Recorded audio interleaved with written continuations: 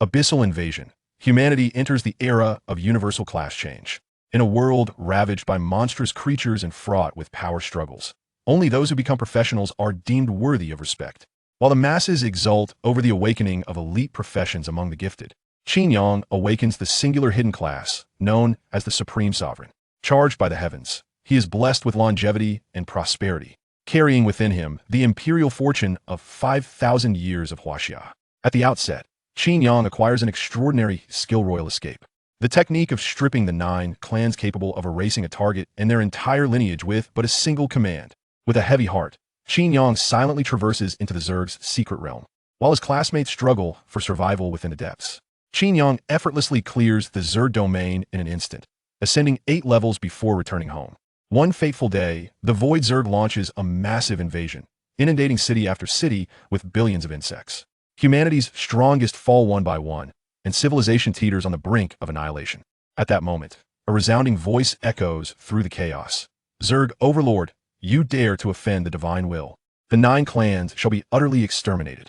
Instantly, 100 billion Zerg warriors turn to dust. The Zerg Overlord. Having dealt with the Zerg, Qin Yang retreats to the Copper Sparrow Terrace. Today is uneventful. Announce Sudaji. Chapter 001. The arrival of the Purple Star. After my blooming, the flowers shall perish. In the martial training grounds of Hongwu, 500 students stand before the class change platform, their expressions a tapestry of excitement, despondency, and anticipation. Today marks their transition into the realm of professionals. My mental prowess is so high, yet they've assigned me the class of a swordsman. I yearn to be a mage. A swordsman is commendable. Most of our classmates have failed their class changes henceforth. We shall refer to you as brother. He's just flaunting his luck. We want to be a swordsman. If you're dissatisfied, come join me in manual labor. Go off to toil then. Non-professionals dare to mock me. Do you think we're still classmates? As the class change ceremony progresses, the atmosphere below grows increasingly animated. Most students have completed the ritual, and some newly awakened professionals can hardly contain their urge to boast. This world is rather cruel, Qin Yang reflects, listening to the discussions around him, his thoughts steeped in contemplation. Having just awakened memories of his past life, his worldview lay shattered. In this life, he has been reborn into a realm reminiscent of a gaming universe. 5 centuries prior, the heavens invaded, causing Blue Star to expand, tearing open countless spatial rifts. Thereafter, monstrous beings rampaged across the globe, and order collapsed entirely. In the face of extinction, humanity discovered extraordinary powers. They were granted the opportunity to transition into warriors, mages, archers, and other professions, gaining experience through the slaying of monsters to continually strengthen themselves. Thus, the age of universal class change commenced. Professionals became the sole masters of this era, while all non-professionals became their subordinates. At this moment, those who failed to awaken wore expressions of dismay, with some unable to control their sorrow, weeping uncontrollably. This only heightened the anxiety of those yet to take the stage. Yet, Qin Yang remained unfazed. In this life, he is the scion of a wealthy family, with vast fields and a prestigious guild at his disposal. In such circumstances, he could either achieve great fame or enjoy a life of luxury. Having traversed from another world, Qin Yang leans towards the latter. The status of professionals may be exalted, but the mortality rate is equally grim. Statistics reveal that only 40 of professionals die of natural causes, thus 6 out of 10 perish unexpectedly. In a realm rife with danger, one cannot walk by the river without getting wet. With the increased frequency of secret realms, encounters with life-threatening trials are inevitable. In his past life, Qin Yang succumbed to overwork, having toiled tirelessly without ever truly living for himself. In this life, he desires only to live well, to savor the existence of a wealthy heir. As these thoughts swirl in his mind, a sudden exclamation erupts among his classmates. What the? A Gale swordsman! Qin Yang looks up toward the class change platform, where a tall youth stands at the center of their class monitor, Suchinxing. Surrounding him is a swirling tempest. Above the class change platform, a line of text materializes. Class, Gale swordsman. Upon seeing this text, the crowd erupts in excitement. This is one of the most sought-after classes in the past 5 years. Indeed, graceful and agile, among exceptional classes, the Gale Swordsman is the most formidable, truly deserving of the title idol. The expectations have been fulfilled. What about that swordsman who just flaunted his luck? Come forth and pay homage to our Sioux god. The atmosphere before the class change platform becomes electric. Over the span of 5 centuries, the professional system has matured significantly, with most classes having undergone rigorous practical testing to establish their strength. Suchinxing's Gale Swordsman belongs to the realm of exceptional classes, surpassing the ordinary. The strength of a profession is determined by its wielder. The Gale Swordsman shall become an extraordinary class under my guidance. On stage, Su Qinxing delivers an acceptance speech, igniting fervor among his fellow students. The headmaster, standing before the class change platform, wears a proud smile. In this world, there exists no concept of high school or university. After 3 years at a vocational academy, graduates must step into society. Talents like Su Qinxing can immediately intern at top-tier guilds, such as the Long Pavilion Guild of the Qin family. Young man, give it your all, I have high hopes for you. Observing Su Qinxing, who radiates confidence, Qin Yang offers silent encouragement. After Su Qinxing awakens as a Gale Swordsman, he seems to have exhausted the academy's fortune, resulting in over 50 students failing their awakenings. Yet Qin Yang feels no tremor in his heart. Heroes are always the few. Should he fail to awaken, he too can join the ranks of the ordinary majority, living a life of complacency. If he could afford to be complacent. Next, Qin Yang, suddenly, the instructor calls out Qin Yang's name. He steps out of the line and ascends the steps of the class change platform. An elderly man on the platform slightly opens his eyes that is this the son of Qin Xuan. Indeed, Elder Zhong, the headmaster replies respectfully. Elder Zhong examines Qin Yang and remarks, he's quite the handsome young man. Do you think he can awaken a class? The headmaster, who has benefited from the Qin family's generosity, eagerly inquires. Elder Zhong, a level 60 Qin Min master skilled in arranging formations, orchestrated the class change ritual. Having overseen countless class change ceremonies, he possesses a keen insight into predicting class awakenings. Before Su Qinxing ascended the stage, he had already foreseen that this student might awaken a commendable class. Elder Zhong shakes his head slightly. Qin Yang's constitution is lacking. It is evident he has not laid a solid foundation, and the probability of awakening is low. The headmaster sighs. Should Qin Yang fail to awaken, the academy would lose a substantial investment. At this juncture, Qin Yang stands at the center of the class change platform. The class change formation activates, emitting waves of energy. Suddenly, the clear sky darkens. A fierce wind sweeps across the training ground. Leaves rustle violently, and flocks of sparrows take flight, seemingly fleeing in terror. Has the weather changed? Today's wind is particularly boisterous. Something feels amiss. There are elemental fluctuations within this wind. The students, gripped by fear, sense the ominous portent. Such strange, celestial phenomena often herald the invasion of monstrous creatures. The headmaster, never having witnessed such an omen, grows anxious and glances at Elder Zhong. Elder Zhong squints slightly and calmly states, no need to worry, it is merely an anomaly. Anomaly? The headmaster gasps in astonishment, and then a look of elation spreads across his face. The appearance of an anomaly signifies that Qin Yang has awakened an exceptionally powerful class. Is it the undead sovereign, or perhaps the wrathful mage? The headmaster trembles with excitement. Classes that manifest anomalies are invariably extraordinary or higher. He rejoices for Qin Yang, but more so for himself. Awakening an extraordinary class under his tutelage means that the Qin family will bestow generous rewards upon him. But what exactly is this class? In terms of the momentum of the anomaly, it surpasses even that of the Lord of the Undead in its dominance. Boom! A thunderous roar reverberates through the heavens. Upon the somber canvas of the sky, an immense scroll unfurls. Within this scroll, scenes of grandeur and might are vividly depicted. The first act, the descent of the Violet Emperor, where flowers bloom only to witness the demise of 100 blossoms. The second act, the rise of the dragon, treading over the bones of nobles in the celestial streets. The third act, ascending to the great throne, where the court is filled with exceptional talents. The fourth act, leading a personal campaign, leaving no sons among the alien tribes. The fifth act, indulgence and extravagance, with beauties concealed within the Copper Sparrow Terrace. The sixth act, distinguishing between black and white, burning books and burying scholars to establish celestial authority. The scroll is replete with content that is either magnificent, bloody, or absurd. It is evident to any discerning observer. This is the chronicle of a bygone emperor's illustrious life. Chapter 002. The Art of Separating the 9 Clans of the Imperial Escape? What manner of profession is this? Dean Wang found himself somewhat unsettled. He had witnessed the extraordinary manifestations of transcendent professions in the recorded footage, the skeletal throne of the undead sovereign, the thunderous might of the storm mage. Yet none of these awe-inspiring visions could compare to the spectacle unfolding before him. At that moment, the students began to stir restlessly. Could it be an invasion of demonic creatures? They murmured in shock. If such an incursion were to occur, it would undoubtedly herald the arrival of an emperor-level monstrosity. The entire city of Hongwu would be doomed. Observing the students' trepidation, Dean Wang quickly seized the microphone, striving to calm their nerves. There is no need for alarm. This is merely a transmutation phenomenon. A transmutation phenomenon. The revelation only deepened the students' astonishment. They understood well that the intensity of professions is categorized into 5 tiers: conventional, exceptional, Transcendent, epic, and legendary. The emergence of a transmutation phenomenon indicated that Qin Yang's awakened profession was at least of the transcendent caliber. What could possibly compare to the likes of a Gale swordsman? In the face of such extraordinary professions, they appeared as mere joyous jesters. Instantaneously, their perception of Su Qinxing diminished. Just then, the grand tapestry reached its climactic finale, revealing 8 dark golden characters that shimmered into view. Bestowed by heaven, may longevity prosper. With a thunderous roar, these words emanated a majestic aura. Under its influence, an inexplicable sense of subservience washed over everyone present, causing some of the less resolute students to tremble and kneel. This commanding presence coalesced in the air, transforming into a 5-clawed divine dragon. Resplendent in gold and enveloped in thunderous energy. With a mighty roar, the dragon let forth a sorrowful cry before spiraling out of the tapestry. Its body twisting majestically as it bore the weight of imperial fortune, descending upon Qin Yang at the transmutation platform. Boom! The oppressive force surged forth like a tidal wave. A voice echoed within the hearts of all. The sovereign reigns. All bow in reverence. In the next instant, a wondrous spectacle unfolded.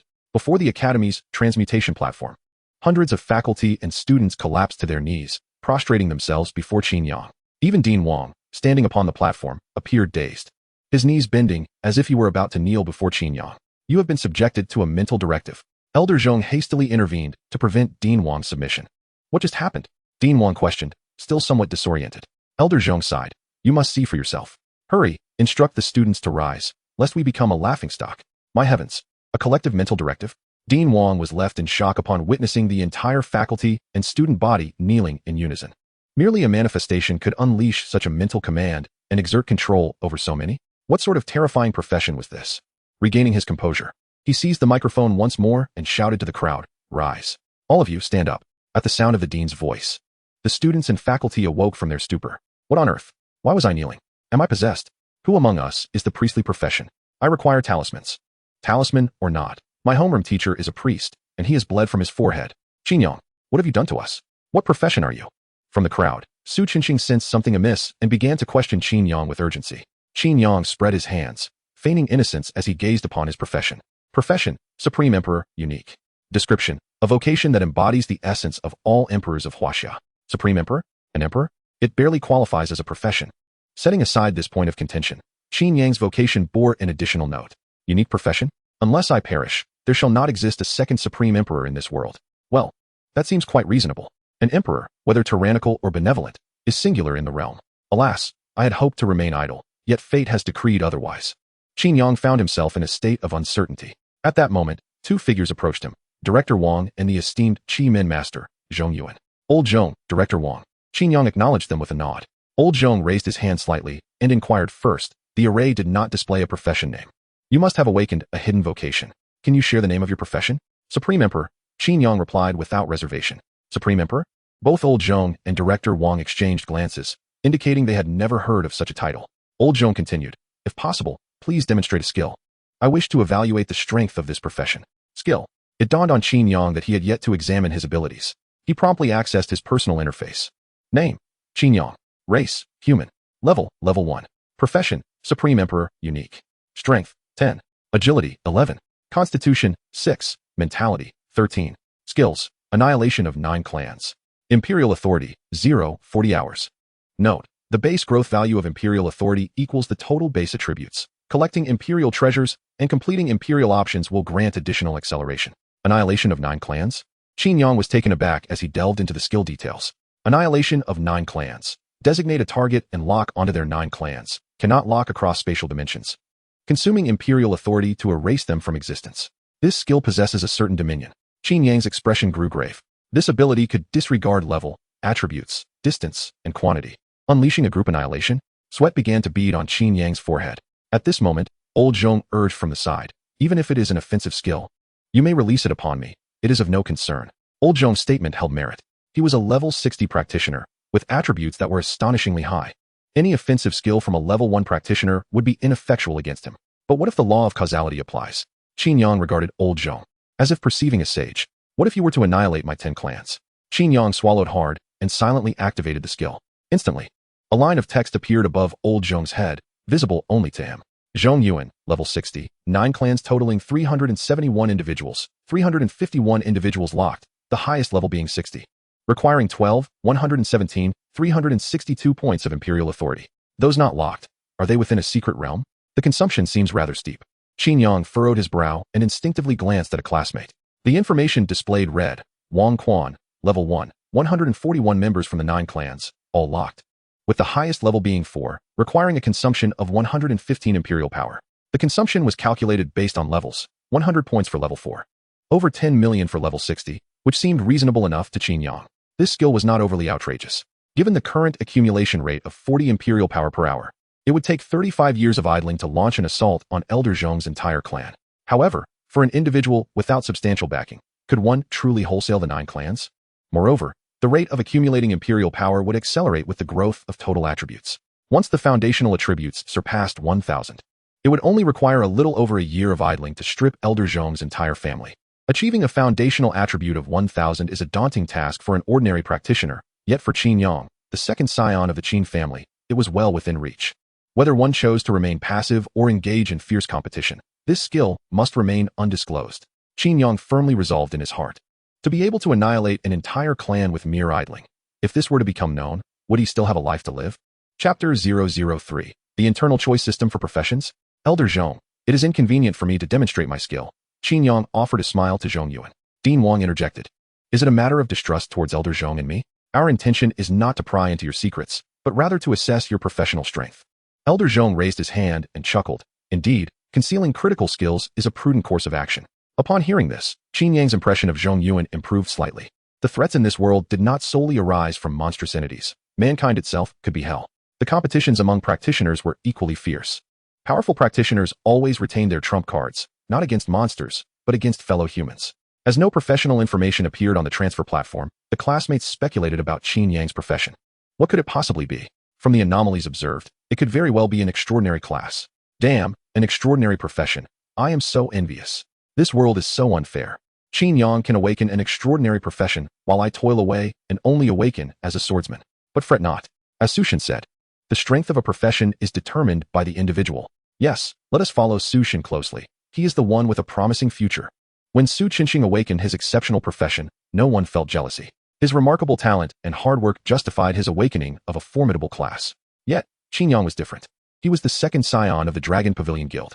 Aside from having a good father and good looks, he possessed no other merits. While the rest of them trained in the snow, he was soaking in hot springs with the school beauty. The worst part?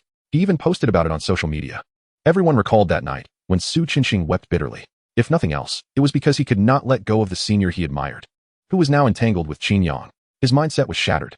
How could someone so indifferent to others escape unscathed while awakening an extraordinary profession?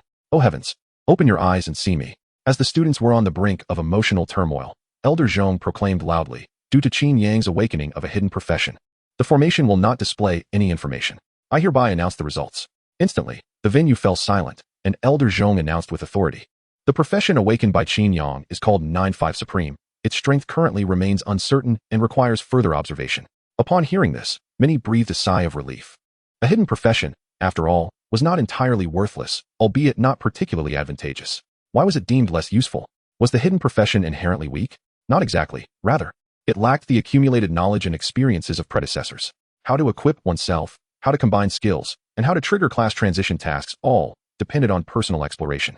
So it was Qin Yang, who was reluctant to even copy homework, was now tasked with developing his profession from scratch, a true challenge for him. TSK. This hidden profession would be better off with me. He certainly won't manage it.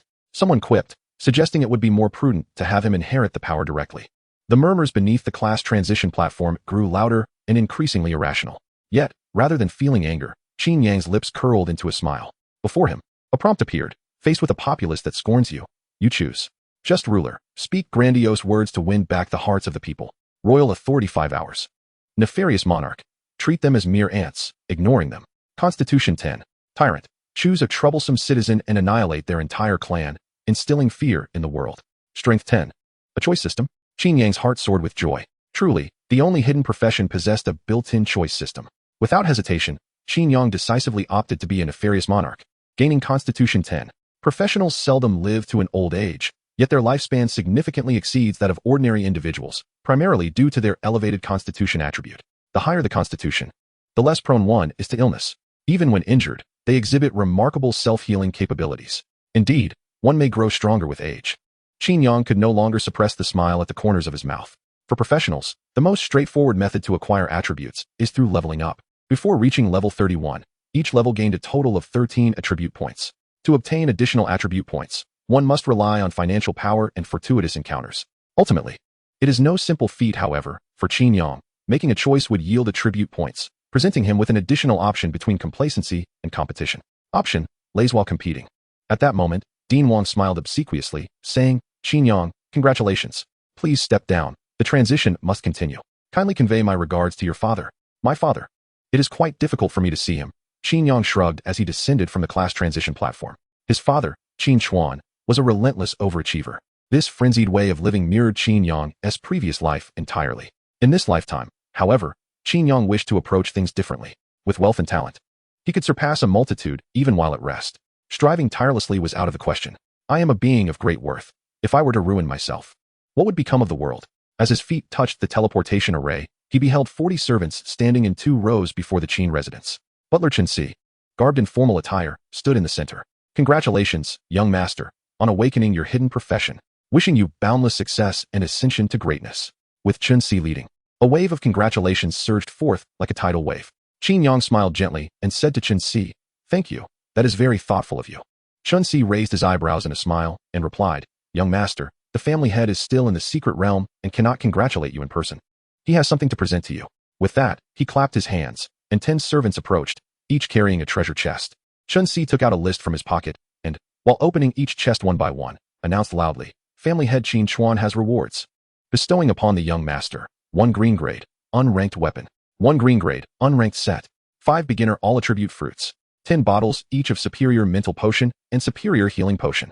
When he reached the last chest, Chen Si retrieved a black card from within, chuckling softly and whispering, Young master, this is the supreme VIP card of the Sea King Palace. The mention of the Sea King Palace sent a jolt through Qin Yang's pupils. The Sea King Palace, the realm of exquisite pleasures in this world, was the ultimate sanctuary for men. Within its walls, one could encounter cat girls, fox maidens, and succubi. When he turned 18, his father had taken him there once, and the unparalleled enjoyment had momentarily dulled his interest in human women. Alas, to unlock the services of the Sea King Palace, one needed an identity. Without the supreme VIP card, no amount of money could grant access to intimate interactions. One could only watch the ethereal performances of the exotic maidens. Qin Yang swallowed hard. He truly understands his son. To claim he did not relish these rewards would be disingenuous. Yet, Qin Yang sensed that what Qin Chuan offered would not come without its strings attached. He turned to Chen Si and inquired, So what is the cost? Chen Si squinted his eyes and smiled. The family head requires you to reach level 15 within a month. Level 15 within a month? That is rather excessive, isn't it? Qin Yang furrowed his brow. Leveling up in this world was far from the simplicity of a game. Practitioners had no health bars. Once defenses were breached, they were injured, and severe wounds could lead to death. Levels 1 to 15 represented the weakest novice phase for practitioners, with incomplete skills, a lack of combat experience, and low attributes. Successfully defeating 3 or 4 monsters in a secret realm would be considered a significant achievement. In such circumstances, most individuals would take a steady approach, gradually reaching level 15 over the course of a year or more. Though there were those reckless enough to rush through leveling, seeking to get ahead of others and gain an advantage at the starting line. Such recklessness was fraught with peril. Many talented individuals had met their demise this way. As a scion of a wealthy family, Qin Yang could enlist others to assist him in leveling up. However, the crux of the matter was that Qin Yang was reluctant to engage in such a competitive rat race. If he acquiesced this time, further unreasonable demands would surely follow, and the workload would only escalate. The thought of how his former employer had manipulated him in his past life prompted Qin Yang to prepare for a refusal. Suddenly, a notification appeared before him. In the face of the emperor's decree, you have a choice. The benevolent ruler, comply with the teachings and strive diligently. Imperial authority, 5 hours. The foolish ruler, give a feigned acknowledgement while being dismissive. Emperor's treasure, the beauty scroll of Su Daji. The tyrant, decapitate Chen Si and present his head to the emperor. Mental, 10. Chapter 004. Do these monsters not have families? Emperor's treasure, beauty scroll, Su Daji. As Qin Yang's eyes sparkled with intrigue, he addressed the butler, Chen Si. I am willing to give it a try, though I cannot guarantee success. Upon uttering these words, a notification appeared before him. Beauty scroll, Su Daji, has been added to your inventory. Returning to his chamber, he closed the door behind him. Qin Yang, filled with anticipation, eagerly opened his inventory. Nestled in the corner of the 100 grid bag was a radiant scroll, quietly resting. With a mere thought, he activated the scroll. Instantly, a magnificent painting unfurled before him, resembling a grand vertical illustration. Unlike a mere artwork, it presented a mesmerizing, looping animation. Within a palace adorned with drifting crimson petals, luxurious curtains slowly parted, revealing the inviting glow of candlelight. A woman reclined languidly upon a dragon bed, her fluffy foxtail cascading over an alluring figure, her long hair spilling across the velvet surface. Her skin glimmered with a beguiling rosy hue, and her eyes, akin to glistening amber, sparkled with a hint of mischief and enigma.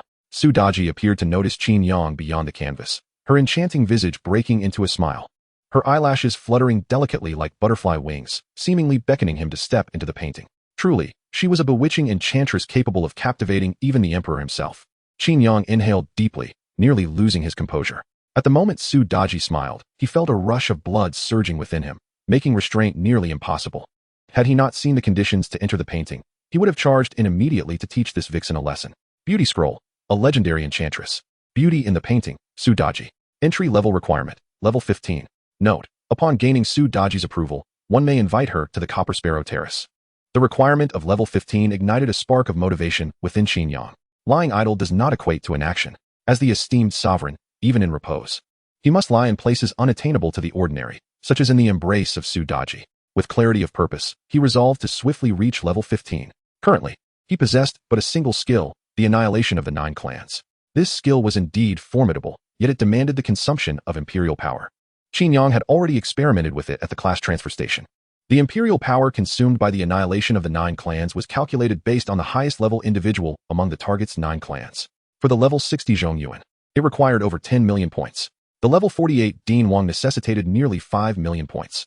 The lower the level, the lesser the consumption. In the Academy's canteen, the highest level individual among the 9 clans was a mere level 5, which meant erasing her entire clan would only demand 257 points of imperial power.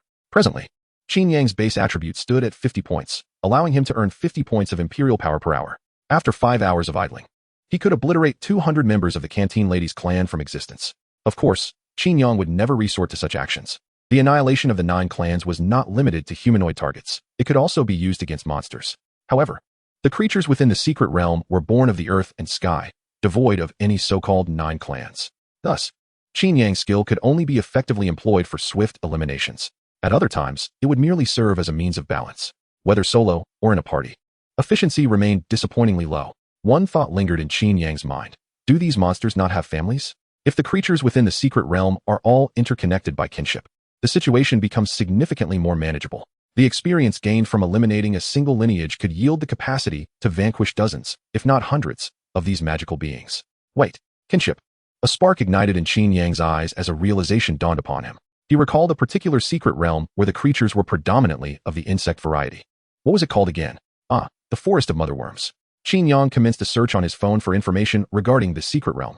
Secret realm. Forest of Motherworms. Level: unrestricted creatures. Toxic larvae 1, low-level jumping worm 1, spiked beetle 2, sky blade worm 3. Mutated motherworm 5, boss. Secret realm status: cyclic, independent, cooldown of 8 hours. Secret realm description: the insect race hails from the void.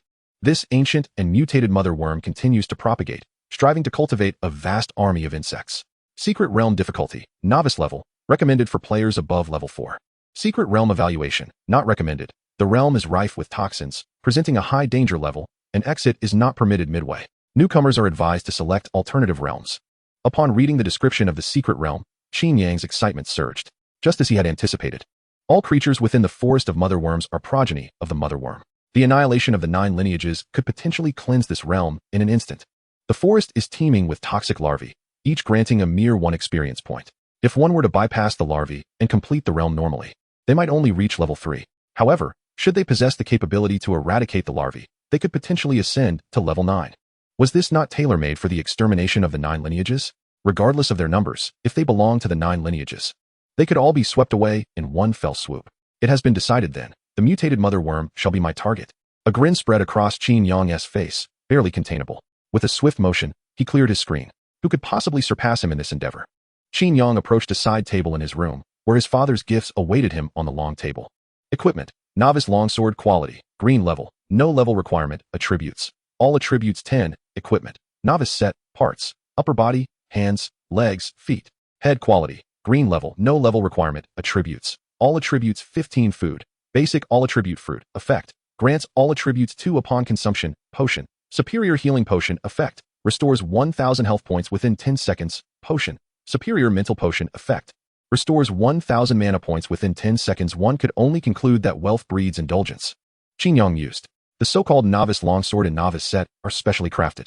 The longsword's attributes are equivalent to that of a level 14 green quality weapon, while the specially made novice set corresponds to a level 5 green quality ensemble. Both sets of equipment carry no level restrictions. This implies that even as a level 1 practitioner, Qin Yang could wield a level 14 green quality weapon and don a level 5 green quality set. Compared to his peers who awakened on the same day, he was not merely ahead at the starting line. He was already crossing the finish line. Moreover, the 20 bottles of superior potions and 10 basic attribute fruits together approached a staggering 1 million crystal coins. The purchasing power of 1 million crystal coins is equivalent to 1 million RMB. The superior potions, intended for individuals below level 30, serve as instant restorative elixirs, which can be life-saving in perilous realms. The basic all-attribute fruits can permanently enhance attributes by 8 points. Not only are they prohibitively expensive, but their purchase is also restricted. Yet, Qin Chuan managed to acquire 10 of these fruits, bestowing an impressive 80 attribute points upon Qin Yang. An augmentation of 80 points in attributes is tantamount to a leap of 6 levels. After consuming the fruits and donning the equipment, he absorbed 2 essential skills. Qin Yang then accessed his personal panel. Name: Qin Yang. Race: human. Level: level 1. Occupation: supreme sovereign, unique. Strength: 30, 25. Agility: 31, 25. Constitution: 36, 25. Mentality: 33, 25. Skills: annihilation of 9 clans. Detection technique: 1. Illumination technique: 1. Regal power: 280, 130 hours. Disregarding the enhancements from the novice, sword, and novice gear, Qin Yang's foundational attributes reached a total of 130 points. This is the standard attribute for a typical level 6 practitioner, with the added benefits of specialized novice equipment. The realms from levels 1 to 5 posed no challenge for Qin Yang. He couldn't help but marvel at this approach to gaming. Was this the mindset of the affluent? Forgetting about cost-effectiveness, simply steamrolling from the outset? Truly, wealth is exhilarating. With such attributes, he would hardly sustain injuries in low-level realms, rendering the need for bodyguards obsolete. Furthermore, Qin Yang need not engage in combat. Upon arriving at the Motherworm Forest tomorrow, he could effortlessly clear the screen with a single command.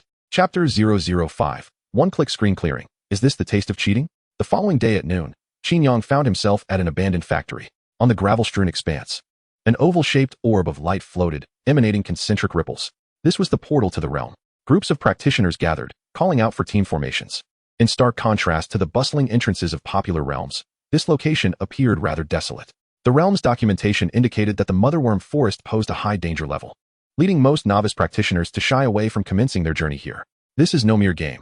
Death is final. Even minor injuries or poisons could prove fatal for practitioners. The peril of the Motherworm Forest lies in the corrosive and toxic nature of its inhabitants. However, Qin Yang remained unfazed.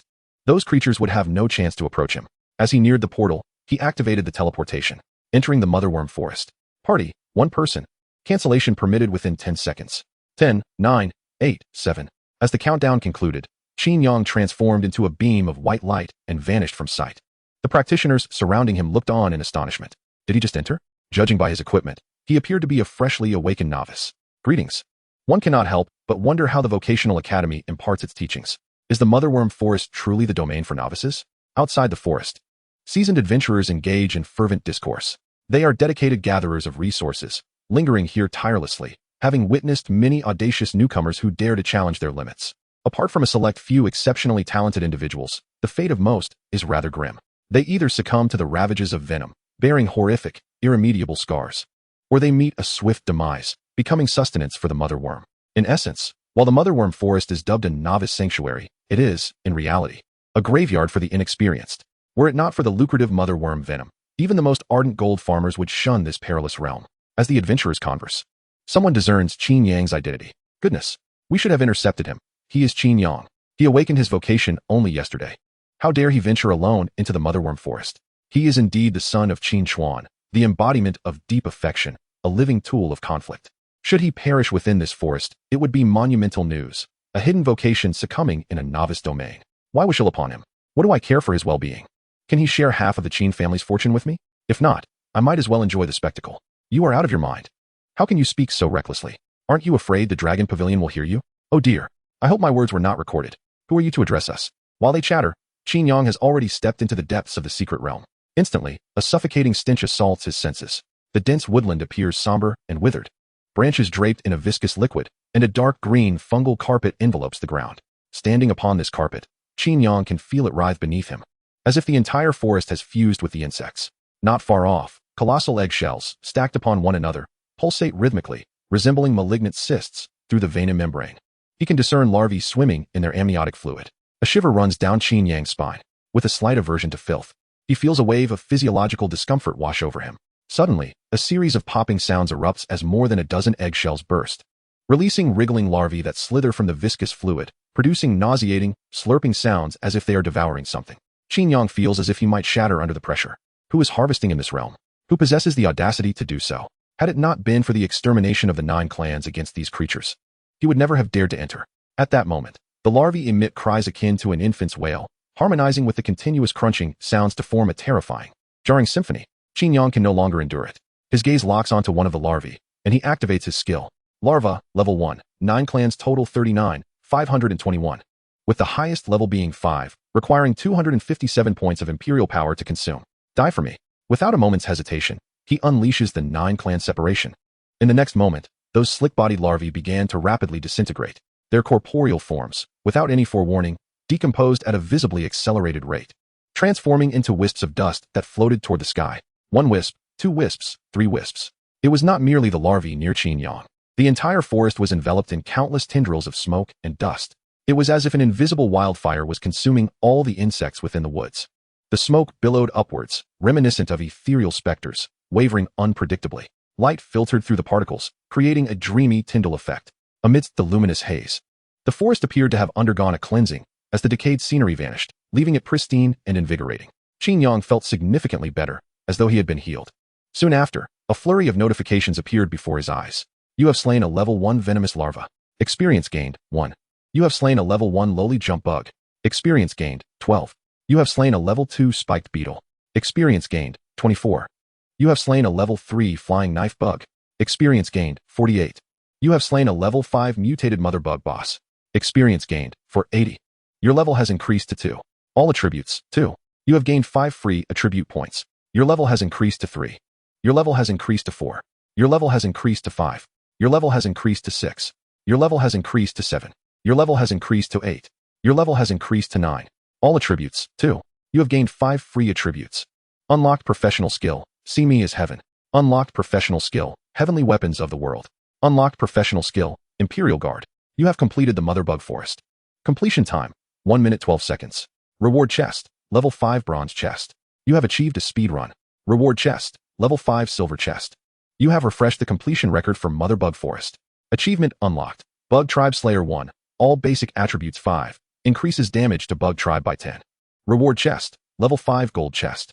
As the notifications cascaded before him, Qin Yang found himself enveloped in a golden glow of upgrades. Strength, agility, constitution, spirit. These 4 attributes surged upward continuously. His accumulated free attribute points reached 40. Furthermore, with the additional bonus from achievements, all attributes increased by 5. In total, he had garnered an impressive 124 points in attributes. Qin Yang spread his arms wide and reveled in the experience. Is this the taste of a cheat? It feels utterly exhilarating. After a moment, he slowly opened his eyes.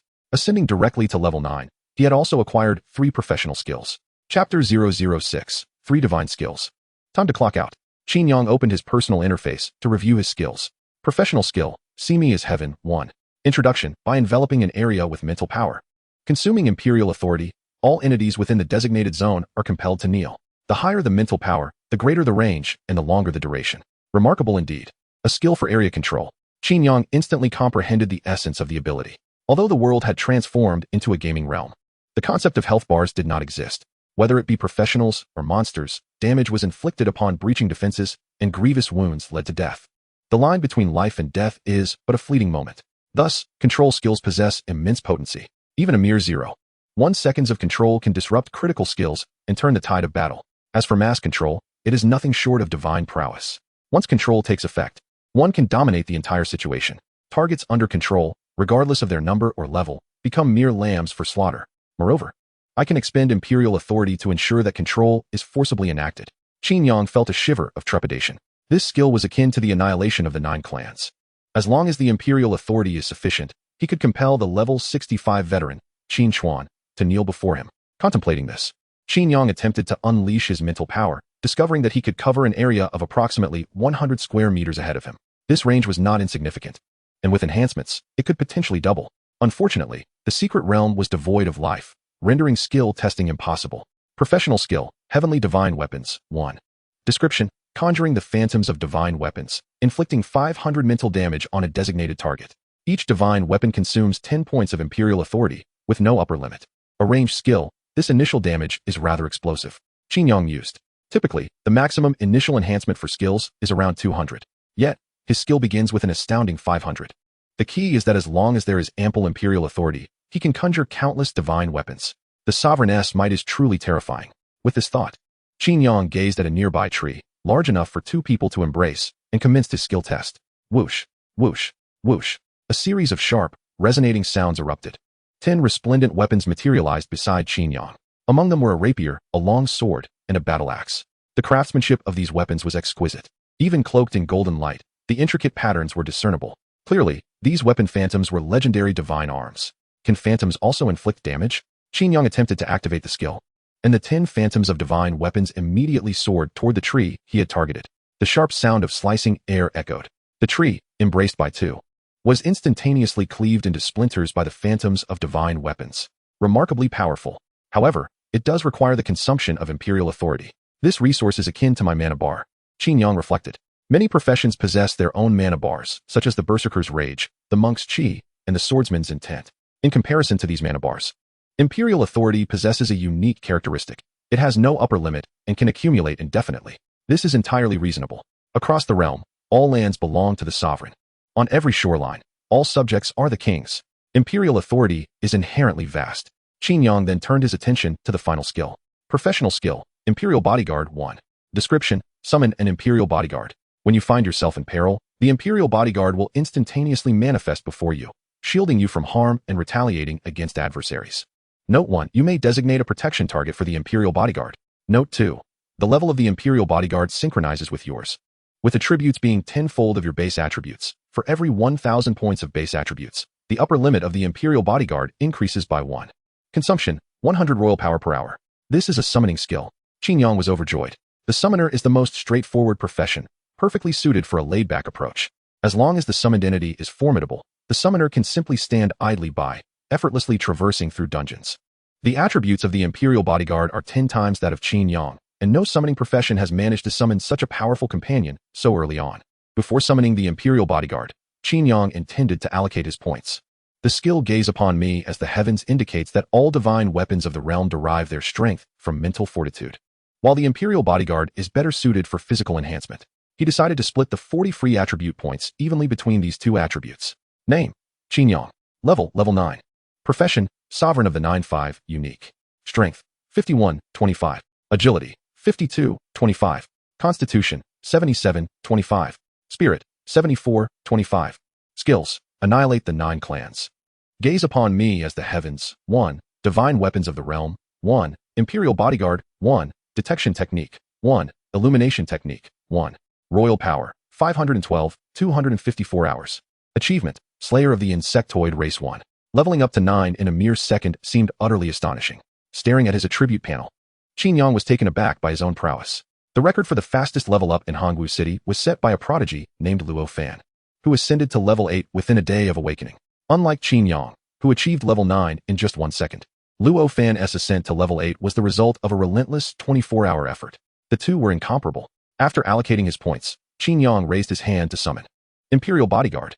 The space before Qin Yang warped, and with a chilling gust of wind, a towering figure emerged, shattering the boundaries of space. The newcomer stood over 2 meters tall, clad in dark gold armor, wielding a long sword, and adorned with a golden demon mask. Merely standing there exuded an overwhelming presence. Your Majesty, long live the Emperor. Accompanied by the sound of heavy armor clashing, the Imperial Bodyguard knelt before Qin Yang on one knee. Summoned entity, Imperial Bodyguard 1. Level, 9. Strength, 510. Agility, 520. Constitution, 770. Spirit, 740. Skills, Blink Support, 1. Perfect Blade Technique, 1. Advanced Physical Resistance, 1. Advanced Magical Resistance, 1. All Element Resistance, 1. Additional Protection Target, 0-1. None. Such terrifying attributes. Qin Yang took a deep breath. The total attributes of the Imperial Bodyguard reached an astounding 2,540 points. My heavens, he is but a mere level 9 child. Moreover, the skill of Flash Rescue, a flawless execution of the blade, is renowned for its extraordinary prowess. Qin Yang delves into the detailed description of the skill. Flash Rescue. When you or your guardian target is in peril, the Imperial Guard will instantaneously appear before you, shielding you from harm and retaliating against the assailant. The distance of the rescue is determined by your mental strength. Qin Yang's heart swells with joy. Flash Rescue is the quintessential skill of the epic class profession, the Shield Guardian. The awakened Nanshan Yuan of this profession relies solely on this skill to become the national shield of the Northern Domain Kingdom, holding an esteemed position among the nobility. To find such an astounding skill manifesting in his summon is truly remarkable. The supreme being of the 9-5 indeed lives up to its reputation as the sole hidden profession. Qin Yang is exceedingly pleased with this skill. With the Imperial Guard present, it is akin to having a shield guardian as a bodyguard, instilling a sense of security that is almost overwhelming. Let us now examine the contents of the golden treasure chest. After reviewing the skill, Qin Yang begins to tally his spoils. The bronze and silver chests hold little allure for him, so he promptly opens the golden chest rewarded for setting a new record. Treasure chest opened. You have obtained equipment, obsidian shell set, green quality. Weapon blueprint, venomous insect fang dagger, green quality. Material, mother insect venom gland. Crystal units, 35,000. Excellent. A complete set. Qin Yang feels a surge of delight. In this world, the probability of obtaining finished equipment is quite low. Most equipment is crafted by professionals. For instance, the weapon blueprint just acquired is one of the materials necessary for forging weapons. Of course, it may not simply be a matter of low drop rates. Perhaps the number of individuals capable of acquiring golden treasure chests is exceedingly rare. With his spirits lifted, Qin Yang snaps his fingers and exits the secret realm. Outside the Mother Insect Forest secret realm, a few professionals are engaged in conversation. Do you think the young master of the Qin family can make it out? I have my doubts. One can only exit the secret realm after disengaging from battle, but the mycelium of the Mother Insect Forest is part of the Mother Insect itself, making it impossible to disengage anywhere. That would be dire. Qin Yang's identity is extraordinary. If he were to encounter trouble here, the Lord's mansion would surely seal off the Mother Insect Forest. Where would we go to farm for the Mother Insect venom gland then? That thing is quite profitable. Your concerns are not unfounded. Should we inform the Qin family and let them devise a way to rescue him? While they converse, a flash of white light illuminates the vicinity. Several professionals turn their gazes, displaying expressions of astonishment. Has Qin Yang emerged? Chapter 007. Do not compare with Qin Yang, for such rivalry is unsustainable. In a clearing strewn with rubble, Qin Yang's figure emerges from the white light. The professionals gathered for conversation are momentarily taken aback. They are well acquainted with the Mother Insect Forest secret realm. It can be said that entering is easy, but exiting is a challenge. To leave midway, one must meet the conditions for disengagement. The mycelium of the Mother Insect Forest is a part of the Mother Insect itself. Any contact with the mycelium will result in being located by the Mother Insect, thus entering a state of combat. Therefore, within the Mother Insect Forest, one cannot exit midway at all. However, the activation time for such a thing is exceedingly prolonged. To successfully trigger it in the presence of a monster is nearly unrealistic. How on earth did this fellow manage to emerge? Perhaps he utilized some rare artifact. The Qin family is affluent, and this young master must possess some life-preserving talisman. Alas, our descent into the secret realm is akin to traversing a treacherous mountain, and we must even prepare our last wills. Meanwhile, he appears to be on a leisurely outing. His hair not even out of place.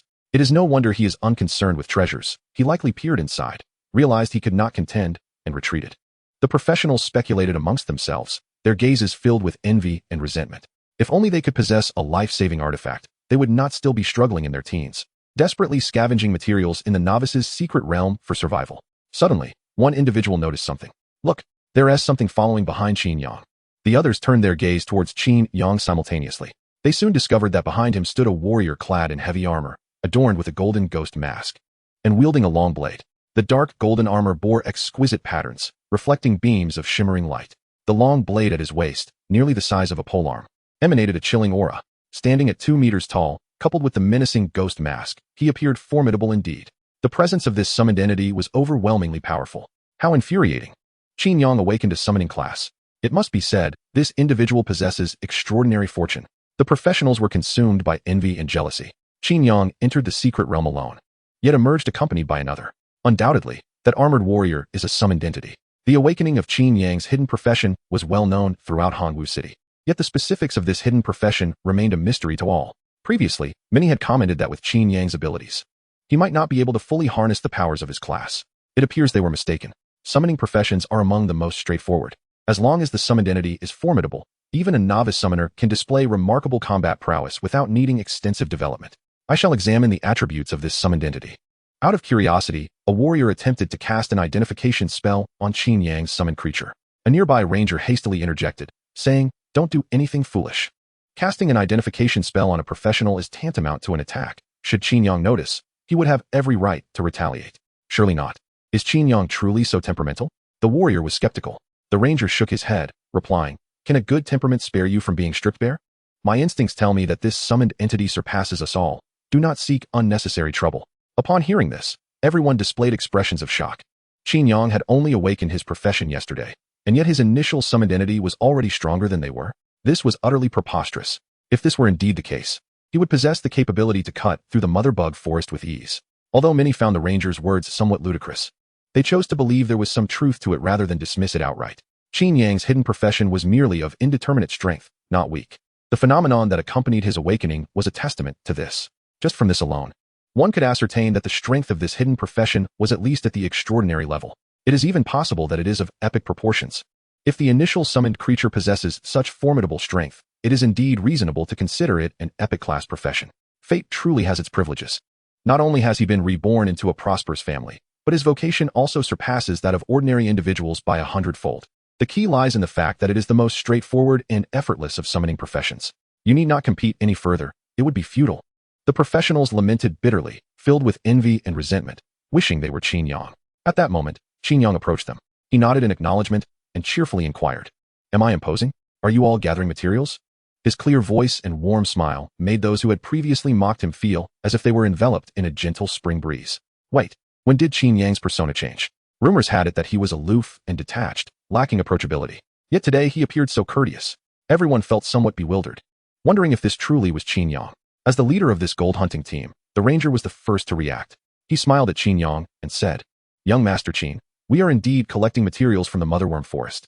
Qin Yang nodded and replied, "I happen to have one. If the price is right, I can readily offer it to you." As he spoke, he utilized the features of his personal interface to display the item information. Material, motherworm venom gland level 5, rarity, gold. The motherworm venom gland.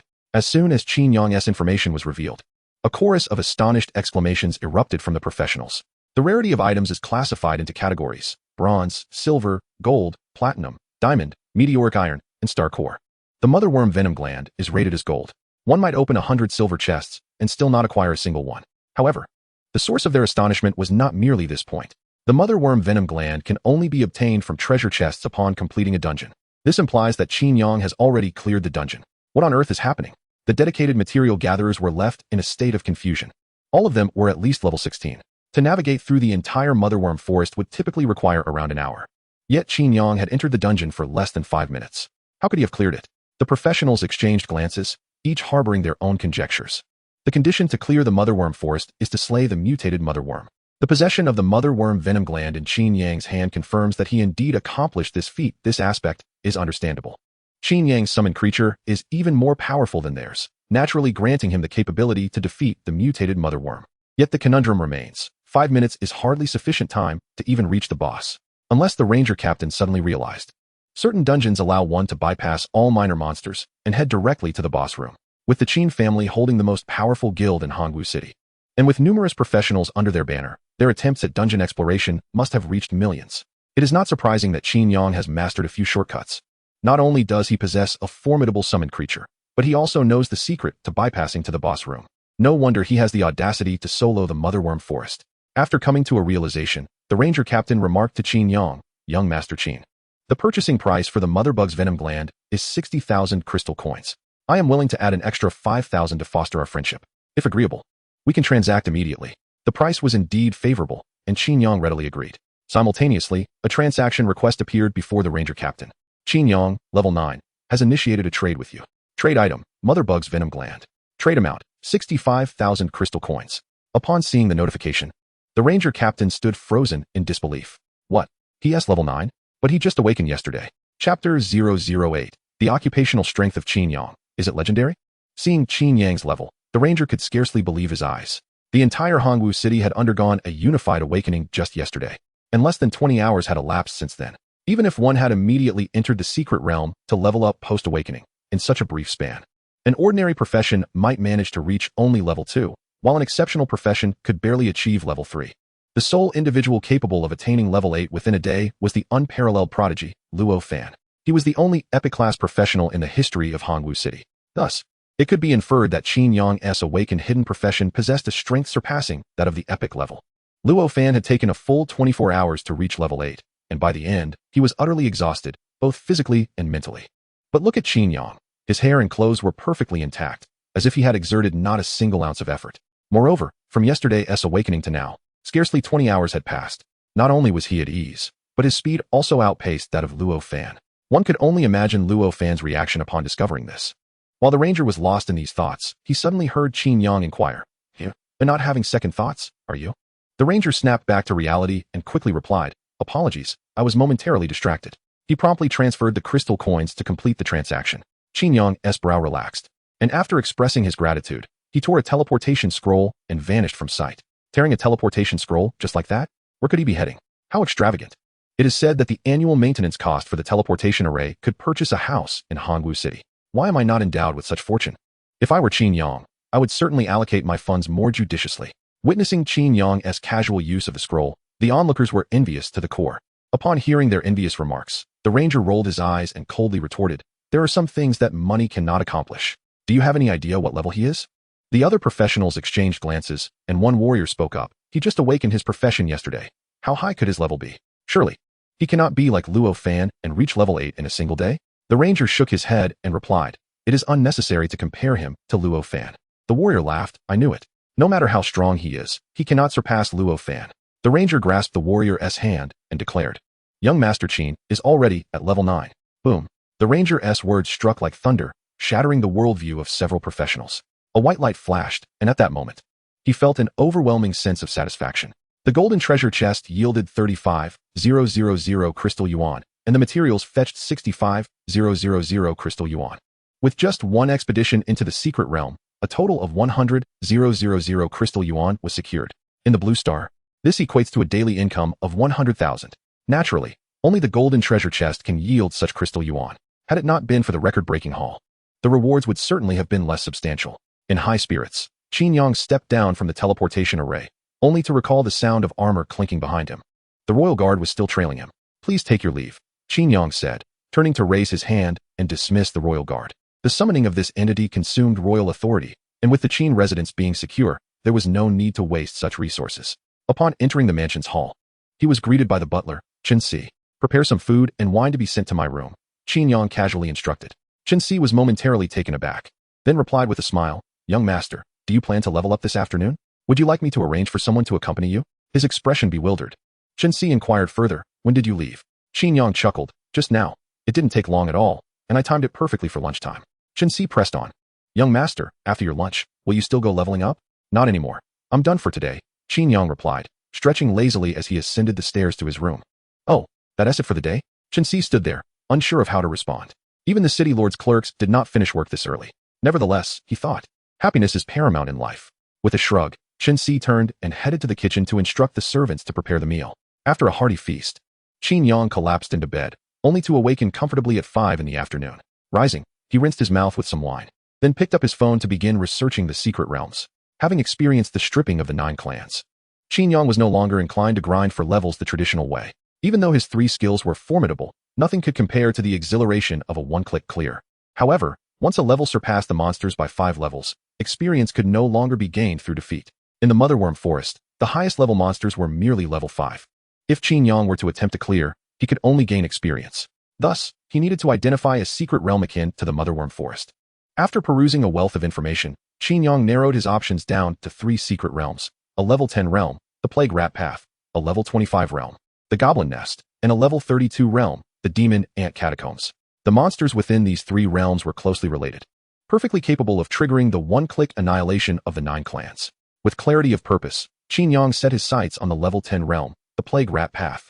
Much like the Motherworm Forest, the Plague Rat Path was filthy, chaotic, and challenging to navigate. Any sensible adventurer would steer clear of this realm. Yet it was precisely this challenge that enticed Qin Yang. "I am only at level 9, and the requirement to enter the Plague Rat Path is level 10. With this thought, Qin Yang picked up his phone to search for a suitable realm to elevate from level 9 to level 10. only to discover he had been added to a discussion group. Group chat, Hanwoo Vocational School Alumni Association, 30th session. After reviewing the group information, Qin Yang realized it was a group initiated by the academy's instructors. Within the group, all members are classmates who awakened just yesterday. At this moment, the discussion in the group is fervent, with the vast majority of content revolving around leveling up. After awakening their professions, these former classmates have become colleagues. And a competitive atmosphere has already taken shape within the group. Those who have attained level 3 as exceptional professionals are flaunting their advancement, attracting the admiration of many who hold standard professions. Some individuals, who have relied on financial backing from their families to reach level 2, are also basking in their achievements. Yet, the mundane remains the backdrop. Most individuals toil throughout the day, merely slaying 2 or 3 beasts. Some have even sustained injuries within the secret realm, narrowly escaping death. At this juncture, a message pops up, sent by the mentor. Lu Jing, mentor everyone, I have good news. Su Qinxing from Class 6 has already reached level 4. Chapter 009. Shall we test skills on a few troublesome individuals? Upon receiving this news, the discussion group erupted in excitement. Truly, Su is remarkable. To achieve level 4 in just one day, what more can we say but to revere him? Level 4 is not even Su's limit. I encountered him at the exit of the secret realm, and he mentioned he intends to strive for level 5 today. Is it truly this competitive? I recall he began leveling up last night. This is a continuous 24-hour endeavor. How can one be so outstanding, yet work so diligently? It is truly heart-wrenching. Alas, why is it that those who awaken hidden professions are not as exceptional as Su? Upon reading this message, Qin Yang merely pursed his lips. Is there something wrong with them? Must they always involve me? Fortunately, this group knows their place and refrains from crossing the line. Qin Yang has always found these classmates perplexing. He genuinely cannot comprehend why they constantly feel the need to compare themselves with him. What is there between them that warrants comparison? They merely became classmates by chance. Surely, they do not believe that 3 years of camaraderie places them on equal footing with him? After muting the group chat, Qin Yang continued to study the information about the secret realm, and soon he made a discovery. Secret realm, Hyena Man Stronghold. Level, above level 5. Monsters, Hyena Man Scout, level 8. Hyena Man Axeman, level 9. Hyena Man Ram Cavalry, level 10. Hyena Man Wolf Cavalry, level 11. Hyena Man Centurion, level 12, Boss. Secret realm status, cyclical, independent, cooldown of 2 hours. Secret realm description. This is a stronghold of the vanguard hyena men, who possess a certain level of military aptitude, with the centurions being particularly valiant. Secret realm difficulty, intermediate novice level. Entry is recommended after reaching level 9. Secret realm evaluation, recommended. The process of this secret realm is relatively short, with an average completion time of around 4 hours for a team of 5. And there are no threats in terms of terrain or environment. It is important to note that hyena men have keen senses and high alertness, making it inadvisable for novice assassin-type professions to engage in combat. Qin Yang was quite pleased with this secret realm. Some realms can take an entire day to conquer, forcing one to endure all manner of discomfort. This realm, with its shorter process, is far more agreeable. Form a team, completed in 4 hours. Then enjoy a meal and a bath before diving back into the fray. Qin Yang intended to spend some money to hire a few laborers to assist him in traversing the secret realms. Firstly, it was due to his laziness. Secondly, his skills required the expenditure of imperial power. And thirdly, money held little value for him. The creatures within the plague rat's path had a maximum level of 15. To utilize the 9-clan stripping technique, he would require 471 points of imperial power. Given his current rate of accumulation, he would need to engage in idle activities for 6 days to gather enough. Until then, he could not afford to misuse his imperial power. Enlisting others to help him level up seemed to be the easiest and most cost-effective choice. If he reached level 10 by tomorrow, he could then rest for 5 days. And once his imperial power was sufficient, he could swiftly elevate to level 15 and have an encounter with Su Daji. With this plan meticulously laid out, Qin Yang felt considerably relieved and prepared to venture out for some entertainment. Just then, a prompt appeared before him. Evening leisure choices. Benevolent monarch. Visit the slums to empathize with the people's struggles. Spirit 10. Nefarious monarch. Attend a brothel for some entertainment at the Sea King's palace. Stamina 10. Tyrant. Seek out some unruly commoners to test new skills. 3 hours of double experience. The prospect of double experience for 3 hours piqued Qin Yang's interest. Observing the tyrant option, he felt a surge of temptation. When teaming up to conquer secret realms, experience points would be divided among the party. The process of the Jackalman Fortress was brief, and the creatures therein were relatively few. If he were to team with 5 others, he would need to conquer the Jackalman Fortress 3 times to reliably reach level 10. However, with the double experience bonus, he would only need to undertake it twice. In the case of a 3-person team, a single run would suffice. From Qin Yang's perspective, the longer one lingered in the secret realms, the greater the probability of encountering life-threatening challenges. If one wished to survive longer, it was prudent to minimize their time spent wandering within those realms. Yet, He couldn't genuinely seek out individuals to experiment with his skills, could he? The tyrant option was indeed callous, treating subjects as mere pawns. Suddenly, an idea flashed through Qin Yang's mind. In the vast land, perhaps the monarchs were not far removed from the common folk. He wondered if the unruly commoners mentioned in the options could be considered as creatures. It was worth testing. After all, such options tended to trigger sporadically, and he had little to fear in terms of wastefulness. Having made his decision, Qin Yang tried on his new equipment. Equipment: obsidian shell armor set. Parts: helmet, torso, arms. Legs, boots. Level 5. Quality: green. Attributes: all attributes 15. Entry 1. Immunity to toxins below level 10. Entry 2. Hardened keratin, providing resistance against physical damage. With 2 entries, this equipment could be deemed quite exceptional. A fully equipped novice set had already been outclassed. It was Qin Yang's first time examining this set, and upon seeing its attributes, he was exceptionally pleased. Truly, it was an item worthy of a golden treasure chest. Both entries were remarkably practical. The level 10 toxin immunity could allow him to navigate secret realms where toxins posed a significant threat with unparalleled dominance. The hardened keratin would further enhance defense beyond that of the armor itself. Most importantly, the appearance of this set was quite pleasing. Once donned, it gave him a somewhat heroic aura reminiscent of a masked rider, which Qin Yang found thoroughly delightful. Having opened the other 2 chests, Qin Yang found their contents rather mundane. He stowed everything away in a storage box, awaiting Qin Ci's consolidated handling. That evening, in the southern district of Hongwu City, after dinner, Qin Yang made his way to the entrance of the secret realm. It was a circular plaza, brightly illuminated despite the night, bustling with activity. At the center of the plaza stood a diamond-shaped crystal, towering approximately 10 meters high. The crystal rippled with concentric waves, transforming the entire plaza into the gateway to the secret realm. Seeking an exceptional profession to join. I am a level 10 warrior, not requiring a successful run. Just a taste of experience will suffice. In search of a luxurious convoy. I am a level 12 assassin, willing to cover travel expenses. Securing resources for the entire team. This carriage is led by an exceptional level profession, the Magic Swordsman. Seats available for 20,000 crystal coins each, no combat. Departure upon full occupancy. A level 14 dual-gun roaming efficiency convoy, seats priced at 30,000 crystal coins each, does not guarantee a successful run. Hurry up, boss. The plaza buzzed with voices, various team formation messages hovering above the heads of the practitioners. The displayed information functioned as the fundamental feature of the practitioner's interface.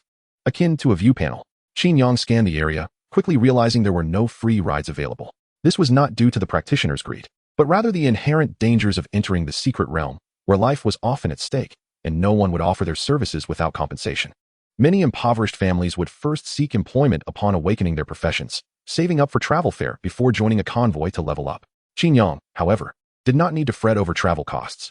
He could easily have Qin Ci arrange a team for him. Yet, adhering to his meticulous nature, he figured it would be prudent to explore the options himself and enjoy a hint of autonomy. Before long, he discovered a convoy bearing the emblem of the Longa Guild. Longa Guild Sleeper Carriage guarantees successful completion. Wealthy patrons may recline comfortably, seats priced at 50,000 crystal coins each. Affluent bosses, do come forth. Upon seeing this notice, a smile tugged at the corners of Qin Yang's mouth. The notice contained at least 3 pieces of information that piqued his interest: the Longa Guild, a guarantee of success, and a sleeper carriage allowing for full relaxation. As his gaze drifted downward, he spotted 2 young women, both appearing to be under 20, petite in stature, and strikingly similar in appearance, undoubtedly a pair of twins. One had short hair while the other's cascaded long. The short-haired woman donned heavy armor, wielding a shield and a mace, clearly a frontline profession. The long-haired one, on the other hand, held a silver staff and was draped in a cloak, embodying the attire of a mage. Both were quite attractive, yet Qin Yang did not recognize them. With thousands of practitioners in the Longa Guild, it was only natural that he was unfamiliar with these lower-tier members, likely recent recruits. Approaching them, Qin Yang inquired, "Are you members of the Longa Guild?" The long-haired woman, perceiving a potential business opportunity, immediately donned a professional smile and replied, "Indeed. I am Manhwaaudibook, a level 12 Ice Flame Mage. This is my sister, Manhwaesumen, a level 12 Paladin. We are both members of the Longa Guild." Qin Yang nodded slightly and asked, "What is the speed of your carriage?" Manhwaaudibook patted her chest and declared, "Rest assured, boss. The speed of our duo is the fastest here. Our 5-member team can clear the dungeon in just 3 hours." "What about a 3-member team?" Qin Yang inquired. For a 3-member team, the experience gained would be 1/3.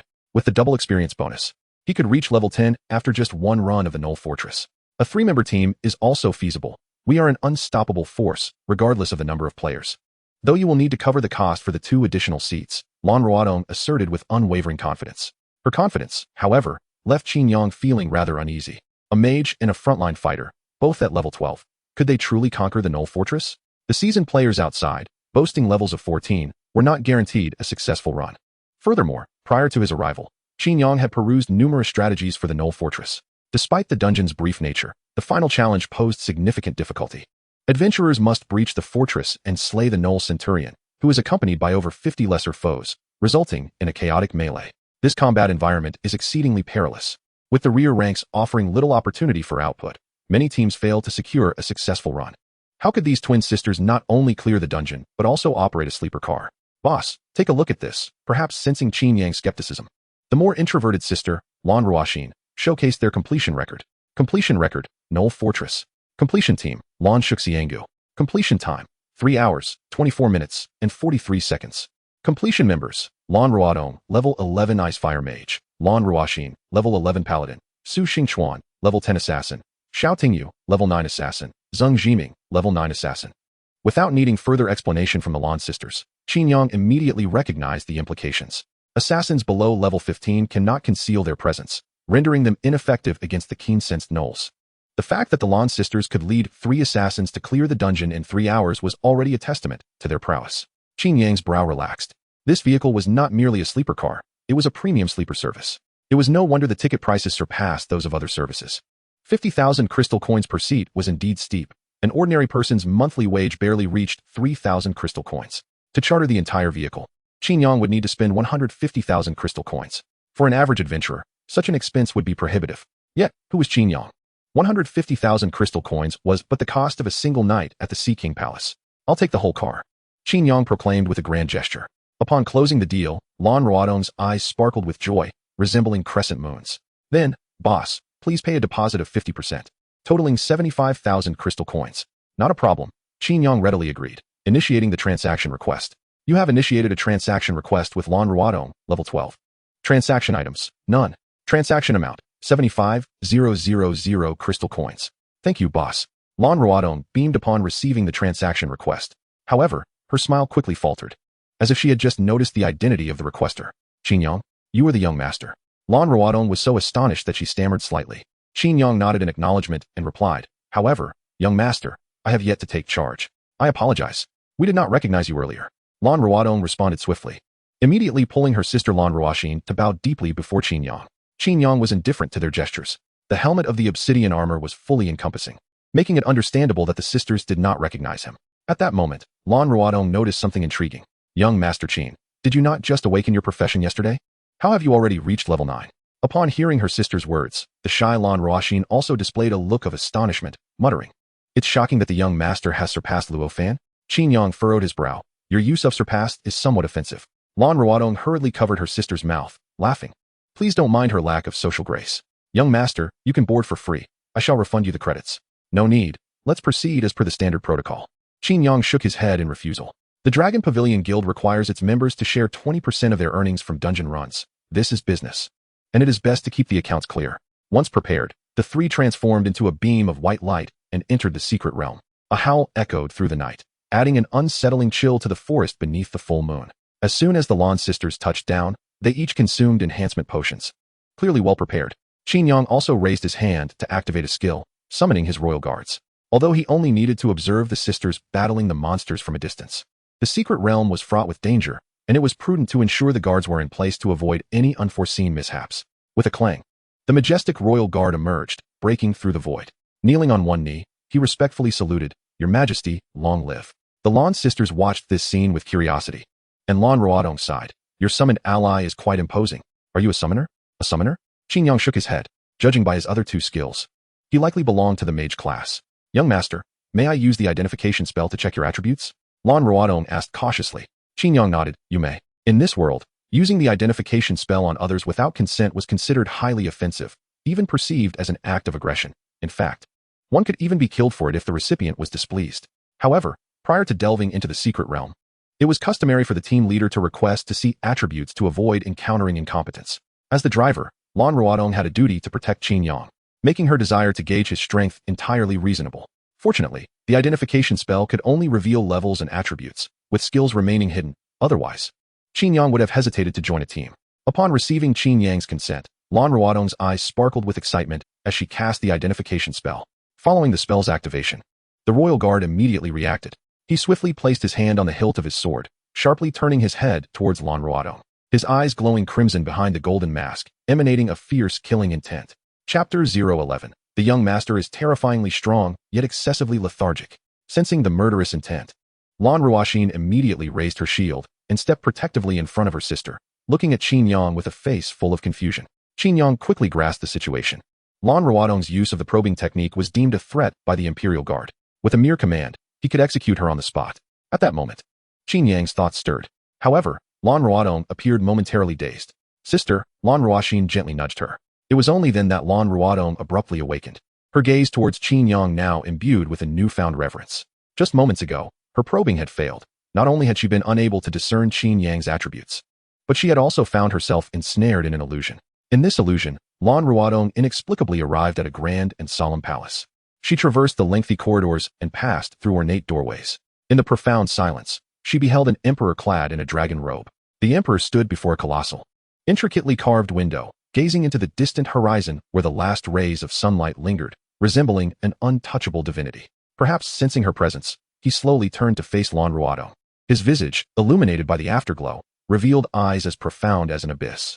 In that moment, time seemed to elongate, and her heartbeat became distinctly audible. Remarkably, the emperor's countenance was identical to that of Qin Yang.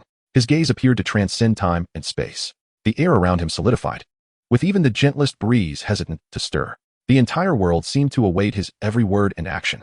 The overwhelming majesty, which rendered one unable to look directly at him or even entertain the slightest notion of transgression, caused Manhwaadong to momentarily forget to breathe.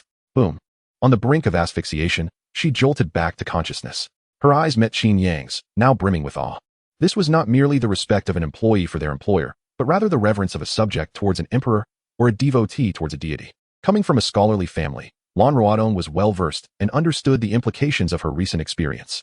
In this world, there exist certain entities that are beyond direct perception.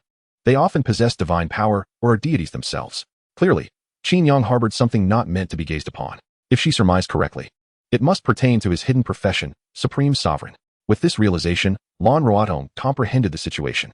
No wonder Qin Yang had surpassed Luo Fan, ascending to level 9 in a single day. His class was not merely extraordinary or epic, but legendary. In his presence, Luo Fan was but an ordinary mortal. Are you alright? Can you still continue? Qin Yang's voice pulled Manhwaadong from her reverie. She quickly regained her composure and replied, I'm fine. I just momentarily lost focus due to the failed probing. Indeed, it had failed, Qin Yang pondered quietly.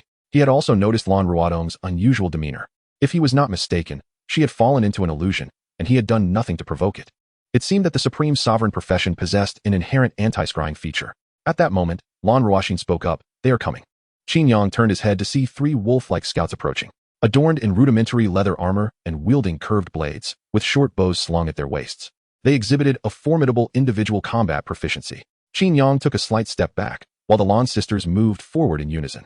Manhwaadong raised her shield in front of her, while Manhwaadong wielded her staff, conjuring a ball of azure flames. One defended, the other attacked, their coordination seamless. Observing their adeptness, Qin Yang felt reassured. With a mere thought, he summoned a shimmering golden halberd, a phantom of divine weaponry. The Emperor's option remained active, and he needed to test his skills on the troublesome populace to earn a 3-hour double experience bonus. Surely, the Jackalmen could be deemed troublesome, he mused, activating his skill. Whoosh.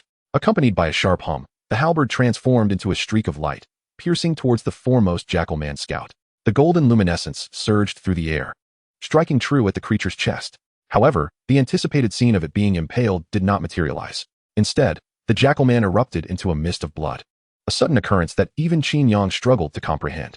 You have slain an 8-level Jackalman scout. Manhwaadong gains 120 experience. Manhwaadong gains 120 experience. You gain 120 experience. You have completed the Emperor's option, earning a 3-hour double experience bonus. Indeed, a surge of joy filled Qin Yang's heart. Monsters too were troublesome. Boom, boom. 2 explosions resonated. Qin Yang looked up to see that another pair of Jackalmen had been struck by the blue flames. Yet, their bodies bore no signs of burning. Instead, they became enveloped in layers of frost, swiftly frozen into massive ice blocks. The Ice Fire Mage was quite formidable. Qin Yang mused with admiration. Prior to awakening his memories, he had not been devoid of knowledge. On the contrary, having encountered numerous practitioners, he had extensively researched various professions and skills. The advantages of the Ice Fire Mage were immediately apparent to him. When the ice flames burned, They continuously released frigid energy, possessing the same adhesion and propagation speed as normal flames, potentially triggering explosions. Simultaneously, it wielded the control of frost spells, embodying the strengths of two elemental forces. This profession's power ranked at the 0 level among exceptional classes. Once the jackal men were frozen, the paladin Lan Ruoxin swiftly followed up with a righteous shield strike and a righteous hammer blow, shattering the two massive ice blocks. The sister's synergy was astonishingly proficient. You gained 240 experience. You gained 240 experience. A notification appeared before Qin Yang. In solo play, the Jackalman Scout yielded 360 experience points. In a trio, each shared 120 points. The 240 experience he received indicated that the 3-hour double experience bonus had indeed activated. Qin Xiao, you are incredibly strong. We are both level 12 now, yet it takes our cooperation to swiftly eliminate a Jackalman Scout, while you, at level 9, can dispatch them in a single strike. Exclaimed Lan Ruoxin with admiration. She nodded eagerly. Yes. With you contributing damage, we can clear them swiftly. Qin Yang shook his head in refusal. No need for that. I am here merely to relax. You two can take the lead while I follow behind. Nevertheless, he found their praise quite gratifying. With the title of Heavenly Arms, how could one not be formidable? However, he seeks to amass imperial power and will not engage in battle until the critical moment arrives. Furthermore, it was agreed upon that this would be a sleeper train. Expecting me to peddle the chain is out of the question. Observing Qin Yang's indifference, the two women exchanged wry smiles, thinking to themselves that this young master of the Qin family truly lives up to his reputation. With his legendary level prowess, he is entirely capable of soloing the secret realms, yet he prefers to recline. Indeed, this young master, despite his extraordinary strength, is excessively lethargic. Perhaps this is the mindset of the affluent. Chapter 012. Before Qin Yang, even the gods cannot offer you protection. The process of the Jackalman stronghold is exceedingly straightforward. One merely needs to traverse a designated route to reach the stronghold. Along this path, there are 12 Jackalman encampments. The monsters within are not numerous. Ranging from 20 to 30, annihilating them is deemed a success. Occasionally, scouts may harass the party, yet they pose little threat. The Lan sisters are evidently seasoned veterans here. Their strategy involves drawing monsters to the front while the mages clear the area. This is a common tactic, yet the sisters have executed it with remarkable efficacy. The paladin, shielded by holy light, can draw in a significant number of monsters. Once they gather sufficiently, the Ice Flame mage unleashes spells centered around the paladin to clear the area. This tactic demands high resilience from the front line. Should they falter under the strain, they risk being overwhelmed by friendly fire. However, the paladin can activate a 5-second invulnerability, standing unharmed amidst the chaos. Even so, there remains a certain risk. Upon activating invulnerability, the monsters lose their target.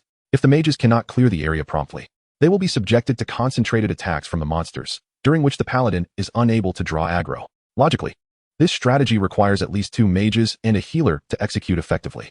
Yet the Ice Flame mage's Ice Flame Storm possesses formidable crowd control capabilities. Even if not all monsters are eliminated immediately, they can be restrained, allowing the paladin to dispatch them one by one, thereby defeating waves of foes. Utilizing this approach, the sisters bulldoze through the secret realm, systematically clearing encampment after encampment. Meanwhile, Qin Yang remains with his hands in his pockets, leisurely reaping the experience points. Your experience, 240. Your experience, 240. Your experience, 240. Your experience, 360.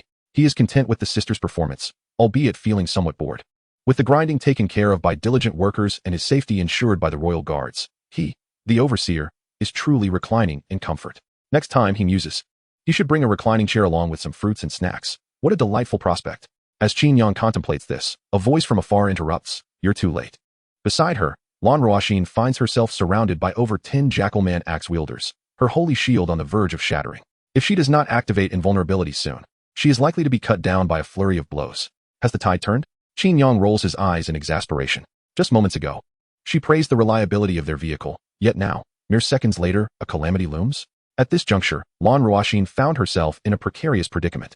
If she refrained from driving the invincible vehicle, she would undoubtedly be reduced to mere pulp by the marauding beastmen.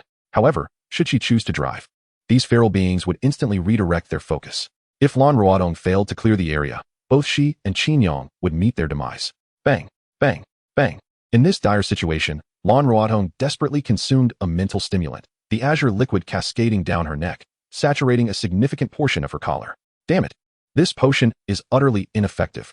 After draining an entire vial, Lan Ruoxin still felt no resurgence of her mental strength. Incensed, she hurled the vial to the ground, exclaiming obscenities. As a passenger in the vehicle, Qin Yang was obliged to soothe the driver's frayed nerves, wiping the remnants of the potion from her mouth. Manhwaadong lamented to Qin Yang, "Young Master Qin, I must convey my grievances. The potions distributed by the guild have deteriorated in quality." Qin Yang was taken aback, glancing at the potion on the ground.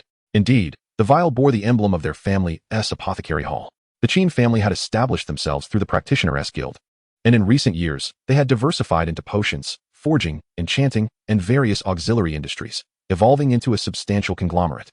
The Qin family apothecary hall stood as the largest supplier of potions in Hangwu City, with the Dragon Pavilion Guild sourcing its potions exclusively from them. Has my uncle begun to slack off? Qin Yang mused internally. The business beyond the guild had always been managed by his uncle, Qin Feng. Recently, the apothecary hall had been beset by numerous negative reports, which Qin Yang had previously assumed were the result of competitive sabotage. However, upon reflection, it appeared that his uncle Qin Feng's management was fraught with significant oversights. As Qin Yang pondered this, a cry for help echoed from afar. "I can't hold on any longer." He lifted his gaze, nearly breaking into laughter. That individual was sprawled on the ground, using a massive shield to cover her body, resembling a turtle nestled within its shell. Her appearance was undeniably disheveled, yet it proved effective. The beastmen encircled her, clanking their weapons against the shield, momentarily thwarted in their assault. Nevertheless, the pressing issue remained. The diluted potion rendered Manhwaadong unable to replenish her mental energy, rendering Manhwaadong's endurance futile. Furthermore, the shield possessed a durability limit. With a resounding crash, Manhwaadong's shield shattered under a powerful blow. A radiant light descended, activating her invincibility. A shimmering barrier enveloped her, rendering her untouchable and unselectable. The beastmen, momentarily losing their target, swiftly turned towards Manhwaadong and Qin Yang, leaving Manhwaadong to pursue from behind, striking down several beastmen in an effort to alleviate the pressure on her companions. With a sigh, Qin Yang released his mental energy, directing it towards the beastmen. He then unleashed his skill. "Behold, as I am akin to the heavens." Kneel. Boom. An aura of palpable authority descended with sudden intensity. In the next instant, the oncoming beastmen knelt in unison. Even Manhwaadong, who was under the protection of invincibility, could not escape the effect. To his astonishment, she collapsed to the ground. A bewildered expression plastered across her face. Manhwaadong was still consuming the stimulant when she witnessed the scene before her, causing her to sputter it out. "What has happened to them?" she inquired. "I have them under my control," Qin Yang replied, subsequently offering Manhwaadong a bottle of premium stimulant, stating, "Drink this. It will instantly restore your spirits. We can discuss further matters later." Although Qin Yang was capable of employing the divine weapons to eliminate monsters, it required the expenditure of imperial power. As for the responsibility for the mishap, he had no intention of allowing the other party to bear it all. Of course, this depended on their attitude.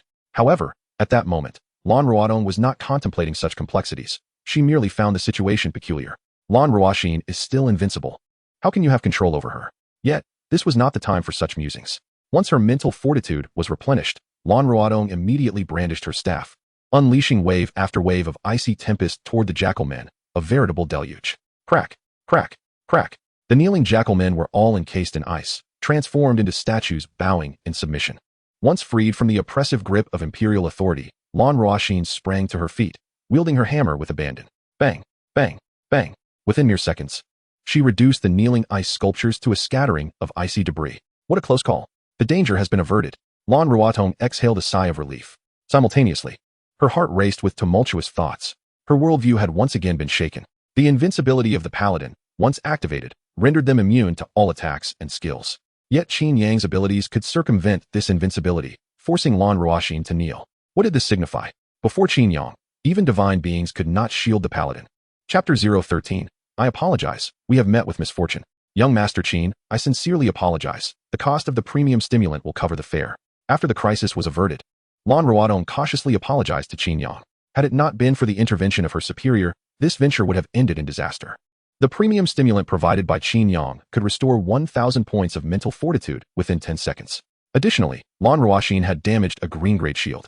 This trip not only failed to yield profit, but would also incur losses. Yet, in comparison to the financial setback, Manhwaadong was far more concerned with Qin Yang's perception of her.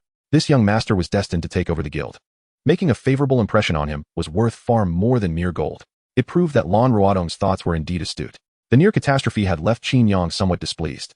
However, upon witnessing Manhwaadong's timely apology and her willingness to take responsibility, his anger dissipated. The issue of the diluted potions from the apothecary was tied to the reputation and business of the Qin family. After some contemplation, Qin Yang realized he could not remain indifferent. He instructed Manhwaadong, "If you have the time, please assist me in gathering clues regarding the diluted potions from the apothecary. I will offer a reward." Young Master Qin, I will ensure it is done. Manhwaedit nodded vigorously. In terms of lineage, Manhwaedit's family background was also respectable, though it had fallen into decline, relegating her to the status of a low-ranking professional. The opportunity to serve the guild's less prominent affairs was, for her, a significant step forward. Qin Yang nodded in satisfaction, instructing the two to rest briefly before continuing their exploration of the secret realm.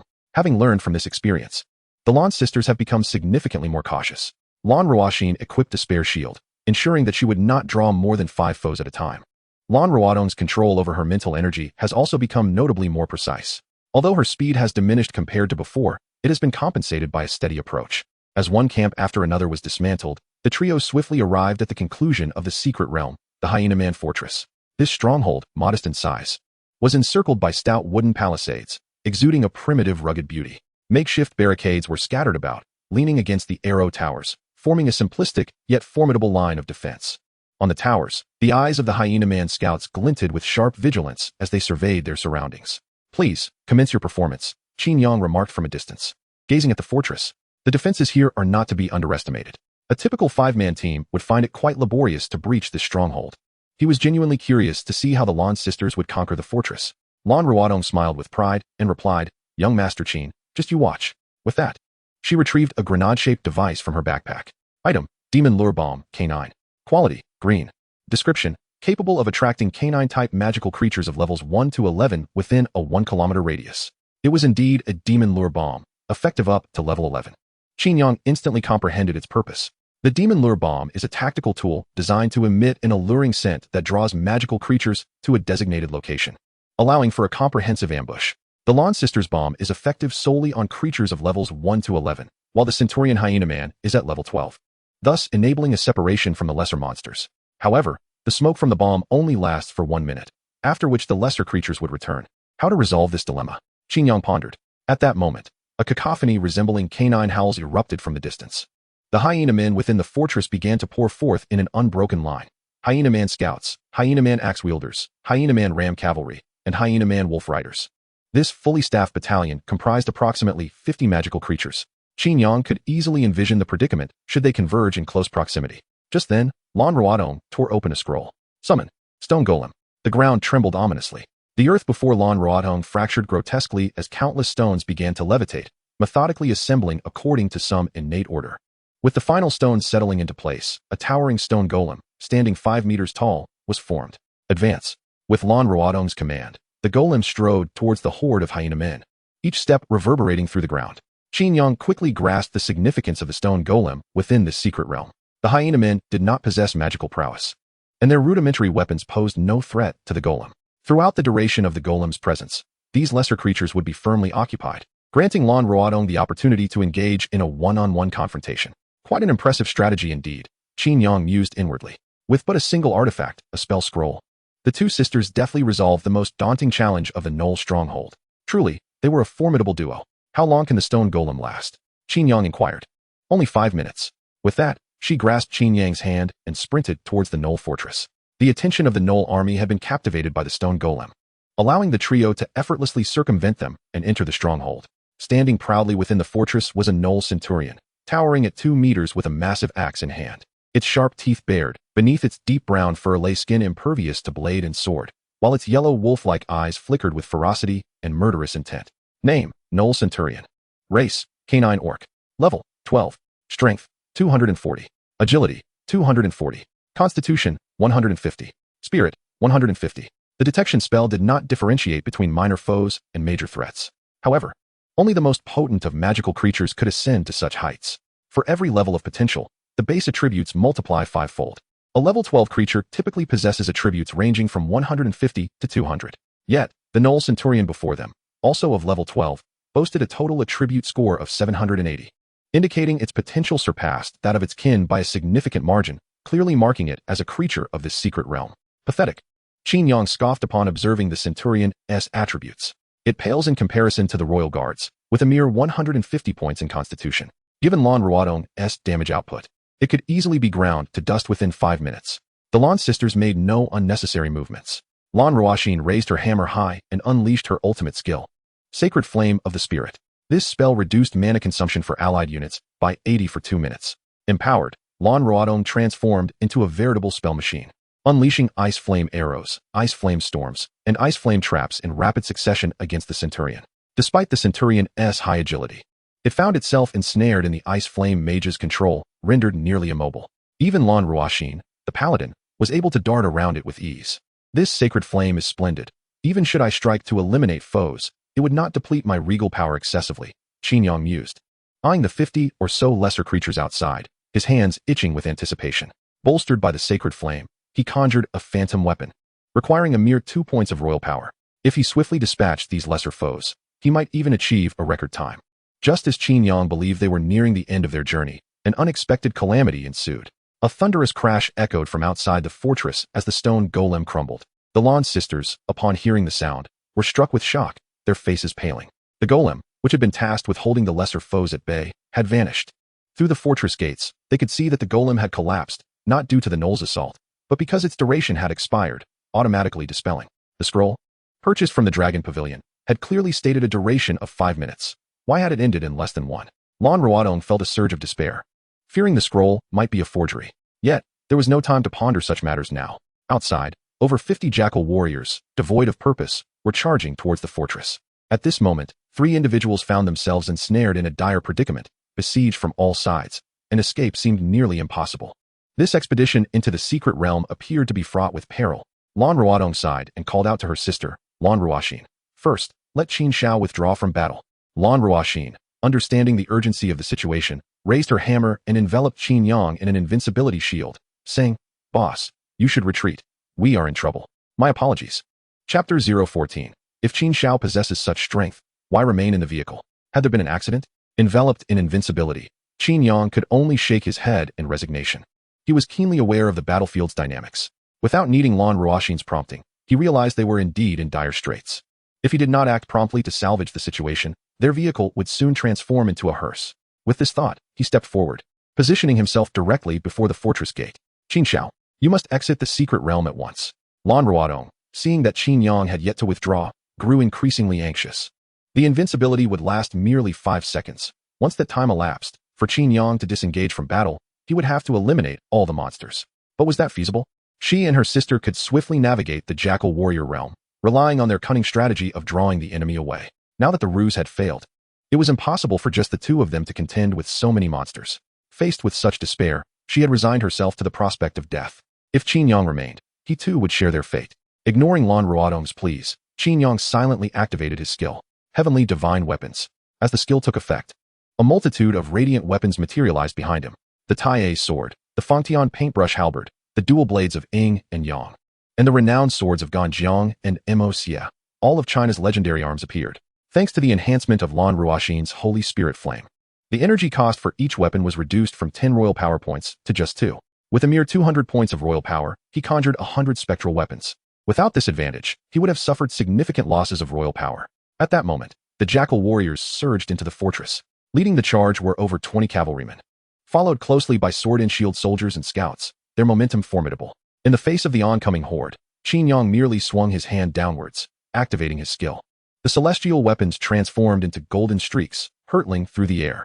Instantly, the sounds of flesh tearing echoed continuously.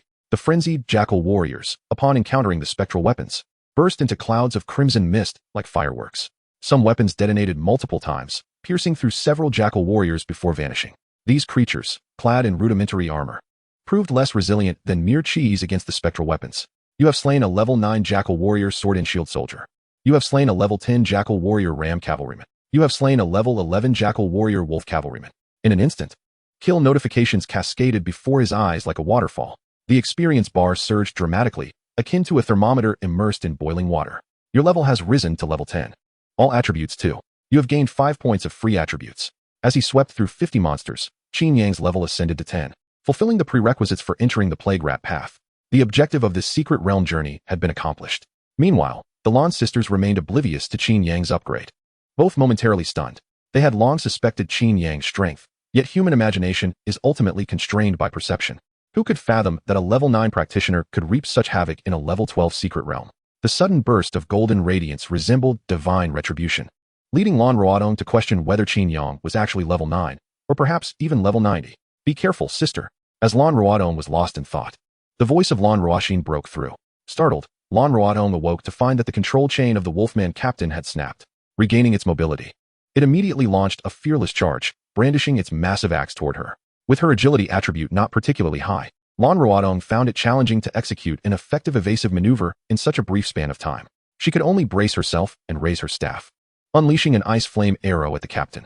However, Fearless Charge was a different beast altogether. In the practitioner forums, it was known as a rookie annihilation technique. With nearly 30 of novice practitioners meeting their demise at the hands of this skill, the terror of Fearless Charge lay in its immunity to any form of control. To halt the caster, there were but two options. 1. Possess strength exceeding his by twofold to forcibly stop him, or 2. Inflict sufficient damage to extinguish him mid-charge. Lan Ruoxin's strength lay in control. Her output was somewhat superior to that of a typical frost mage. Yet she could not muster enough damage in such a short time to vanquish the Wolfman captain. Suddenly, a gust of wind swept through, obscuring Lan Ruoxin's vision with a towering figure. It was Qin Yang's summoned creature, the heavy armored warrior. With a resounding clash of metal, the Wolfman captain's charge came to an abrupt halt.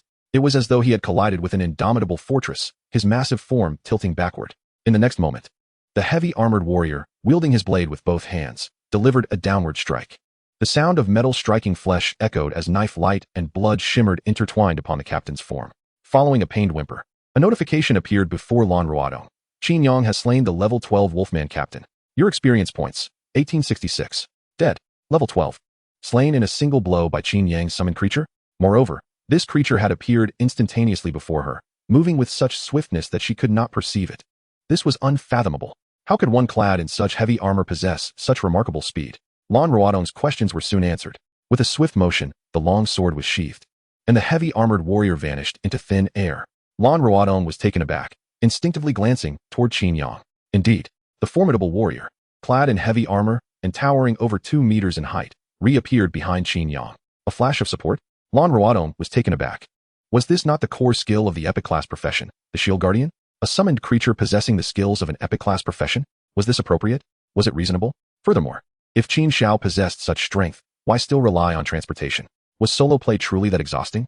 As a tumult of thoughts raced through Lan Ruoxin's mind, Qin Yang had already dispatched all the jackal-like creatures. The completion prompt materialized before the 3 of them. You have successfully cleared the Jackal People Fortress. Completion time, 2 hours 21 minutes. Reward chest, level 12 bronze chest. You have achieved a speed run. Reward chest, level 12 silver chest. You have refreshed the completion record for the Jackal People Fortress. Achievement reward, Dog Slayer, all basic attributes 5. 20 increased damage to canine creatures. Reward chest, level 12 gold chest. The record had been refreshed. Lan Ruoxin was instantly overwhelmed by a wave of joy. The previous completion record for the Jackal People Fortress stood at 2 hours 56 minutes, set by the prodigious Luo Fan. Lan Ruoxin had repeatedly approached this record but had never managed to break through, primarily due to the fortress's completion requirement of defeating all the monsters within. They could handle the 5-minute fights, but those 50 small creatures would invariably take an hour to deal with. A hasty approach could lead to disaster. Yet this time, Qin Yang had dispatched all the monsters in nearly 5 seconds, allowing them to reset the record for the secret realm. Well then, it was not she who was driving this vehicle, it was Qin Yang. At least, the accelerator lay beneath his feet. Just as she pondered this, Qin Yang approached. Ladies, what seems to be the issue? Aren't we in a sleeper? I've had to push the vehicle twice already. Shouldn't the ticket be adjusted? Chapter 015, Accessory Equipment. Brutal Military Merit Badge. Faced with Qin Yang's inquiry, the Lan sisters felt somewhat wronged. They had employed the strategy of the Demon Temptation Bomb combined with the Stone Golem Scroll several times before. Who could have anticipated a problem with the scroll this time? Yet, regardless of their grievances, Lan Ruoxin felt immensely grateful. Had it not been for Qin Yang's support, they would have truly perished in the secret realm. With this thought, Lan Ruoxin bowed deeply to Qin Yang. Qin Xiao, I am truly sorry. I will refund your ticket and compensate you for the cost of the special potion. Moreover, I must express my gratitude for your life-saving assistance. Should you ever require our sister's aid in the future, do not hesitate to command. As Lan Ruoxin fervently apologized, Lan Ruoxin approached, helping her sister to her feet, and turned to Qin Yang, saying, "This cannot be blamed on us. The issue lies with the scroll you purchased." The scroll had a problem? One I bought. Qin Yang looked at Lan Ruoxin in confusion. Lan Ruoxin cautiously explained, "Young Master Qin, our scroll was purchased from the Longa Xianbao, and the summoned stone golem should normally last for 5 minutes. However, this time it failed in under a minute, which nearly caused a disaster." Longa Xianbao? Qin Yang furrowed his brow. Longa Xianbao is the largest trading center for professionals in Hangwu City, selling all manner of goods related to practitioners, and it is also a subsidiary of the Qin family. If Lan Ruoxin is not lying, Does this imply that the merchandise from their own trading center has quality issues? Qin Yang's brow knitted further. This matter could not be overlooked. He would seek clarification once they were outside. After committing the issue to memory, Qin Yang began to assess his gains. Treasure chest opened. You have obtained. Food. Beginners, all attribute fruit x3. Material. Commander S golden canine tooth. Crystal. 100,000. It's an accessory. Qin Yang's eyes sparkled. Accessories are a type of equipment with an extraordinarily low drop rate. Many individuals who reach level 20 have never encountered an accessory. Slot. Chest accessory. Level. 10. Quality. Green. Attribute. Agility 20. Special effect. For every monster leader killed, the base agility attribute increases by 2, with a maximum of 40,040. This equipment actually provides additional base attributes. It's quite impressive. Qin Yang felt a surge of elation. A practitioner's attributes derive largely from their equipment. However, equipment is an external matter and is susceptible to damage. Some special secret realms can even diminish the effectiveness of equipment. Only high base attributes can be deemed truly powerful. Anything that enhances base attributes is priceless and often unattainable. Yet, Qin Yang had fortuitously drawn multiple treasures at once. The combined value of these two rewards neared 1 million crystals. However, Qin Yang was not in need of such wealth. The increase to base attributes would undoubtedly be applied to himself. As for the commander's golden canine tooth, it was likely a rare material for weapon crafting. Merely something to be discarded in the trading post for Qin Yang. Equipped with the new gear and consuming the 3 attribute fruits, Qin Yang opened his personal interface, allocating all 5 points of free attributes to his spirit. Name: Qin Yang. Race: human. Level: 10. Profession: Supreme Emperor, unique. Strength: 64/25. Agility: 65/45. Vitality: 90/25. Mentality: 92/25. Skills: Annihilate 9 clans. Behold me as heaven, 1. Divine weapons of the world, 1. Imperial Guard, 1. Detection Technique, 1. Illumination Technique, 1. Imperial Authority, 2068, 311 hours. Achievements: Exterminator of the Insect Race 1, Slayer of the Canine Clan 1. In the span of a single day, Qin Yang's total base attributes surged from 40 to 311 points, a staggering increase of nearly 8-fold. Qin Chuan had provided him with 10 attribute fruits, contributing an additional 80 points. He himself had drawn 3 attribute fruits, adding 24 points. Twice the record was refreshed, yielding 2 achievement rewards, an increase of 40 points. Ascending from level 1 to level 10 granted an additional 117 points. The Imperial option added another 10 points. Every little bit contributes to the accumulation. Feeling a body significantly stronger than in the past, Qin Yang began to grasp a fragment of understanding regarding Qin Chuan, the renowned achiever. This sensation of growth and strength is truly addictive. How splendid! A staff has been uncovered. At this moment, the joyful exclamation of Manhwaadiobook broke through the air. Qin Yang glanced over, and both sisters were beaming with smiles, as if they had struck a grand fortune. Thank you, Qin Xiao, for leading the way. Manhwaadiobook said gratefully, her crescent-shaped eyes sparkling. Even the usually reticent Manhwaadiobook displayed a rare, sweet smile. The rewards from the golden treasure chest far surpassed those of the silver-grade chest. In such low-level secret realms, only by refreshing the records could one attain a golden treasure chest, all thanks to Qin Yang's timely intervention at the last moment.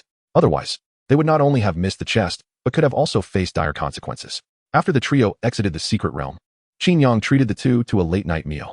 It is customary among adventurers to share a meal after each journey into the secret realms, as every gathering could potentially be the last. Naturally, Qin Yang had ulterior motives for inviting them to dinner. At the table, he inquired in detail about the counterfeit potions and scrolls. From Manhwaadiobook, he learned that many guild members had received diluted potions. This issue had long ceased to be an isolated incident. As for encountering counterfeit scrolls at Longbaoxian, it was their first experience. However, in the outside world, Longbaoxian, like Bai Keatang, was not without its share of negative reputation, high prices coupled with poor quality products. Were it not for the Qin family's monopoly over a significant portion of the industry, their complacency would have cost them a considerable market share. Qin Yang could not help but feel a sense of unease.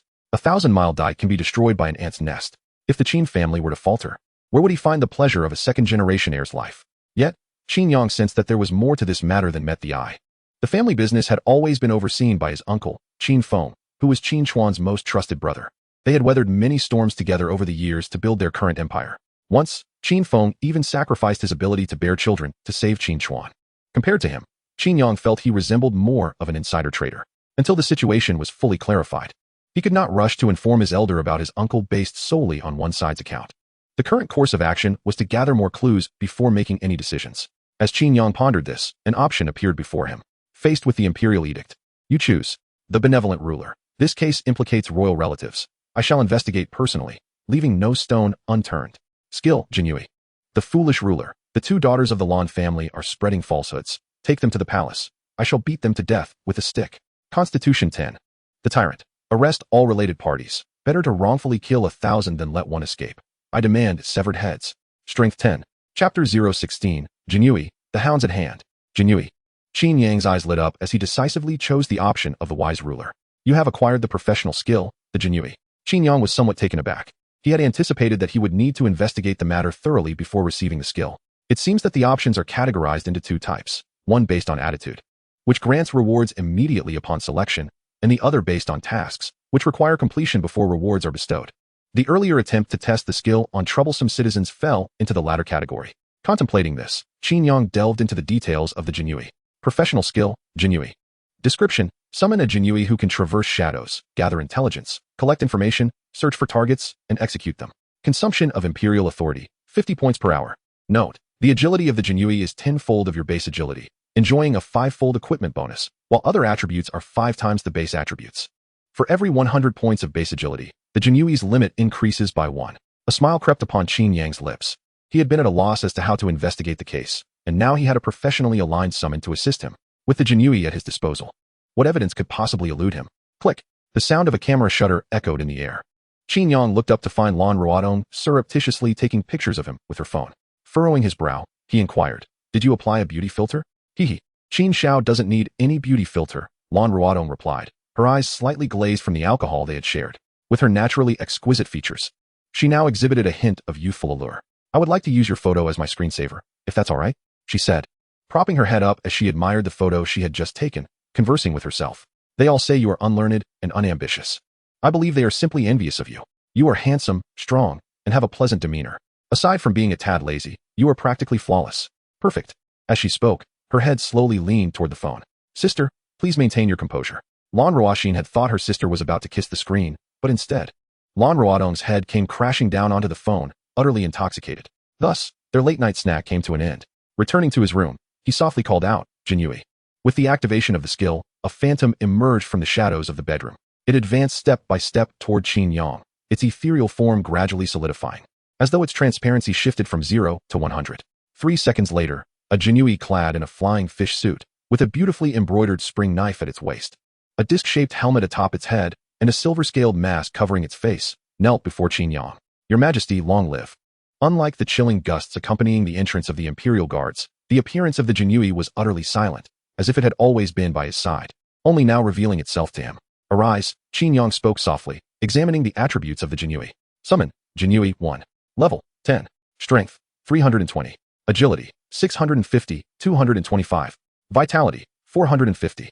Mentality, 460. Skills, Disguise, 1. Absolute Concealment, 1. Torturous Pain, 1. Embroidery Blade Technique, 1. Truly, a formidable agent that instills terror. Upon encountering the skill Torturous Pain, Qin Yang immediately comprehended the horror of the Jinui. Torturous Pain, an ability devoid of direct harm, inflicts extreme suffering both physically and psychologically. The so-called Mad King, the level 100 powerhouse Liu Hao, was driven to madness by this very skill. Such a terrifying ability, wielded by one's own summoned entity, filled Qin Yang with an overwhelming sense of security. He commanded the Jinui to monitor every move of Qin Feng. The Blue Sisters could gather clues about the counterfeit drugs from Baichao Hall. With the strength of the Jinui, they could initiate an investigation from the very source. Reflecting on the experiences of Qin Feng and Qin Xuan, Qin Yang harbored doubts about his uncle's integrity, yet still designated him as the primary target. The order was acknowledged. The Jinui's eyes glinted with cold light as they bowed and retreated into the shadows, vanishing without a trace. How exhilarating it feels to have such formidable hounds at one's command. After the Jinui departed, Qin Yang couldn't help but clench his fist. The protection offered by the royal guards provided him with mere safety, whereas the Jinui bestowed upon him a sense of dominion over life and death. It was as if, with a single command, they could deliver the heads of any adversaries to him. After a refreshing bath, Qin Yang reclined on his bed, scrolling through his phone. A local update caught his eye. It was a post by Su Qinxing. In the photo, Su Qinxing stood by the lakeside, gazing across the water. His body bore numerous scars, yet his gaze remained resolute.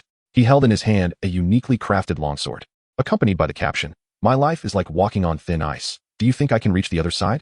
Qin Yang, though lacking in skills, was no stranger to the world. He immediately recognized the origin of the weapon in Su Qinxing's grasp. It was the Qin Feng sword. A weapon produced in the magic wolf forest of the novice secret realms, levels 1 to 5. To equip this weapon, one needed to reach level 5. Clearly, Su Qinxing was informing everyone of his achievement in attaining level 5. Subtle boasting can be the most lethal. How ironic. To speak of walking on thin ice. Qin Yang felt a twinge of embarrassment for him, even through the screen. After awakening his zero-tier extraordinary profession, the Academy had heavily promoted Su Qinxing. Aware of the importance of visibility, Su Qinxing seized the Academy's promotional momentum to launch a challenge on social media, vowing to reach level 5 in a single day, continuously updating with meticulously staged photos. The content of the photos was largely similar, focusing on 3 key elements: battle-worn condition, determined gaze, and upright posture. This tactic proved remarkably effective. Within a single day, he garnered an impressive following of 100,000. Just 10 minutes after posting, the likes exceeded 10,000. And the comment section erupted into a lively spectacle. I'm floored. Su God really reached level 5. Su God seems injured. I hope he is alright. My heart aches for him. A man is most captivating when fighting for his life. Alas, I too fought valiantly all day and only managed to slay 7 magical beasts. Is this the disparity between regular and extraordinary professions? One should not blame their profession for their lack of skill. Even if Su Shun were to possess a conventional vocation, he would undoubtedly surpass you. Alas, he still has not managed to break Luo Fan's record. It is an unfortunate circumstance. Had Su Shin been endowed with Luo Fan's profession, he might have ascended to level 10. Did you not just assert that one should not attribute their shortcomings to their profession? What are you disputing? I dare say, if Luo Fan were given an exceptional vocation, he would scarcely achieve level 5. To his astonishment, he found himself amidst familiar fandom culture in the comment section of Su Qinxing. Any comment that cast a shadow upon Su Qinxing would be met with a fierce backlash. Indeed, even a mere inquiry about the identity of the individual would provoke a deluge of vitriol. To this, Qin Yang could only chuckle, viewing it as a farce. What merit is there in boasting about level 5? Ascending 10 levels in a single day, was he merely putting on a fade? TSK. Perhaps he should indeed put on a show.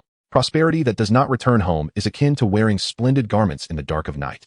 But how does one perform such an act without leaving a trace? This is not exactly my forte. Ding dong. As Qin Yang pondered this conundrum, his phone vibrated. New message. Lan Shouxianghua has messaged you. Lan Ruodong. Upon glancing, Qin Yang quickly deduced who was reaching out to him. He opened the message and couldn't help but smile. Chapter 017. I even dared not gaze at him for too long. Qin Yang accessed Lan Ruodong's social media account and discovered she had posted an update as well. Accompanying her post was the caption, Qin Xiao looks so handsome when he is deep in thought. The accompanying image was one she had taken of herself during a late-night snack. In the photograph, Qin Yang was captured in a moment of contemplation, his lips curving into a faint, elusive smile. His deep-set eyes, straight nose, and chiseled jawline exuded both ruggedness and refinement, merging beauty with a fierce presence. More importantly, in the image, Qin Yang donned an obsidian armor set, an ensemble only available to those who had reached level 5. Lan Ruodong's post served as a testament to Qin Yang having surpassed Luo Fan, ascending to level 10 within a single day. Her update was indeed a fortuitous boost. However, Lan Ruodong did not possess many fans, and her post went largely unnoticed. Yet, this did not deter Qin Yang. With a swift motion, he accessed the marketplace and spent 100,000 crystal coins to propel her post into trending status. Instantly, Lan Ruodong's update was pinned to the homepage. As likes surged, the comment section erupted with activity. Qin Xiao, the young master of the Dragon Pavilion Guild? It is indeed Qin Yang.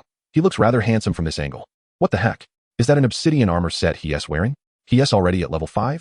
What is going on? He only awakened yesterday. Is his progress on par with Su Shin's? Is that picture even real? Is it strange that his progress matches Su Shin's?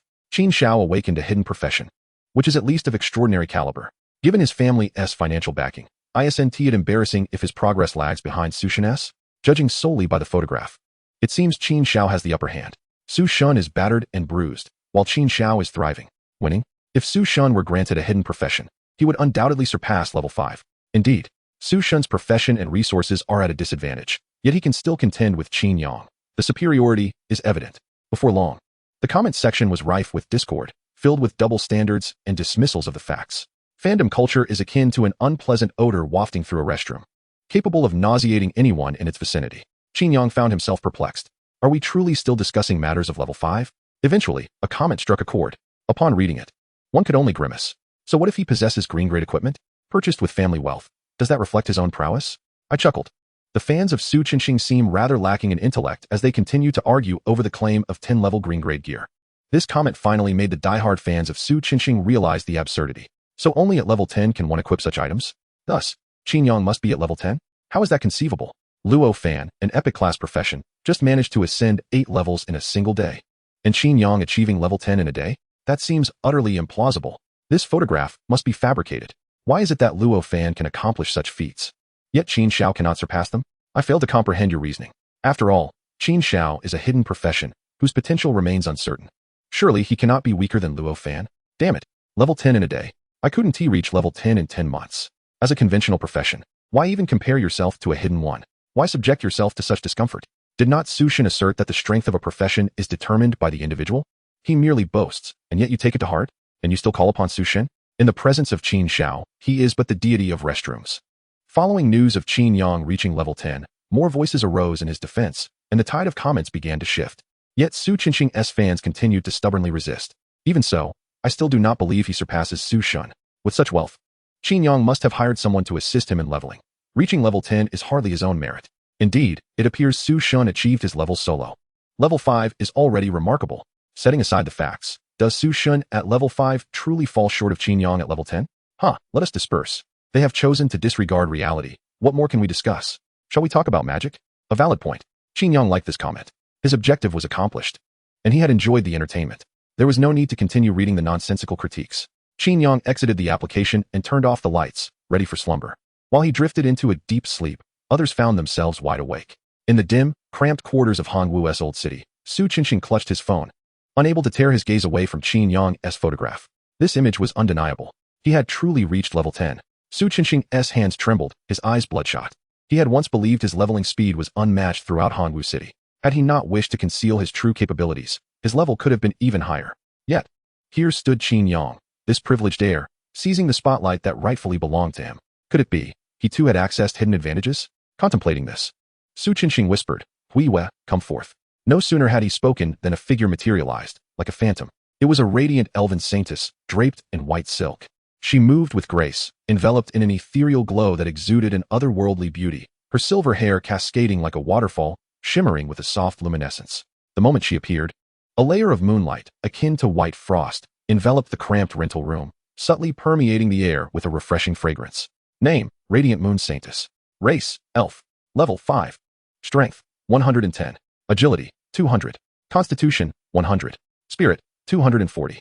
Skills, Radiant Moonfire 1. Tides of the Moon 1. Moonlight/1. Elven Insight 1. The Radiant Moon Saintess is a sword spirit. When Su Qinxing awakened, she recognized him as her master. The Radiant Moon can inhabit any sword-type weapon. Possessing a weapon she inhabits grants the wielder her skills and even allows them to summon her in battle. Su Qinxing ascended to level 5 in a single day, relying on the power of the sword spirit. Thus, he harbored suspicions that Qin Yang possessed something similar. Greedily inhaling the fragrance that clung to the saintess, he inquired, "Radiant Moon, did you notice a human named Qin Yang during the awakening ceremony? The one who caused the phenomenon?" The Radiant Moon Saintess nodded slightly, her voice soft. "I once used elven insight to probe into his profession, but it backfired and plunged me into an illusion." Su Qinxing was taken aback. An illusion? What did you see? At this, she revealed a look of lingering fear, and all the emperors who have thrived throughout the annals of this civilization, among them, even beings akin to deities. Deities. His profession is backed by deities. Upon hearing this, Su Qinxing grasped the situation. Qin Yang's rapid ascent to level 10 in a single day was due to the might of his profession. Perturbed, he questioned the Radiant Moon. "Why didn't you tell me sooner?" The Radiant Moon explained, "I had hinted at it before. You did not heed my words. Are you challenging me?" Su Qinxing's gaze darkened, his tone grave. "Do not forget, only I can restore your physical form." The Radiant Moon lowered her head. "I apologize." Su Qinxing waved his hand dismissively. "From tomorrow on, I shall no longer conceal my strength. I intend to trample Qin Yang beneath my feet." The Radiant Moon raised her head and cautioned, "Master, I must remind you that this human named Qin Yang is extraordinarily powerful. There is no need for you to compete with him." "What?" Hearing this, Su Qinxing's expression darkened. "With your assistance, am I still no match for him?" The Radiant Moon nodded. "I even dare not look at him for too long." Chapter 018. The Joyful Life of Qin Ershi. The next day, Qin Yang was awakened by a barrage of incessant phone calls. Fame can be a double-edged sword. Ever since the revelation of his legendary rise of 10 levels in a day, messages of congratulations and calls had been unrelenting.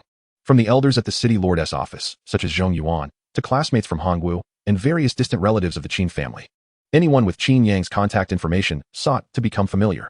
Nonetheless, it was acceptable. A prodigy named Luo Fan, who had also climbed 8 levels in a day, had already departed from Hongwu City to join a large-scale guild at the Legion level. With this example in mind, Everyone believed that in the near future, Qin Yang could elevate the Dragon Pavilion Guild to new heights. However, Qin Yang did not think too far ahead. He merely aspired to reach level 15 to seek out Sister Daji for some amusement. It is indeed peculiar that Qin Chuan, the old veteran, remains within the secret realm. Even in a level 60, 100-player dungeon, it seems improbable that he would linger for half a year. One cannot help but worry that something may have gone awry. Qin Yang felt a twinge of concern. Casting a glance at the protective talisman in his backpack, he set aside his worries. Rather than fretting over a level 65 individual, he resolved to contemplate how to elevate himself to level 15. His next objective was the Plague Rat Path. The creatures inhabiting the Plague Rat Path bore a striking resemblance to those in the Mother Bug Forest. Although the genuine monsters were not numerous, they were overrun with countless diminutive rats. The sheer quantity of these little creatures was staggering, yet the experience garnered from their defeat was minimal. Akin to the larvae in the Mother Bug Forest, such entities are scientifically classified as environmental monsters, forming a part of the secret realm's ecosystem. Others of a similar nature include the flying spores and the splitting leech, all abundant in number but woefully lacking in individual experience points. The vast majority of adventurers would not expend their energy on such trifles. However, Qin Yang was different. As long as these environmental monsters were in proximity, he could eradicate them with a mere click. Even though the experience from each was scant, their vast numbers could still provide him with a wealth of experience. According to estimations from the Secret Realm Guide, clearing the rat path would yield enough experience to elevate him to level 16. However, the time to venture into the rat path had not yet arrived. The rat path was designated for level 15. Activating the 9 clans stripping required 417 points of royal authority.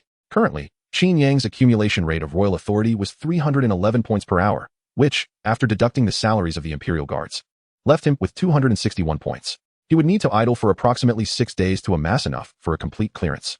Ensuring he had a comfortable surplus would stretch it to 7 days. What shall I occupy myself with this week? Should I manually level up a few times? Or merely idle at home? As Qin Yang pondered, an option materialized before him. In facing the leisure amidst governance, you choose. Benevolent ruler, I shall don commoner garb for a private visit, to empathize with the people's plight. Spirit 10, foolish ruler, after leveling up all day, must I not indulge myself? Let the music play on, and the dance continue. Professional skill, dragon and phoenix presenting harmony. Tyrant, with endless disputes and relentless warfare. My sword is parched with thirst. Strength 10. He chose the option of the foolish ruler without hesitation. The emergence of a professional skill required no further deliberation. Professional skill, dragon and phoenix presenting harmony. 1. Description, when the dragon and phoenix sound in unison, you will randomly receive attributes, resistances, damage bonuses, royal authority, and other rewards. The greater the strength of the phoenix, the better the rewards. Note, this skill can interact with the beautiful woman scroll. What a splendid skill. And it can even interact with the beautiful woman scroll. Qin Yang chuckled, fully grasping the implications of the dragon and phoenix in harmony. Perfect.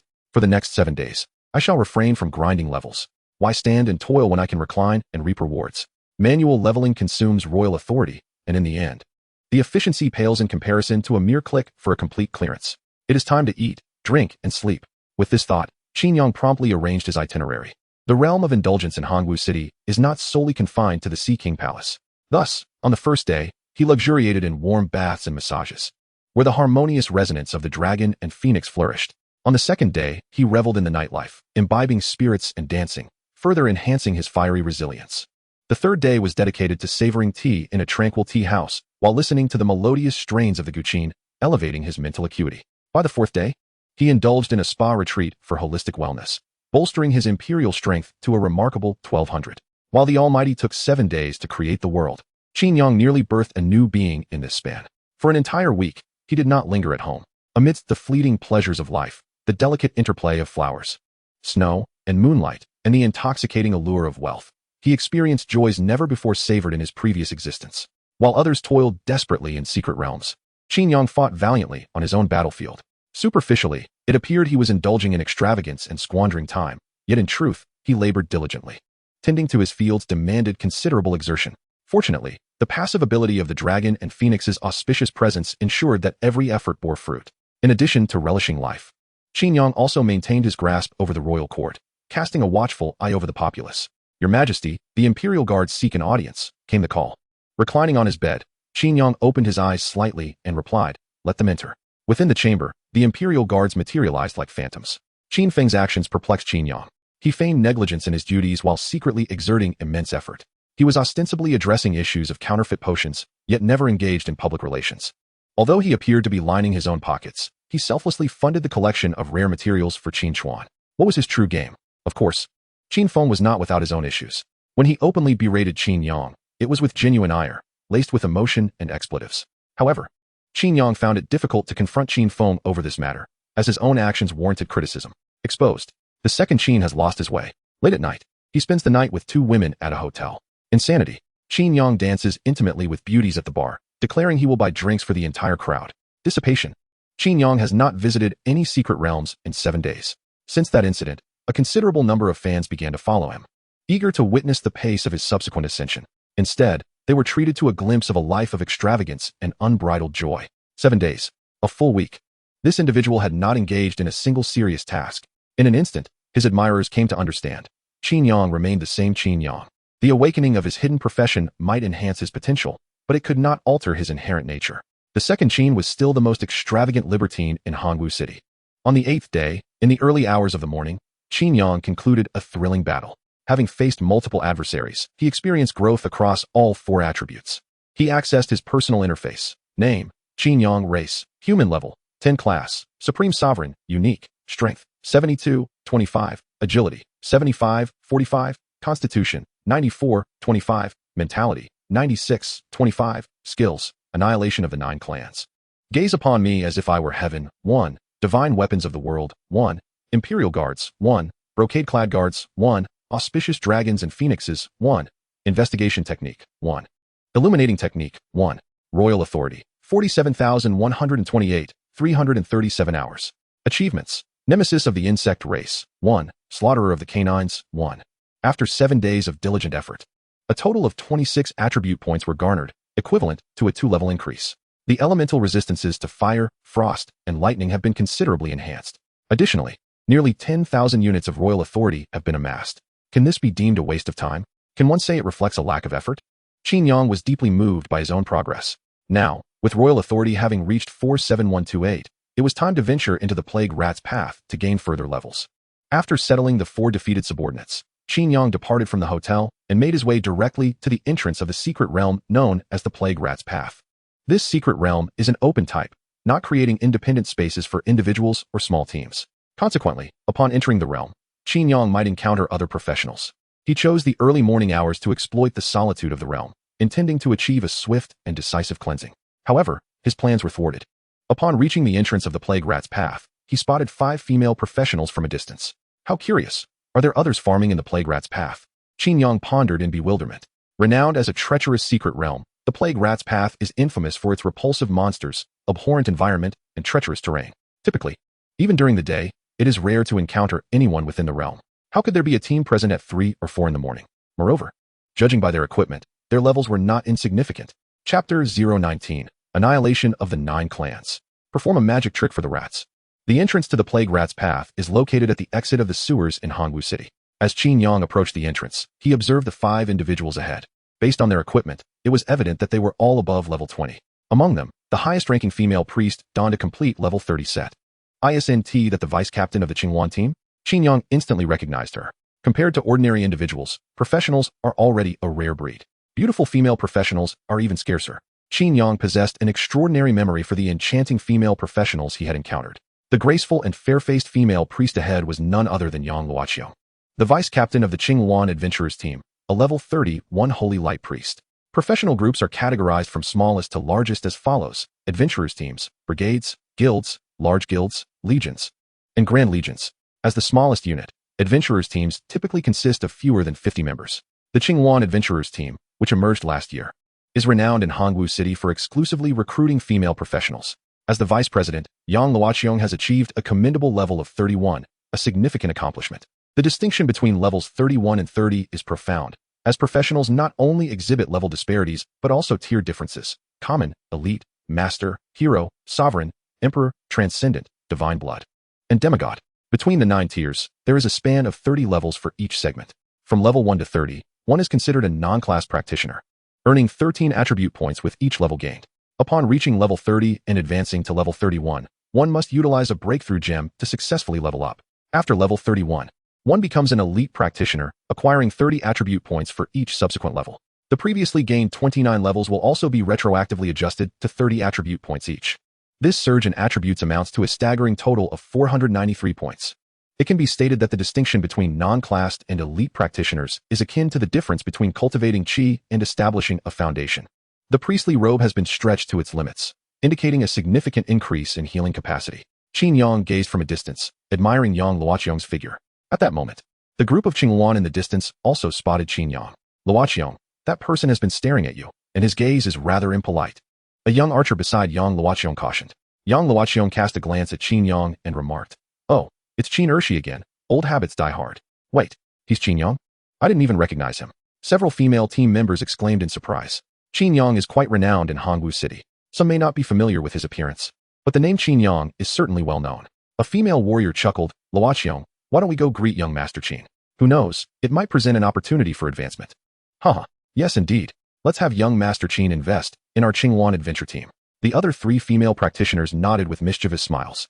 Qin Yang's lifestyle is indeed questionable. However, the potential of his hidden profession is evident. Young, affluent, handsome, and capable. Under such circumstances, few women would concern themselves with his flaws. In fact, being involved with him could even be seen as a mark of honor. Yang Luoqiang shot a stern look at her team members and retorted, "Are you all trying to sell me off?" The female archer laughed. "Luoqiang, we merely seek advancement. If one wishes to advance, they must be willing to make sacrifices. But I doubt young Master Qin would take notice." "Exactly. It's rumored that Qin Ershi prefers those who are fair and ample, and you, Luoqiang, fit the bill. Enough. Enough. This jest is getting out of hand." Yang Luoqiang cleared her throat and forcefully redirected the conversation. "Let us not forget our mission. Once we enter the secret realm, we must head directly towards the location of the challenge space, disregarding any monsters we encounter along the way." A day prior, the Qingyuan adventure team had discovered a challenge space within the Plague Rat Tunnel. This is a type of unstable secret realm, with entrances that can randomly appear in the sky, underwater, or underground. At times, they may even manifest within conventional secret realms, as is the case now. Once the challenge space is accessed, it will vanish completely. The rewards for clearing it are exponentially superior to those of ordinary secret realms, presenting a rare opportunity for conventional practitioners. Understood. The team members responded in unison, their excitement palpable at the thought of the rewards from the challenge space. At that moment, someone inquired, "What if Qin Yang is also here to explore the Plague Rat Tunnel? What shall we do if he enters the challenge space?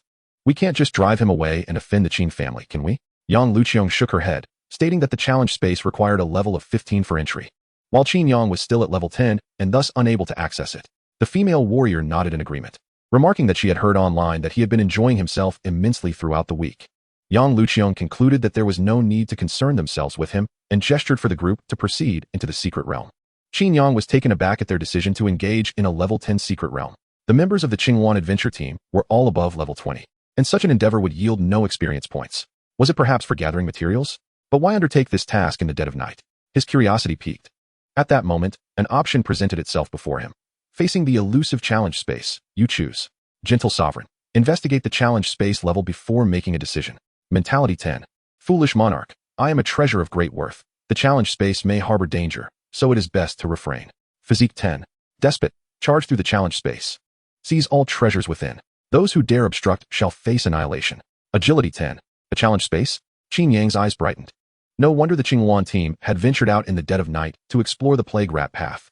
They had discovered a challenge space within. With this revelation, Qin Yang felt reassured. Their objective was the challenge space, and they would certainly not engage the monsters in the Plague Rat path. His experience in clearing screens would remain unaffected by their actions. With this thought, he selected the Gentle Sovereign option, thus enhancing his mentality by 10 points. This choice would yield rewards whether he entered or not. Merely investigating was sufficient. Subsequently, he summoned his royal guard, who transformed into a beam of white light and entered the secret realm. As his feet touched the ground, a damp, musty odor assaulted his senses. Within the Plague Rat path, visibility was not entirely obscured. In the dim candlelight, the moist walls glimmered faintly. The floor tiles were covered in thick mold, exuding a disconcerting green hue, as if centuries of accumulated moisture had manifested as toxins. Swathes of rats scurried through the narrow passageways, their silhouettes darting swiftly, accompanied by chilling shrieks and the sounds of gnawing. The intrusion of an outsider startled the frolicking rodents, and they turned in unison to gaze at Qin Yang, their beady eyes glowing red in the darkness, forming a menacing sea of glimmering orbs. A shiver ran down his spine, as he pondered why his secret realms were always set in such grim environments. Due to the nature of the open secret realm, each team would arrive at different locations upon entry. It was certain that he would not encounter the Qingyuan team in the near future. Although Yang Luoqiang and her group were also within the secret realm, Should he clear the screen, they would surely notice his presence. However, they would not be able to comprehend the principles behind the 9 clans annihilation skill. To himself, Qin Yang mused that the 9 clans annihilation was not only remarkably effective, but also intricately structured, involving elements such as imperial authority, the opponent's level, and clan relationships. With this in mind, he dismissed his concerns and focused on a nearby rat, activating his skill. Plague Rats, level 10, a total of 52, 527 from the 9 clans. All locked in, with the highest level being 15, requiring 38, 417 points of imperial authority to clear. Over 50,000 monsters. Qin Yang felt an overwhelming joy within. Previously, he had read in the strategy guide that if he could eliminate all the plague rats, he could potentially reach level 16. It now seemed that this estimate was rather conservative. Each plague rat yielded merely 5 experience points.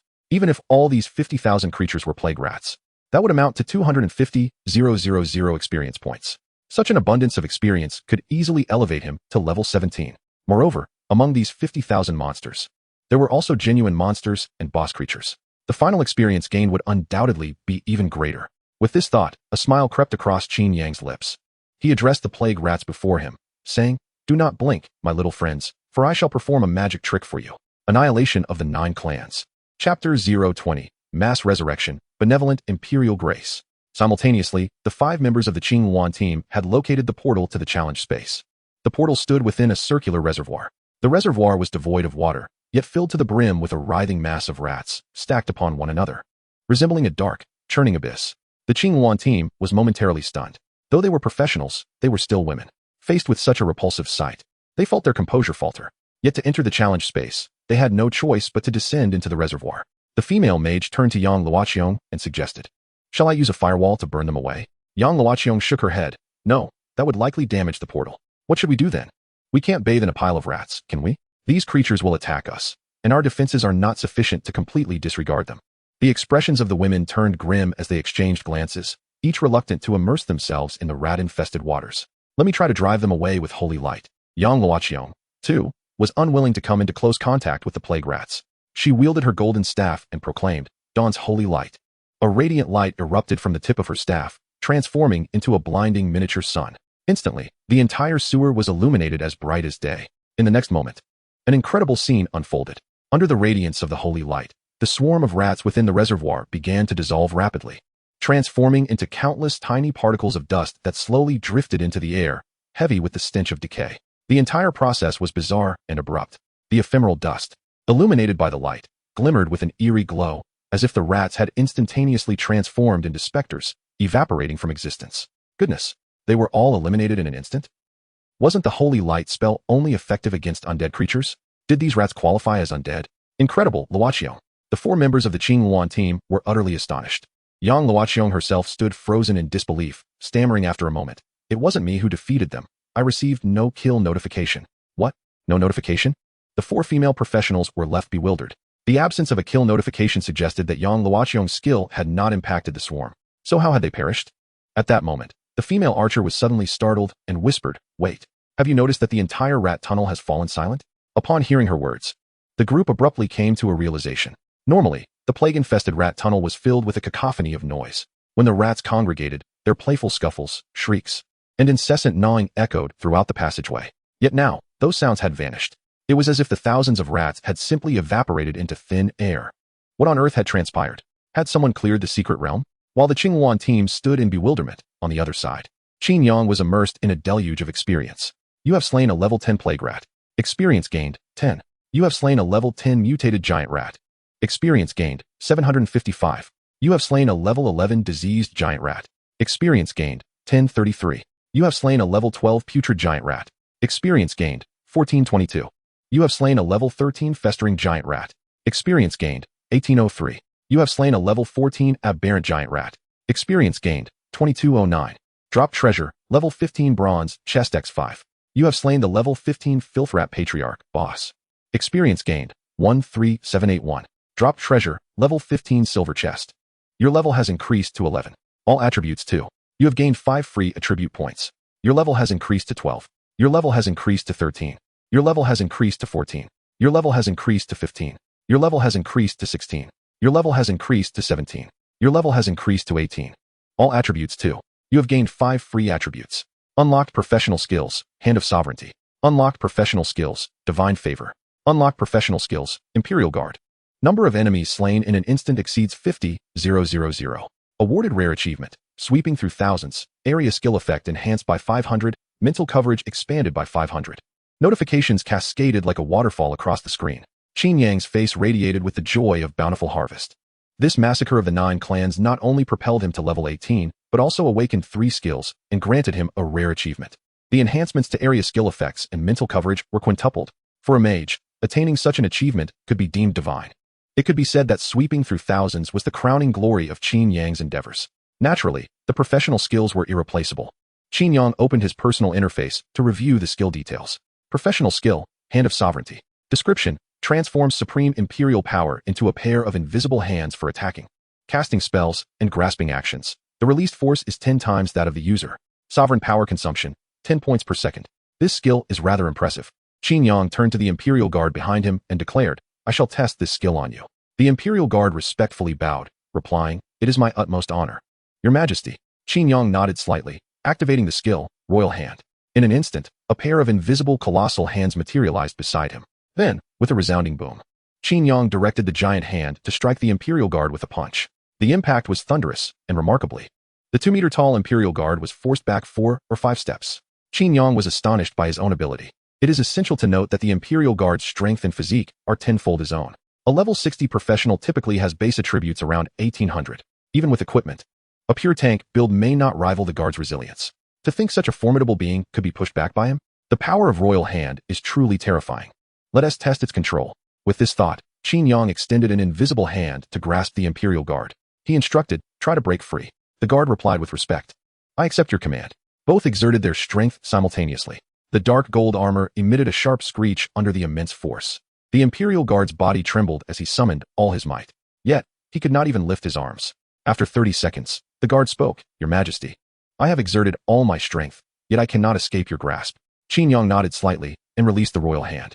He had received his answer. Ignoring equipment and skills, with the power of Royal Hand, he was capable of contending with elite professionals below level 61. One could only marvel at the extraordinary strength of the Sovereign Monarch class. Qin Yang used. In Hongwu City, level 60 professionals are considered to be at the pinnacle of power. Among the high-ranking members of the Dragon Pavilion Guild, only 30 have reached level 60. Thus, the current Qin Ershi stands as a formidable force within the Dragon Pavilion Guild.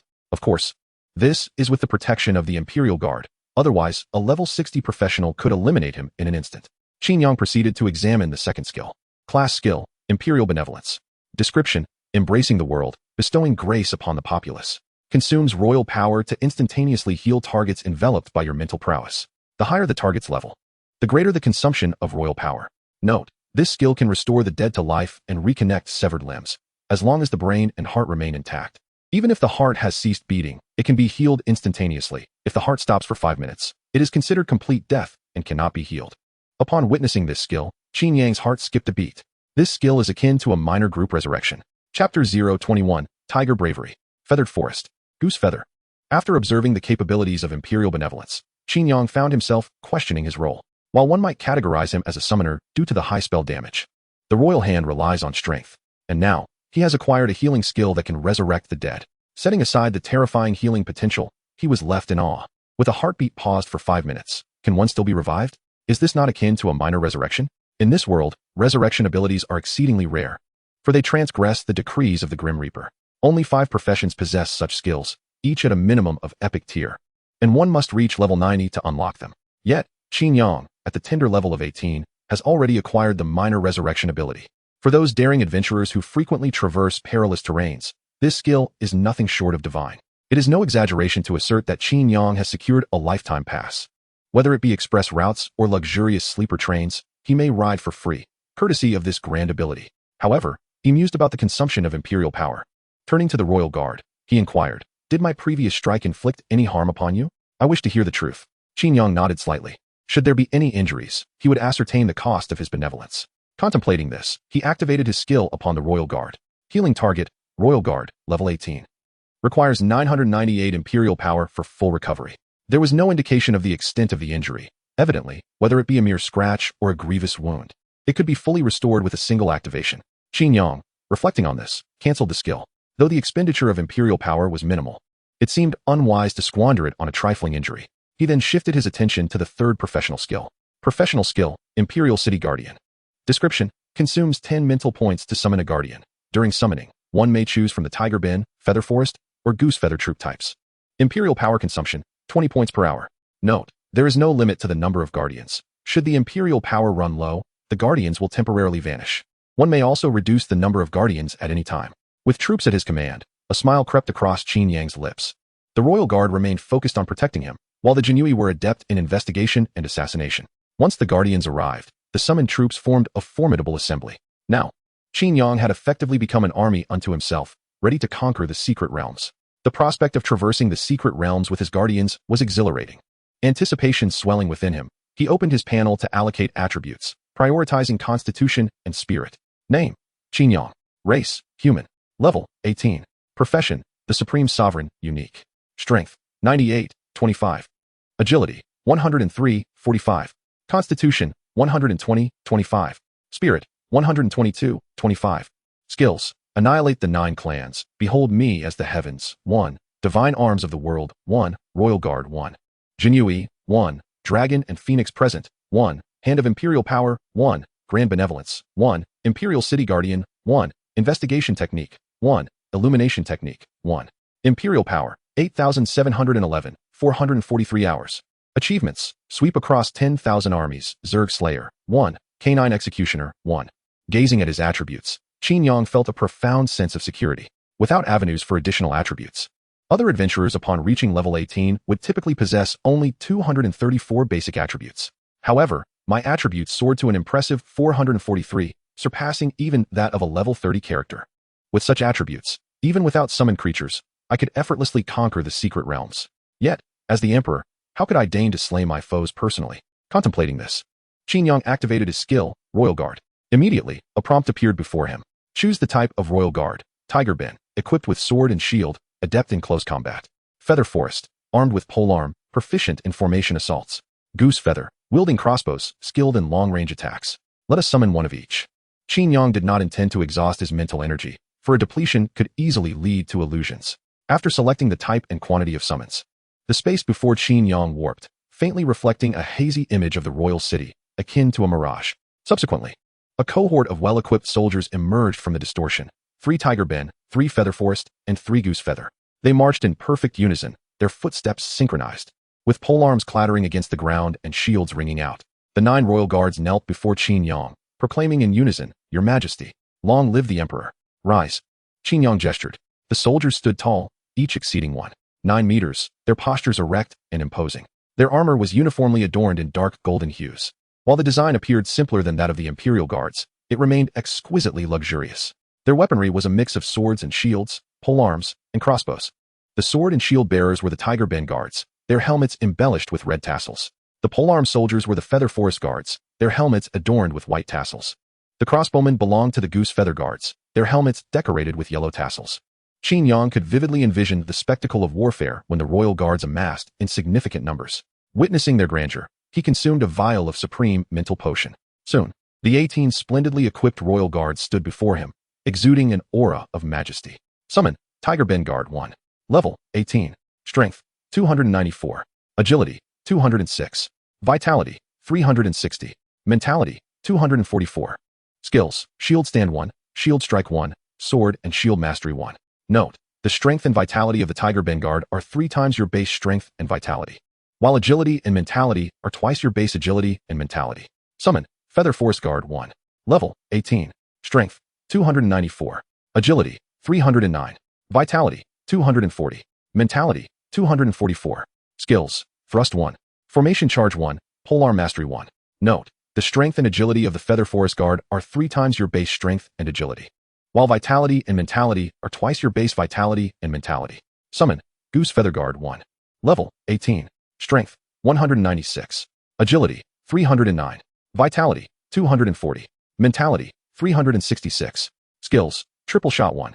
Lightning Arrow 1, Crossbow Mastery 1. The agility and spirit of the Imperial Guards are thrice that of your foundational agility and spirit, while their strength and constitution are double that of your base attributes. Each of the 3 types of guards possesses unique attributes, and during combat, they can coordinate with one another seamlessly. Observing his elite troops, Qin Yang felt a swell of emotions. He was finally beginning to grasp the essence of being an emperor. The guard's attributes were equivalent to an unarmed level 37 professional. Whatever challenges the Qing squad could tackle, Qin Yang was confident he could conquer as well. With this thought, he issued his first command to the Imperial Guards. There exists a challenge space within this sewer. You shall search for the entrance individually. Understood. The 18 guards responded in unison, their voices reverberating through the sewer like the roar of a dragon. Chapter 022, 4-star monster, Blight Willow. The echoes of their promises amplified through the narrow rat tunnels, reaching far into the distance. The Qing squad, already engulfed in an atmosphere of unknown dread, was startled by this sudden outburst. The team members exchanged anxious glances towards Yang Luoqiong, who was now breathing rapidly. The monsters in the secret realm had vanished in an instant, which was already peculiar enough. Now, a chorus of men's shouts resounded. How could there be so many intruders in the plague-infested rat tunnels at this late hour? Yang Luoqiong suddenly lifted her head, urgency in her voice. Someone has entered.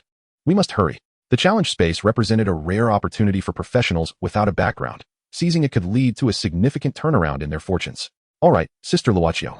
Though the other team members felt uneasy, they were reluctant to forfeit the challenge space. Taking a deep breath, they followed Yang Luoqiong into the portal. Silver treasure, chest, unlocked. You have obtained. Weapon, plague staff, green grade. Equipment, oozing rat skin cloak, green grade. Material, source of plague. Potions, mutagenic toxin X5, rotting toxin X5. Fortune smiles upon us. 2 finished pieces of equipment from a silver chest.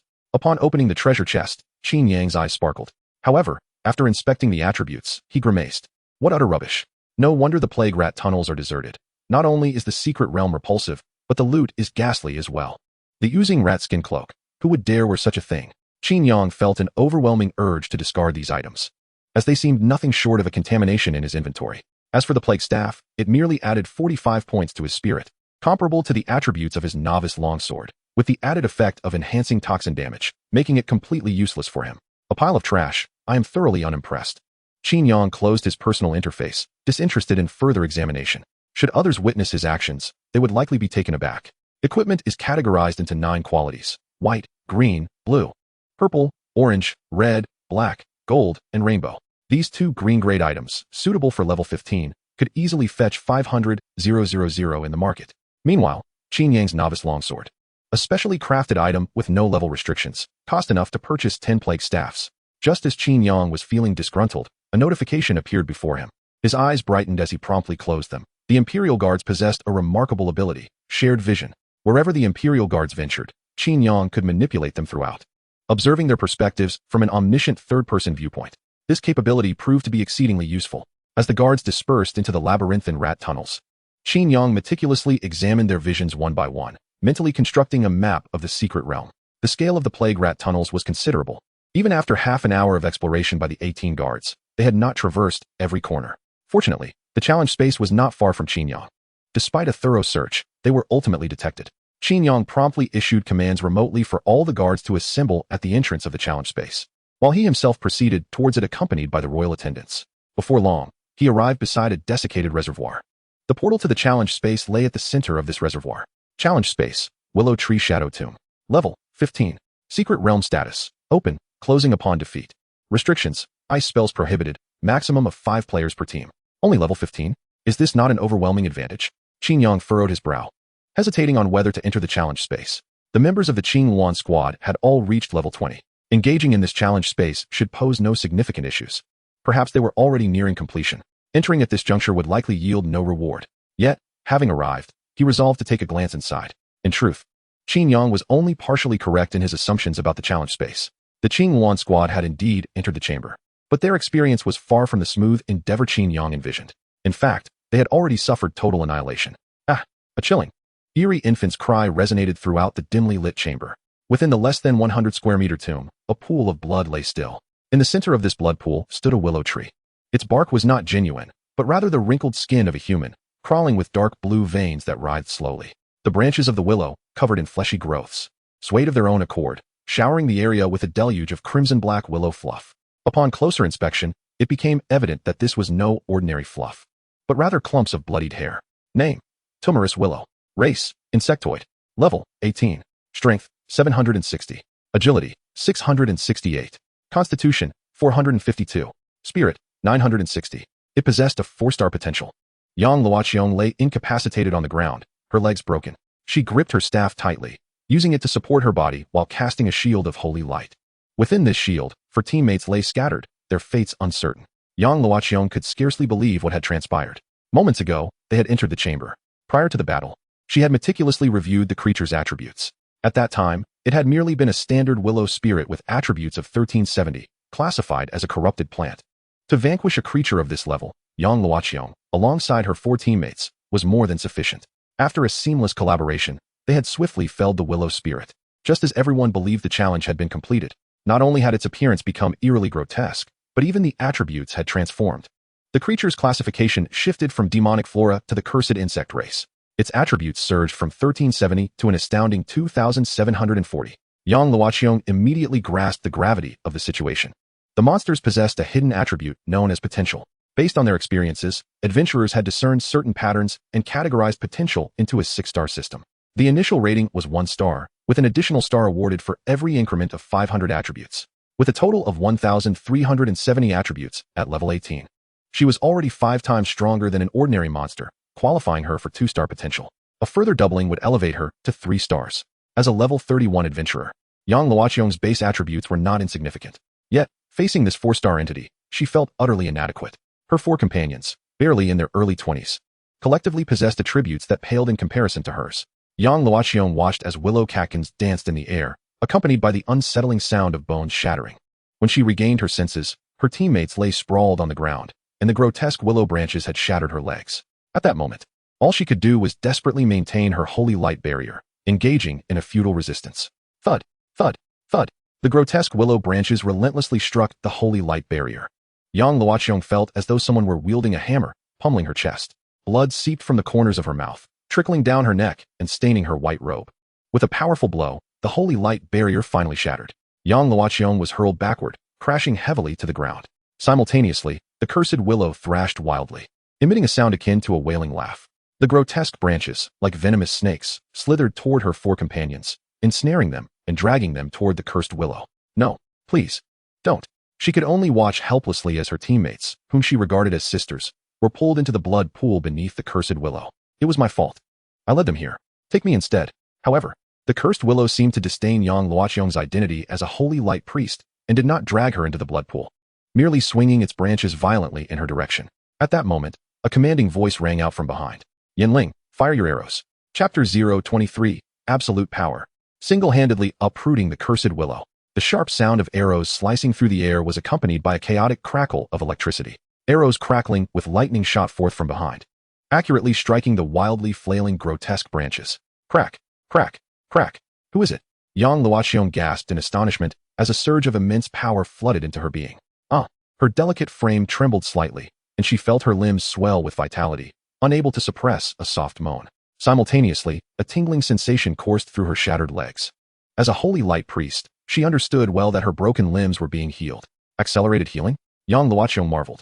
Only the extraordinary rapid healing known as bone regeneration could elicit such a revitalizing itch. This healing ability was beyond the reach of even the highest-ranking holy light bishops. It must be those individuals, Yang Luoqiang murmured. She recalled the deafening roars of male professionals before entering the challenge space. It was evident that they had arrived. Contemplating this, Yang Luoqiang felt an overwhelming sense of regret. Had she foreseen this outcome, she would have willingly relinquished her place in the challenge space to them. Alternatively, had she hesitated a moment longer before entering, her 4 companions might have survived. As these thoughts consumed her, a dozen figures surged from behind and positioned themselves before her. Lifting her gaze, Yang Luoqiang beheld towering figures, exuding an air of formidable strength. Clad in uniform dark golden armor, they radiated an intense sense of discipline. Some wielded swords and shields, while others brandished long halberds. The last row consisted of archers, their bows drawn taut. 18 warriors stood arrayed before her, emanating a palpable aura of lethal intent. Why were there so many? Yang Luoqiang was taken aback. This challenge space only permitted a maximum of 5 individuals to form a team. How could so many enter simultaneously? As she grappled with her confusion, a voice emerged from behind. Wasn't that the willow spirit? How had it transformed into a gnarled willow? What an abhorrent sight. A man clad in obsidian armor approached slowly, accompanied by a heavily armored warrior towering over 2 meters. Though his face was obscured by a full-coverage helmet, Yang Luoqiang recognized him. It was Qin Ershi, known as Qin Yang, who had saluted her outside the secret realm. How could he have entered the challenge space? Had he truly reached level 15? Yang Luqiang was astonished. Just 7 days ago, Qin Yang had made headlines online, astonishing many professionals by ascending to level 10 in a single day. Yet after that, he had seemingly indulged in a life of revelry, neglecting to train in the secret realm. Today, however, he had inexplicably achieved level 15. Was he secretly exerting himself? Yet, even with clandestine efforts, to rise from awakening to level 15 in less than 10 days was indeed remarkable. It was worth noting that the once great Luo fan had taken over half a month to reach level 15. How could Qin Yang accomplish it in just 10 days? Moreover, were these warriors and archers his summoned minions? To summon nearly 20 units at level 15 was already comparable to the mightiest summoner class, the necromancer. Furthermore, while necromancers typically summoned mere skeletal minions, these golden-armored warriors were imbued with a fierce, intimidating presence that rendered them incomparable. Just how terrifying was Qin Yang's profession? As Yang Luqiang marveled at the sight, Qin Yang had already initiated his assault. At his command, 6 elite tiger guards raised their shields in a defensive front, while 6 winged guards flanked the sides, encircling the foe. Meanwhile, 6 goose feather guards unleashed a barrage of lightning arrows to provide cover. In an instant, the gnarled willow's trunk erupted with arcs of lightning. Clouds of black smoke billowed, and the air became thick with the foul stench of charred flesh. The gnarled willow emitted an eerie wail once more. Yet this time it was not laughter, but genuine sorrow. The heart-wrenching sound resonated deeply, evoking a profound sense of anguish. In Yang Luqiang's mind, images of an abused infant surfaced, eliciting a surge of sympathy within her. However, she quickly became aware of the activation of her passive skill, the Soul Saint Seal. Startled, Yang Luqiang realized that this was the ability of the Blight Willow, mental control. She immediately shouted to Qin Yang, "Be careful, it's mental control." Qin Yang nodded in gratitude. The mental attribute of the Blight Willow surpassed his own. That previous cry indeed stirred a strange softness in his heart, but it was fleeting. Deep within his consciousness, he received a reminder from the Imperial Guard, whose mental prowess had already surpassed 1,000. The Blight Willow's skill could not affect him. Like other summoned entities, the Imperial Guard also possessed a connection to Qin Yang's mind. Under his protection, it would not be so easy to sway him. Attempting to deceive me. This is treason, Qin Yang declared, his voice resonating with authority. Execute him. In his past life, he had endured enough suffering to develop an intense aversion to mental manipulation skills. Perhaps sensing the Emperor's wrath, the Imperial army intensified their assault. The Tiger Guards withstood the lashes of the Blight Willow's tendrils, while the Feathered Guards flanked from both sides, charging in formation. Thrusts of long halberds pierced the Blight Willow's trunk, splattering copious amounts of dark crimson blood, which stained the dark golden armor of the guards, emitting ominous black smoke. This blood possessed the ability to corrupt the mind, amplifying negative emotions infinitely. Prolonged exposure could even lead to transformation into blood corpses. Yet, the Feathered Guards were devoid of any such negative emotions. Their unwavering loyalty to their sovereign rendered them incapable of harboring hatred or fear. They were purely emotionless killing machines. With relentless strikes, the long halberds continued to pierce the Blight Willow's body, leaving it bloodied and howling in agony. Strangely, despite its low resilience, the creature withstood these assaults without succumbing. Not only did it remain alive, but the wounds on its trunk were also rapidly healing. Just as Qin Yang began to ponder this anomaly, Yang Luqiang spoke up. Its true form may lie beneath the blood pool. She had suspected this when witnessing her comrade being dragged into the pool. Its essence might indeed be concealed within. Below, Qin Yang's gaze hardened as he looked towards the blood pool. Then let us extract it. With that, he unleashed his skill, the Hand of Sovereignty. Enormous, invisible arms gathered on either side of him. Raising his right hand, he made a grasping motion towards the Blight Willow. The intangible Hand of Sovereignty mirrored his actions, exerting immense force to seize the Blight Willow's trunk. The Blight Willow let out a horrific wail. Its grotesque, wrinkled form twisted and contorted, accompanied by the sound of dislocating bones. Crack, crack, crack. With Qin Yang's exertion, the sound of shattering bones erupted. Under the explosive force magnified tenfold, the Blight Willow was uprooted effortlessly, sending torrents of blood raining down. In the midst of the bloodstorm, Yang Luqiang was so astonished that she forgot to breathe. After all, the Blight Willow boasted a power level of 760. If it were not for the extraordinary equipment, even a level 40 professional would struggle to make an impact. Yet, Qin Yang uprooted it entirely? Just how high is his strength attribute? Chapter 024, The Diamond Level Treasure Chest. A sound of exhilaration escaped. Crack, crack, crack. A chilling sound of flesh being torn apart echoed. The grotesque wormwood was uprooted like a weed. Its intertwined roots emerged from the blood pool, causing Yang Luqiang's pupils to constrict. For corpses were entwined within those tendril-like roots, the very teammates who had just been dragged into the blood pool. Upon witnessing this, Yang Luqiang felt a mixture of sorrow and relief.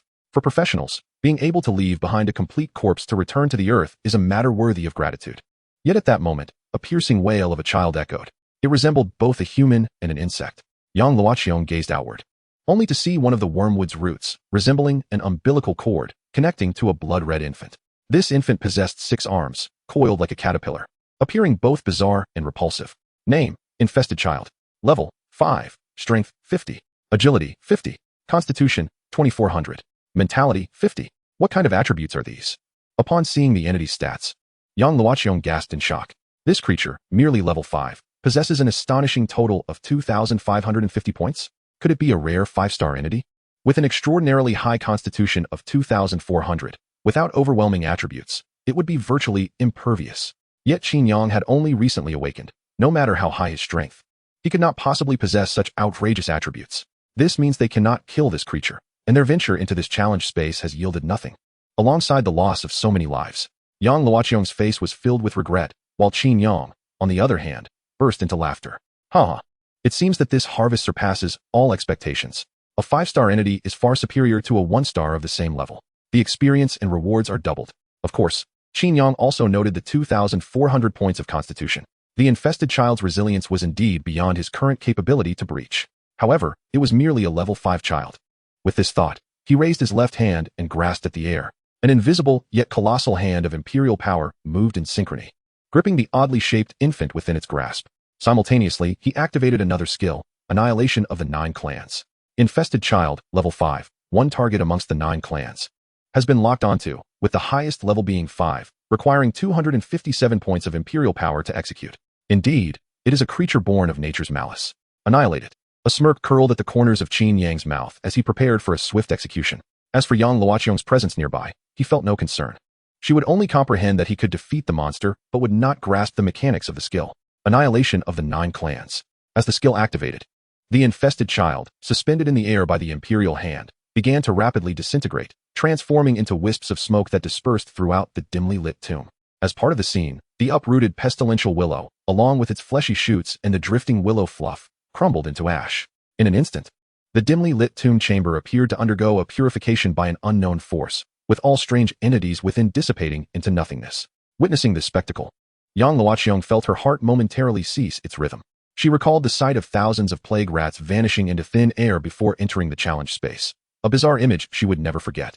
Now, standing before her was a remarkable figure, a practitioner who had awakened less than half a month ago. Qin Yang was capable of such feats, which could only stem from 2 possibilities. Whichever it was, it lay beyond Yang Luoqiong's comprehension, instilling within her a profound reverence for the Han Wuqin family. Simultaneously, a kill notification appeared before Qin Yang. You have slain a level 5 pestilent infant boss. Experience gained, 2400. Loot, level 5 diamond chest. You have slain a level 18 pestilential willow, boss symbiotic organ. Experience gained, 18440. Loot, level 18 platinum chest. Qin Yang reflected on the situation. 30,000 experience had been credited, raising his experience bar by 20, and 2 chests radiating brilliant light slowly manifested before him. The rarity of the platinum chest was already remarkable. Yet a diamond chest had also emerged, an occurrence so rare that even Qin Chuan seldom encountered such a grade. Despite its level 5 classification, it held the potential to yield purple-grade equipment. With this thought, Qin Yang glanced at Yang Luoqiong. This challenge space was an open-type secret realm, where the dropped chests would not automatically transfer to the Slayer's inventory, but would instead appear in the external environment for all to see. The diamond chest was undoubtedly a source of envy. Regardless of Yang Luoqiong's intentions or whether she posed a threat to him, it was wise to remain cautious. At that moment, Yang Luoqiong seemed entirely indifferent to the chest. She was merely weaving through the bodies of her fallen comrades, checking for their breaths one by one. Observing this, Qin Yang directly stowed the 2 chests into his backpack and opened them. Level 18 platinum chest opened. You have received Equipment Blueprint, Bloodstained Monk Robe, Blue Grade. Potion, Superior Mental Potion, X5. Material, Breakthrough Orb, Elite. Crystal Units, 5 million. Level 5 diamond chest opened. You have received Weapon, Bloodthirsty Sword, Purple Grade. Item, Skill Awakening Scroll. Skill Book, Enhanced Physique. Crystal Units, 5 million. Ecstasy surged within Qin Yang as he beheld the rewards. Setting aside the 8 million crystal units, each reward within the chests was worth its weight in gold. The Breakthrough Orb was an essential item for ascending to the elite tier. Without it, one would remain confined below level 30 for a lifetime. The Skill Awakening Scroll could transform a universal skill into a profession-specific skill. The higher the profession's intensity, the more pronounced the effect. For someone like Qin Yang, endowed with a unique profession, this item was akin to a divine artifact. The transformation of physical constitution is a passive skill coveted by every tank, granting a fixed enhancement of 100 points to base attributes. With each level increase, an additional 100 points are bestowed, culminating in a maximum enhancement of 1,000 points to 1's foundational physique. The blue-tier equipment schematics are also rare treasures that can be auctioned, as the majority of gear available in the market consists of only green-tier items. As for purple-tier weapons, they represent the pinnacle accessible to ordinary practitioners. The cumulative rewards are challenging to quantify in monetary terms. Echoing an age-old adage, those emerging from the challenge space can truly soar. With these thoughts, Qin Yang contemplated examining the attributes of the blood-drink sword. However, he was interrupted by the sound of muffled sobs nearby. Turning his gaze, he saw Yang Luqiong kneeling before the corpse of a female warrior, weeping with her face covered. Earlier, she had harbored a glimmer of hope, testing the breathing of her teammates, but the miracle did not manifest. All 4 others lay lifeless. Observing this, Qin Yang decided it best not to inspect the equipment just yet. It would be impolite to laugh at weapon attributes while she was mourning so deeply. Just as he was about to close his personal interface and leave the challenge space, an Imperial option appeared before him. In the face of your subject's profound loss, you choose Benevolent Monarch, bestow Grand Imperial Grace, attempting to save their loved ones. Professional skill, Sovereign Presence. Tyrant, peasants, you have dashed my spirits. You deserve to die 1,000 deaths. Take them away and behead them. Strength 10. Chapter 025. Imperial Grace. This kneeling is fully justified. Another skill emerged. Qin Yang yearned to touch Yang Luqiong's heart with compassion, but resolutely chose the Benevolent Monarch option. Each professional skill brought him delightful surprises, and this occasion was no exception. Professional skill, Sovereign Presence. Description: consumes Imperial power to imbue an item with sovereign characteristics, enhancing the equipment and altering its appearance to better suit the identity of a monarch. Note: equipment possessing sovereign traits cannot be worn by others. When no longer needed, it can be dismantled for Imperial power, returning core materials. A surge of joy filled Qin Yang's heart. This skill could actually enhance equipment. Was it not akin to acquiring an enchanting ability? However, the enhanced equipment would be unwearable by others, which seemed entirely reasonable. Can the possessions of an emperor be utilized by mere mortals? This reward must be claimed. After selecting the Benevolent Monarch option, Qin Yang did not immediately acquire the skill. This signified that he needed to bestow his Imperial Grace on Yang Luqiong's teammates before reaping the reward. For Qin Yang, this posed no loss. He turned his attention to the 4 corpses of the Qingwan team. Each body bore varying degrees of distortion, yet their hearts and brains appeared intact. The sole issue was the time of death. Qin Yang mused, as long as the brain and heart remained whole, and death had not exceeded 5 minutes, they could be revived by the Imperial Grace. Time was of the essence. He focused his mental energy to activate the skill. Immediately, a prompt appeared before him. Target of Grace, Zhong Yahweh, level 20, requires 1130 Imperial power, death countdown, 232. Target of Grace, Deng Minmin, level 20, requires 1130 Imperial power, death countdown, 220. Target of Grace, Lu Xiaoxin, level 20, requires 1130 Imperial power, death countdown, 212. Target of Grace, Zhou Runin, level 21, requires 1272 Imperial power, death countdown, 201. Remarkably, they had only recently perished, and all could be resurrected. Qin Yang mused.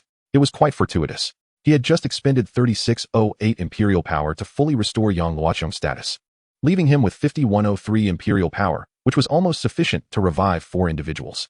However, with 2 minutes remaining, Qin Yang intended to negotiate for a more advantageous arrangement. He approached Yang Luqiong and said, I can resurrect your teammates. At that moment, Yang Luqiong remained enveloped in her sorrow, not immediately responding to Qin Yang's words. Yet soon, her pupils constricted suddenly as she lifted her gaze to Qin Yang. Her eyes reflected both delight and incredulity. Classes possessing resurrection abilities were of epic or legendary caliber, requiring ascension to level 91 and the attainment of the hero rank to acquire such skills. Yang Luqiong had no doubt regarding Qin Yang's professional prowess. Yet, how could someone of merely a dozen levels possess resurrection skills? Nevertheless, these thoughts became inconsequential. All Yang Luqiong desired was for her comrades to return to life. Is it true? Can you truly bring them back? She asked Qin Yang, her voice trembling. Qin Yang nodded. Indeed, but I require compensation. What do you desire? Yang Luqiong inquired eagerly. Be it gold, equipment, or anything else, as long as it aids in reviving them, I am willing to provide whatever you seek. If I currently lack what you want, I shall pledge to repay you for the rest of my life. Yang Luqiong's gaze was resolute. She regarded those teammates as family. She would pay any price to see them live again. Qin Yang was somewhat taken aback. He had initially sought a modest sum of pocket money. Yet here was someone offering a lifelong debt of gratitude. Such a generous offer was not to be turned away. Qin Yang smiled at Yang Luqiong. Remember your words. Yang Luqiong nodded firmly. I swear by the holy light, I shall not go back on my word. Qin Yang nodded in satisfaction. A vow made by a holy light priest would undoubtedly be honored. Failure to do so would be a desecration of the divine, inviting the forsaking of the holy light.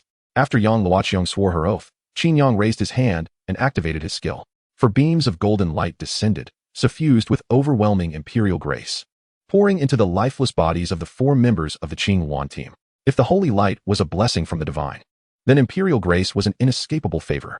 If I do not bestow it, you cannot claim it. If I grant it, you must accept it. With a sudden thud, thud, thud, under the magnificent imperial grace, the hearts of the 4 individuals seemed to respond to a command, abruptly leaping to life. Blood surged once more through their veins. The distorted body emitted a series of sharp cracks. It was the sound of dislocated bones realigning and torn tendons reconnecting. 3 seconds later, the female warrior before Yang Luoqiang let out a soft cough. Ruan and Xiaoya, witnessing her fallen comrade's resurrection, left Yang Luoqiang astonished, her hand instinctively covering her mouth. Though she was a priestess of the holy light, such miraculous events of life returning from death had only existed in the pages of books for her. Now, witnessing it firsthand, her worldview was shaken, and it felt surreal. Yet the evidence lay before her. Her deceased companions were awakening one by one. Am I not dead? The female warrior propped herself up, her expression one of utter confusion. She vividly recalled how her neck had been snapped by that fleshy willow branch. Ruanan. Hearing her teammate's voice again, Yang Luoqiang could no longer contain her overwhelming emotions. She tightly embraced the bewildered warrior, bursting into tears. At that moment, the other 3 also regained consciousness. They were astonished to discover that they bore not a single wound. Their current state felt akin to when they had first entered the challenge space. Yet they clearly remembered having sustained fatal injuries. What had transpired? Had they been slain? Why was Qin Xiao here? Who were these golden-armored warriors? As the female members of the Qin Yuan squad awakened, they beheld a number of golden-armored warriors standing within the challenge space. Upon seeing Qin Yang, a flurry of questions filled their minds. Wasn't he level 10? How could he enter the challenge space? However, Yang Luoqiang turned to her teammates, sobbing as she spoke. Everyone, thank Qin Xiao quickly. He used a resurrection skill to save you. Saved us. Huh, I was just dead? The concept of a resurrection skill was something they had only encountered in literature. In an instant, all 4 female warriors looked toward Qin Yang, still processing the astonishing revelation. Perhaps still in shock, they did not immediately express their gratitude. Yet Yang Luoqiang, overwhelmed with emotion, fell to her knees before Qin Yang, trembling as she uttered, Thank you. Thank you. We will never forget your kindness today. Seeing this, the 4 members of the Qin Yuan squad finally grasped the gravity of the situation. They had truly died once. And it was only thanks to Qin Yang that they had returned to life. Otherwise, how could the usually proud and independent Yang Luoqiang kneel before a man? Realizing this, fear and relief flooded their hearts. They exchanged glances and, in silent agreement, all knelt before Qin Yang. Resurrection skills indeed existed, but they were the domain of the elite. Ordinary practitioners could not hope to attain such powers. For the vast majority of practitioners, death was final, and the possibility of resurrection was non-existent. In fact, few could even hope to remain intact after death. For Qin Yang to grant them life anew was akin to being reborn by their parents. This act of kneeling was entirely warranted. Chapter 026, Orange Grade Weapon. The blood-drinking sword of Emperor Yang. All right, everyone, please rise. Qin Yang gestured to the members of the Qin Yuan squad, then turned to Yang Luoqiang, saying, Don't exaggerate. This isn't some resurrection magic. If the heart and brain are damaged, or if the heart has stopped for more than 5 minutes, it wouldn't work. You're alive simply because you hadn't completely died yet. Qin Yang's words held truth.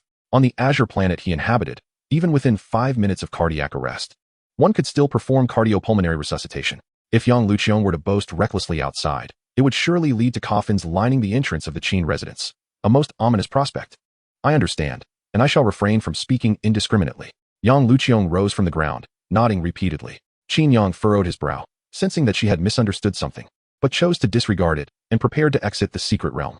The challenge space was already in countdown mode. If he did not leave soon, he would vanish along with it. Qin Xiao, may I invite you to dinner? Yang Luoqiang inquired of Qin Yang. A post-mission gathering was customary among practitioners. Qin Yang shook his head, saying, You all go ahead. I have already acquired the imperial demeanor of my vocational skills. He was eager to change into a new piece of equipment and had no inclination to dine with anyone. Seeing Qin Yang's refusal, Yang Luoqiang refrained from pressing the matter further, expressing, Qin Xiao, I sincerely thank you for your magnanimous assistance. We, the Qin Yuan team, shall certainly pay our respects another day. The 4 companions nearby also bowed in unison to Qin Yang. Just don't forget your promise to me. Qin Yang replied with a slight nod, dismissing all summons and exiting the challenge space. Sister Luoqiang, what did you promise Qin Xiao? After Qin Yang departed, the female warrior asked Yang Luoqiang.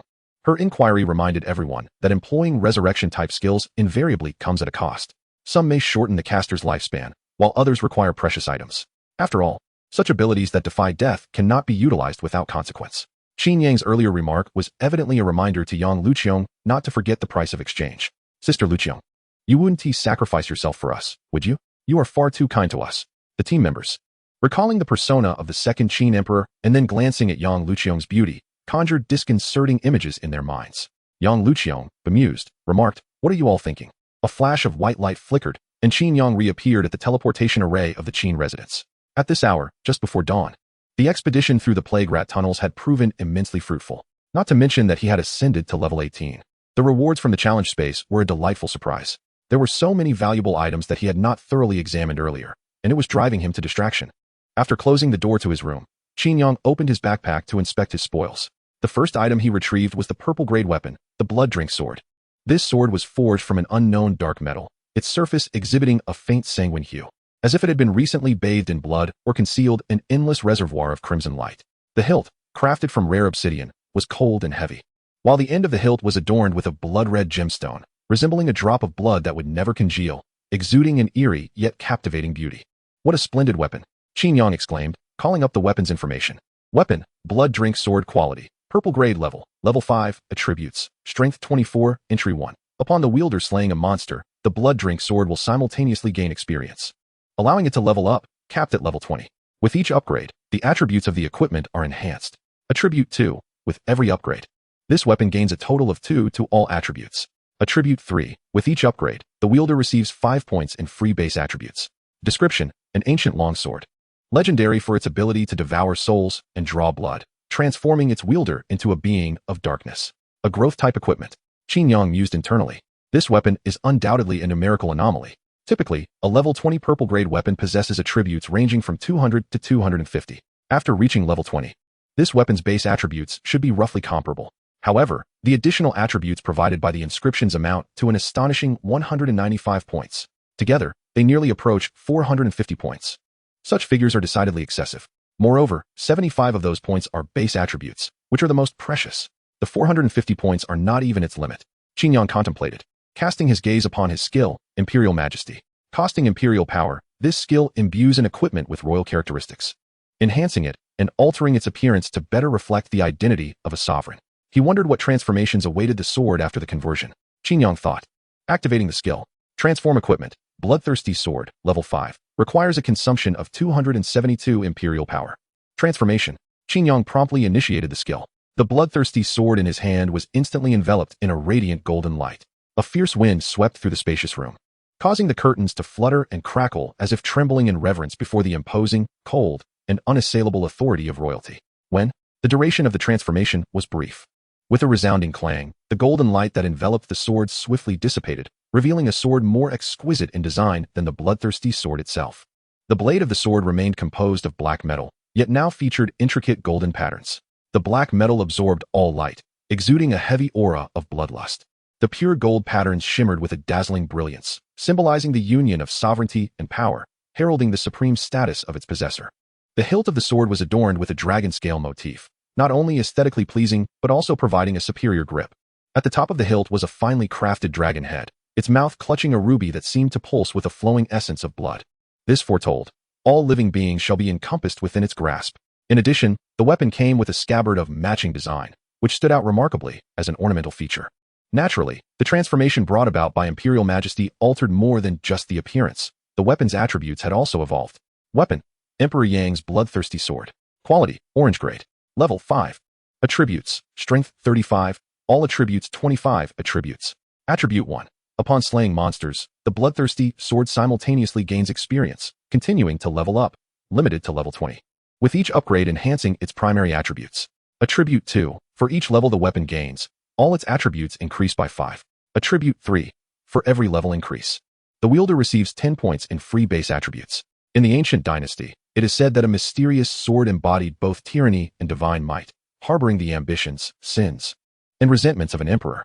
It evolves directly into an orange-grade item.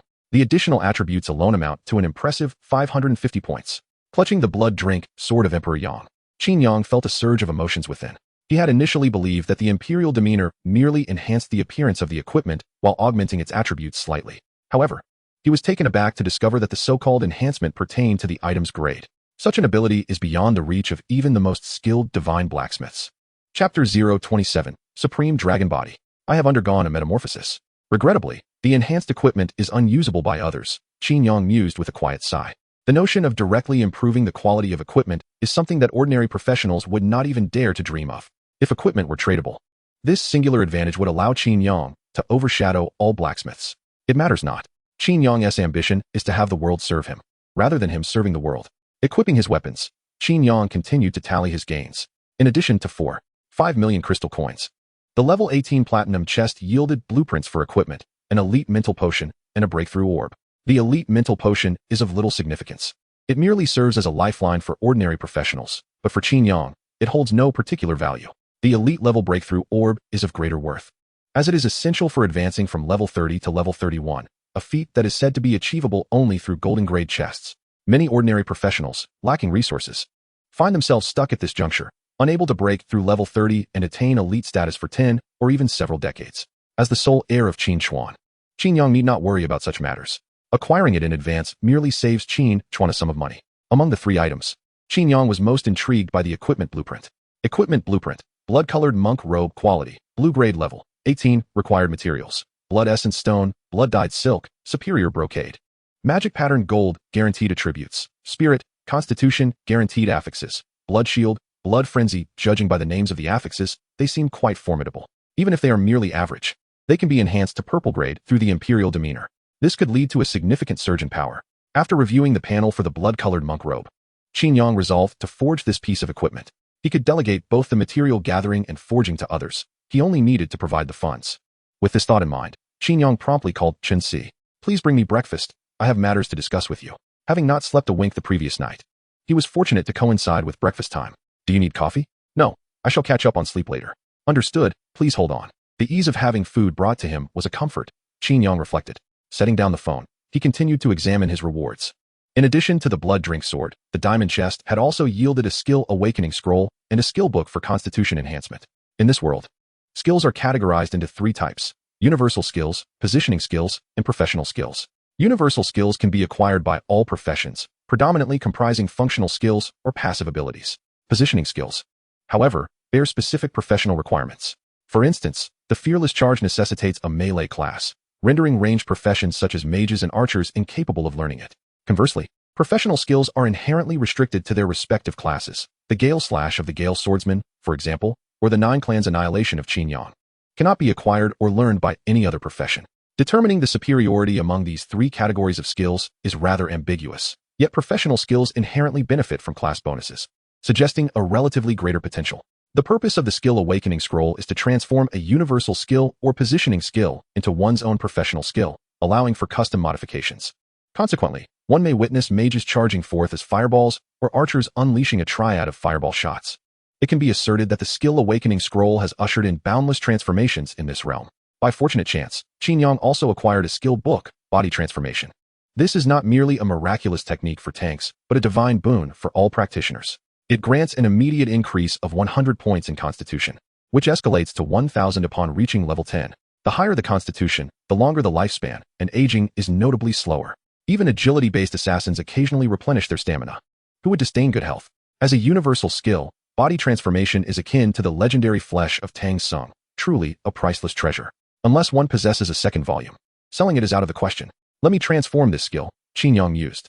The skill Body Transformation is entirely worthy of a Skill Awakening Scroll. With that thought, Qin Yang promptly proceeded. He first absorbed the skill book of Body Transformation. In that instant of acquiring the skill, his constitution surged by 100 points. Perhaps due to the rapid increase in attributes, Qin Yang distinctly felt a transformation within his body. He sensed himself becoming sturdier and more invigorated than ever before. His breathing deepened, as if each inhale allowed him to draw in more pure oxygen. Qin Yang slowly exhaled a breath of impure air, growing increasingly eager about the awakened body transformation. He pondered what changes the Sovereign of 95 would bestow upon body transformation. With that thought, Qin Yang activated the Skill Awakening Scroll. You are using the Skill Awakening Scroll. Please select the skill you wish to awaken. You have selected Body Transformation. Commencing awakening. Awakening successful. You have acquired the professional skill, Sovereign Dragon Body. Professional skill, Sovereign Dragon Body 1. Description: you are now embodied as a 5-clawed, true dragon, possessing extraordinary self-healing capabilities. The true dragon bloodline grants immunity to all toxins and suppresses all races. Even dragon saliva and dragon essence are potent elixirs. Note: base constitution 100 doubles with each level increase. In the instant of successful transformation, Qin Yang's pupils constricted sharply as he found himself in a surreal realm. In this dreamlike state, he beheld a drop of golden liquid descending from the heavens, landing upon his forehead. Instantly, he felt a surge of power coursing through him, initiating a profound metamorphosis within his very being. In the pathways of the meridians, impurities were reduced to ashes. The entire skeletal structure became resplendent and translucent. The blood and internal organs transformed into a pale golden hue.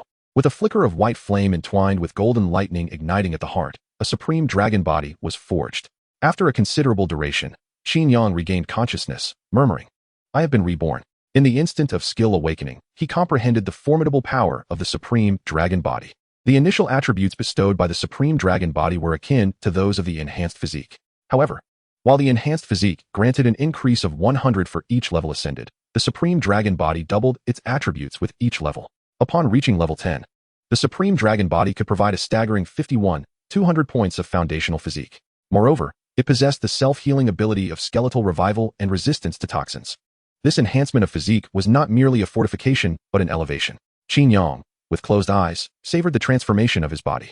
At that moment, a knock resonated at the door. "Young master, may I enter?" came Qin Si's voice from outside. Qin Yang opened his eyes, two bolts of golden lightning flashing momentarily in his pupils, and replied, "Enter." Qin Si, pondering to himself, pushed the dining card into the room. Having followed Qin Chuan for 2 decades, he regarded Qin Yang as a younger brother and felt a sense of disappointment at his shortcomings. Indulgent and lazy, with a penchant for debauchery, Qin Yang embodied every flaw of a wayward youth. Such a person found it difficult to achieve anything significant, let alone inherit the Qin family legacy. Yet, as the sole heir, the future of the Qin family seemed uncertain. Alas, when will the young master truly mature? Qin Si mused, instinctively bowing in greeting before raising his gaze to Qin Yang. "Young master, what do you need from me?" Upon catching sight of Qin Yang, Qin Si was momentarily taken aback. A figure stood before the floor-to-ceiling window, the dawn light outside outlining his tall frame. Qin Yang was illuminated from behind, his eyes ablaze with intensity. In his pupils, a silent expression of cold authority emerged. An aura of regal dominance radiated from him, penetrating to the very marrow of his being. Young master?" Qin Si rubbed his eyes in disbelief. Had it not been for his familiarity with Qin Yang's visage, he would have found it impossible to believe that the regal figure before him was indeed Qin Yang. Chapter 028, Qin Yang's Ambition, Establishing My Own Court. "Young master?" Gazing at the extraordinary youth before him, Qin Si found himself momentarily lost in thought. In his memory, although Qin Yang was strikingly handsome, he lacked the gravitas. Proud and reckless, he had always been somewhat frivolous. Ultimately, he was merely a gilded fool. Not only had he garnered unfavorable opinions outside, but even the household servants often spoke of him behind his back. Qin Si understood this well. With Qin Chuan's charisma and gallantry preceding him, it was challenging for Qin Yang to earn respect within the Qin family. Yet now, Qin Si felt an overwhelming sense of pressure emanating from Qin Yang, far surpassing that of Qin Chuan. Just a single glance ignited an impulse to kneel. It was as though a wolf dog had encountered a lion, its bloodline firmly suppressed. Was this person before him truly the scion of the Qin family? In Qin Si's eyes, there was an expression of sheer incredulity. Upon noticing his stunned demeanor, Qin Yang surmised the cause. Qin Si was under the influence of the supreme dragon body. When Qin Si entered, he had just completed his transformation, which was precisely when the power of his bloodline surged forth. As a level 40 practitioner, the mere aura of his bloodline could leave him in a daze. The passive ability of the supreme dragon body was extraordinarily potent. Moreover, it seemed to have a potential connection with the ability "Behold me as heaven." Qin Yang contemplated that the bloodline power could instill a sense of submission in others, while "Behold me as heaven" compelled those around him to kneel forcibly. The combination of these two abilities might yield remarkable results. However, this was not the appropriate moment for experimentation. Targeting Qin Si would be ill-advised. Once Qin Si regained his composure, he placed breakfast on the table and inquired, "Young master, what do you need from me?" As Qin Yang sat beside the table and began to eat, he replied, "I have a blueprint for a piece of equipment that requires you to gather some materials." Qin Si nodded affirmatively. "Of course, young master. Provide me with the blueprint, and I shall arrange everything." As Qin Yang sipped his soup, he initiated a trade with Qin Si. "Qin Yang, level 18, has sent you a trade request. Trade item, blood-colored Taoist robe, blue quality. Trade amount, 0 crystal points. Blue quality equipment." Upon seeing the blueprint Qin Yang offered, Qin Si's expression transformed into one of astonishment. Such items were rare in Hongwu City. After years of experience, He had only managed to acquire 2 pieces of blue-quality equipment, one of which was a gift from Qin Yuan. It was evident that this blueprint was not a gift from Qin Yuan. Had Qin Yuan intended to provide Qin Yang with equipment, it would have been a finished product, not merely a blueprint. Chen Si pondered where Qin Yang had procured such a treasure. Just as he was about to confirm the trade, he noticed the information about the trader. Qin Yang, level 18. What? Level 18? The young master has reached level 18? Chen Si was momentarily convinced he was hallucinating. Rubbing his eyes, he looked again. Indeed, it was true. Instantly, his scalp tingled with disbelief, and his mind swirled with questions. Hadn't Qin Yang been preoccupied with playing cards for the past few days? He had switched games daily, often engaging in 3-person doujiju. Amidst such a busy schedule, he had still found time to level up? A master of time management? This defied logic. To ascend from level 10 to level 18 required an astounding 310,000 experience points. Qin Yuan had taken 2 months to make that leap, working tirelessly without pause, earning the title of Tornado during that time. Yet Qin Yang had surpassed him, elevating from level 10 to 18 in just 7 days. How had he accomplished this? Sweat beaded on Chen Si's forehead. He yearned to inquire further of Qin Yang, but hesitated, fearing he might stumble upon a hidden secret. Every practitioner was a hunter in the forest. Not only must one guard against monsters, but also against fellow practitioners of the same profession. There are certain matters that practitioners refrain from disclosing unless prompted. A rule understood even by children. Qin Yang showed no intention of elaborating on this. While savoring his breakfast, he inquired, "How long will it take to gather the materials required for the blueprint?" Chen Si paused momentarily before responding. "Given that this is a blue-grade equipment, the materials are rather rare. I will personally scour the market for them, and will also enlist the members of the Dragon Pavilion Guild to assist in the search. If all goes well, we could have everything in 2 to 3 days, at the slowest, within a week." Qin Yang nodded in satisfaction. A week to gather the materials was not an unreasonable time frame. After all, materials do not simply grow from the earth. They must be procured with considerable effort. If the market lacks what is needed, one would have to spend money to issue a task, and even the bureaucratic process of posting a task could take a week, with no guarantee on how long it would take to acquire the materials afterward. However, having a guild at his disposal made all the difference. With just a word, all members would keep an eye out, and those who met the criteria would actively seek out the materials. Chen Si's estimate of a week was, in fact, quite conservative. "Master, this is a reward from the family head." At that moment, Chen Si produced a black card from his breast pocket. Qin Yang recognized it as the supreme VIP card of the Sea King Palace.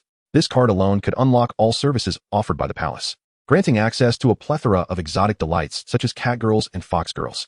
Many male practitioners in Hongwu City strive tirelessly in the secret realms, not for any other reason but to obtain this black card. After all, it is a sanctuary for men. A life without experiencing its pleasures would be akin to living in vain. After placing the VIP card on the dining table, Chen Si exited the room. Qin Yang merely cast a glance at the card without any further action. He had already discovered better venues than the Sea King Palace.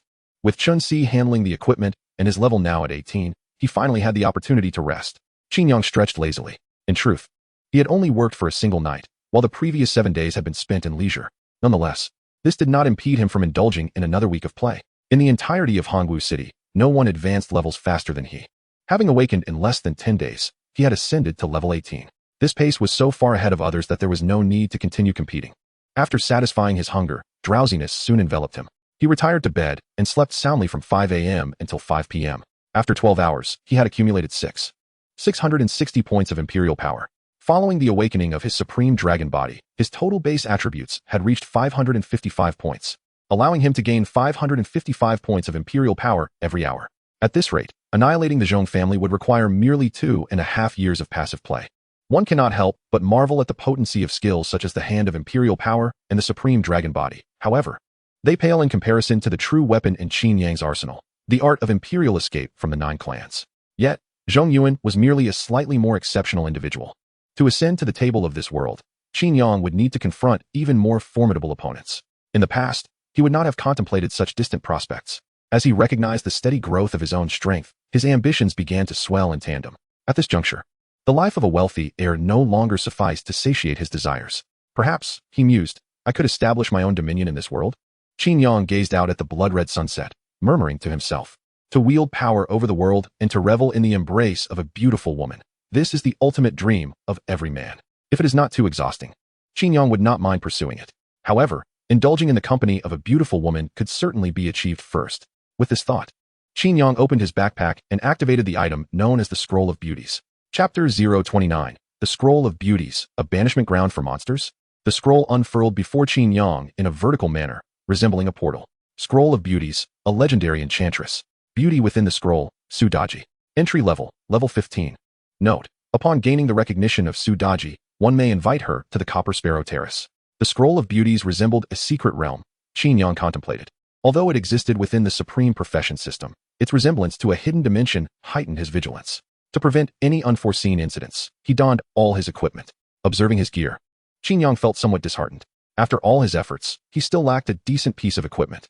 Suddenly, his eyes brightened. He realized he possessed a green-grade item. The pestilent rat fur cloak. The name alone sounded unappealing, and he had yet to examine its attributes. However, with the potential for royal enhancement, perhaps he could transform its appearance. With this in mind, Qin Yang accessed his backpack to investigate the equipment details. Equipment: pestilent rat fur cloak. Slot: back. Quality: green grade. Level: 15. Attributes: Spirit 45. Bonus 1. Increases disease resistance. Immunity to diseases below level 20. Bonus 2. Attacks carry a plague virus, continuously reducing the target's health cap. Description: in the dark medieval era, plagues ravaged the entire continent. That catastrophe has become history, yet the plague virus survives, preserved within this cloak. With a mix of disbelief and distaste, Qin Yang shook his head at the pestilent rat fur cloak. Made from gray rat fur, it exuded an indescribable sense of eeriness and decay, featuring fresh wounds stained with green spots of disease, evoking nausea at first glance. Such an item was not one he would ever wear. He could only hope for a transformation through royal enhancement. Qin Yang activated the skill, and a line of text appeared before him. Transform equipment: pestilent rat fur cloak, level 15. Requires 5,201 points of Imperial authority. Glancing at his Imperial authority, which stood at 6,660 points, he realized it was ample for the transformation. As the skill activated, the pestilent rat fur cloak was enveloped in a golden light. A resonant sound echoed as the golden glow dissipated, revealing the updated equipment information before Qin Yang. Equipment: little black heaven rat fur cloak. Slot: back. Quality: blue grade. Level: 15. Attributes: Spirit 75. Entry 1. Increases shadow resistance. Immunity to shadow elements below level 20. Entry 2. Attacks will carry the power of shadow corrosion, continuously diminishing the target's constitution and spirit.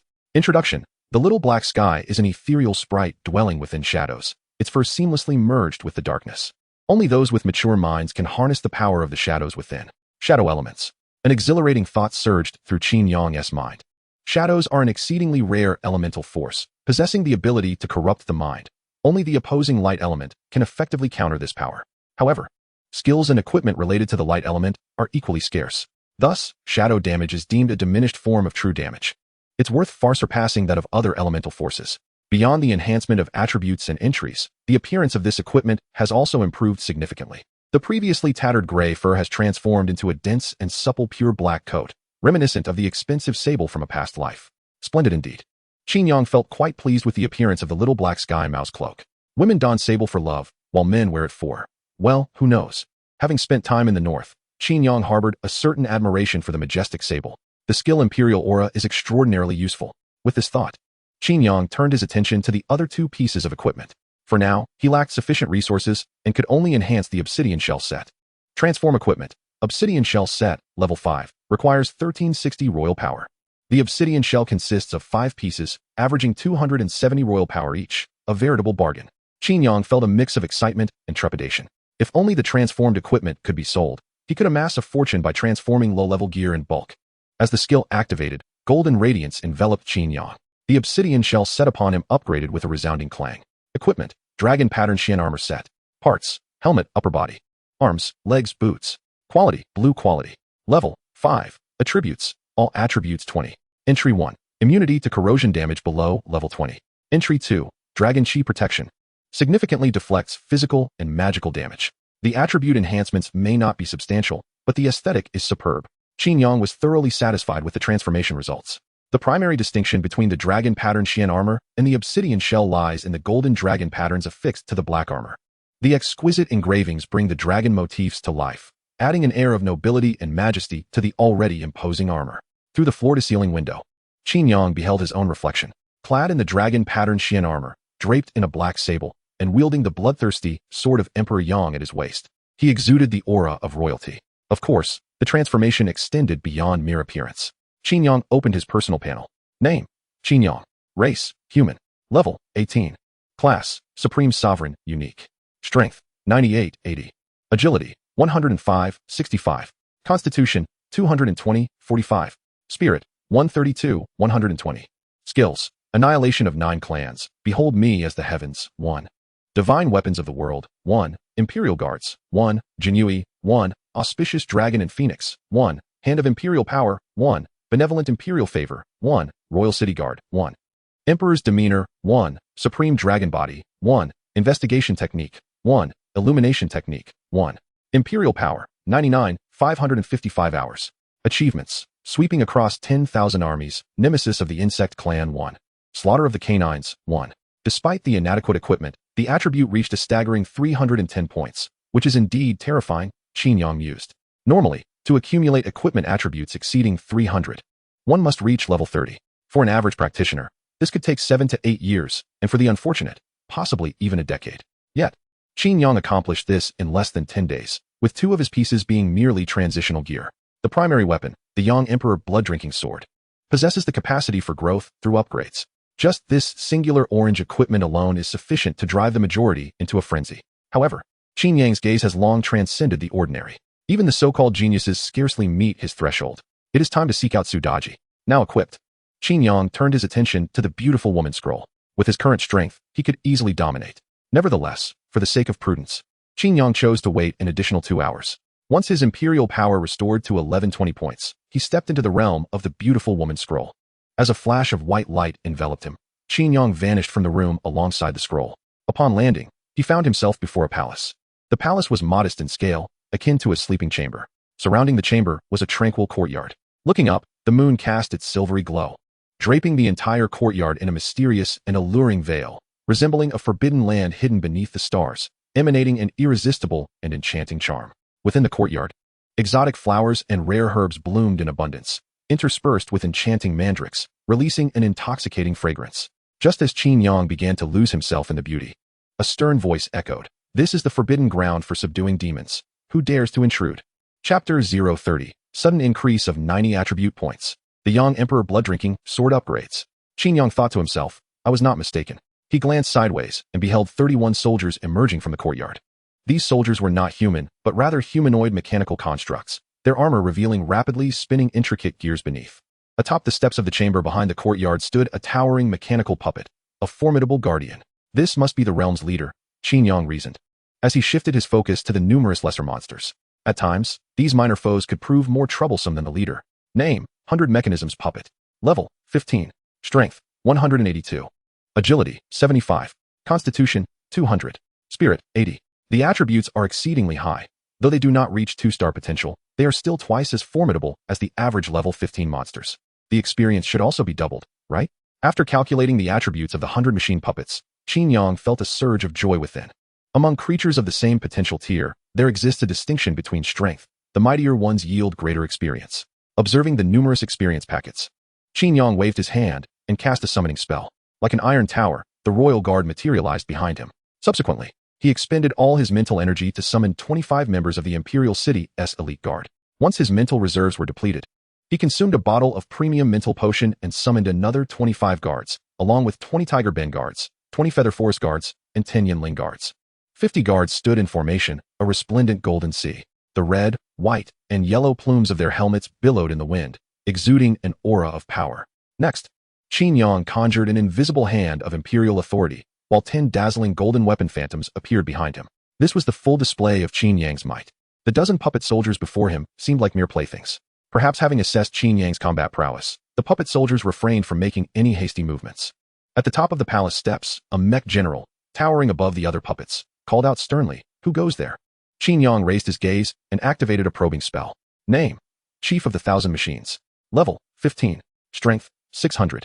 Agility, 450. Constitution, 700. Spirit, 550. With a total attribute of 2,300 at level 15, this approached a 3-star potential. However, before me, it is merely a large experience packet. Qin Yang scoffed inwardly and inquired of the puppet, "What manner of beings are you?" The chief of the 1,000 Machines pointed his long sword and declared, "I serve under the command of Jiang Taigong to guard against and suppress evil. Do you know what malevolence is imprisoned within these 9 halls?" Qin Yang chuckled lightly. "I am well aware. It is my concubine, and I have come to see her." The chief of the 1,000 Machines crossed his blades and bellowed, "Impudence! Sudaji is a scourge upon the world. Without Jiang Taigong's edict, no one is permitted to approach." How dare you? Qin Yang felt a flicker of anger and commanded the 50 guards, destroy these toys for me. Must I seek Jiang Taigong's permission to see whom I wish? Such audacity is preposterous. Upon receiving Qin Yang's order, the elite guards immediately launched their assault. Bolts of lightning and arrows rained down upon the 100 machine puppets.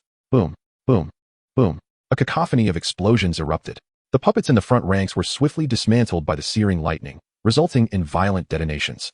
And various gears and parts scattered in disarray. In the blink of an eye, 700 or 800 machine puppets were dismantled and destroyed. You have slain a level 1500 machine puppet, earning 2,302 experience points. You have slain a level 1500 machine puppet, earning 2,302 experience points. The experience truly doubled. A smirk graced Qin Yang's lips. With 30 puppets here, each yielding 2302 experience, slaying them all would yield nearly 70,000 experience. Adding the 2-star bonus, it is estimated to reach 80,000 experience. This setting is splendid. The beautiful portrait is akin to my exclusive secret realm. I wonder if it can be farmed repeatedly. As Qin Yang pondered, a flurry of upgrade notifications suddenly appeared before him. The blood drink sword of Emperor Yang has ascended to level 6. Weapon attributes increased. 5. You have gained 10 points of free attributes. The blood drink sword of Emperor Yang has ascended to level 7. The blood drink sword of Emperor Yang has ascended to level 8. Weapon attributes increased. 5. You have gained 10 points of free attributes. Astounded, Qin Yang exclaimed in disbelief. The blood drink sword of Emperor Yang had actually absorbed the experience. In the blink of an eye, it had leveled up 3 times, augmenting its attributes by a staggering 90 points, of which 30 were free attributes. Goodness, this was more than he had gained from leveling up himself. This weapon was no longer merely overpowered. It was akin to a cheat. What did it matter if he fed it a bit of experience? Qin Yang's heart swelled with joy. Who could possibly care about having an overpowered weapon? At that moment, the puppets, caught off guard, began their counterattack. Under the command of the chief of mechanical puppets, they unleashed a barrage of lethal crossbow bolts. Amidst the flashes of lightning, a rain of black arrows descended upon Qin Yang, yet he remained unperturbed. Defend, commanded the 20 elite tiger guards in unison, raising their shields and forming an impenetrable wall before Qin Yang. The arrows clanged against the shields, leaving not a single scratch. Observing this, the chief of mechanical puppets gestured once more, form up and charge. With a clatter, over 20 mechanical puppets arranged themselves into a triangular formation, brandishing long spears as they charged towards Qin Yang. Witnessing this, Qin Yang couldn't help but chuckle. Charging in formation before the Feather Forest guards? Did they possess the strength for such a feat? Charge in formation. With a resounding command, 30 Feather Forest guards leveled their long halberds, mirroring the triangular formation of the mechanical puppets as they surged forward. The moment the two forces collided, chaos ensued, with parts flying and explosions echoing. The mechanical puppets were reduced to mere fragments before the might of the Feather Forest guards, akin to Lego toys, scattered in disarray. As the Yanling guards continued to rain down lightning arrows to finish them off, within mere seconds, all the mechanical puppets were dismantled, leaving only the chief of mechanical puppets standing at the entrance of Su Daji's palace. Who exactly are you? Despite being a puppet, the chief possessed intelligence. Witnessing Qin Yang effortlessly annihilate his subordinates, he dared not act recklessly, brandishing his long knife to inquire about Qin Yang's origins. However, Qin Yang had no desire to waste words with a mere toy. With a flourish, the heavenly weapons were summoned forth. 10 ethereal blades shooting towards the chief of mechanical puppets. The chief, recognizing the imminent danger, immediately wielded his long knife to defend against the onslaught. Clang, clang, clang. As golden brilliance flashed, he managed to deflect a significant number of the heavenly blades. Well, his agility stood at 450 points. So fending off Qin Yang's attacks was not entirely unreasonable. Yet, still, some heavenly blades pierced through his defenses, striking his mechanical form and erupting in dazzling golden light. The ethereal blades bore the might of 5 times Qin Yang's mental strength. Although the chief's physique was an impressive 700, it was still insufficient to withstand the force. The formidable mechanized warrior was rent asunder, emitting a piercing sound of electric current. As the sudden burst of golden light dissipated, the 1,000 Machines captain had entered a state of battle damage. Several transparent holes marred its form, with exposed, damaged components revealing flickering electrical sparks within. Devilish fiend, behold my blade. In a fit of rage, the 1,000 Machines captain summoned its last vestiges of strength, activating the mechanical crimson warmth, a skill unique to engineers that bore resemblance to a berserker's fury, granting a 100-point enhancement to its attributes. In its frenzied state, the 1,000 Machines captain leapt into the air, stirring up clouds of dust. Its massive form soared like a moon above, wielding a long blade, and struck down heavily upon Qin Yang. The captain's strength was a staggering 600 points, soaring to an astounding 1,200 points in its berserk state. The sheer force of its leaping strike sent gusts of wind that caused the shields of the Tiger Ben Imperial Guards to clash like leaves. producing a cacophony of metallic clangs. Qin Yang understood that relying solely on the Tiger Bend shield formation would likely be insufficient to withstand this onslaught. However, he possessed one final line of defense, the Imperial Guards. In the instant the captain's blade descended, the Imperial Guard, originally stationed behind Qin Yang, flashed beneath the blade's edge. Like a mountain, he stood as a barrier, separating Qin Yang from all peril. Amidst the swirling energy of the blade, he grasped the hilt and executed an upward strike. Chapter 031. The Acknowledgement of Su Daji. Truly, one cannot blame King Zhou. With a whoosh, the crescent-shaped blade light resembled a rearing white dragon, crashing into the Thousand Machines captain's long blade. In that moment, a deafening hum resonated throughout the courtyard, as the shockwave rippled outward like a surging tide, lifting countless particles of dust and petals into the air. Under the flawless execution of the strike, the Imperial Guard emerged unscathed, while the damage inflicted upon the captain was wholly reflected back upon itself. Boom! The massive form of the Thousand Machines captain was hurled backward, crashing heavily onto the steps before the palace, scattering intricate components across the ground. Its mechanical armor began to shed like autumn leaves, leaving its body grievously damaged, even exposing the blue mechanical core at its chest. Do not advance. Despite being reduced to critical health, the Thousand Machines captain refused to relent in its attempt to thwart Qin Yang. It struggled to rise, clutching its long blade firmly, pointing it toward Qin Yang, uttering in broken sentences, "This is the forbidden ground for subduing demons. Entry is forbidden without the edict of Jiang Taigong." As it spoke, the exposed mechanical core flickered with a crimson light. Qin Yang's gaze sharpened, immediately realizing that the opponent intended to self-destruct. "Bow before me as if I were heaven." With Qin Yang's commanding shout, the skill was activated. An undeniable, unassailable aura of authority descended upon the Thousand Machines captain, pressing its form heavily downwards as if a mountain had fallen upon it. With a resounding crash, the Thousand Machines captain knelt abruptly, its knee smashing into the ground and fracturing it like a spider's web. The pulsating red light at its chest ceased. The self-destruct sequence was interrupted. With a mere level of 15, the Thousand Machines captain was compelled to kneel without the expenditure of Qin Yang's imperial power. Yet, its mental strength was an impressive 800. Qin Yang could only invoke the command of "bow before me as if I were heaven," but could not maintain control over it for long. Soon, the Thousand Machines captain began to struggle, attempting to rise once more. Upon witnessing such insubordination, Qin Yang's heart hardened with resolve. "Die for me." With a resounding crash, the intangible yet colossal hand of imperial authority clenched into a fist, striking relentlessly upon the body of the Thousand Mechanisms commander until what once appeared as a sturdy bronze figure was reduced to mere fragments. You have slain a 2-star Thousand Mechanisms commander, boss, gaining 11,540 experience. The blood-drinking sword of Emperor Yang has reached level 10. Weapons overall attributes increased by 5. You have acquired 10 points of free attributes. You have completed the first volume of the Beautiful Woman Scroll, the Enchantress of a Generation. Completion reward, recognition from Su Daji. Insubordinate wretches. After reducing the Thousand Mechanisms commander to rubble, Qin Yang's fury subsided. He realized that since his ascendance to the pinnacle of power, his mindset had undergone a subtle transformation. An involuntary rage would arise against those who defied him. This was entirely reasonable. A sovereign must possess the temperament befitting their station. If he allowed others to trample upon his authority, even if Qin Yang could endure it, the populace would not. Having vanquished the Thousand Mechanisms commander, the blood-drinking sword of Emperor Yang ascended to level 10. The weapon's attribute bonuses surged to a total of 50 points. Qin Yang himself also gained 50 points of free attributes. Upgrading the blood-drinking sword was more rewarding than leveling up himself. Qin Yang mused, beginning to allocate his points. Adhering to the principle of comprehensive development across 4 attributes, he allocated 32 points to strength, 15 to agility, and 3 to spirit. Name: Qin Yang. Level: 18. Class: Sovereign of the 9-5, unique. Strength: 130, 105. Agility: 122, 90. Vitality: 220, 70.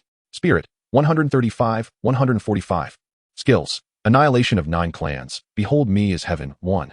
Divine Weapons of the World, 1. Imperial Guards, 1. Genie Way, 1. Auspicious Dragons and Phoenixes, 1. Hand of Imperial Authority, 1. Benevolent Imperial Grace, 1. Forbidden Guards of the Imperial City, 1. Sovereign's Demeanor, 1. Supreme Dragon Physique, 1. Investigation Technique, 1. Illumination Technique, 1. Imperial Power, 820, 605 hours. Achievements: Vanquishing Armies. Exterminator of the Zerg, 1. Butchers of the Canine Kind, 1. His total attributes had now reached 605 points. This sword could be upgraded another 10 levels. And there remained 300 points of attributes to be gained. I can fully upgrade it now, even if I no longer wield this sword in the future. I will have an additional 150 points of foundational attributes. Qin Yang caressed the dragon-patterned hilt of the blood-drinking sword, quite enamored with this weapon. At that moment, within the confines of the palace, a pair of enchanting eyes gazed intently at Qin Yang. His Majesty is indeed majestic, exuding extraordinary valor. A woman draped in fox fur reclined upon a couch, toying with a crystal ball in her hands. Through this magical artifact, she had witnessed the earlier battle. Cold, defiant, and powerful, the man clad in dark armor and draped in sable exuded an air of unparalleled supremacy, captivating the woman to the point of rapture, her flawless alabaster legs instinctively tightening together. Regrettably, your Majesty is not yet endowed with the supreme yang body, and thus cannot fully appreciate the allure of my mystical enchantment. The woman gently shook her head, revealing a hint of disappointment, yet her expression quickly transformed into a smile. The sun in the sky belongs to your Majesty. The supreme yang body is something he will inevitably possess. With this thought, she elegantly waved her hand, effortlessly opening the door to the inner chamber. Instantly, outside, Qin Yang was greeted by a fragrant breeze. This fragrance was unlike ordinary floral scents. It seemed to possess an enchanting quality, inviting one into a dream, intoxicating to the point of delirium. Truly, a 1,000-year-old fox spirit, capable of weaving such illusions with mere fragrance? Qin Yang, blessed with the supreme dragon body, was certainly impervious to the allure of this scent. After vanquishing the captain of 1,000 mechanisms, he had received, besides experience, a singular reward, the acknowledgement of Sudaji. If the beautiful scroll could be likened to a secret realm, then Sudaji within the inner chamber must be the ultimate reward. Qin Yang commanded all the Imperial guards to form ranks before he ascended the steps alone, entering the inner chamber. The chamber was spacious and dimly lit, perfectly matching the archaic and substantial style of the Shang dynasty. On either side of the walls hung strands of crimson silk, reflecting a mesmerizing roseate glow in the dual illumination of candlelight and moonlight, cloaking the furnishings in an enchanting aura. At the end of the chamber lay a massive couch, a delicate canopy draped softly, sheltering a stunning beauty within. Qin Yang tread upon the plush sheepskin rug as he approached, as if walking on clouds. As he drew near, a gentle feminine voice resonated. Your Majesty, you have finally arrived. Those 7 words dripped with utmost seduction, akin to a sharpened blade that could pierce the soul. It is no exaggeration to say that this single sweet call could dismantle any man's defenses. Yet, at that moment, Qin Yang felt a mere flicker of intrigue, overshadowed by uncertainty. From Sudaji's tone, it seemed she was aware of his true identity. But which identity did she recognize? That of King Zhou or Qin Yang? It felt as if she did not see him as King Zhou, Qin Yang mused. Given Sudaji's historical context, she would likely address King Zhou as Great King. Not your Majesty. As Qin Yang pondered this, the white canopy gradually parted. Before him unfolded a figure whose beauty had captivated countless poets and dreamers throughout the ages. Reclining languidly upon the soft satin of the couch was Sudaji, her 9 fluffy fox tails enveloping her exquisitely perfect form. Her exposed skin resembled the softest porcelain, smooth and luminous, radiating an almost surreal sheen in the roseate glow. Cascading like a waterfall, her long hair spilled over her rounded shoulders, and her petite yet luscious lips were temptingly red. Her dark crimson eyes sparkled like ripples in a deep pool, exuding a lethal allure with every smile and frown. Qin Yang's senses teetered on the brink of surrender amidst this overwhelming beauty. He could not help but marvel. All prior accolades bestowed upon Sudaji were indeed well-deserved. She indeed possessed an extraordinary beauty capable of captivating all who beheld her. However, Qin Yang was no ordinary individual. In the face of this vixen, cursed for millennia, his demeanor remained unperturbed. What truly piqued his interest was the panel of Sudaji. Hero summoning, Sudaji. Summoning cost, 200 points of Imperial authority. Title, The Enchantress of a Generation. Skills, Bewitching the World, Dreaming of Qingxiu, Fiery Desires. Dragon and Phoenix blessing bonuses. Intelligence, Agility, Illusion Resistance, Illusion Enhancement, Fire Element Resistance. Fire Element Enhancement, Supreme Primordial Holy Body. Imperial Authority Bonus, 100 points per hour, requires residence at the Copper Sparrow Terrace. Upon reviewing Sudaji's panel, a multitude of questions surged within Qin Yang's mind. While the summoning of heroes was somewhat elucidated, the process of summoning itself remained ambiguous. Moreover, what exactly was the Supreme Primordial Holy Body, and how was one to construct this Copper Sparrow Terrace? The influx of unfamiliar terminology left Qin Yang somewhat bewildered. The numerous aspects involving Sudaji seemed to pertain to the advanced stages of the sovereign profession, and unlocking her at this juncture appeared rather premature. As Qin Yang pondered, Sudaji's enchanting eyes, shrouded in ethereal mist, flickered with surprise. She was taken aback by his serene composure. Her own captivating features had ensnared the gods themselves, capable of drawing any man into the abyss. Yet, before her stood a figure utterly unmoved. Curiosity stirred within Sudaji's heart. I have awaited the true dragon's arrival for far too long. Shall your Majesty not come and take a seat? Sudaji extended her delicate hand, her voice dripping with temptation as she invited Qin Yang to recline beside her, attempting to ignite the fires of desire within him. Yet, Qin Yang remained steadfast, responding, "Having seen the true dragon, why do you not bow?" "What?" Su Daji's eyes narrowed slightly. Qin Yang's composed 8 words reverberated in her ears like thunderclaps.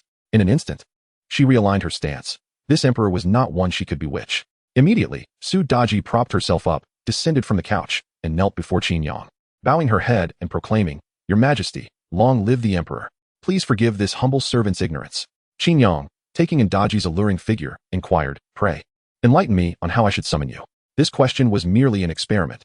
He lacked a system, and all his power stemmed from his profession. Given that Su Daji was a character born of this profession and possessed of intellect, she ought to be able to answer some queries. His intuition proved correct.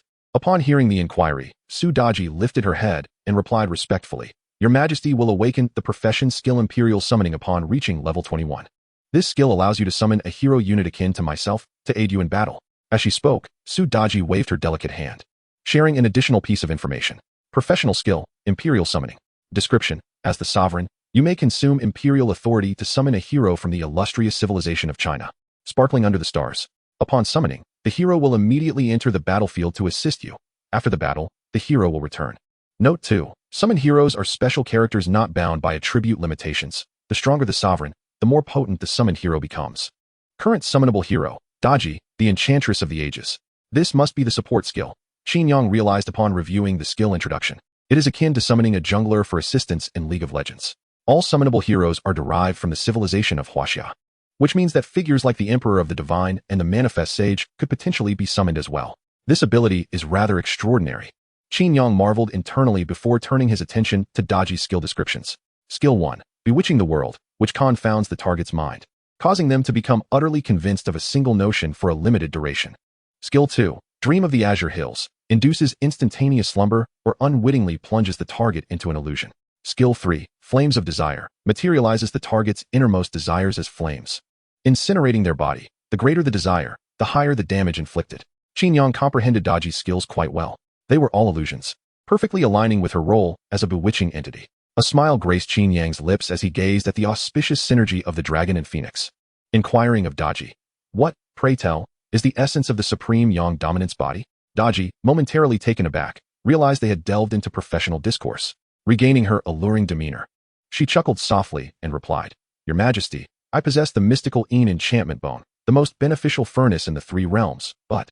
At this point she paused, her enchanting gaze directed at Qin Yang, conveying a sense of inquiry. "Please, do continue," Qin Yang urged.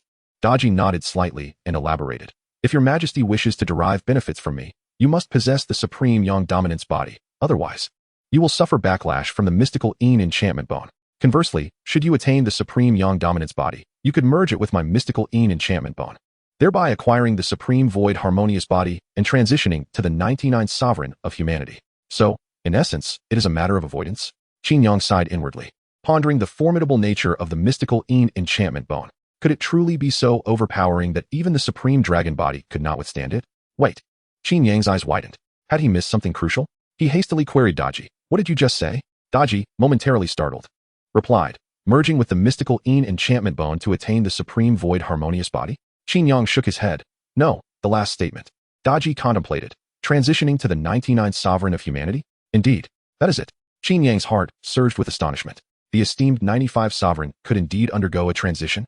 Moreover, it would transform into the invincible 99th sovereign of humanity, the paramount ruler of the human race. Chapter 033, Colorful Artifact, Nuwa Stone. Upon hearing the term 99th sovereign of humanity, tumultuous waves surged within Qin Yang's heart. In this realm, the more powerful the profession, the more arduous the transition. Epic tier professions have only 2 opportunities for transition, while legendary tier professions possess but a single chance. Qin Yang had thought that his singular hidden profession would offer no opportunity for transition. Yet unexpectedly, there exists a rank above the 95 sovereign, the 99th sovereign of humanity. Good heavens! What manner of existence is the 99th sovereign of humanity? It embodies the collective destiny of the human race, a sovereign of the world. It is capable of representing humanity in communion with the heavens and sharing a seat with the earth. In an era where the sovereign of humanity reigned, there was no distinction between mortals and deities.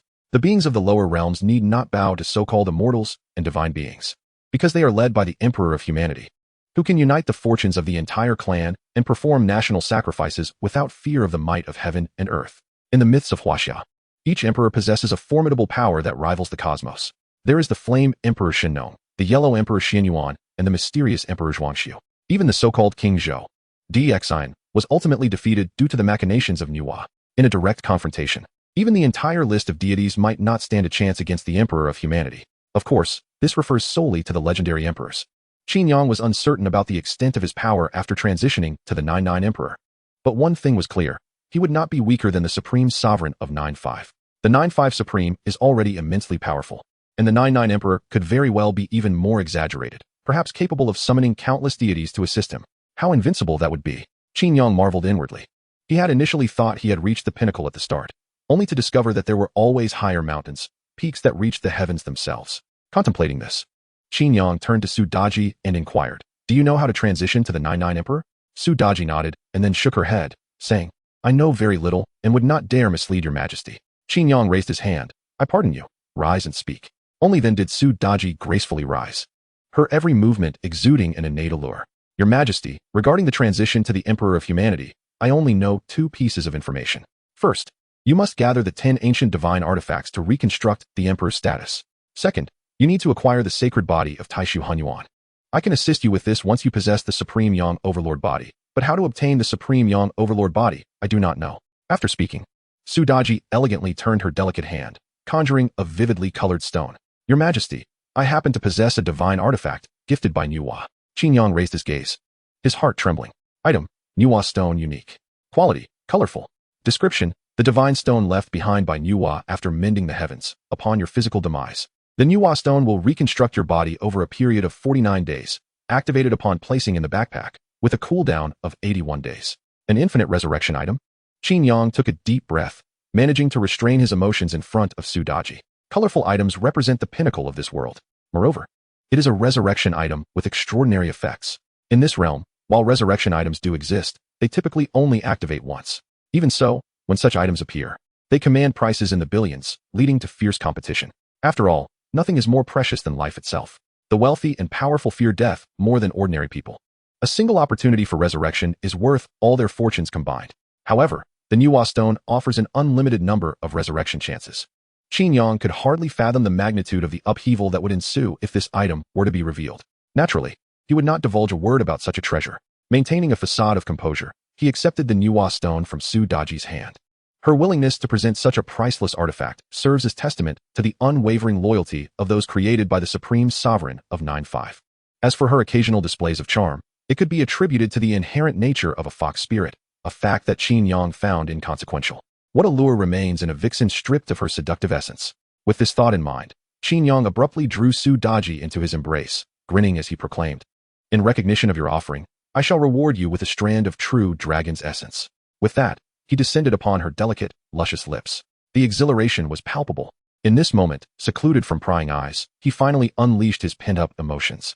The spoils of this endeavor were nothing short of breathtaking.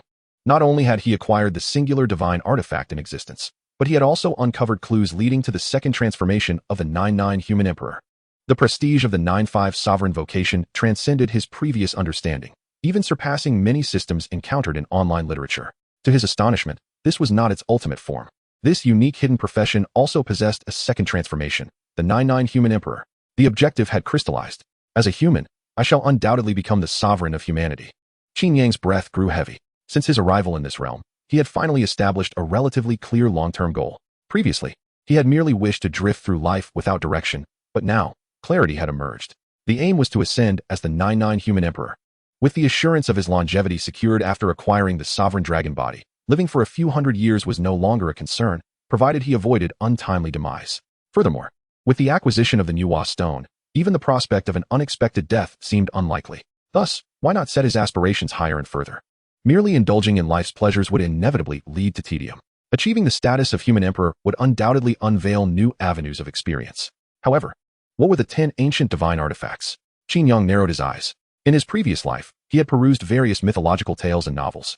The so-called 10 ancient artifacts typically included the Manhwa stone, the Kongtong seal, the Xianyuan sword, the Kunlun mirror, the Haotian tower, the Shinnong cauldron, the Jili pot, the Fushi Qin, the Dongwang bell, and the Pangu axe.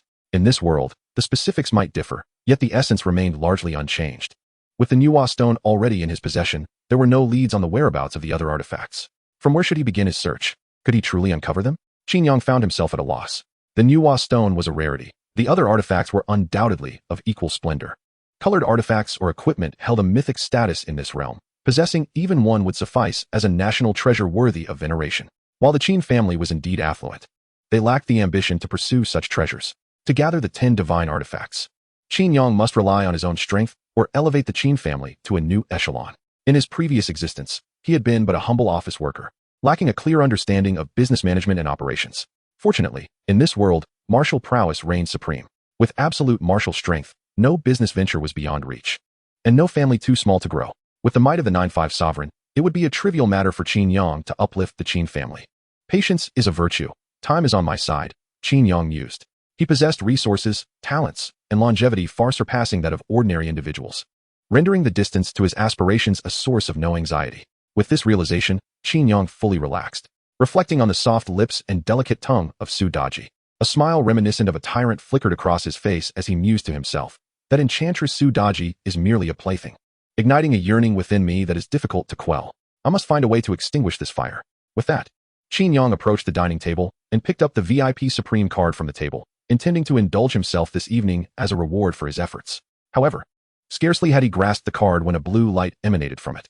Simultaneously, an item materialized directly into his backpack. Qin Chuan's encrypted email has been added to your backpack. Qin Yang's pupils dilated in shock. This VIP Supreme card had been imbued with a high-level spell, containing an encrypted email from Qin Chuan. Chapter 034, Summoning Battlefield, Qin Chuan's Task. In this world, communication primarily relies on mobile terminals for text messages, emails, and voice calls.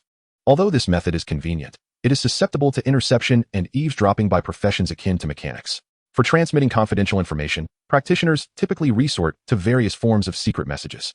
These messages can take numerous forms, such as embedding information within an object and designating a specific recipient. Thus, only the intended individual who interacts with the object may access the information. For instance, the VIP Supreme card in Qin Yang's possession has even set a reading level requirement. In other words, unless Qin Yang reaches level 15, he cannot access the secret message, even if he possesses the card. No wonder Qin Chuan insisted that I level up to 15. He was waiting for this moment, filled with insatiable curiosity. Qin Yang reclined on the sofa and opened the encrypted email. Qin Yang, by the time you read this letter, it signifies that my family, the Qin clan, is on the brink of ascension. The message is concise due to limited character count. Around early August, Hongwu City will unveil a challenge space known as the Summoning Battlefield. At that time, practitioners between levels 15 and 30 will gain entry. However, the Summoning Battlefield is not the focal point. The crux lies in that you must, during the first phase of the Summoning Battlefield, utilize the attachment within this email to summon the soul of an abyssal scout and bind it with a contract. This creature will guide you into a special secret realm for levels 15 to 18, wherein lies a treasure chest. Your task is to retrieve the item within the chest, the map of the abyssal ruins. This item is pivotal for the future development of the entire Qin clan, and I sincerely hope you can acquire it. Remember, before entering the Summoning Battlefield, your level must not exceed 18. Otherwise, you shall be unable to enter that special secret realm. Nevertheless, within a month, reaching level 15 would be a tremendous achievement. I have arranged equipment and weapons for you. Contact the blacksmith Guyu from the Dragon Pavilion Guild. She will assist you in customizing a set of blue-grade equipment. Lastly, if you encounter difficulties, do not force yourself. Whether or not we ascend is secondary. The safety of our family is of utmost importance. Signed, Qin Chuan. Email attachment. Forbidden Soul Stone, 1 million crystal coins. Incredible. My dear old Deng. Qin Chuan was astounded within. This indicated that there existed individuals capable of foreseeing the future in his vicinity, or perhaps artifacts with such prophetic capabilities. From the painstaking arrangements made by Qin Chuan, it was evident that the map of the demi-human ruins was of paramount importance to the Qin family. So crucial that Qin Chuan dared not trust anyone else, entrusting the task solely to his son, despite the latter's notorious reputation for being unlearned. To acquire this artifact, one must not exceed level 18. Fortunately, I had glimpsed this VIP card beforehand. Otherwise, with my rate of leveling up, I would have easily surpassed level 18 in no time. Qin Yang resolved to accept this mission. This matter was pivotal to the future development of the Dragon Pavilion Guild, and as a beneficiary of the Qin family, he felt compelled to contribute. The task assigned by Qin Chuan was straightforward: summon a monster, enter the secret realm, and retrieve the artifact to complete the mission. The subsequent stages of the conquest space could also be challenged. The rewards from such a complex challenge space should be exceedingly generous, Qin Yang mused. He was somewhat familiar with the conquest space. It was a multifaceted challenge arena, featuring various stages, each with distinct rules and gameplay. The only consistent pattern was that the difficulty increased progressively. For instance, the level restriction predicted by Qin Yang ranged from level 15 to 30, a full 15-level leap in difficulty. However, with Qin Yang's current capabilities, he was more than equipped to breach it. His skills were all formidable, and with the blue-tier equipment provided by Qin Yang, transformed into purple tier through the royal demeanor, he was even more formidable. Having savored the sweetness of challenge spaces and possessing a significant advantage over his peers, he was naturally unwilling to forego this opportunity. The sole drawback was the necessity to enter at level 18, yet this was hardly a substantial issue. His attributes had long surpassed those of a level 30 professional. Moreover, the Sovereign of the Nine Fives was a class reliant on blue energy. The more royal power one accumulated, the stronger their combat prowess. Should Qin Yang's predictions prove accurate, Qin Yang had over half a month to idle away and amass 300,000 royal power without difficulty. 300,000 royal power equated to 30,000 divine weapon phantoms, or 15,000 palace guards simultaneously online for 10 hours, or 83 hours of uninterrupted activation of the hand of royal power. Any one of these could suffice to penetrate any level 30 secret realm. However, he needed to fully charge the blood-drinking sword of Emperor Yang first, Qin Yang contemplated. The higher his base attributes, the quicker he could accumulate royal power. The level of the blood-drinking sword of Emperor Yang would synchronize with his own. Reaching level 18 would grant an additional 80 base attributes, accelerating the accumulation of royal power by 13. Qin Yang pondered and began strategizing his leveling route. The blood-drinking sword of Emperor Yang was only at level 10, but the experience from the Plague Rat Tunnel would suffice to elevate it to level 18. However, the Plague Rat Tunnel had already been cleared once and required 72 hours for the monsters to respawn. Qin Yang calculated the time, and a smile graced his face. There were still nearly 60 hours until the Plague Rat Tunnel would refresh. During this time, he managed to accumulate over 30,000 royal power. In other words, after merely 3 days of idling, he would be able to clear the Pestilence Rat path. Moreover, his combat strength had now attained a level of overwhelming dominance, capable of annihilating the level 15 creatures within the Pestilence Rat path. Consequently, the royal power expended in exterminating the 9 clans would be calculated from the level 14 monsters, allowing him to save over 10,000 points of royal power. Truly, the ability to obliterate the 9 clans is exhilarating. My father no longer needs to worry about the hardships of my leveling. As Qin Yang was chuckling to himself, his phone in his pocket vibrated. Upon checking, he discovered that his mentor was addressing everyone in the alumni group of Hongwu Vocational School. Lu Jing, mentor everyone, I have delightful news. Su Qinxing of the 30th cohort has ascended to level 11, equaling Luo Fan's record of reaching level 11 in just 10 days. Qin Yang's eyes lit up. Oh? Have I just broken Luo Fan's record? Chapter 035, Equipment Transformation, Great Qin's Tiger and Wolf Ornament. Qin Yang did not know much about Luo Fan. He only recognized that this individual possessed an epic level class and had established a record of ascending 8 levels in just 24 hours. However, he did not anticipate that it took Luo Fan a full 9 days to progress from level 8 to level 11. It seemed that even epic level classes were rather commonplace. He wondered just how far legendary level classes could ascend. As Qin Yang pondered, the discussion group erupted into a frenzy. Has he truly broken Luo Fan's record? Am I mistaken? I told you, Su is stronger than Luo Fan. Su is simply extraordinary. He shattered Luo Fan's record with an exceptional class. What is so outrageous about that? It proves Su's assertion that it is the individual who determines class strength. Upon witnessing Su Qinxing reach level 11, his classmates paused their activities, showering him with praises and flattery, eager to be among the first to commend him. Qin Yang felt somewhat surprised. Su Qinxing's class strength was merely exceptional, which, by conventional wisdom, could not be compared to Luo Fan's epic level class. Yet he still matched Luo Fan's record, indicating that this individual possessed some noteworthy qualities, albeit not significantly. At that moment, Su Qinxing unusually spoke up in the group. Everyone, please refrain from excessive flattery. Senior Luo Fan was delayed in his leveling due to injury. In fact, he ascended from level 8 to level 11 in just 6 days, while I took 9. My speed does not surpass his. Seeing Su Qinxing display such humility, his classmates intensified their compliments. Su, do not be modest. Luo Fan's injury clearly demonstrates your superiority. Moreover, Su ascended from level 5 to level 11, while Luo Fan progressed from level 8 to level 11. Both took 2 days to level up, but Su was even faster. I declare, the era of Luo Fan has concluded. It is now the era of Su. Remarkable. We have yet another genius emerging from Hongwu City. As the word genius echoed through the group, a brief silence fell, with all present sharing a singular thought. This year's prodigies are not limited to Su Qinxing. There is also Qin Yang. Logically, Qin Yang, who ascends 10 levels in a day, is the most likely candidate to shatter Luo Fan's record. In fact, he has already accomplished this feat once. However, Regrettably, after reaching level 10, he began to indulge in the pleasures of life. While others toil through trials and tribulations, he luxuriates in a world of excess. After 8 or 9 days, he is likely still at level 10. This has led all his classmates to share a common sentiment. What a waste of such exceptional talent. Why am I not the one to awaken a hidden profession? Even Lu Jing, their mentor, dares not inquire about Qin Yang's progress for fear of invoking bad luck. The information regarding practitioners is highly sensitive. It is best not to ask if others choose to remain silent, especially when dealing with someone of Qin Yang's stature, as it could jeopardize one's position. In truth, Su Qinxing's level was not asked about, but rather self-reported, which Lu Jing understood well enough to issue a public announcement. Unbeknownst to Lu Jing, Qin Yang was also waiting for him to ask. This mentor does not even provide an opportunity to boast. Must I report my status proactively? Qin Yang scoffed and tucked away his phone. The group chat consisted of minor characters. Whether or not to boast was inconsequential. What mattered most now was to unwind. With that thought, Qin Yang donned his attire, grasped the prestigious VIP card of the Sea King Palace, and sauntered out. The following morning, Qin Yang exited the Sea King Palace, feeling invigorated. His body and mind had been rejuvenated. Next, he needed to attend to a matter of importance. Qin Chuan had mentioned in a secure email that the Guild's blacksmith could forge him a set of blue-grade equipment. Acquiring materials and the forging process would require time. So Qin Yang intended to finalize this arrangement promptly to obtain the equipment sooner. The Dragon Pavilion Guild headquarters is situated in the heart of Hanwu City, adjacent to the Lord's residence. This location is indeed prime real estate. Nevertheless, the Qin family managed to acquire a plot and erected a sizable office building. This structure resembles a modern castle, its façade composed of gray-white stone adorned with intricate and exquisite reliefs. The central tower stands tall, surrounded by fluttering dragon flags. Flanking the grand entrance are 2 rows of heavily armored guards.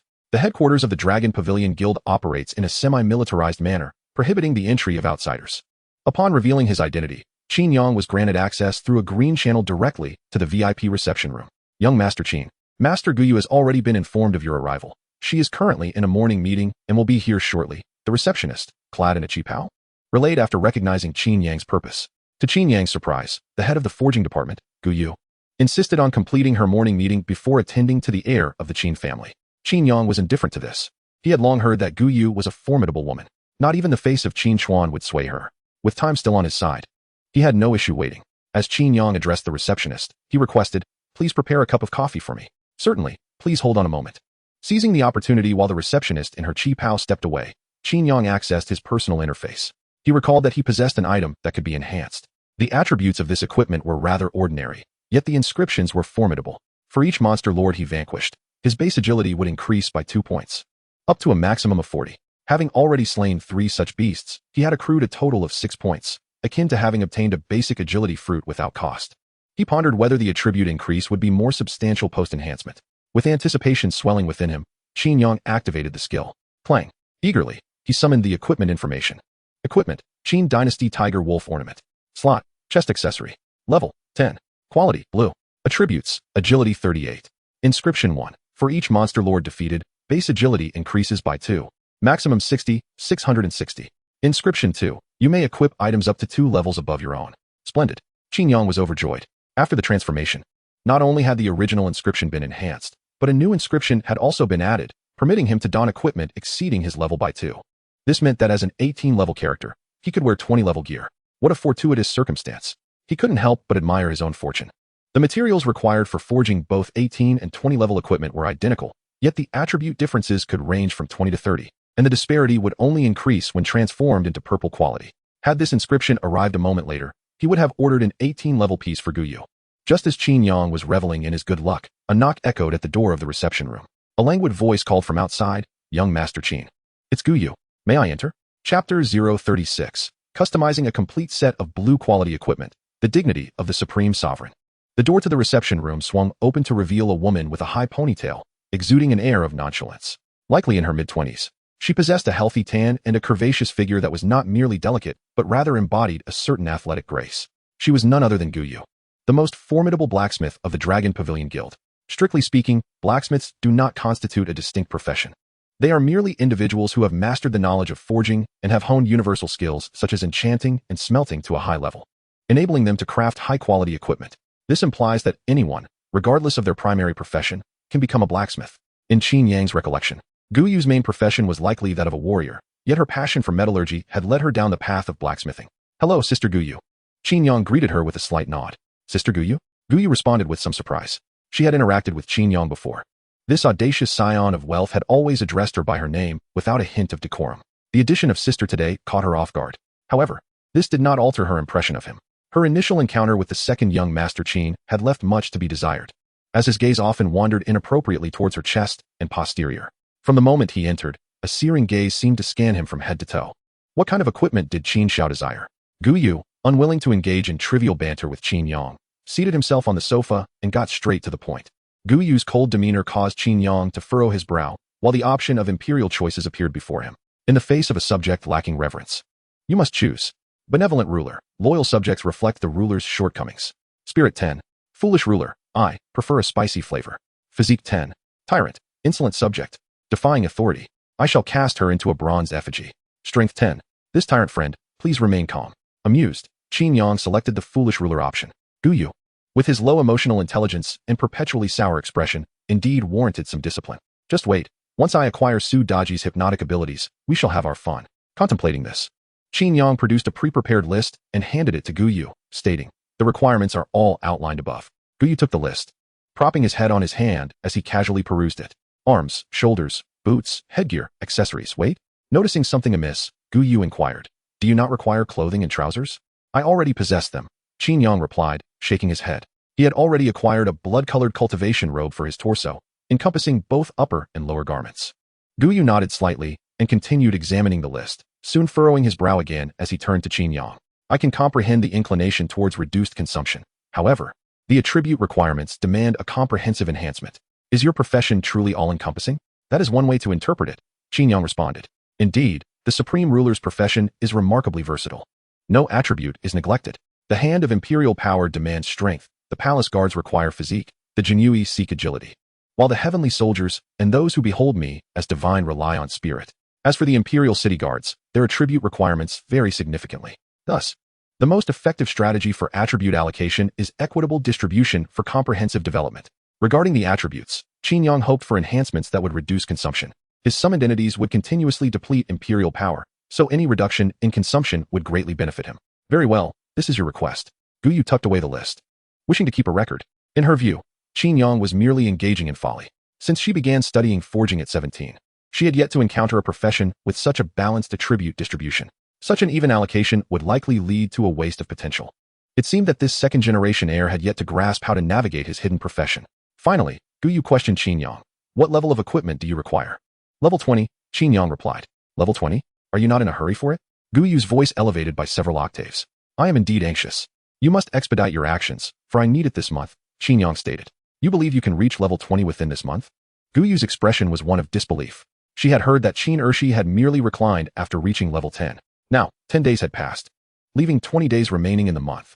In just 20 days, rising from level 10 to level 20, was he truly destined to soar? Qin Yang found Guyu's inquiries rather excessive, yet he patiently elucidated, I possess an item that allows me to don equipment exceeding my level by 2.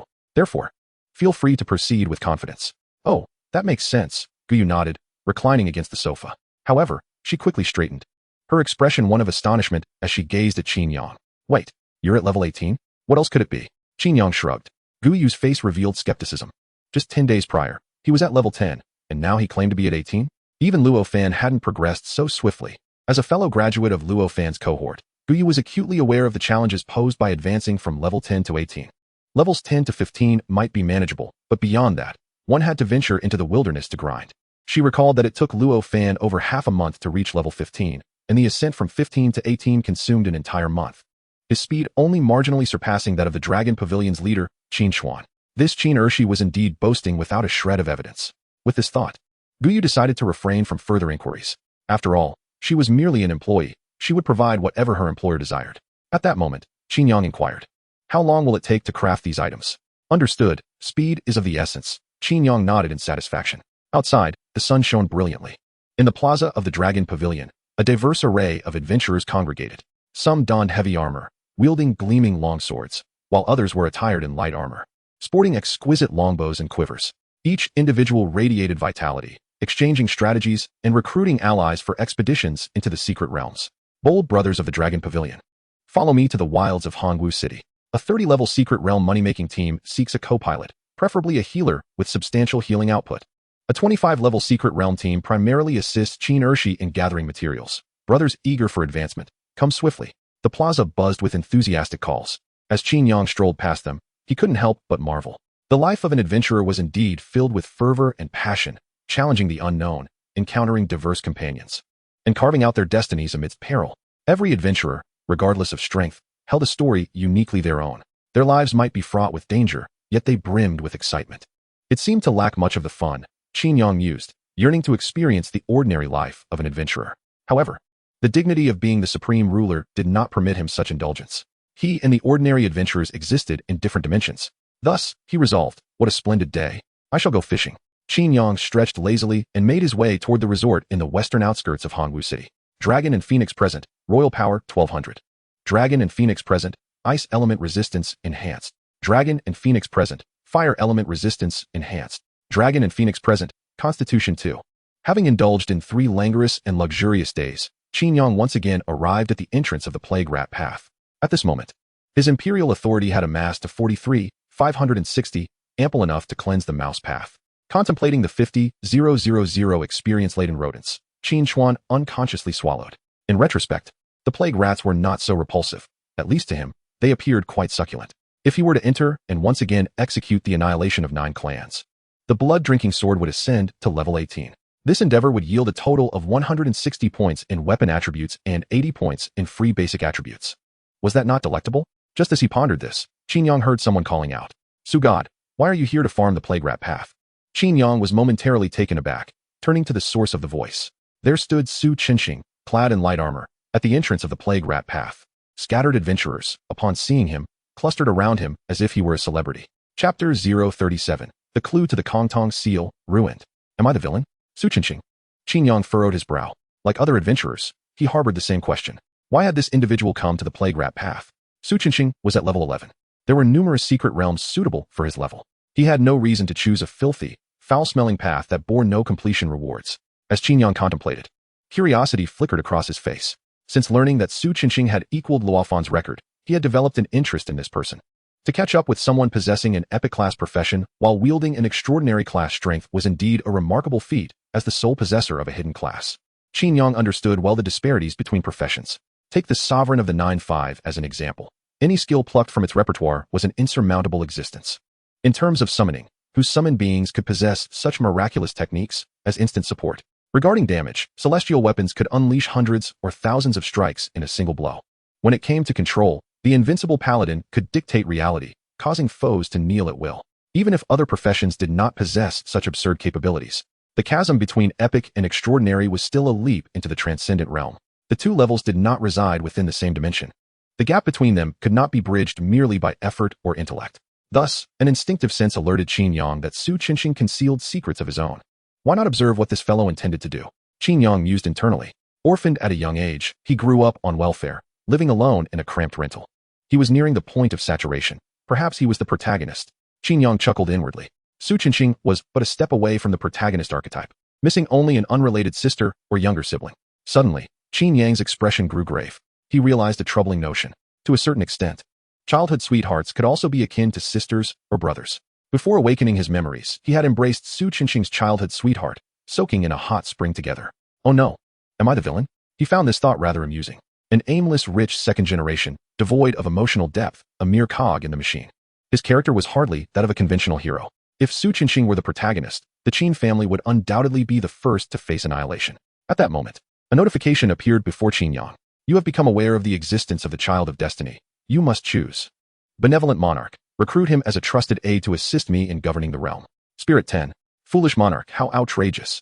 Exterminating 9 clans is insufficient. I shall obliterate his 10 clans. Physique 10. Tyrant, I have my own words regarding the Child of Destiny. To forcibly kill the Child of Destiny will only invite heavenly retribution. The correct approach is to seize his fortune, weaken him to the level of an ordinary person, and then execute him. Remember, complete annihilation is imperative. Even the worms at home must be cleaved upright. Fortune 10,000. Imperial Authority 10,000. Su Qinxing is the Child of Destiny. Qin Yang was momentarily taken aback. So, I truly am the antagonist? Moreover, foolish monarch, what are your intentions? Among Su Qinxing's 10 clans, I am a classmate. The benevolent monarch's suggestion is even more absurd. Which Child of Destiny would assist an emperor? This time, The tyrant seems to be the most reliable choice. Although I do not comprehend the implications of enhancing fortune, I shall heed his words. Qin Yang decisively opted for the tyrant's choice, and immediately a notification emerged. Fortune 10,000. Due to the absence of the divine artifact Kongtong seal, the fortune value is currently undisclosed. Fortune value introduction. It can influence the destiny of others and oneself, even altering the course of history. The Kongtong seal. Qin Yang's eyes gleamed with excitement. Artifact Clue 1. Though the clue is minuscule, it at least confirms that the Kongtong seal is one of the divine artifacts, providing a tangible lead for the search. This fortune value can indeed influence the fate of others and modify the trajectory of history. Its significance is not inferior to that of imperial authority. Can it be directly extracted from Su Qinqing? As Qin Yang pondered, he was about to raise his head to seek Su Qinqing's figure when he overheard a discussion nearby. Su Qinqing truly embodies the spirit of a lone wolf. Unwilling to team up with us, we are experienced in tackling the plague rats. Indeed, since awakening, Su Qinqing has never joined forces with anyone, ignoring classmates who invite him to level up together.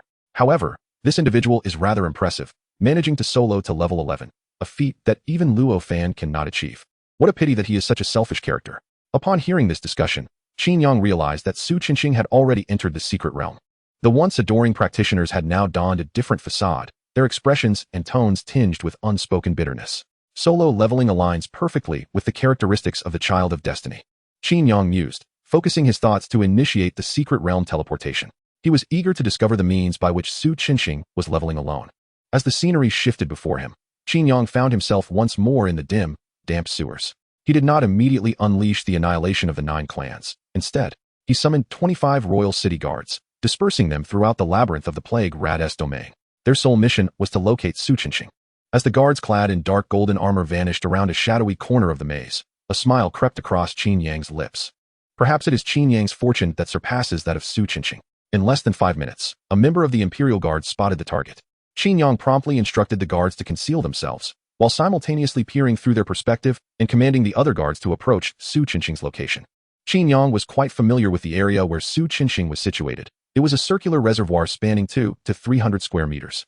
This was the very place where the challenge realm of the blight rats was discovered. At that moment, Su Qinqing was surrounded by swirling gusts, hovering above the reservoir. Within the depths of the reservoir lay a dense mass of plague-ridden rats, numbering in the hundreds, if not thousands. Indeed, he had come to farm the blight rats. Qin Yang surmised Su Qinqing's intentions. He aimed to exploit the congregation of rats to unleash a skill that would decimate them en masse. The reservoir appeared to contain at least 1,000 rodents. Calculating that each rat would yield 10 experience points, a thorough extermination could potentially net him 10,000 experience points, equivalent to the slaying of an 18th level creature. However, the reservoir was vast, measuring 200 to 300 square meters. The Windblade Swordsman class certainly lacked area-wide crowd control skills of such magnitude. Just as Qin Yang pondered this, Su Qinqing, poised above the reservoir, focused intently and swung his sword downward with all his might. Swift gale strike. A sharp whistle of wind erupted. The rapidly flowing gusts, intertwined with silver flames, swept through the reservoir teeming with plague rats. The silver flames spread with astonishing rapidity, igniting the area as if doused in alcohol. Hundreds upon hundreds of rats shrieked in agony amid the inferno.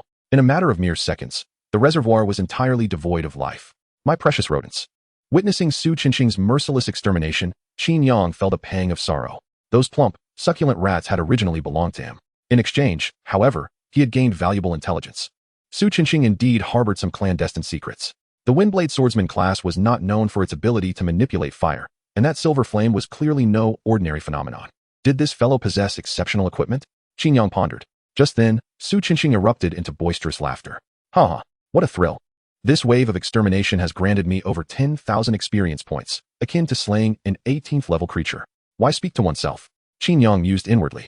The Imperial Guards shared not only vision but also sound with him. At that moment, Su Qinqing remained blissfully unaware that he was being observed from every angle. After his exuberance, a look of uncertainty washed over him as he remarked, while the experience gained from this slaughter is indeed substantial, can one be certain that the rats will gather here again? Who's there? Upon hearing Su Qinqing's self-directed inquiry, Qin Yang furrowed his brow. The use of you in his words clearly indicated that this was not mere soliloquy. At that moment, a soft, melodic voice emerged. Rest assured, my master. In approximately 15 minutes, the blight rats will gather once more, filling the entire reservoir.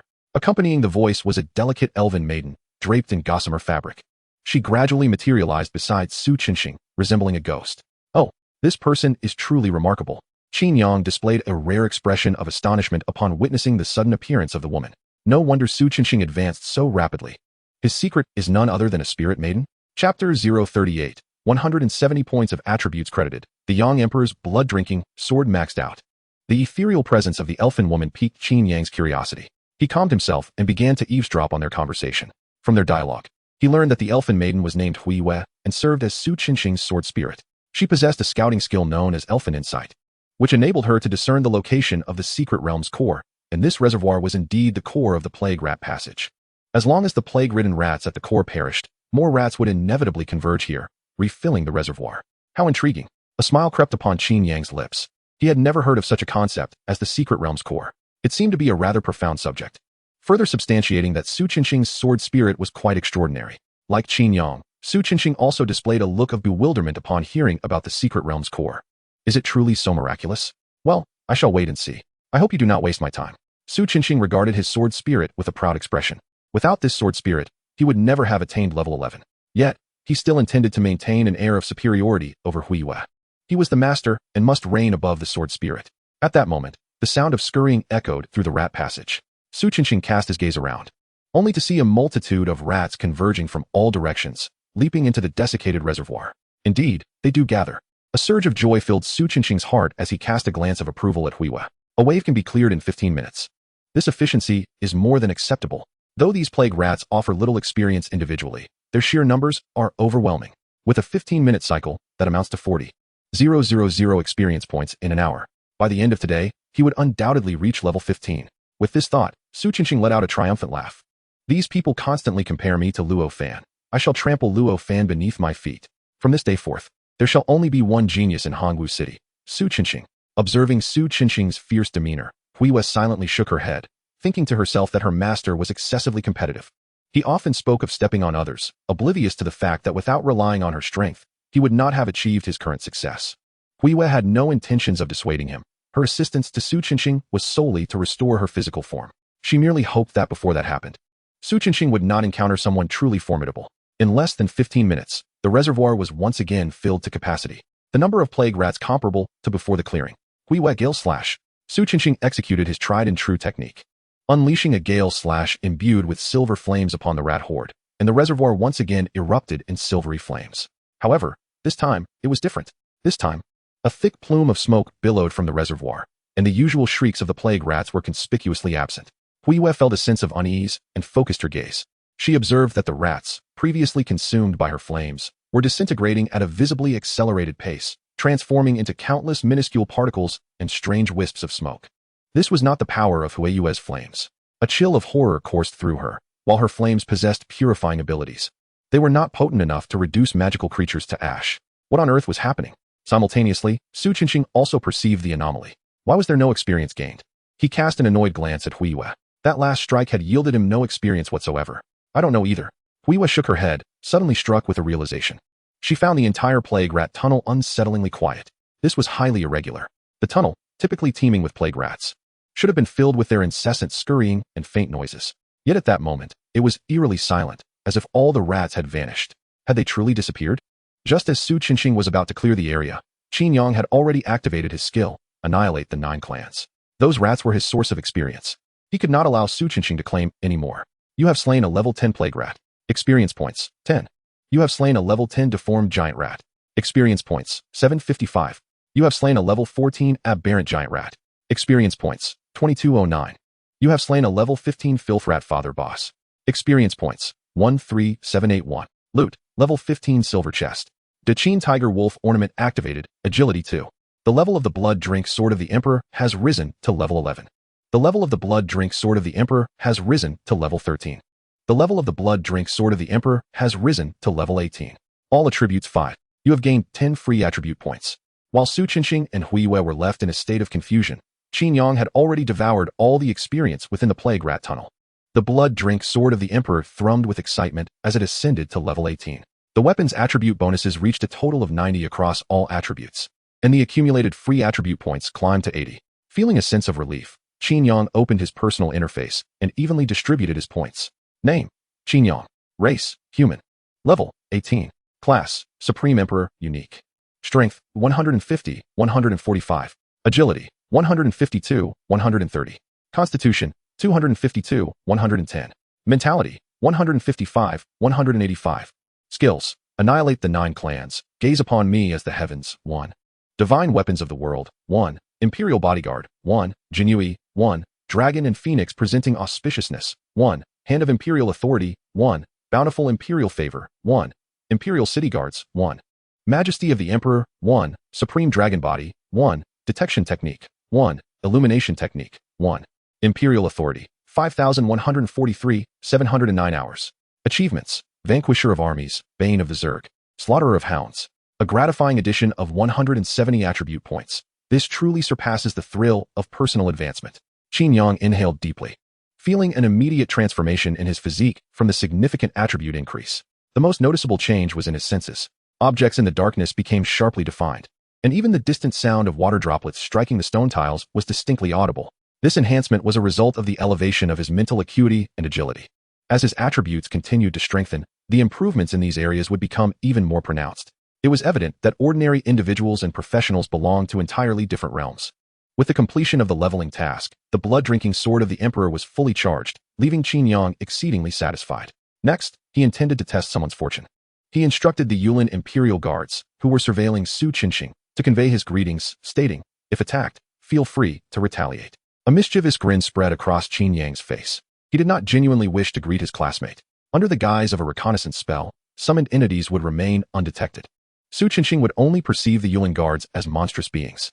There were 2 potential outcomes. Either Su Qinxing would retreat upon witnessing the attributes of the Yuan Guards, or he would engage them as foes. If the former occurred, it would indicate that the Elven Maiden's combat prowess fell short of that of the Yuan Guards.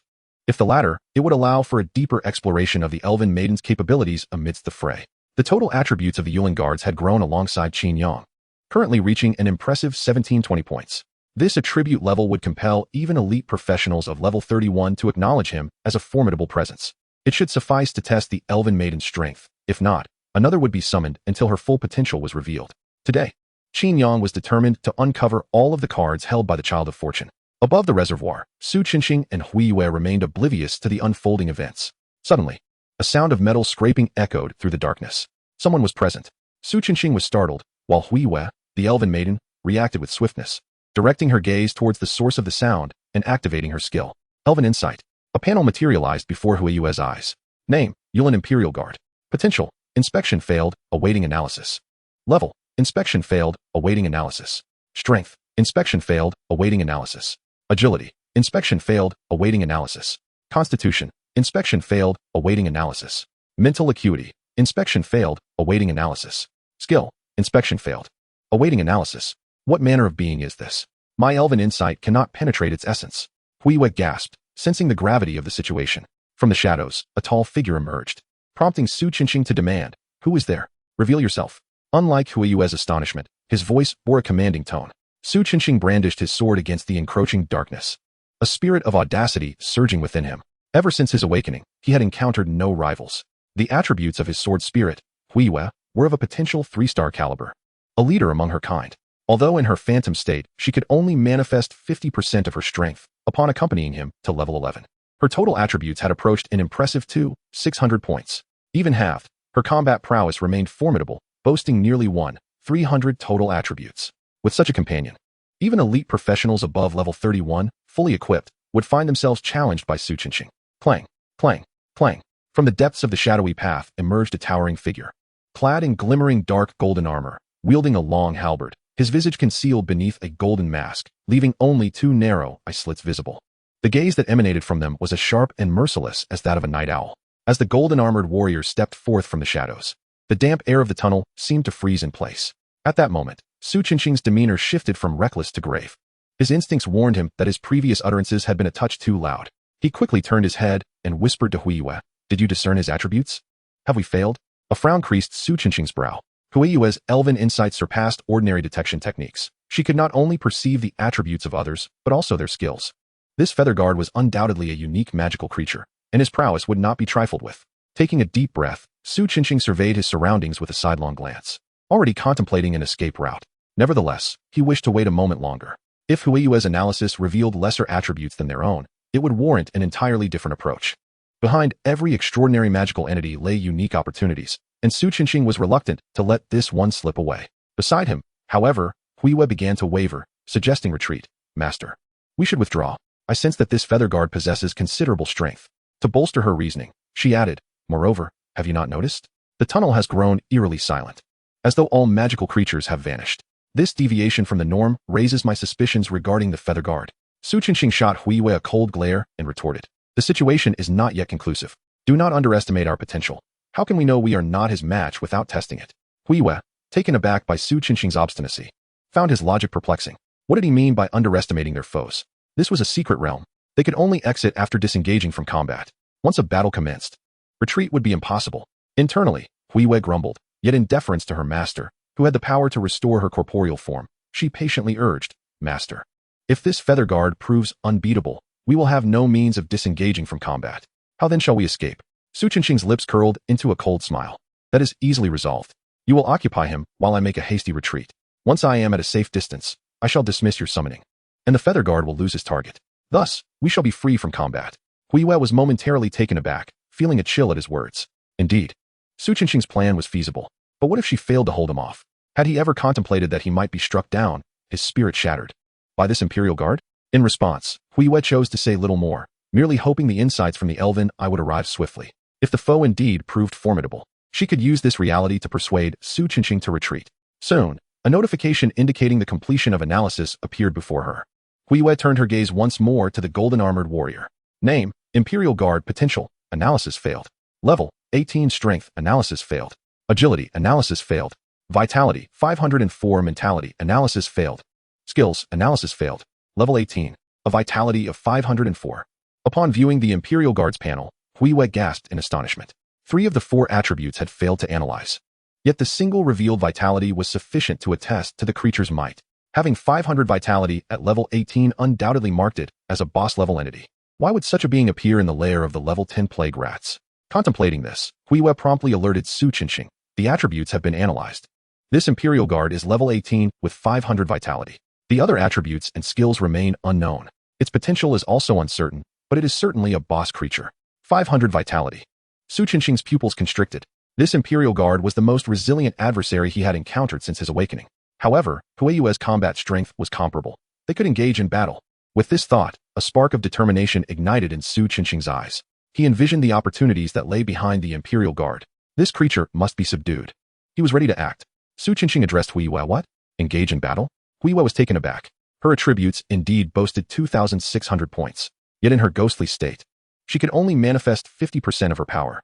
In reality, she might not even match the Imperial Guard's strength. Moreover, she had to protect Su Qinxing.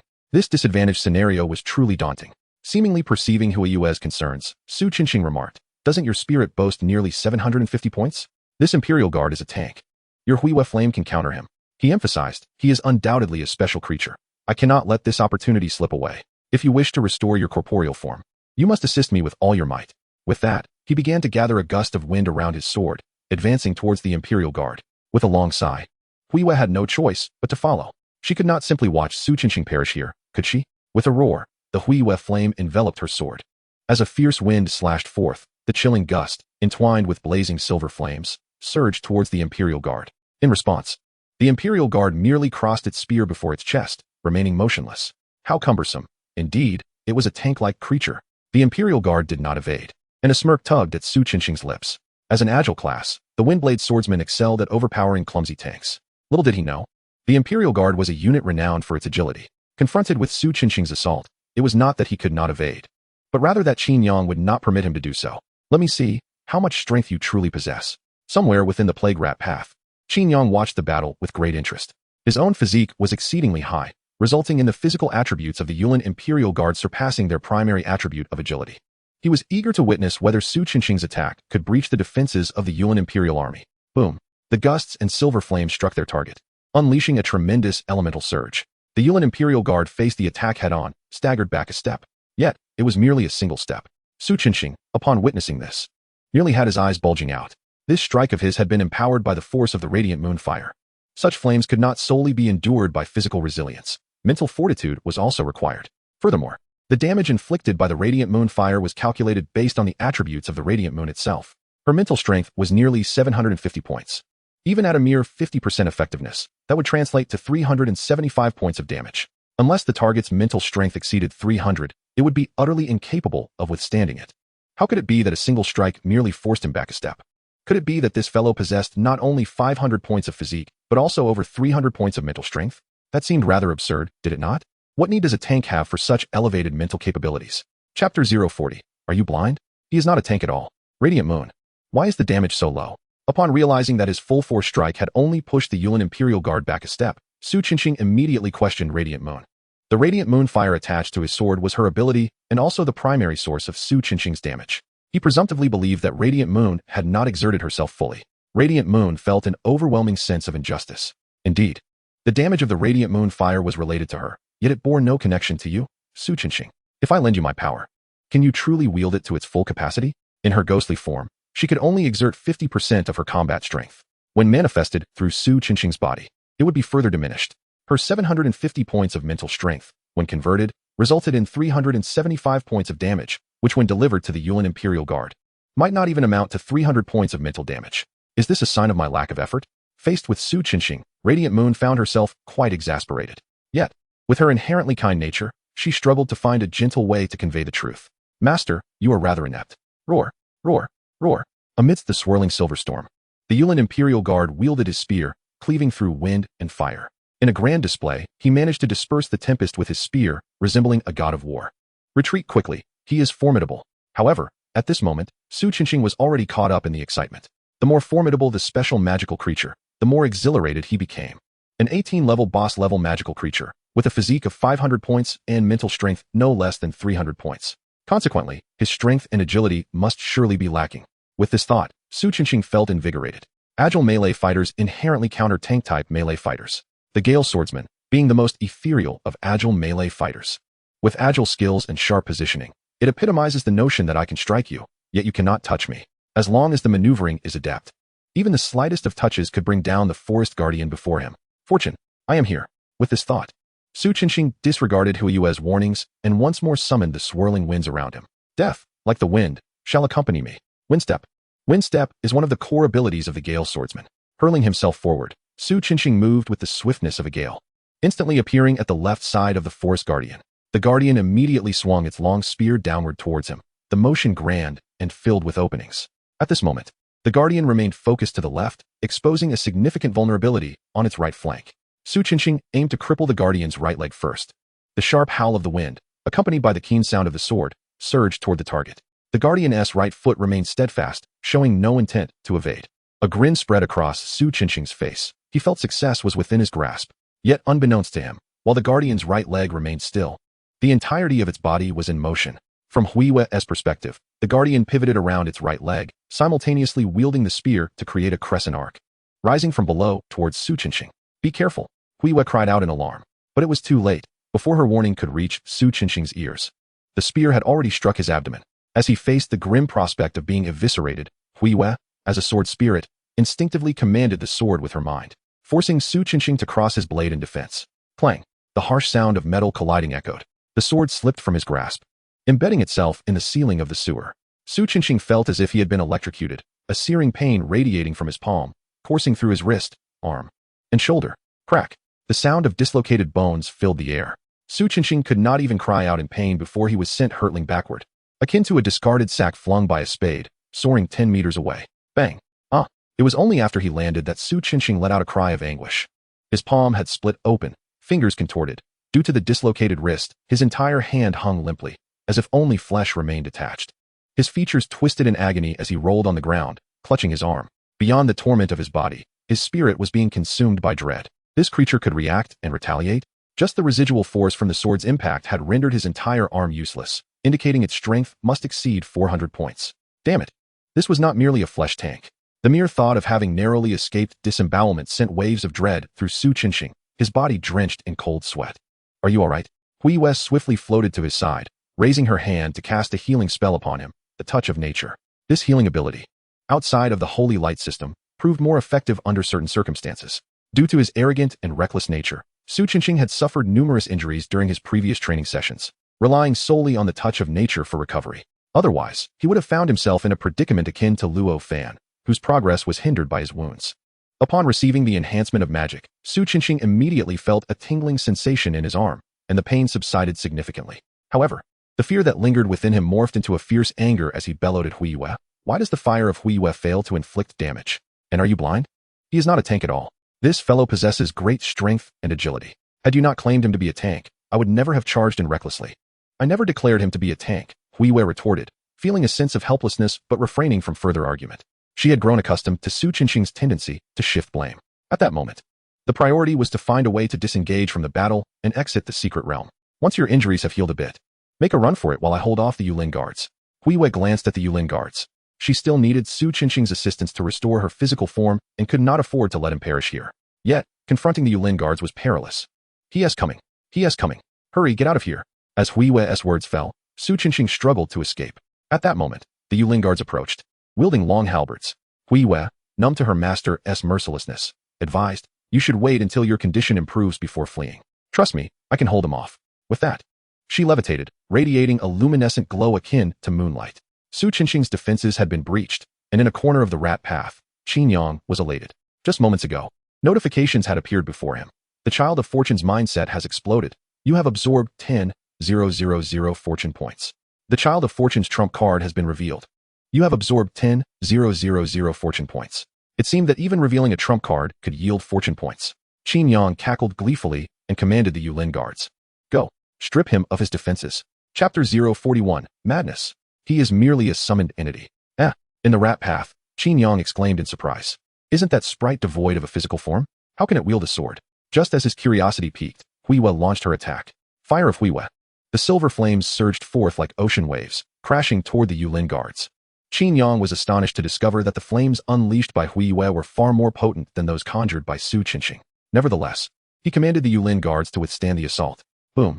The torrent of silver flames struck the dark golden armor, causing the Yulin guards to stagger back several steps, with wisps of smoke billowing from their armor accompanied by crackling sounds. Simultaneously, Qin Yang felt a mental jolt. The flames could directly influence my psyche through the summoned entity. This power is formidable. Qin Yang marveled internally, his spirits lifted. To be honest, he had felt a tinge of disappointment upon witnessing the Yulin guards effortlessly obliterate Su Qinxing. Now, with Huiyue taking the stage, the situation had taken an intriguing turn. Capture her for me. Understood. In a distant command, Qin Yang issued orders, and the feathered Lin guards charged fearlessly towards Huiyue, propelled by waves of silvery flames. Yet, in the face of the unyielding charge, Huiyue did not flinch. Instead, she pointed her long sword skyward and bellowed, Tides of the Moon. A powerful, invisible repulsive force instantly radiated outward, halting the advancing guards in their tracks. Was this a suppression skill? Qin Yang took a deep breath. Control skills are classified into 5 tiers: weaken, bind, imprison, stun, and suppress, with suppression holding the highest priority. Even a state of invincibility could not escape its grasp. The ability of Tides of the Moon to counter the fearless charge likely indicated it was indeed a suppression skill. However, the invincible paladin could not be restrained. This suggested that Qin Yang's see me as heaven surpassed even suppression in priority. Huiyue, the saintess, was indeed formidable. Qin Yang marveled inwardly and turned his gaze back to the battlefield. At that moment, Huiyue had engaged in a fierce struggle with the feathered Lin guards. Her movements were enigmatic, constantly shifting like a delicate veil, as she unleashed crescent-shaped sword lights that encircled the guards. The crescent blades were sharp and dense, forcing the guards into a passive stance as they could only block with their long halberds. Their battle awareness was commendable, indicating they were seasoned warriors. Qin Yang assessed her performance seriously. To compel the feathered Lin guards into a defensive position was a testament to Huiyue's strength, which earned his acknowledgement. Moreover, her graceful demeanor resonated perfectly with his taste. Alas, why was this sword spirit not mine? I possess a sword as well. She is also a part of Su Qinxing's fortune. Could I not claim her for myself? Qin Yang caressed the dragon-patterned hilt of the blood-drink sword of the emperor. His eyes sparkling with fervor, he glanced towards Su Qinxing in the corner of the battlefield and could not help but chuckle. The fellow was stealthily inching away, ready to abandon Huiyue and flee. How disappointing. Qin Yang shook his head in resignation, feeling that having the sword spirit follow Su Qinxing was a bit of a waste. Clang, clang, clang. In the path of the plague rat, brilliance illuminated the scene. The clamor of metal clashing was deafening. Perhaps the imminent threat fueled Huiyue's ferocity. As her attacks grew increasingly fierce, employing an array of ranged, control, and weakening skills upon the feathered Lin guards. On the other hand, the guards fought with growing vigor, matching her intensity in what appeared to be an evenly matched contest. Yet, Qin Yang understood deep down that Hui still held the upper hand. Her skills were numerous and could be combined with finesse. The defeat of the Feathered Lin guards was merely a matter of time. Suddenly, Huiyue's form flickered. In the next instant, her long sword slipped from her grasp for but a second, only to be caught securely once more. What was this? Qin Yang's eyes brightened as he pieced together the revelation. The Saintess Huiyue was originally a specter, momentarily solidified to wield the sword. It appeared she too had reached her limit. Qin Yang mused, turning his gaze back to Su Qinxing. To his surprise, in the blink of an eye, Su Qinxing had vanished without a trace. Ultimately, it was a misplaced expectation. Qin Yang chuckled softly, feeling a sense of secret delight. As long as the sword spirit is not mindlessly loyal to Su Qinxing, he should possess the means to draw her away, thereby diminishing Su Qinxing's fortune. Qin Yang, having awakened memories of his past life, retained his skills in this incarnation, particularly excelling at undermining others. Within the confines of the rat path, the battle raged on. However, Qin Yang deemed it unnecessary to continue, as he had already discerned the abilities and limitations of the Holy Maiden of the Radiant Moon. Contemplating this, he issued a remote command for the Yuan Imperial Guards to cease their assault. Simultaneously, he ordered the nearby Imperial troops to advance towards the battlefield. Clang, clang. Upon receiving the command, the Yuan Imperial Guards wielded their long halberds to deflect the attacks of the Radiant Moon, and then swiftly retreated a few meters, standing firm.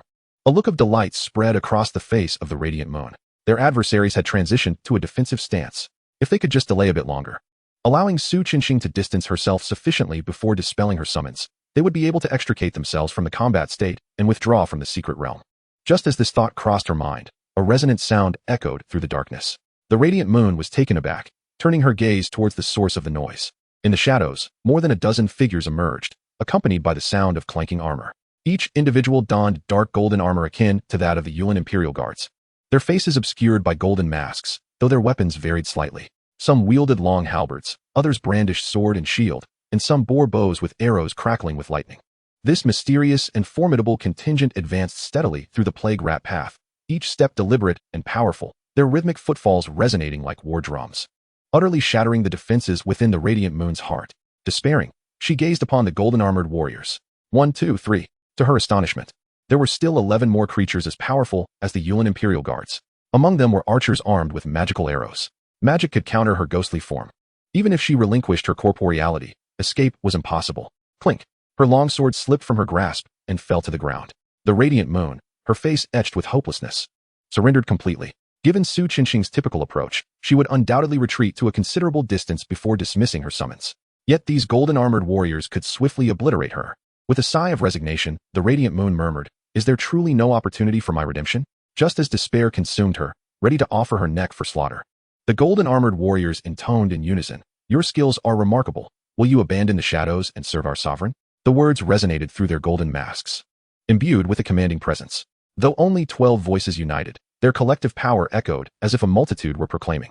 The Radiant Moon, now in her ghostly form, felt her essence waver beneath the weight of their military might. Disbelief etched across her visage. Beyond mere zombies and ghouls, humanoid magical beings possessed significant intelligence.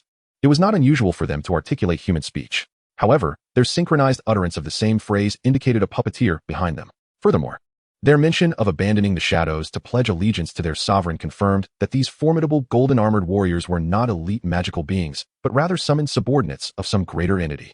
Oh, World Tree! The Radiant Moon's spirit shattered. Had she truly just engaged in a near-equal struggle with a level 18 summon? Chapter 042. Facing the Radiant Sun or the Glimmering Firefly. Summoned entity. Huiyue cast her gaze upon the golden-armored warrior. Abandon the darkness and embrace the light. Pledge allegiance to our sovereign. Is our sovereign the puppeteer behind them? Huiyue pondered. Suddenly, the golden-armored warriors parted to form two lines, revealing a dark passageway behind them. Subsequently, they knelt with a resounding thud, seemingly in reverence to their master lurking in the shadows. Huiyue peered into the darkness, where a tall figure began to materialize. Yet, the individual remained shrouded in obscurity, only a vague silhouette discernible. Ordinarily, elves possessed the ability to see in the dark, but in her current ghostly form, Huiyue was unable to invoke this innate power.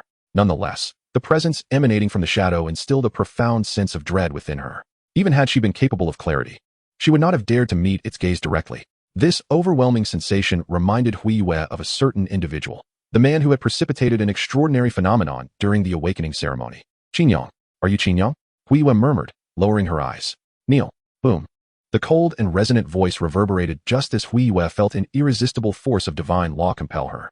In her spectral form, She was forced to the ground, compelled to kneel. The long sword in her grasp fell to the floor. The power of the law, was he a deity? At that moment, a tempest of turmoil surged within Huiyue, leaving no room for defiance. In truth, she lacked the strength to resist. The voice from the darkness resounded once more. I see you possess remarkable abilities and wish to recruit you. Should you choose to submit, I can assist you in regaining your corporeal form. Regain my corporeal form. Huiyue's heart raced, curiosity piqued. The figure in the shadows knows of my plight? She quickly deduced the truth. Summoned entities share a telepathic bond with their summoners. Surely, the conversation she had with Su Qinxing had been overheard by the feathered guard. At this moment, Huiyue felt a stirring within. The prospect of restoring her physical body was indeed enticing. However, she had already committed herself to being Su Qinxing's sword spirit. The moral code of her elven kin instinctively prompted her to respond. I am grateful for your consideration, but I have already found a companion. The figure in the darkness fell silent for a moment before retorting, Are you certain he is a companion? This left Huiyue speechless, her heart pierced by the truth. In her desire to find a vessel for her soul, she had willingly become Su Qinxing's sword spirit, aspiring to support the young man's growth as a partner. Once he attained a certain level of strength, she intended to guide him to the elven sacred land, aiding her own restoration.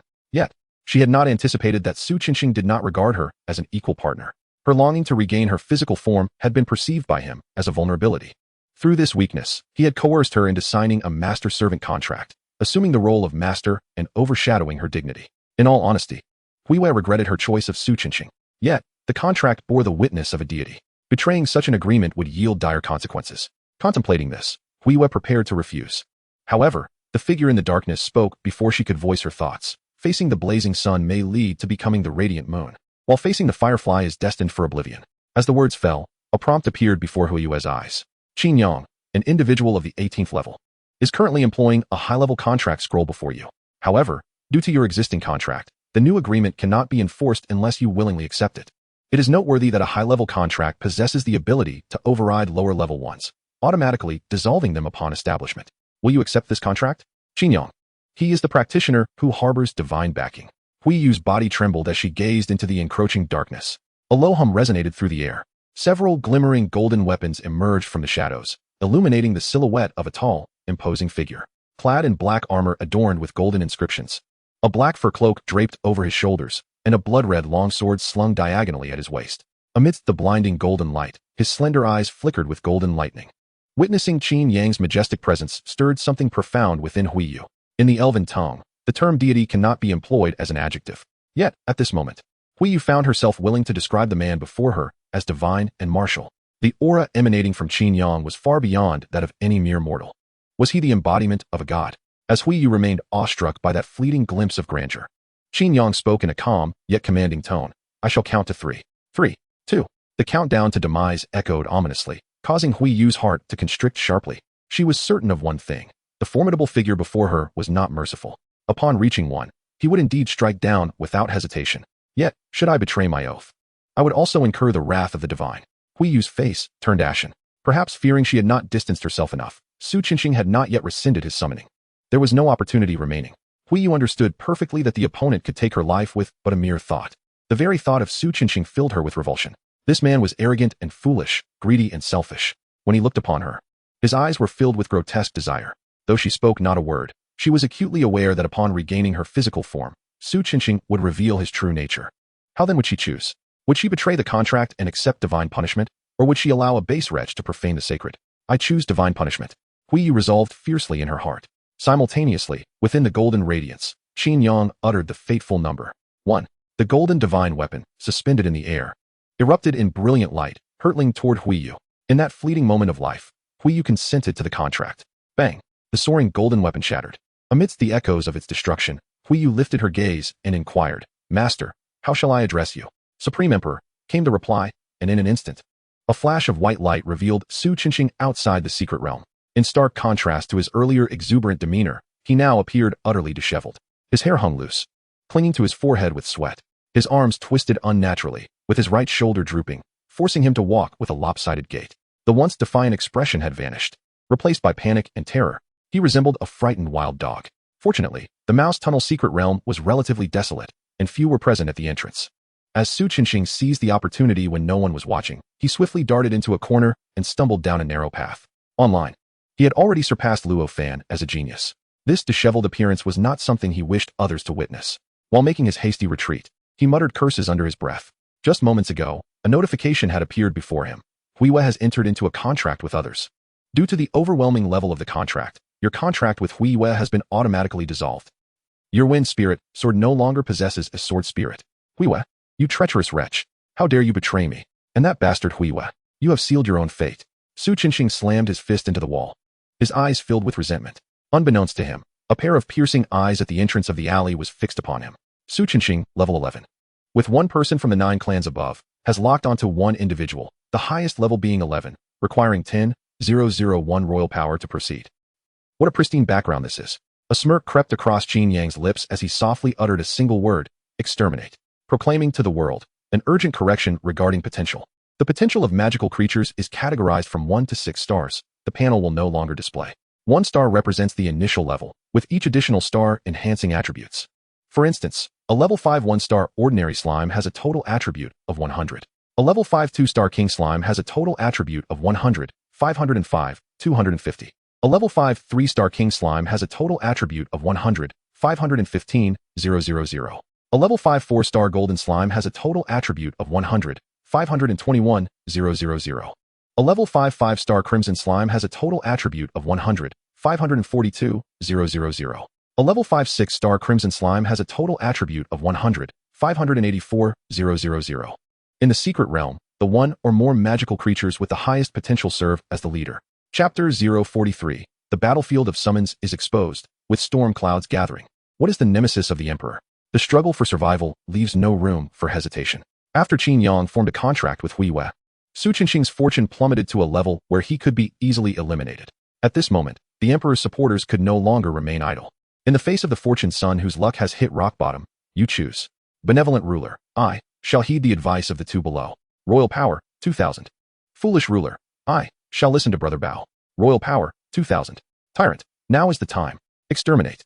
Royal power, 2000. It was rare for everyone to be in agreement. Qin Yang chuckled, having long since arrived at his decision. How could this be? Help. In the deserted alley, a startled cry rang out, but it quickly subsided. In less than 3 seconds, the son of fortune, Su Qinxing, transformed into a wisp of dust amidst confusion and astonishment, completely disconnecting from the realm. A painless transcending. I have been too merciful. Qin Yang sighed softly and turned to leave. For the first time employing the 9 clans stripping against a human, his heart remained unperturbed. It was as if he had merely eradicated a virus. It felt utterly commonplace. In this regard, Qin Yang remained indifferent. He does not lack the prowess of Huiwa. The contract with the other party was merely to diminish Su Qinxing's fortune. Upon returning to his chamber, Qin Yang stifled a yawn, intending to recline for a moment, when a notification appeared before him. Your Majesty, the Jinui requests an audience. The Jinui. Qin Yang's eyes sparkled with intrigue. After summoning them, he had tasked them with investigating issues pertaining to the Qin family's enterprises, with his uncle, the proxy, as a primary target. During this period, the Jinui reported several minor infractions by Qin Feng, such as improper reimbursements and petty corruption. Qin Yang, indifferent to these trifles, instructed the Jinui to continue their inquiries, only to return with substantial findings. The appearance of the Jinui at this moment suggested they had uncovered something significant. Qin Yang used a voice command to draw the curtains, enveloping himself in darkness, and spoke in a low tone, summoned the Jinui. In the dimly lit room, the Jinui, clad in their distinctive flying fish attire and wearing their unique helmets, gradually materialized before Qin Yang's grand bed, kneeling respectfully. Your Majesty, long live the Emperor. Rise, Qin Yang commanded. The Jinui stood, cupping his hands in reverence. Your Majesty, I have conducted covert investigations for over 10 days and discovered that the royal relative, Qin Feng, has indeed been derelict in his duties, engaging in self-serving practices, though there are reasons for this. Reasons? Qin Yang furrowed his brow, intrigued.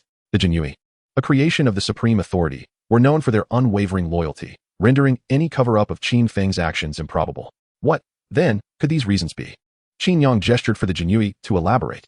As you command. The Jinui bowed and stated, I shall now share the information with your Majesty. With that, he closed his eyes. Instantly, Qin Yang felt a torrent of information flooding his mind. It turned out that the Jinui could transmit memories, sharing insights through this unique method. These memories were not mere words, but vivid scenes, experienced as if one were reliving them. Interspersed within were the Jinui's personal judgments for Qin Yang's consideration. In the blink of an eye, Qin Yang comprehended the entirety of the situation.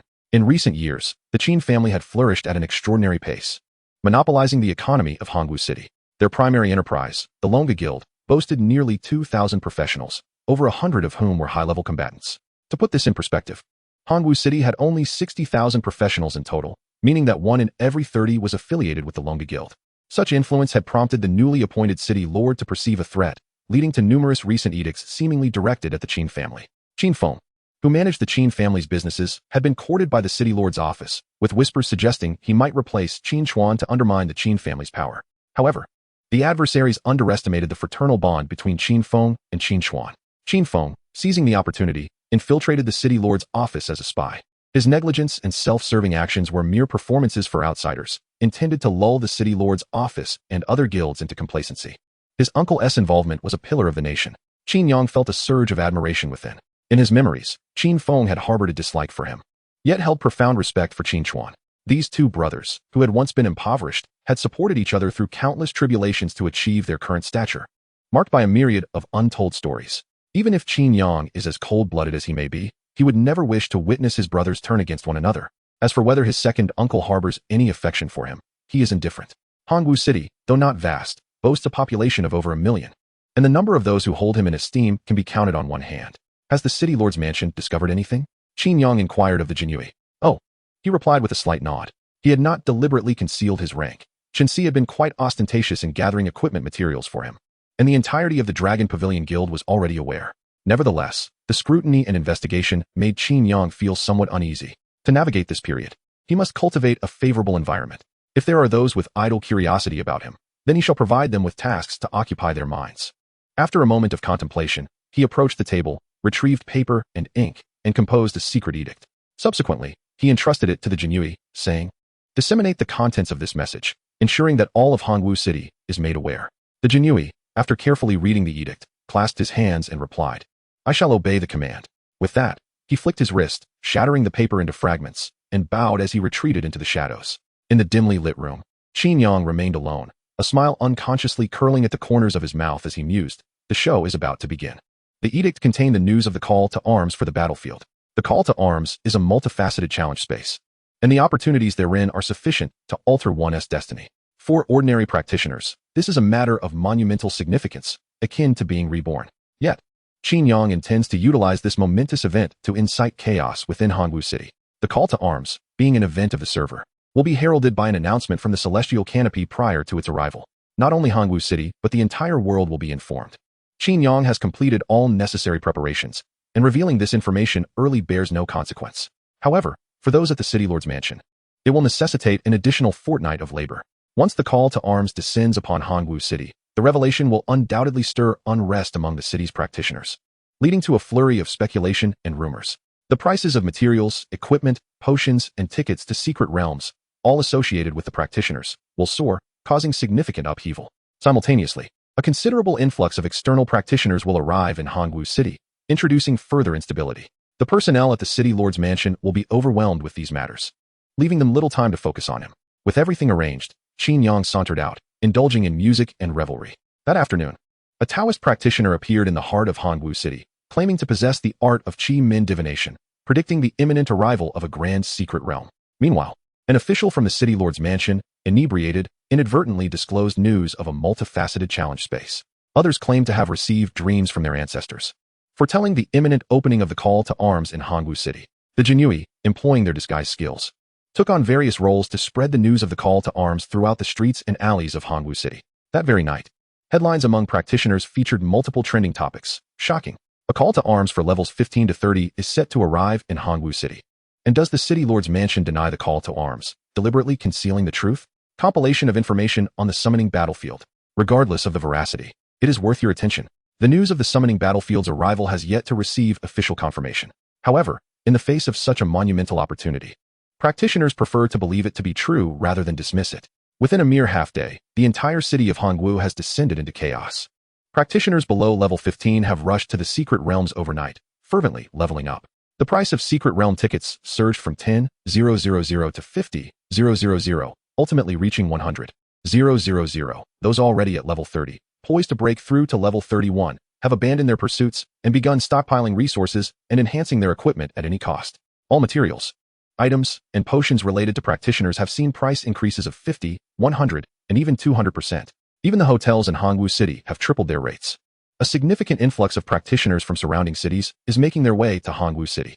At this moment, the entire city resembles a boiling cauldron. Both practitioners and ordinary citizens scurry about like ants on a hot stove. Qin Yang stands in the luxurious suite of the Sea King Palace. Gazing through the glass window at the bustling practitioners below, he softly muses. A storm is brewing. The winds fill the building. Chapter 044. Aiming for Hongwu City. The prodigies have set forth.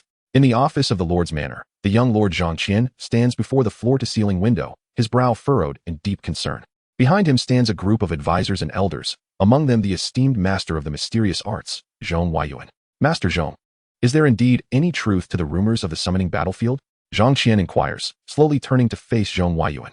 Zhong Yuan nods slightly, stating, I have conducted a divination using the mysterious arts, and it is certain that a significant event will transpire in Hongwu City at the end of this month or the beginning of the next. So, the news of the summoning battlefield's arrival is genuine? Zhang Qian inhales deeply, feeling a wave of exasperation. Having recently assumed the position of Lord of Hongwu City, he has yet to untangle many of the ongoing affairs. He had intended to take advantage of Qin Chuan's absence, dealing with the Qin family, the local power, and seeking a breakthrough through Qin Yang, but now he is confronted with the monumental matter of the summoning battlefield. The entire Hongwu City has become a veritable mess. Rumors abound, prices are skyrocketing, and a torrent of outside practitioners has descended, leading to a deterioration of public order. This intricate situation has caught him completely off guard. Amidst his headache, Zhang Qian is also perplexed.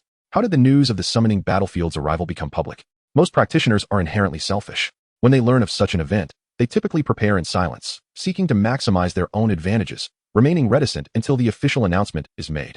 Yet, the news of Hongwu City's summoning battlefield has been disseminated by various factions, either actively or inadvertently, which defies all logic. Someone is deliberately spreading this information. Who could it be? And what could their motive be? Zhang Qian gazes out the floor-to-ceiling window, his mind swirling. At this moment, he has no time to concern himself with the Qin family. The arrival of the summoning battlefield is a significant event for practitioners. During this period, the eyes of practitioners from across the nation will undoubtedly be fixed upon Hongwu City. Even numerous descendants of illustrious families are expected to grace Hongwu City, including the Chu family from Jingming City, the Yuan family from Lifeng City, and the Wang family from Tsangshuan City. As the call to arms approaches, these prominent clans, situated in proximity to Hongwu City, are likely to dispatch their younger generations in pursuit of opportunity. This influx promises to bring unparalleled wealth to the economy of Hongwu City. However, for Zhang Qian, the young lord of the city, it presents a formidable challenge. He already finds himself troubled by the Qin family, and the presence of other noble families only exacerbates his unease. Sigh, let us hope that chaos does not ensue.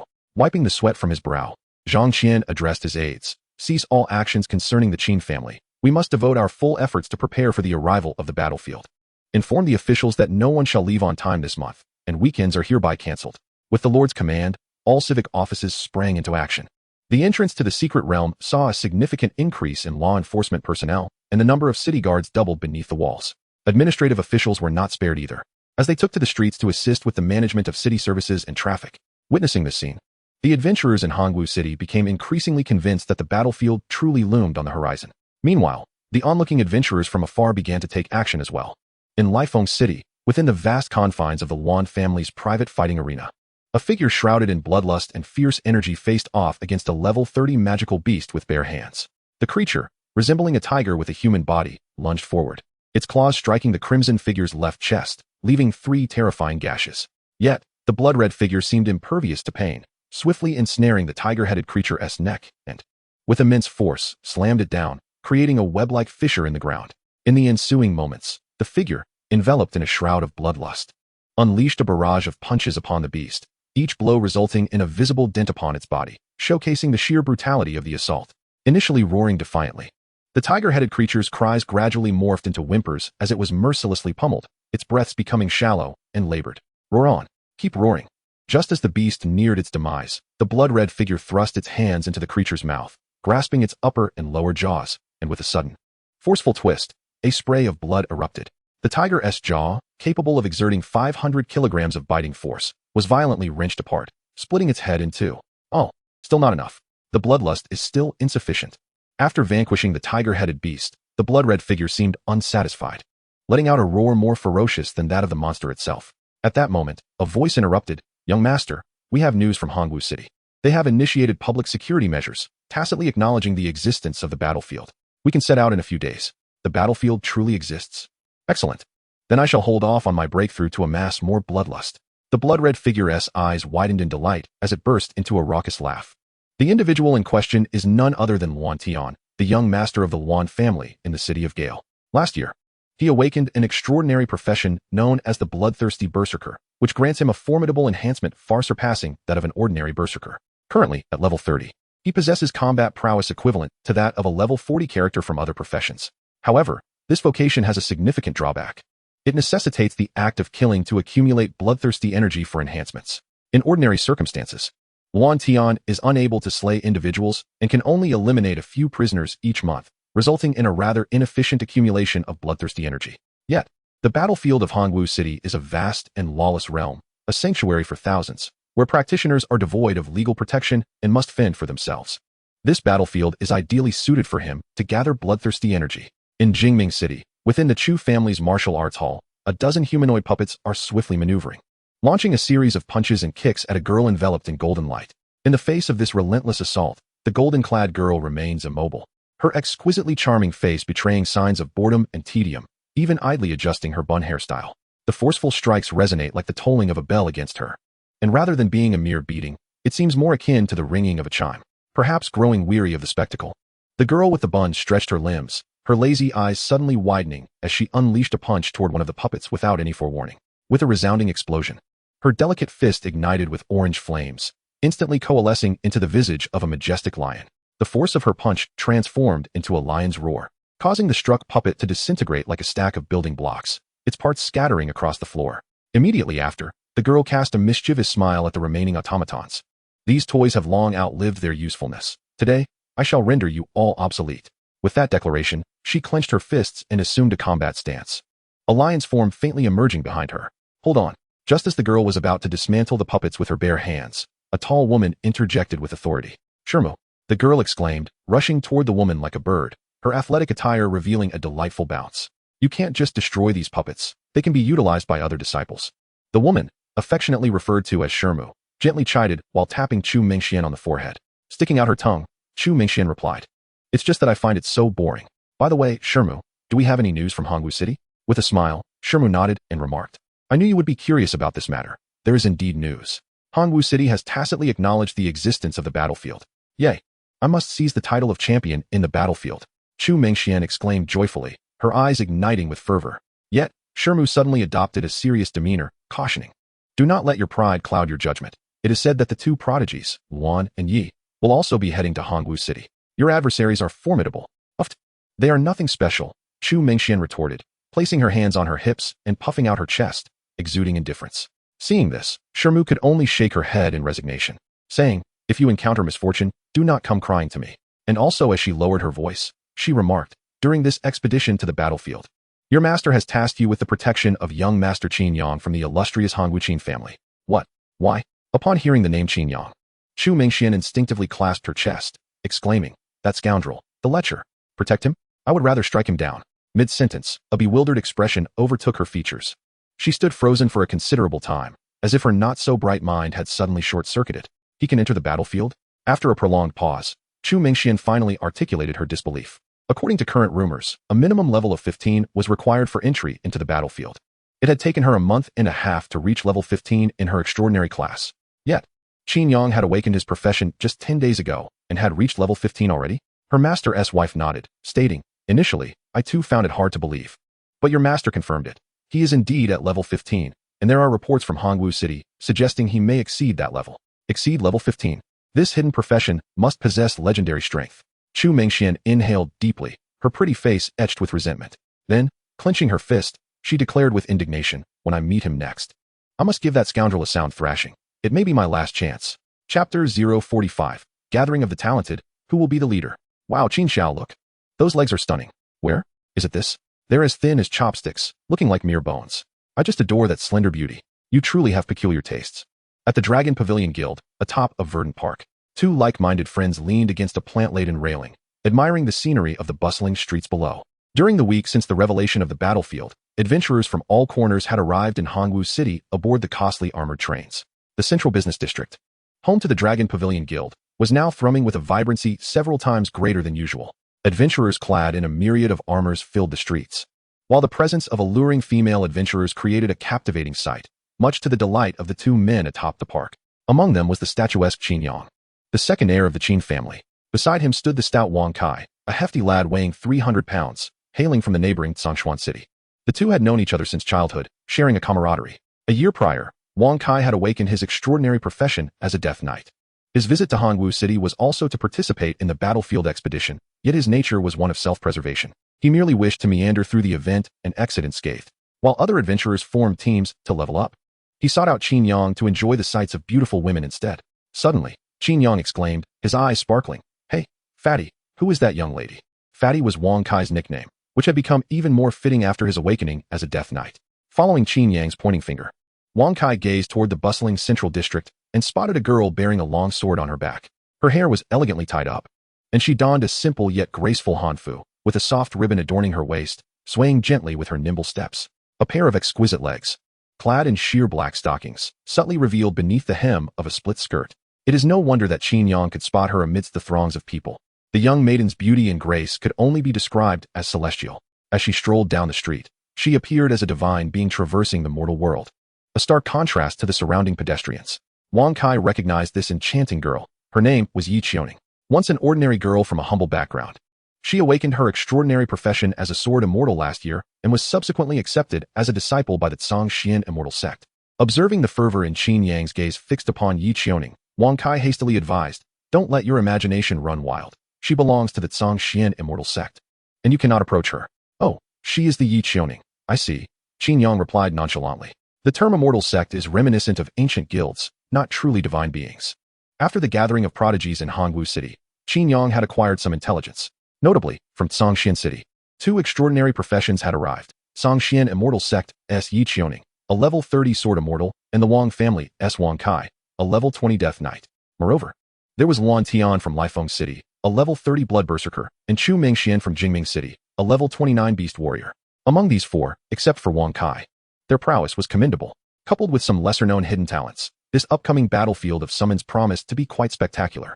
As Qin Yang pondered, Wang Kai suddenly remarked, "The prodigies from other cities all boast extraordinary level professions, yet Hongwu City can only present you a hidden profession without a single extraordinary one to show." He glanced at Qin Yang. "It's rather embarrassing that the leader's title will likely be claimed by another city." Qin Yang shot a sidelong glance at Wang Kai. "Oh, you fat fool. Do you think I care about that? Is it truly humiliating to miss out on the leader's title? Can it be more embarrassing than your extraordinary level profession, which took a year to rise just 20 levels?" Wang Kai, oblivious to Qin Yang's thoughts, continued, "The reward for the leader must be quite substantial. I too am eager to compete for it." Qin Yang raised an eyebrow in surprise. "You, of all people, care about rewards?" Wang Kai shook his head earnestly. "You misunderstand, Qin. Those are materials for job advancement. With conditions, one must strive for it." "Materials for job advancement?" At this, Qin Yang's interest was piqued. Wang Kai elaborated, "Haven't you reviewed the summons battlefield's documentation? The ultimate rewards from previous events were always core materials for job advancement. If I could acquire them, I would be able to smoothly transition into a Death Lord." Upon hearing this, Qin Yang's expression grew serious. Job advancement is a formidable endeavor for any profession. Not only must one complete a specialized task, but they must also gather an array of rare and peculiar materials and items, a process that consumes considerable time. Many professionals spend the majority of their lives striving for advancement. Upon success, their strength escalates dramatically, and their destinies are irrevocably altered. Qin Yang contemplated. If the leader's reward consisted of core materials for job advancement, would it not be essential for him to obtain an artifact? Just as he mused, the profession's internal selection system provided an answer. Faced with the opportunity to acquire an artifact, what will you choose? The benevolent ruler. I shall traverse the battlefield of summons. If I do not seize the victory, I shall not return to court. Imperial Authority 10,000. The foolish ruler. I shall penetrate the battlefield of summons. Those who assist me in securing the victory shall be ennobled with vast estates. Imperial Authority 10,000. The tyrant. I shall cleanse the battlefield of summons with blood. Those who obstruct my victory shall face annihilation. Imperial Authority 10,000. Qin Chuan was taken aback. In matters of class change, the opinions of the benevolent ruler and the tyrant converged. Even the typically apathetic foolish ruler had become determined. If I do not seize the victory, I shall not return to court. Qin Yang chose the option of the benevolent ruler, seeking to bolster his strength. After all, this pertained to the legendary artifact of the Nine Emperor, and he could no longer afford to be idle. Just then, a maid dressed in a qipao approached the rooftop and bowed to Qin Yang, saying, "Young Master Qin, Master Guyu is looking for you." He says the equipment has been successfully forged. Qin Yang's eyes brightened, thinking it was finally ready. During the forging of the blood-red robe, there had indeed been a minor mishap. The malevolence within the equipment was potent, and Guyu struggled to contain it, failing several times. Ultimately, it was Qin Yang who summoned Yang Luqiang from the Qingyuan team, asking her to withstand the malevolence with her holy light, which aided in the successful forging. Naturally, during this process, Yang Luqiang was somewhat eroded by the malevolence. Yet she had long vowed to dedicate her life to repaying Qin Yang, and thus did not refuse. After settling Wang Kai, Qin Yang arrived at the reception room, where Guyu awaited. How is Yang Luqiang's condition? Upon seeing Guyu, Qin Yang did not immediately inquire about the equipment, but instead expressed concern for Yang Luqiang's well-being. Guyu was somewhat astonished, pondering that this wealthy heir indeed had a caring side. However, reflecting further, she realized that Yang Luqiang was renowned as a beautiful practitioner in Hanwu City, and Qin Yang's concern did not shatter his persona. Take good care of her. The reward due must not be diminished, Qin Yang affirmed. Even if Yang Luqiang was fulfilling her vow, he could not neglect the requisite courtesy. Subsequently, he addressed Guyu, saying, "Please give me the equipment. Qin Yang, level 18, has initiated a trade request with you. Price, 500,000 crystal coins. Trade items, to be selected." Upon seeing Qin Yang's trade request, Guyu, though prepared, could not help but gasp in astonishment. A week prior, Qin Yang had mentioned reaching level 18. Initially skeptical, her disbelief shattered upon confirmation from Qin Si and Yang Luqiang. It was utterly preposterous. To think that a person who indulged in extravagance could ascend to level 18 within a mere 10 days was beyond comprehension. Truthfully, even with Qin Si and Yang Luqiang's validation, she found it hard to accept. After all, Luo Fan had toiled diligently for over a month to achieve the same level. Yet Qin Yang, who seemingly squandered his time, had outpaced Luo Fan by several streets. Was this not a betrayal of the principle that hard work is rewarded? At last, she witnessed it firsthand, realizing that the notion of hard work being rewarded was merely a beautiful facade. Before the cheetah, a turtle may race swiftly, yet it remains stationary. Guyu felt a bitter smile emerge. Her faith in the path had crumbled. Upon designating the equipment for trade, Guyu discovered that Qin Yang had also bestowed upon her 500,000 crystal coins. Confounded, she inquired, "Young master, why are you giving me crystal coins?" "This is a gratuity. You have worked diligently over these many days," Qin Yang replied. Upon hearing this, Guyu's eyes sparkled with delight. As a laborer, who does not cherish overtime pay? Yet, she tempered her enthusiasm and responded, "This is merely part of my duties." However, Qin Yang shook his head. "You also craft equipment for the guild members on a daily basis. The tasks I assigned were accomplished during your overtime. Consider this your compensation for those extra hours." In that moment, Guyu felt as though Qin Yang was radiating brilliance. The man before her had undergone a remarkable transformation, from someone oblivious to those around him to a courteous individual who empathizes with his subordinates, exhibiting a grander vision. His charm had undoubtedly ascended to a higher echelon, were it not for Qin Yang's fervent gaze, playfully dancing upon her chest. Guyu might have suspected that this fellow had been possessed by another. Should Qin Yang perceive her thoughts, he might very well contemplate striking her down. Fortunately, he was presently immersed in the surprise brought forth by the new equipment. Chapter 046. The blue-grade equipment is complete. Advantages are overwhelming. Guyu's gaze towards Qin Yang grew increasingly tender, while Qin Yang's own gaze burned with intensity, though his focus was riveted upon the attributes of the equipment. Equipment, Yama's arm guards. Slot, arm level, 20. Quality, blue-grade. Attributes, all attributes 30. Bonus 1, consumption reduced by 5. Bonus 2, strength attribute increased by 15. Final calculation. The final calculation of the percentage enhancement was astounding. The attributes of the first piece of equipment made Qin Yang's eyes widen in astonishment. Most percentage enhancements are based on foundational attributes, while the final calculation percentage is derived after considering foundational attributes, equipment bonuses, skill augmentations, and various other enhancements. The resultant benefits were far from trivial. Moreover, the reduction in casting consumption was precisely what Qin Yang required. Activating the Hand of Sovereignty consumes 10 points of royal power per second. With the Yama's arm guards equipped, this consumption could be diminished to 95 points per second. While that may seem negligible, the effect of this bonus is cumulative, potentially reaching a maximum of 90. However, achieving this necessitates a complete set of high-level exceptional gear. Given Qin Yang's current level, accumulating even 25 would be commendable. The potency of blue-grade equipment was already formidable. If enhanced with an Imperial flare, the effects would be even more pronounced. Qin Yang mused, directing his attention to the second piece of equipment. Equipment, Windwalker boots. Slot, feet. Level, 20. Quality, blue-grade. Attributes, all attributes 30. Bonus 1, continuous consumption of spirit, enables airborne flight, flight speed of 50 km per hour, altitude of 100 meters. Bonus 2, featherlight, fall damage reduced by 1000. The capability of flight, and it involves continuous consumption, A surge of excitement coursed through Qin Yang's heart. The ability to fly could resolve numerous terrain challenges, allowing swift ascension to advantageous positions during combat. Whether in offense or retreat, the practical value is exceedingly high. As long as there is sufficient mental strength, one can soar endlessly. The only drawbacks are a slightly slower speed and a lower altitude.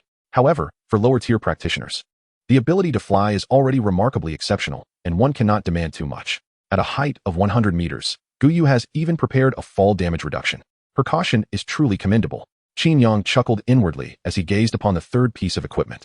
Equipment: Grand Mage's Circlet, Position, Head Level, 20 Quality, Blue, Attributes, All Attributes 30, Entry 1. 50 Enhancement of Mental Skill Effects, Final Calculation. Entry 2. 10 Reduction in Consumption, Another Final Calculation. Qin Yang took a deep breath. Among his mental skills, he possessed Gaze of the Sovereign and Heavenly Divine Armaments. The effect of Gaze of the Sovereign is difficult to quantify, so let us consider Heavenly Divine Armaments. The original damage is 500 in mental attributes. With Qin Yang's current nearly 200 points of mental strength, he can deal 1,000 points of damage. If it were a standard enhancement of 50, the formula would be 200, 550, resulting in a damage output of 1,100 points. However, if it is a final calculation enhancement, then the formula becomes 200,500,200,550, yielding a final damage output of 1,500 points.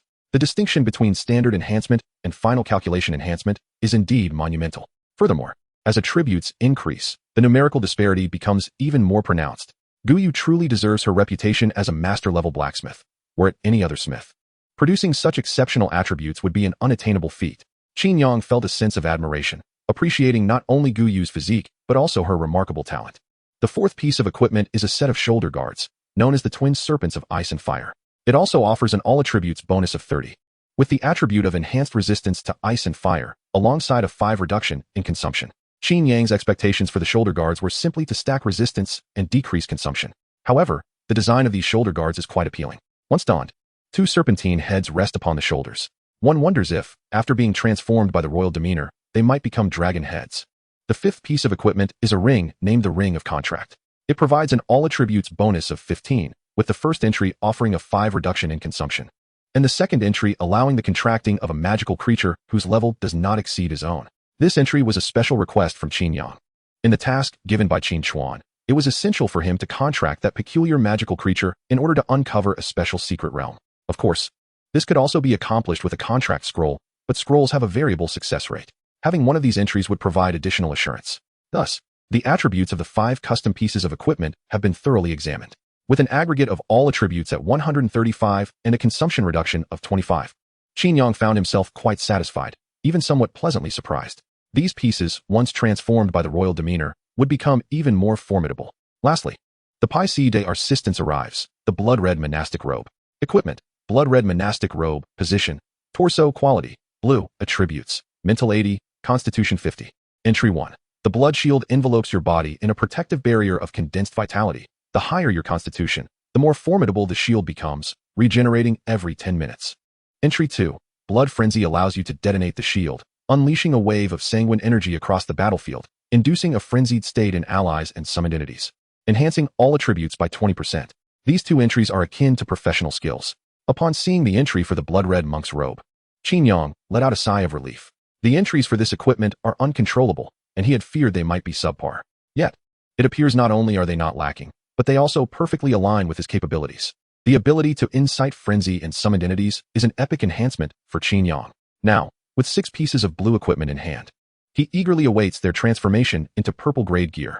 Purple-grade equipment. Qin Chuan toiled most of his life to gather 8 pieces of purple gear. Yet, Qin Yang, having awakened for less than a month, already possesses 5. The blazing Emperor's blood drink sword he wields is even of orange quality. With this array of purple equipment and an orange weapon, Qin Yang easily eclipses the many prodigies participating in the summoning battlefield. After all, they are but juniors. Regardless of their wealth, they are at most equipped with blue-grade gear, placing them a tier below Qin Yang. Coupled with the unique advantage of a hidden profession, it is clear that the leader of this summoning battlefield will undoubtedly be Qin Yang of Hanwu City. Reflecting on this, Qin Yang felt a wave of ease wash over him. With such overwhelming advantages, there is little to prepare. He plans to fully enjoy his time off after the equipment transformation, spending quality time with Wang Kai in Hanwu City. The Zhongxian royal family is also an ally of the Qin family, and if the Qin family wishes to ascend to the provincial and even national stage, they will inevitably rely on the support of other families. Just as his feet touched the ground, he sensed an unusual presence, as if someone were watching him. Meanwhile, in the shadows of the Qin residence's front courtyard, Chu Mengxian hid among the grass, wearing a mischievous grin as she observed Qin Yang. "You pervert. You lecher. I've finally caught up with you." Seeing Qin Yang's silhouette ignited a surge of anger within her. She and Qin Yang had grown up together, yet their relationship had always been fraught with tension. On the rare occasions they met, she was often bullied by him, due to her petite stature and delayed development. At 15, he had mockingly referred to her as his little brother. After her remarkable growth at 16, she had hoped to turn the tables on him, only to find that this scoundrel was even more thrilled. His intense, burning gaze left a significant shadow on Chu Mengxian. Subsequently, she even dreamed of being made pregnant by Qin Yang. Had he not been somewhat handsome, it might have left a lifelong scar. Chu Mengxian vowed that once she awakened her profession, she would surely make Qin Yang pay. However, after awakening, the two had not had the opportunity to meet again. Today, that opportunity has finally arrived. Moreover, it is a chance that will not return once lost. Qin Yang's rapid ascent to level 18 within 10 days suggests that his awakened hidden profession must be exceptionally powerful. In a year or two, she might not even stand a chance against him. What technique should I employ? Chu Mengxian pondered how to decisively defeat Qin Yang. The close-range locking technique known as the cross-lock is certainly not suitable. I am here to confront him, not to bestow favors. The powerful elbow strike of the 8 extremes is far too brutal, and I cannot genuinely injure him. Perhaps I should simply rush forward and kick him in the rear. This could work. The thought of Qin Yang being sent sprawling into the mud made Chu Mengxian chuckle mischievously. With her technique determined, Chu Mengxian composed herself and gathered her energy. Then, with a sudden burst of force from her legs, she propelled herself like a cannonball towards Qin Yang. 100 meters. 50 meters. 10 meters. The distance closed in an instant as Chu Mengxian aimed for Qin Yang's backside, delivering a flying kick. Control the force. It must not be too heavy. Just as Chu Mengxian was mastering her power, her skill, the Golden Bell Shield, activated unexpectedly. Chu Mengxian was taken aback. Her Golden Bell Shield could be activated both actively and passively. The condition for passive activation was imminent life-threatening damage. So where did this life-threatening harm come from? Before she could ponder further, her body jolted violently. It felt as if a massive truck, speeding at 100 kilometers per hour, had collided with her from the side. Chapter 047. Is it you, Emperor Sui Yang? Dong. The resounding chime echoed throughout the Qin residence. The vast front courtyard was illuminated with dazzling golden light, overwhelming to the senses. As the golden glow faded, clouds of dust arose. Was that the sound of the Golden Bell Shield? It couldn't be her, could it? Qin Yang furrowed his brow, sensing that something was gravely amiss. Just moments ago, he felt a presence attacking him from behind. Without hesitation, he activated his skill, the Hand of Imperial Authority, and retaliated with a swift backhand.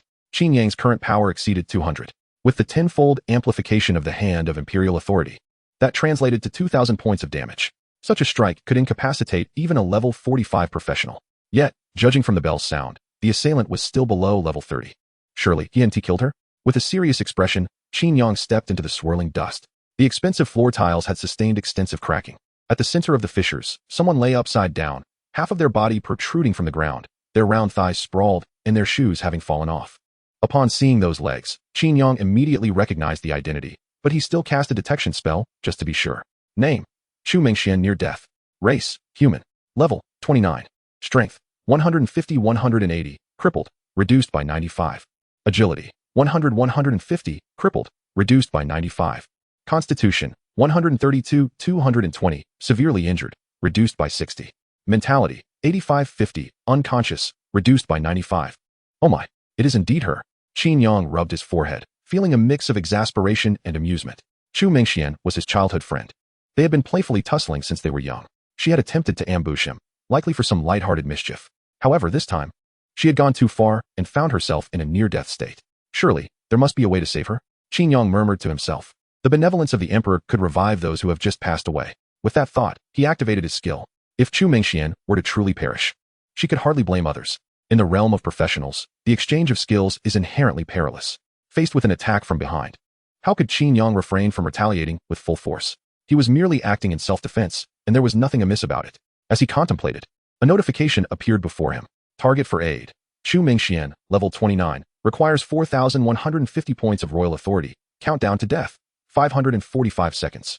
Fortunately, there was still a chance for salvation. Qin Yang's brow relaxed. Chu Mengxian was the youngest daughter of the Chu family, adored by many. If she were to succumb, it would be of little consequence to Qin Yang. However, the relationship between the Qin and Chu families would devolve from friendship into enmity. With the grace of imperial favor, he activated his skill, enveloping Chu Mengshuan's injured form in a golden light. The hundreds of fractures and ruptures on her body began to mend at a visible pace. Before long, her exposed legs began to stir. Qin Yang recognized that Chu Mengxian had awakened. He concentrated his royal authority once more, extracting her from her precarious position and laying her flat on the ground. At that moment, her lovely face was smeared with dirt. Though her injuries had healed, fresh blood still stained her nose and mouth, rendering her almost unrecognizable even to her mother. Amused, Qin Yang took out his phone and captured a photograph of her as a keepsake. Remarkably, the girl had grown significantly. He marveled at the image. He recalled that after her transformation into a young woman, she had maintained a rather flat figure. Yet, for reasons unknown, perhaps a genetic awakening or something else, she had suddenly developed an alluring physique. Coupled with her prolonged physical training, her shapely legs not only exuded a sense of softness, but also showcased subtle muscle definition, making them quite the spectacle. Had he been the person he was before awakening his memories, he would have blissfully perished had she crushed his head with her scissor kick. However, the current Qin Yang harbored no such peculiar inclinations. If he were to indulge, it would be in a different manner. At that moment, the revived Chu Mengxian sat up, her expression dazed as she murmured, "I think I just saw my great-grandmother." How could she not have seen her? Had it not been for the protective barrier surrounding her, she would have been nothing more than a mere speck of mosquito blood on the palm of his royal authority.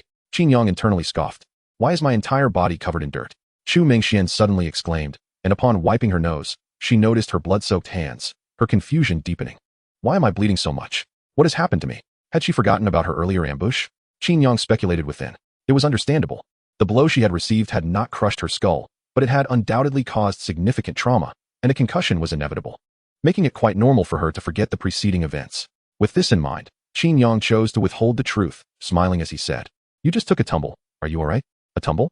Chu Mengxian looked at the large pit beside her, then gazed skyward as if pondering whether she had fallen from the heavens, her bright eyes reflecting a clear, albeit naive, bewilderment.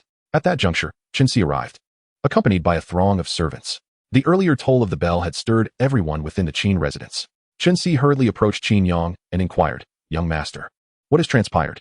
Qin Yang shook his head and glanced at Chu Mengxian, responding, "It's nothing, merely someone took a tumble." It was only then that Qin noticed the disheveled and bloodied Chu Mengxian, which alarmed him, draining the color from his face. "Miss Mengxian, were you not in the guest room?" How could this happen as the words left his mouth? Qin realized it was not the time for such questions and quickly called to the other servants. "Zhang Xiling, Zhongya, why are you two just standing there? Hurry and check on Miss Mengxian's injuries. Miss Mengxian, please remain still while I assess your condition. Is there anywhere that hurts?" I don't think I'm injured," she replied. The servants surrounded Chu Mengxian, causing a flurry of activity in the front yard of the Qin residence. Qin scanned the surroundings with vigilance. The cracked tiles foretold of a recent skirmish, and it appeared the conflict had been brief. Considering Chu Mengshuan's temperament, Qin could almost ascertain that she had just engaged in a quarrel with Qin Yang. However, the outcome was rather unexpected. An 18th level Qin Yang had managed to best a 29th level Chu Mengxian. Although Qin Yang was of a hidden profession, Chu Mengxian was also of an extraordinary class. How could their combat prowess be so disparate? As Qin pondered, he looked towards Chu Mengxian, who remained seated on the ground, her eyes reflecting confusion and a foolish innocence. It seemed she was utterly oblivious to what had transpired. Good heavens, had she suffered a blow to the head? At that moment, Qin Yang approached Qin and whispered, "The surveillance in the front yard requires maintenance." Qin paused, then immediately understood, I shall inspect it shortly. Please ensure Miss Chu is attended to and does not disturb me." Traditionally, whenever Chu Mengxian visited the Qin residence, it involved playful banter and teasing with Qin Yang. Yet, the current Qin Yang had no interest in engaging with the young girl. He had matured into adulthood and sought authenticity in his interactions. Chu Mengxian had grown, but not sufficiently to bridge the gap between them. They could no longer connect. Once he had converted his equipment, he intended to seek out Wang Kai, planning to reside in the Sea King Palace for the next few days. Qin Yang thought to himself as he closed the door. After a week of passive engagement, his royal power had accumulated to 130,000. Converting a level 20 piece of equipment required 14,665 points of royal power. 5 pieces totaled 73,325 points. Adding in the 18th level blood-colored monastic robe, this expenditure would exceed 80,000. The accumulation of royal power was still insufficient for his aspirations. A yearning for power stirred within him. In truth, even without converting these items, his advantages were considerable. The 80,000 points of royal power saved could accomplish many feats. 8,000 phantom divine weapons, or 400 elite troops operating online for an hour. Each of these was a one-time use. It would be wiser to convert them into attributes to enhance skill effects. After contemplating for a moment, Qin Yang resolved to proceed with the conversion. Reserving royal power for skills would merely contribute to a blue bar, but converting it into equipment would yield tangible attribute enhancements. The choice between the two was quite straightforward. With this in mind, Qin Yang opened his panel and began the conversion process, starting with the blood-colored monastic robe. Transformation equipment: Crimson Robe of the Monks, level 18. Requiring 496 imperial power for conversion. Commencing transformation. Prior to the conversion, Qin Yang deliberately donned the Crimson Robe of the Monks, eager to experience the enhancement of attributes firsthand and to admire its original design. Within the equipment compendium, the Crimson Robe is renowned. The robe predominantly boasts a rich crimson hue, adorned with flickering dark golden runes. These runes appear almost alive, gently undulating like delicate veins, channeling energy into the gem at the chest, which pulsates like a beating heart. The collar, cuffs, and hem are embellished with black trims, creating a stark contrast against the crimson base, thereby adding an aura of ominous beauty. The robe's aesthetic is already captivating. One can only wonder how it will transform. Will it become a dragon robe? With anticipation, Qin Yang activated the skill. In an instant, a golden radiance enveloped him, following a cascade of resonant sounds. The golden light dissipated. Qin Yang turned to gaze at the nearby, full-length mirror. Upon witnessing the transformed appearance, he was momentarily struck dumb, exclaiming, "Is that you, Emperor Yang of Sui?" Chapter 048, Equipment Transformation, Exceeding All Expectations. Qin Yang rubbed his eyes. The moment he glanced at the mirror, he felt as though he had entered a reverie. The reflection was not of his bedroom, but of a magnificent and solemn ancient palace. In the palace stood a solitary figure, tall and imposing, with a striking visage and piercing eyes. He was silently observing Qin Yang from beyond the mirror.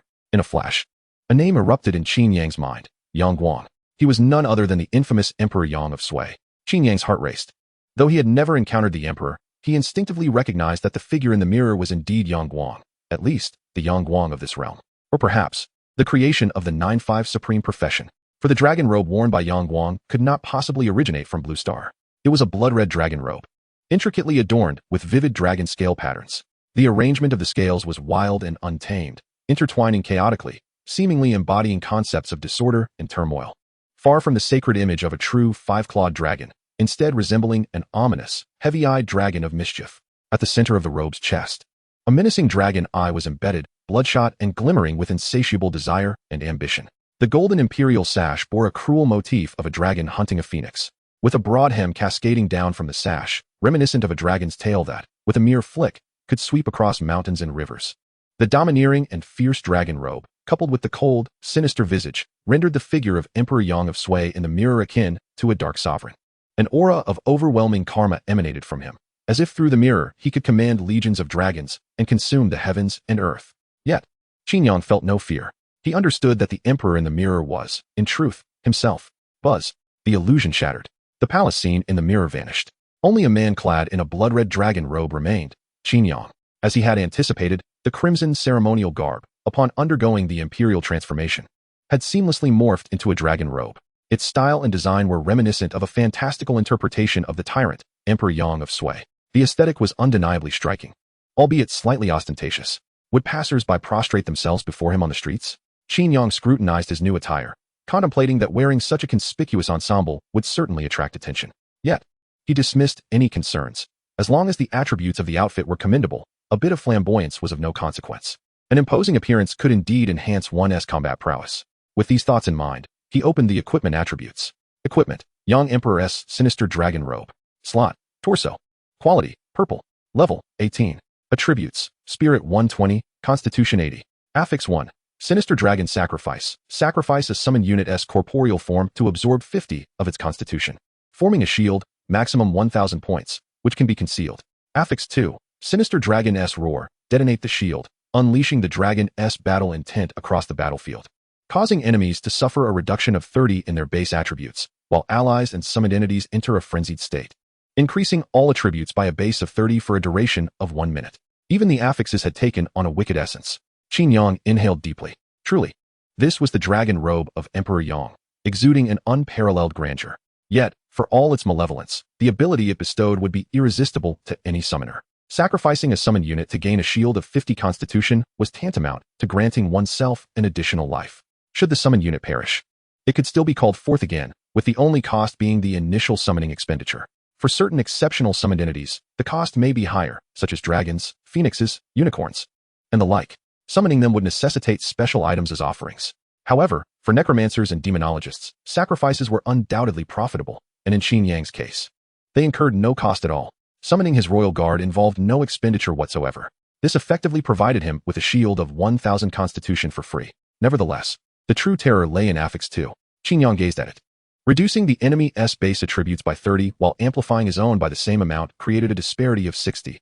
Who could withstand such a blow? He marveled inwardly. The potency of the Yang Emperor's sinister dragon robe transcended the realm of mere purple quality. Just these two affixes alone could incite a tempest in the marketplace. Had it not been for his slightly lower level, it would be entirely fitting to deem it divine-grade equipment. The expenditure of 10,000 Imperial credits had proven exceedingly worthwhile. He hoped that subsequent gear would maintain this level of excellence. With these musings, Qin Yang once again accessed his interface, preparing to transform the blue-quality equipment customized for Guyu. Meanwhile, in the guest room of the Qin residence, Chu Mengxian lounged in a bathtub, gazing at the ceiling while her hands glided over her body, gently pressing and caressing. Strange, she thought. Although she felt pain, there were no injuries to be found. Bewildered, she stared upward. She considered herself of average intellect, but could not fathom how a mere fall could have created such a deep pit in the granite floor. Moreover, to merely trip and encounter the great-grandmother? This certainly underestimates the professionals, does it not? Given her current constitution, even a fall from a height of 20 meters would not inflict the slightest harm upon her. Additionally, she possesses the Golden Bell shield skill for protection. It is utterly implausible to think she could be incapacitated from such a height. There is undoubtedly something amiss. What was I engaged in just before losing consciousness? Chu Mingxuan's mind raced, but soon overheated and malfunctioned. After a moment of dazed contemplation, she recalled a crucial detail. Ah yes, it seems I intended to find Qin Yang. But what was my purpose in seeking him? Our encounters invariably lead to either quarrels or fights. Fights indeed. Suddenly, she sprang from the bathtub, startling her two white rabbits. Chu Mingxian remembered. Her visit to Hongwu City was not solely to participate in the recruitment battlefield. She had two equally significant objectives. First, to protect Qin Yang during the battlefield, and second, to give him a well-deserved thrashing. How could I have forgotten this? I am here to confront him. Should I employ the cross-lock technique, or the 8 extremes elbow strike? No, the cross-lock is too intimate, while the 8 extremes elbow is excessively brutal. Perhaps a direct flying kick to his backside would suffice? Yes, that could work. Chu Mingxian hastily grabbed a towel to dry herself and prepared to exit the bathroom. Suddenly, she paused, murmuring to herself, why do I feel an inexplicable familiarity? With a slight mental effort, her gaze cleared once more. Shaking her head, she resolved, regardless, I must locate this scoundrel first. In Qin Yang's chamber, brilliance radiated as sounds of clanging echoed. In a mere moment, he had transformed all his equipment. 5 pieces of gear now exuded a regal aura, and their attributes had significantly enhanced. The unified consumption reduction of 5 had risen to 8. The overall attribute panel surged from 30 to 45. The ruggedly styled Yinma bracers were transformed into exquisitely carved dragon bracers.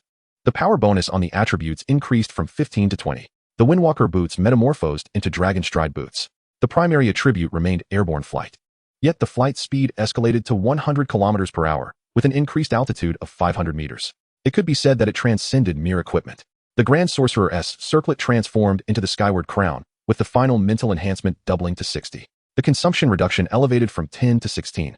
The appearance of the ice and fire dual serpent pauldrons matched Qin Yang's expectations, transforming into 2 dragon heads, which, when paired with the little black sky rat cloak, exuded an extraordinary aura of dominance.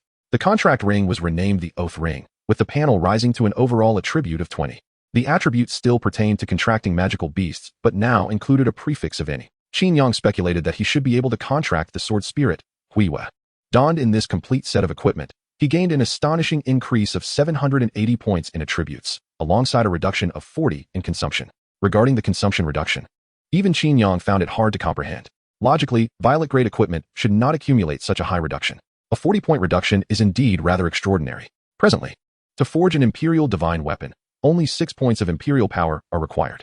With the same 10,000 points of Imperial authority, one could previously summon a mere 1,000 divine weapons, but now one can conjure as many as 1,666. The most significant reduction in consumption pertains to summoning skills. The continuous expenditure of the Imperial City Guard has diminished from 20 points of Imperial authority per hour to 12.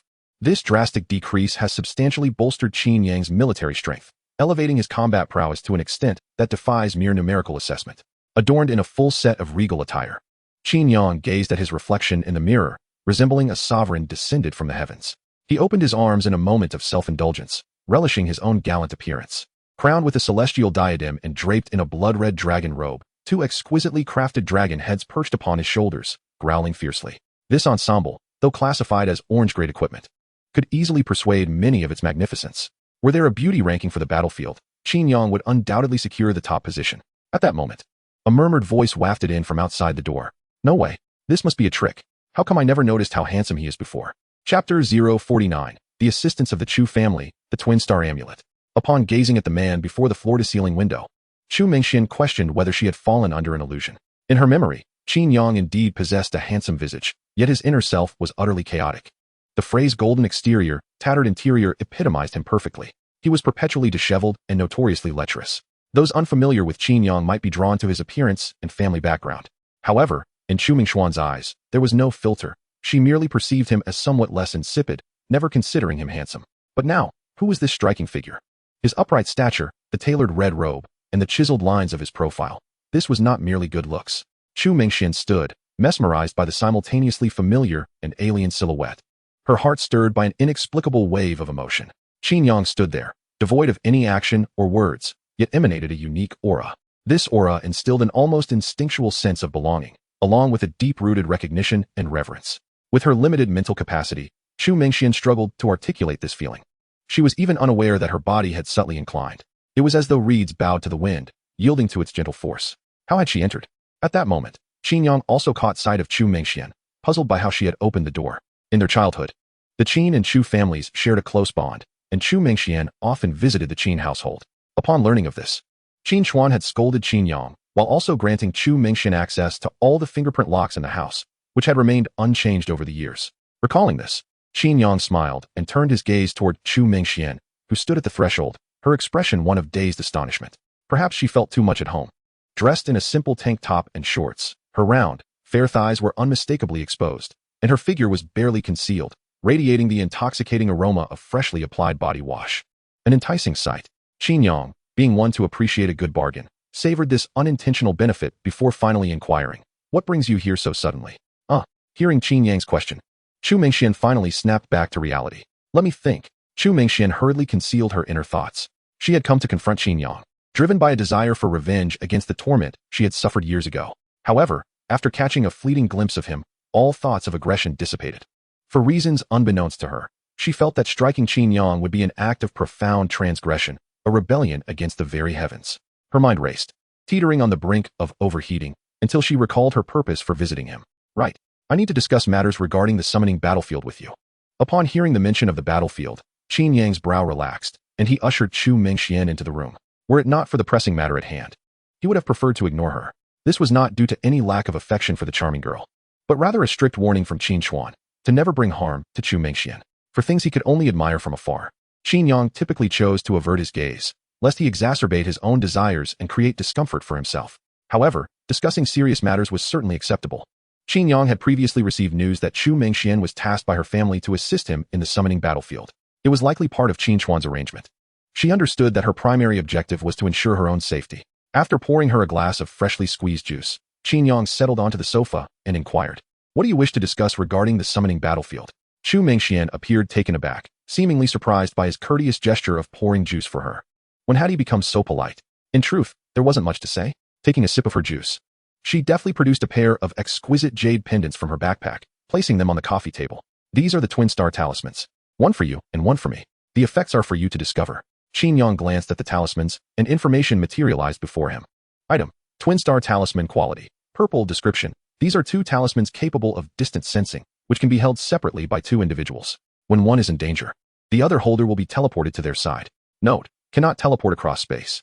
Teleported assistance. This item was indeed precious. Yet, he considered it somewhat redundant.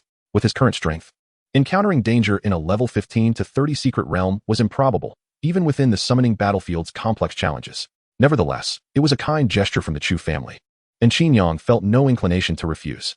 "Thank you. I will do my best not to trouble you." He accepted the talisman and expressed his gratitude. Chu Mingxian was momentarily stunned, her eyes reflecting a complex array of emotions.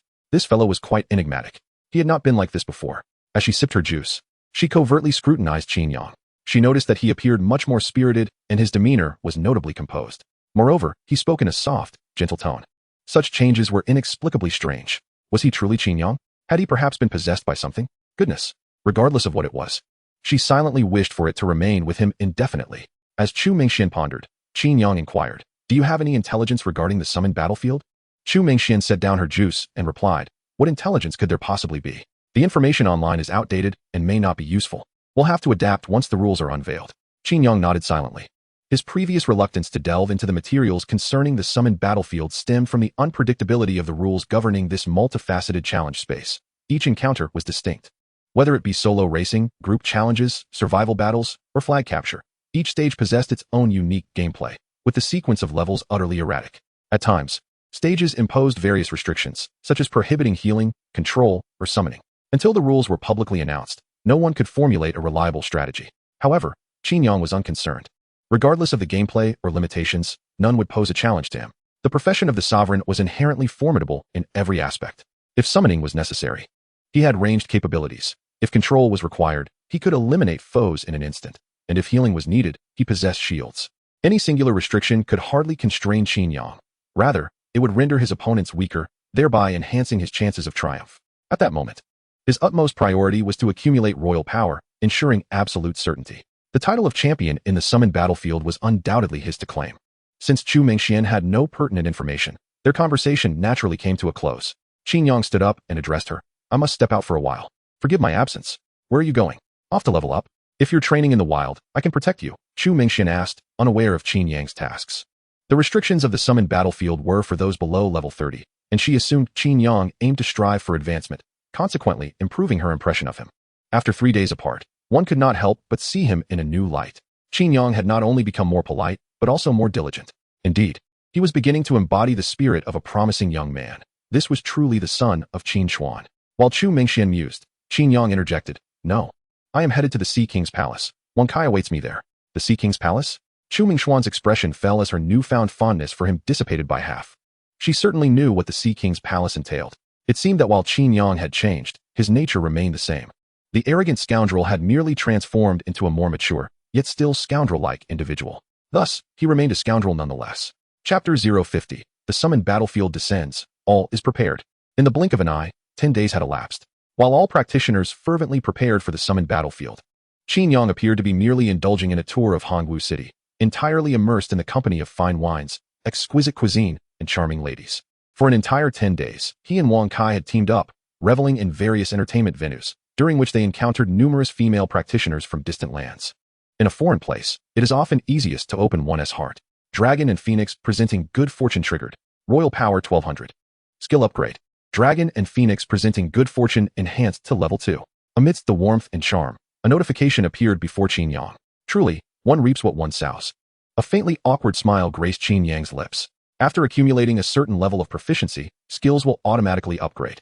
Qin Yang never anticipated that the first skill to reach this milestone would be Dragon and Phoenix presenting auspiciousness. However, the upgrade brought little change. The only difference was an increase in the rewards received. The specifics of this enhancement were not explicitly stated. Would he need to experiment to find out? As Qin Yang pondered this, he glanced at the enchanting lady beside him, who was blissfully lost in dreams, intending to awaken her for a little sparring. Just then, a thunderous clap resonated outside the window, echoing like the very heavens were collapsing. The floor-to-ceiling windows in the suite trembled, and it felt as if the entire room was swaying. The sweetly dreaming lady was startled awake by the thunder, instinctively clutching Qin Yang. His excitement surged, and his breathing quickened, not because of her presence, but due to the series of notifications that appeared before him after the thunderclap. Heavenly Dao event commenced. Level 15 to 30 challenge, summoning battlefield, commencing soon. In the early hours of the morning, the deafening thunder unexpectedly rent the night sky, awakening the entire Hongwu city. Above, a miraculous spectacle unfolded. A colossal light screen emerged as if it were a portal to another realm, slowly unfurling within this world. The screen shimmered with vibrant colors, radiating dazzling neon hues that gently enveloped the city's sky, illuminating every corner, every street, and every dwelling. In that moment, time seemed to freeze. The hearts of millions within the city beat in synchrony. At long last, the much-anticipated summoning battlefield had arrived. Both professionals and ordinary citizens set aside their tasks, stepping out of their rooms. Some stood on balconies, others in the streets, all gazing skyward. Within the sky, upon the light screen, a series of numbers appeared. 115,950. This was a countdown. In just 12 hours, the summoning battlefield would commence. What the heck? Wasn't there supposed to be a 3-day announcement? I'm just a smidge away from level 15. Shouldn't I hurry to train? There are only 12 hours left. But why the early announcement? Across every corner of Hongwu City, the discussions of professionals filled the air. Excitement, anxiety, and tension permeated the city. Those familiar with the summoning battlefield displayed expressions of confusion. Qin Yang, standing by the floor-to-ceiling window, furrowed his brows. According to prior information, there was always a 3-day notice before the arrival of the summoning battlefield. This meant that the light screen should have appeared 3 days in advance. Yet now, it had only given a 12-hour warning. Could my premature revelation of information have led to a correction by the Heavenly Tao? Qin Yang murmured. The existence of the Heavenly Tao had been confirmed as far back as the last century. It is a principle that transcends divinity, enigmatic and profound. The world's operations are maintained under this principle. Should any malicious loophole arise within the secret realm, the Heavenly Tao would intervene, altering the rules of the realm. Qin Yang felt that the so-called Heavenly Tao resembled a game administrator. However, unlike before, the celestial law merely serves as a set of rules devoid of consciousness. Any challenge space that descends upon vast regions is typically preceded by a notification period, usually 3 days in advance, which is a customary practice of the celestial law. Yet this time, the rules have been altered. Qin Yang has reason to suspect that he is the cause of this change. His premature revelation allowed everyone to learn of the impending battlefield summons a fortnight in advance, thus nullifying the purpose of the notification. It remains uncertain whether the arrival was hastened or the notification delayed. If it was indeed an early arrival, he would have lost 3 days to accumulate imperial power. Alas, even if it amounts to merely 50 or 60,000 imperial power, it is inconsequential. Qin Yang mused to himself. After 10 days of idling, selecting, and cultivating, he not only gathered a smattering of attribute points, but also accrued a considerable amount of imperial power. Presently, he possesses a total of 240,000 points of imperial power. Taking into account the 40 reduction in consumption, it equates to over 300,000 imperial power. The ammunition for the conquest battlefield is quite ample. As for the supplies needed in the secret realm, there is little to prepare. Potions, items, scrolls. Qin Yang has a plethora of these, ensuring that he is well equipped. While Qin Yang was deep in thought, the alluring woman from the large bed had already descended. Through their prior exchanges, he learned that she is a sorceress hailing from the city of Gale, awakened as a tide mage, adept in control, damage, and healing, her prowess ranking among the elite classes. At this moment, she is fully adorned in her gear. Clad in a flowing aqua robe, it gracefully drapes over her elongated figure, accentuating the allure of a mature woman. The neckline of her robe dips just enough to reveal her enticing collarbone and impressive décolletage. Are we departing now? Qin Yang inquired of the enchanting woman.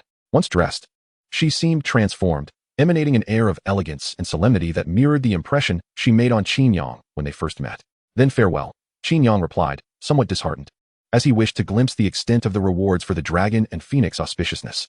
To his surprise, the woman furrowed her delicate brows, her pearly teeth gently biting her lip, as if regretting the events that transpired earlier. Perhaps it is best we do not meet again. I hope you can forget what occurred before. After casting a lingering gaze at Qin Yang, she resolutely turned and exited the suite. Do you fear that I would pursue you? Qin Yang chuckled bitterly. Detachment has always been his modus operandi. To be frank, he had even forgotten the woman's name. Everyone seems quite anxious. Qin Yang glanced at the luminous screen above, feeling a surge of excitement. This sensation was akin to preparing for a competition. The outcome was predictable, yet he still anticipated the experience. After all, no current secret realm has permitted him to unleash his full potential.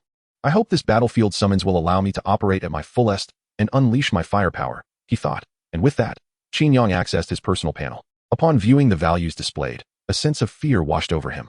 Taking a deep breath, he mused to himself, for professionals below level 30. These statistics are indeed quite outrageous. Chapter 051. The Mandate of Heaven. Name: Qin Yang. Race: Human. Level: 18. Class: Supreme Sovereign, Unique. Strength: 158, 323, 96. Agility: 152, 308. Constitution: 254, 368. Mentality: 160, 483. Skills: Annihilation of the 9 clans. Behold the Sovereign as Heaven. 1. Divine Arms of the Realm. 1. Imperial Guardsman. 1. Brocade-clad Guard. 1. Dragon and Phoenix presenting auspiciousness. 2. Hand of Imperial Authority. 1. Vast Imperial Grace. 1. Imperial City Guards. 1. Majestic Sovereign Demeanor. 1. Supreme Dragon Physique. 1. Detection Art. 1. Illumination Art. 1. Imperial Authority. 240,795, 724 hours. Achievements: Conqueror of 10,000 armies, Nemesis of the Insectoid. 1. Slaughterer of the Canine Batch. 1. Goodness. My total attributes have reached 2,302. Calculating his attribute values, Qin Yang felt a twinge of fear. Setting aside the 724 points of base attributes, the nearly 1,500 points of equipment attributes must be the ceiling for countless individuals. A practitioner from an ordinary background, before advancing to the elite tier, can at most acquire a full set of green tier gear. Even a piece of level 30 green equipment would not confer more than 120 points of attributes. With headgear, hands, torso, accessories, and all parts fully equipped, the total attributes would barely exceed 1,000. This is, of course, in the most ideal circumstances. In reality, most individuals struggle to gather even a complete set of green tier equipment. This world is far more brutal than Qin Yang's homeland. If Blue Star is set to a difficult level, then this world is on hellish difficulty. Having talent without wealth makes it exceedingly difficult to thrive. Lacking talent, yet possessing wealth, proves equally futile. Only those who are both affluent and gifted may ascend to the pinnacle of the pyramid. In the presence of these favored children of destiny, ordinary practitioners and unskilled commoners find little distinction. Fortunately, Qin Yang belongs to the fortunate few who are both talented and wealthy. Even if he were to recline in idleness throughout his life, it would be upon a cloud. No, I am not merely a child of destiny. I am the mandate of heaven. Qin Yang lifted his gaze to the luminous screen above. The countdown numbers pulsed steadily. Beneath the screen, the bustling city of Hongwu thrummed with energy. Whether practitioners or common folk, all who were awake had sprung into action. They swiftly occupied all open spaces, unfurling mats and erecting tents, preparing to revel in this grand feast meant for practitioners. Once the battlefield of summoning officially commenced, everyone would be able to witness the participants in the dungeon through the celestial screen. Naturally, these images could not be manipulated by human hands, only switched by the Tao of Heaven. Typically, the lens would focus on participants who performed admirably or on particularly thrilling and dramatic scenes. From this perspective, the Tao of Heaven exhibits a degree of humanity. If you wish to specify whose lens to observe, I regret to inform you that the will of heaven shall remain indifferent. The moment is upon us. How exhilarating. Indeed, to witness the grand spectacle of the summoning battlefield with one's own eyes is an extraordinary opportunity. One can only hope that the warriors of Hongwu will seize the crown.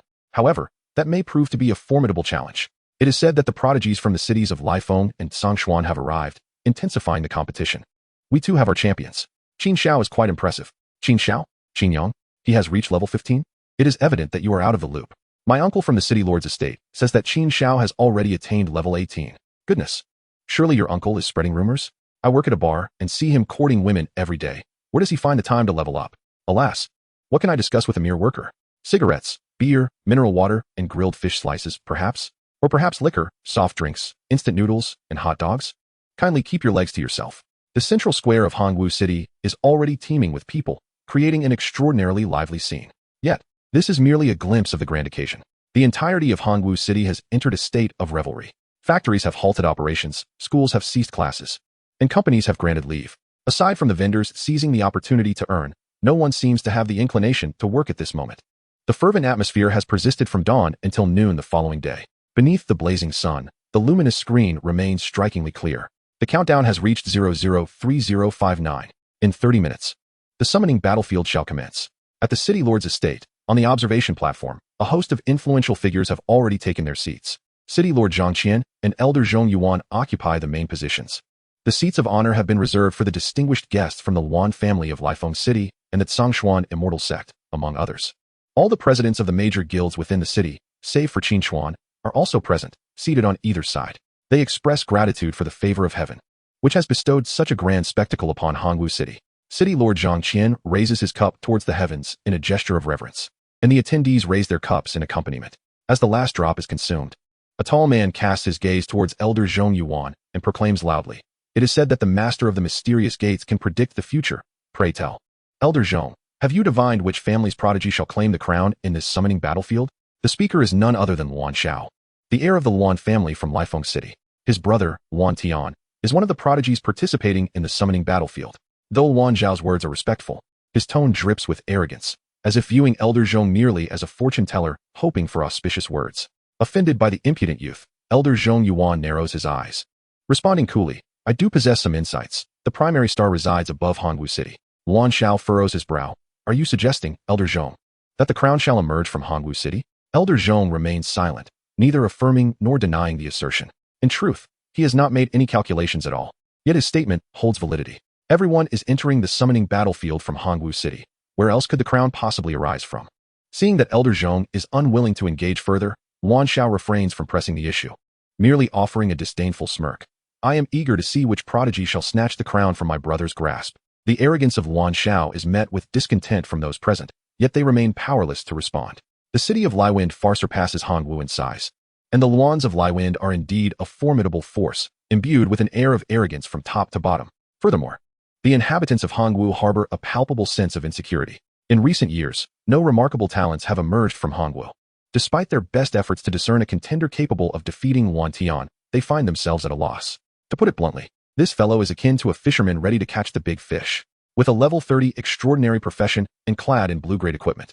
His total attributes soar to an impressive 1,700 points.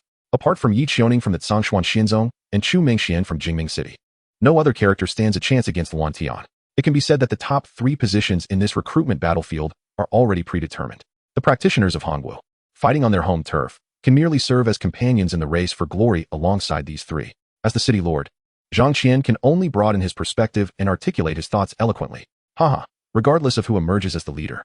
They shall be a source of pride for our Jiuzhou Federation, a rising star. A reasonable sentiment indeed. A gleam of triumph flickered in Luan Zhao's eyes as he discerned Zhang Qian's concession. At that moment, a woman seated beside Luan Zhao turned her gaze towards Zhong Yuan and remarked, "Old Zhong, I conducted a divination last night, and the insights from the Qi men are rather perplexing." The speaker, a strikingly beautiful woman who appeared to be no older than 30, was Dongfang Qing, a 55-level Qi men master and elder of the Zhongshuan Xinzong. Zhong Yuan opened his eyes, regarding Dongfang Qing, a junior of nearly his caliber, with great optimism, and inquired earnestly, "May I ask, Elder Dongfang, what insights did the Qi men reveal?" With delicate fingers, Dongfang Qing dipped them into the tea. Writing on the table as she recited, "When autumn arrives on the 8th of September, my flowers will bloom, and all others shall wither." As Zhong Yuan listened to the unfamiliar lines of poetry, he murmured to himself, "My flowers will bloom, and all others shall wither?" This line seems oddly familiar. Suddenly, his eyes widened with realization. He had encountered this phrase before. Chapter 052, The Battlefield Unveils. The fragrance of blossoms permeates Chang'an. This poetry is indeed exquisite. But what does it signify? What is Chang'an? I have never heard of such a place. The mention of the 8th of September is puzzling. As it is only early August now, the mysteries of the Qi men are truly profound, eluding comprehension. Upon hearing Dongfang Qing's Qi men insights, the crowd on the viewing platform engaged in animated discussions. Though they were shrouded in confusion, they respected the revelations of the Qi men and refrained from making rash statements. Only Luan Xiao displayed disdain, mockingly stating, "A mere trick of the rivers and lakes, shrouded in mystery. I am eager to witness what this so-called fragrance of blossoms entails and what golden armor signifies." Dongfang Qing paid no heed to Luan Zhao's derision, her gaze fixed on Zhong Yuan with a thirst for knowledge. Meanwhile, Zhong Yuan's expression was one of astonishment. The calm demeanor he once possessed now vanished. "My flowers will bloom, and all others shall wither." A month prior, he had encountered this phrase during the awakening ceremony for his position in Hongwu. It appeared amidst Qin Yang's class transition phenomenon. Moreover, according to information circulated online, Qin Yang possesses a summoned entity, a towering golden-armored guard. This aligns perfectly with the final line. The city is adorned with golden armor. Could it be that the next leader will be Qin Yang? Though Qin Yang is merely at level 18, how can he possibly triumph over the formidable Yuan Tian, who stands at level 30? Furthermore, with only a solitary golden-armored guard by his side, how can he hope to match the grandeur of an entire city adorned in golden armor? Zhong Yuan's mind was beset with doubts. Yet, as a practitioner of the celestial arts, he would not question the revelations of the mysterious forces. If the omen pointed to Qin Yang, then the victor could not be anyone else. As Zhong Yuan pondered this, a synchronized roar erupted from below, as if the entire city was ablaze with fervor. 10, 9, 8, 7. The countdown rang out from the throats of thousands. The gathering crowd on the observation deck suddenly realized that the numbers displayed in the heavens were rapidly approaching 0. Soon after, a resounding bell tolled, reverberating through the air, as streaks of light surged forth from every corner of the city, soaring towards the luminous screen above. This signified that the qualified adventurers were beginning their transport to the battlefield. In Hongwu City, at the Dragon Pavilion Hotel, in the opulent Emperor's Suite 888, the level 30 bloodthirsty berserker, Yuan Tian, clad in a crimson-scaled battle attire, stood before the floor-to-ceiling window, his eyes gleaming with the excitement of a wild beast. In his exhilaration, he slammed his massive fists together, a malevolent grin spreading across his face as he exclaimed, "Ha ha, it has finally begun. Come, let us indulge in slaughter." With that, he shattered the triple-glazed soundproof window and leaped into the abyss, transforming into a streak of blue light as he hurtled towards the radiant screen. Meanwhile, on the adjacent balcony, Yi Qiuning caught sight of this spectacle and, astonished, muttered a curse under her breath. Without delay, she too became a streak of blue light, spiraling upwards into the sky. In an instant, the heavens above the city were adorned with flickering lights, creating a wondrous spectacle akin to a starry night, despite it being midday. "Wow, this is breathtaking," exclaimed Chu Mingxian. gazing skyward from the front courtyard of the Qin residence. Though she was not uneducated, her mind could only articulate her awe with a simple exclamation. Qin Yang felt a similar shock at the beauty before him. This world was both harsh and magnificent, filled with the allure of the unknown and the thrill of challenge. Do your best, Qin Deja. Chu Mengxian clenched her small fist, waving it encouragingly at Qin Yang. Clad in a fitted cheap house-style battlesuit that perfectly accentuated her figure, adorned with intricate cloud patterns, her shapely legs were partly concealed beneath the high-slit hem of her attire. Qin Yang smiled back at Chu Mengxian and said, "Stay safe. I am about to depart." Before him, the prompt for the battlefield materialized. Qin Yang, level 18, sovereign of the 9-5, meets the entry requirements. Would you like to enter the battlefield of summoning, levels 15 to 30? May you return safely, young master. Wishing you victory, Miss Mengxian. As Qin Yang prepared to leave, dozens of servants in the courtyard of the Qin residence offered their blessings in unison. Qinzi expressed his concerns for Qin Yang, gently advising, "Young master, remember that participation is what matters. Do not overexert yourself. The Qin family does not lack the rewards from the battlefield." "Thank you. I am well aware." Qin Yang nodded, silently resolving, "Enter the battlefield of summoning." In an instant, he transformed into a streak of flowing light, soaring towards the glowing screen above. "Wait for me," Chu Mengxian shouted, also becoming a streak of light as she ascended into the sky. "Return safely." Qin Xijing waved towards the flowing light, suddenly realizing a perplexing matter. The flowing light transformed by Chu Mengxian was blue, while Qin Xiao's was golden. Beneath the luminous veil, a myriad of flowing lights danced in various hues. White was the most prevalent, green was rare, and blue was exceedingly scarce. White was commonplace, green was exceptional, and blue was extraordinary. On the observation deck of the city lord's mansion, Dongfang Qing gazed at the sky, murmuring incantations. She then turned to Luan Xiao with a smile, saying, "The number of extraordinary professionals participating in this recruitment battlefield is not as few as one might imagine. If your brother wishes to claim victory, he must contend not only with Yi Xiaoning from our sect." Luan Xiao observed the 10 or so blue flowing lights at the horizon, his expression growing somber.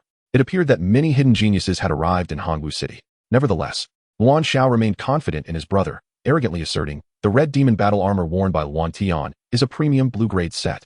This will certainly set him apart from other extraordinary professionals. Blue-grade equipment, who doesn't he possess it?" Dongfang Qing retorted lightly, unwilling to concede. At that moment, from behind, Zhong Yuan suddenly exclaimed, "That is a golden flowing light." Both Luan Xiao and Dongfang Qing were startled, their gazes drawn to the sky. A resplendent golden light was streaking across the firmament, charging towards the luminous veil. Blue for extraordinary, purple for epic, and gold for legendary. A legend. A legendary class profession. Instantly, the prominent figures on the observation deck were thrown into disarray. City Lord Zhang Qian stammered, Who is this person? Why did he come to Hongwu City without prior notice?" A legendary class professional represented the pinnacle of this world. Even at level 1, such a figure was not someone Zhang Qian could afford to overlook. In fact, merely meeting them would be an immense opportunity. Perhaps he prefers to remain inconspicuous, Dongfang Qing speculated gravely. With the emergence of a legendary class professional, Yi Xiaoning's chances of victory plummeted by 50%. If the opponent was also at level 30, the outcome would be virtually sealed. Beside them, Luan Xiao erupted in expletives. "Damn it. What is a legendary class professional doing here causing a ruckus?" No, it's not just a legendary class. On the observation deck, only Zhong Yuan remained silent. Yet, within him, tumultuous waves surged. The golden flowing light, representative of the legendary class, bore a distinct aura. Surrounding it were strands of white lightning, exuding an even more commanding presence. Rather than merely a flowing light, it resembled a radiant sun. Under its luminous glow, the surrounding lights transformed into gold, flowing like a golden river towards the sky's veil. Reflecting on the earlier ominous revelation, Zhong Yuan's thoughts raced. The scent of incense wafting through Chang'an, the entire city donned in golden armor. This was indeed correct. The prophesied victor was none other than this individual. Zhong Yuan jolted awake, proclaiming to the world, "Thanks to you are my reason to reject others for the inspiration. The skill, All People Pilgrimage, has been renamed to See Me as Heaven. I always felt All People Pilgrimage was too soft. This skill must possess a more domineering essence." Some readers have provided constructive feedback on minor issues, and I shall ponder them earnestly. A book worthy of reading is indeed reliant on the encouragement of its readers. I am grateful for everyone's suggestions. Chapter 053, Exclusive Secret Realm, Mindspace, Reset. You have entered the summoning battlefield. Current level, Contaminated Subhuman Outpost. Level objective, eliminate all undead units. Failure to do so within 6 hours will result in disqualification. Level monsters, Corpse Demon Orc Berserkers, 15. Corpse Demon Orc Headhunters, 16. Corpse Demon Orc Shamans, 18. Corpse Demon Orc Centurions, 20.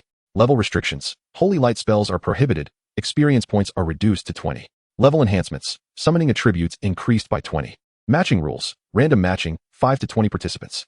Rewards. Skill awakening scroll, 1 to 10. Elite level breakthrough gem, 11 to 100. Basic attribute fruit, 5, 101 to 200. Would you like to match with teammates? No. Within a quaint and elegant wooden cabin, Qin Yang silently contemplated.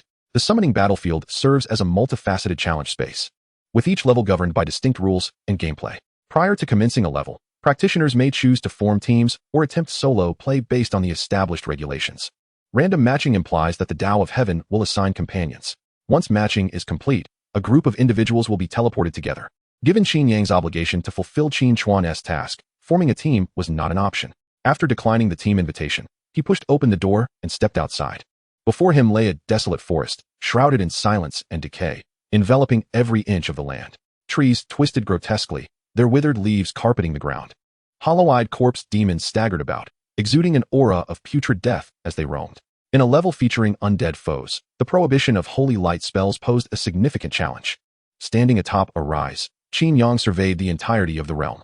The objective of the level was to eradicate all undead units. However, the sheer expanse of the forest suggested that this would be no trivial task. It was estimated that there were no fewer than 800 corpse demons within the woods, with many being below level 20. For a practitioner of such caliber, soloing the level would be nearly impossible. Yet, Qin Yang was not alone. His spiritual attributes had accumulated to a total of 643 points, and with a 40-point reduction in consumption, he could summon 107 royal city guards at once. The cumulative attributes of the guards had reached 2,700 points, and with the level enhancements, they were approaching 3,000 points, equivalent to a 4-star potential monster. Deploying 100 guards would not only clear out the undead, but might even strip the forest bare. However, before purging these undead, Qin Yang needed to fulfill Qin Chuan's task. He was required to summon and contract an undead within this level, as well as unlock a special secret realm with a level restriction below 18. First, let me complete Old Deng's task. I hope it will not prove too cumbersome. Qin Yang mused as he retrieved the Forbidden Soul Stone from his bag. Item: Forbidden Soul Stone. Quality: purple. Description: capable of sealing any soul below that of a deity. Shattering it will release the spiritual apparition. In this era, necromancers wield great power, and soul stones are remarkably common. However, the Forbidden Soul Stones are deemed illegal. These sinister artifacts possess the capability to seal human souls, condemning them to eternal unrest even after death. The Forbidden Soul Stone emanates a dark purple glow, within which a spectral figure slowly materializes, exuding an air of extraordinary significance. A one-time use purple-grade item. Who could be sealed within it? Qin Yang pondered. Such a precious artifact could hardly be employed to imprison insignificant beings. The so-called subhuman scout must undoubtedly be a unique entity. Although Qin Chuan had not alluded to any imminent danger, for the sake of prudence, Qin Yang resolved to prepare himself adequately. Long live our emperor. The royal guards knelt in homage. Clad in the imperial robes of the Yang emperor, Qin Yang gazed at the guards and declared, I desire to use your corporeal form as a tribute. My lord, it is an unparalleled honor, the royal guard responded without a hint of hesitation. Qin Yang nodded in satisfaction. Most sentient summoned entities possess a degree of loyalty, yet his own summons bore a mental imprint of unwavering fidelity. They were absolutely devoted to the supreme ruler, even at the cost of their physical existence. Roar. The cursed dragon shall be sacrificed. As the equipment's attributes activated, a chilling and eerie dragon's roar reverberated through the heavens and the earth. The blood-red dragon robes billowed without wind, and the 6 eyes within the dragon's visage began to rotate slowly. Simultaneously, the guard's towering form swiftly dissolved into a swirling mass of crimson mist, which was drawn into the 6-eyed dragon's gaze. The royal guard has been sacrificed. The subject's 50 constitution has been converted into a shield. Current shield value, 1,000. A notification appeared, and a scarlet mist enveloped Qin Yang, resembling rivers of blood that wound around him in a languid flow. With a shield value of 1,000. Who could possibly breach it? Qin Yang felt an overwhelming sense of security. He proceeded to summon the royal guard once more. Yes, his sense of safety was now doubled. Only after ensuring absolute certainty did Qin Yang shatter the Forbidden Soul Stone. Instantaneously, a haunting wail echoed, reminiscent of sorrowful cries from the depths of hell. Following this, a shadowy figure gradually emerged. The specter radiated a faint blue light, appearing in a semi-transparent form. Yet, it was distinctly recognizable as a girl of 16 or 17 years. Clad in lightweight armor, it was evident that she belonged to an agile class, specialized in archery. The gemstones and magical runes adorning her armor hinted at her extraordinary lineage. Additionally, a pair of delicate deer antlers graced her temples, resembling branching twigs. Name: Subhuman Scout, Phantom. Race: Deerkin Subhuman. Level: 18. Strength 0, Agility 0, Mentality 203. Constitution 0. Description: she was once a noble of the subhuman empire, possessing unique abilities that enabled her to serve as a scout for confidential intelligence. For over a century, she has guarded a secret, enduring torment and unrest. Qin subhumans are indeed a rarity. Observing the ethereal figure before him, Qin Yang felt a surge of curiosity. The subhuman classification encompasses various races, including foxkin, catkin, and dogkin. Beyond mere human appearance, each being possesses distinctive traits of its own kin, such as foxtails or cat ears. Before Qin Yang stood a spirit adorned with a pair of delicate antlers. Just as curiosity piqued within him, the spirit spoke. "Human, why have you summoned me? Is it for the map of the subhuman relics?" The spirit's voice was crisp, and its gaze towards Qin Yang bore a hint of wariness. "Does it possess intellect?" Qin Yang pondered. Such summoned entities invariably carry a backstory. Yet he found no interest in the narrative behind her presence and promptly activated the oath ring upon his hand. The equipment's attribute triggered, and a prompt materialized before him. Contract target, Yuan Yao.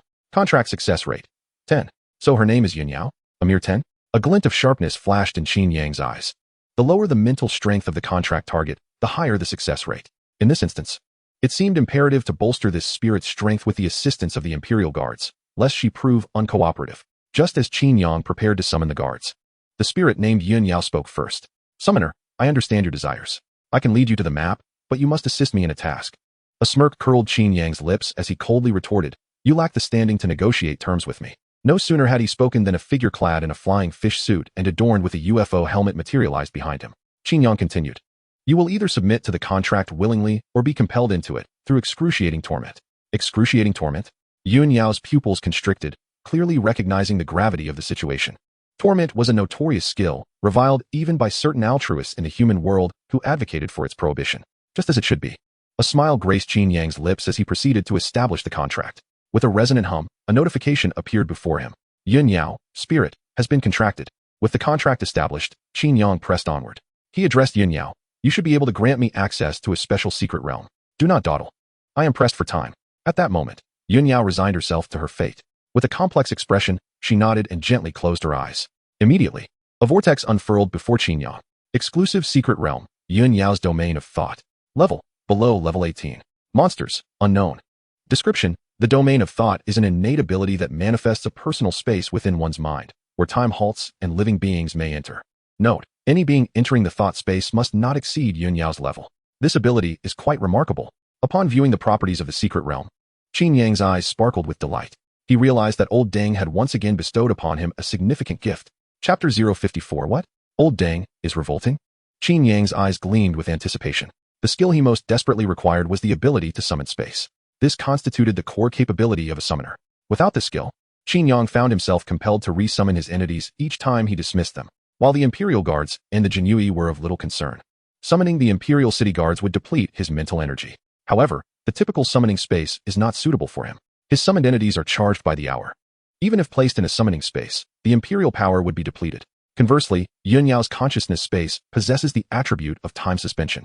With time halted, everything within the secret realm remains unchanged, free from growth and consumption, thus preserving the Imperial power. Once Yuan Yao becomes a summoned entity, there should be a means to elevate her level. As long as her level synchronizes with mine, it could effectively serve as a summoning space. Contemplating this, Qin Yang inquired of Yuan Yao, "How many individuals can your consciousness space accommodate?" Yuan Yao blinked and replied, "In terms of area, it can certainly hold over 1,000 people. However, this secret realm is linked to my mental prowess, and I have yet to test my limits." "Then let us conduct an experiment." Qin Yang's heart swelled with joy. 40 Yinling Imperial Guards, 30 Huban Imperial Guards, 30 Yuan Imperial Guards, come forth. After designating the troops, Qin Yang raised his hand to summon them.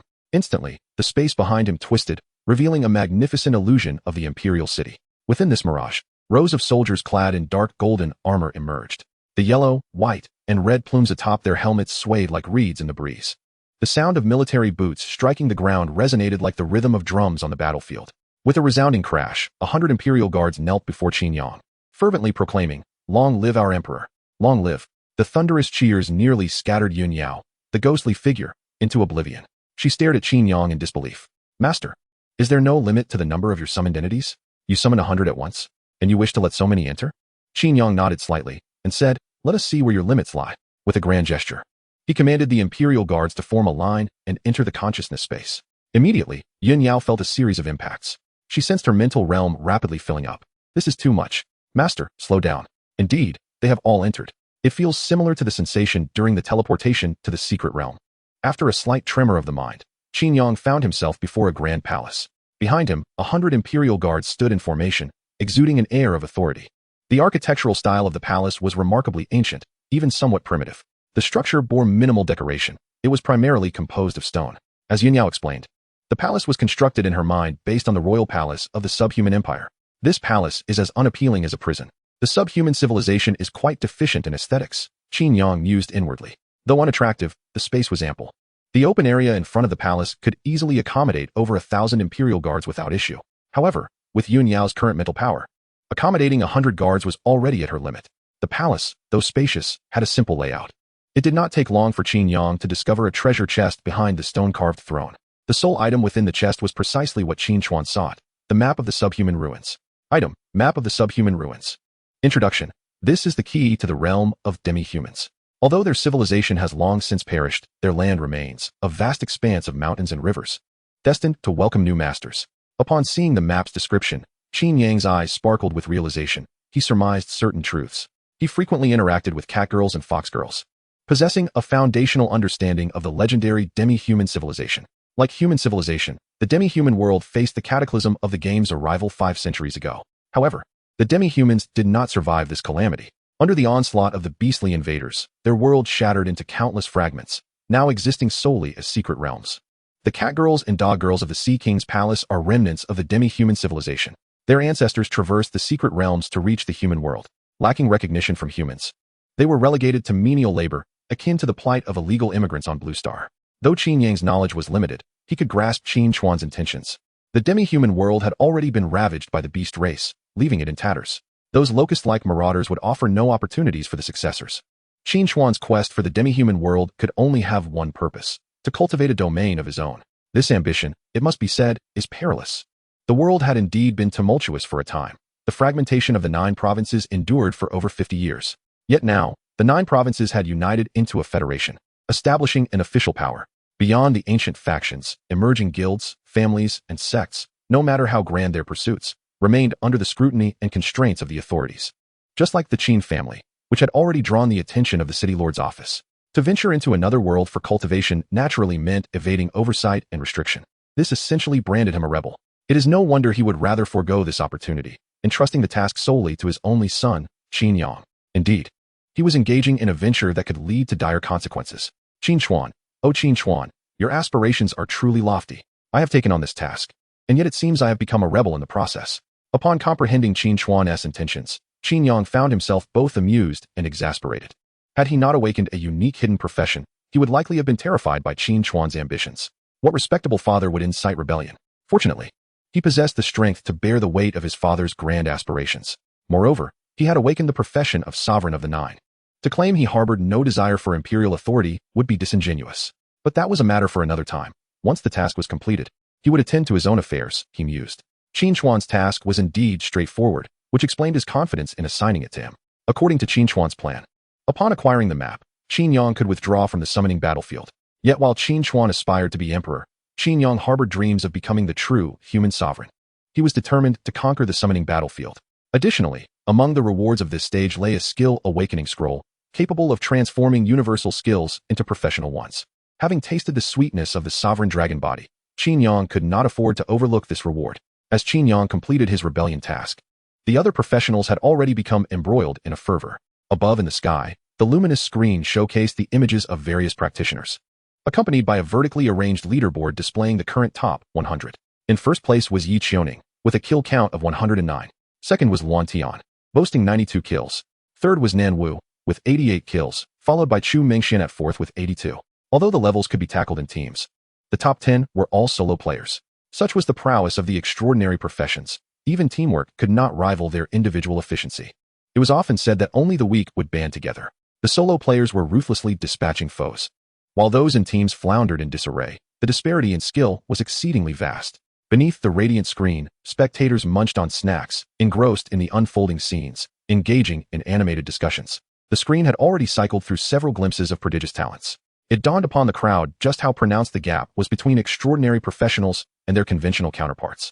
In the face of the extraordinary, even the level 15 corpses were utterly feeble. Take Yi Qiuning, For instance, her flying sword was capable of both offense and defense, and its speed was unparalleled. The corpses before her resembled nothing more than mere walking cheese, easily dispatched. Had the targets not been so scattered, it was likely that Yi Qiuning would have cleared the level in no time. Her formidable strength, coupled with her striking beauty, garnered her a legion of fans. The fervent cheers for her seemed to surge like a flood, permeating every corner of Hongwu City. So magnificent, so beautiful. Yi Qiuning, I am your devoted admirer. There was no need for further speculation. This year's champion would undoubtedly be Yi Qiuning. The sword immortal not only excelled in both ranged and melee combat, but also mastered both magic and martial arts. Wasn't this profession epic in its own right? One could only conclude that the strength of an epic profession transcended our imagination. The power of a profession is determined by the individual. For Yi Qiuning, the sword immortal was indeed of epic caliber.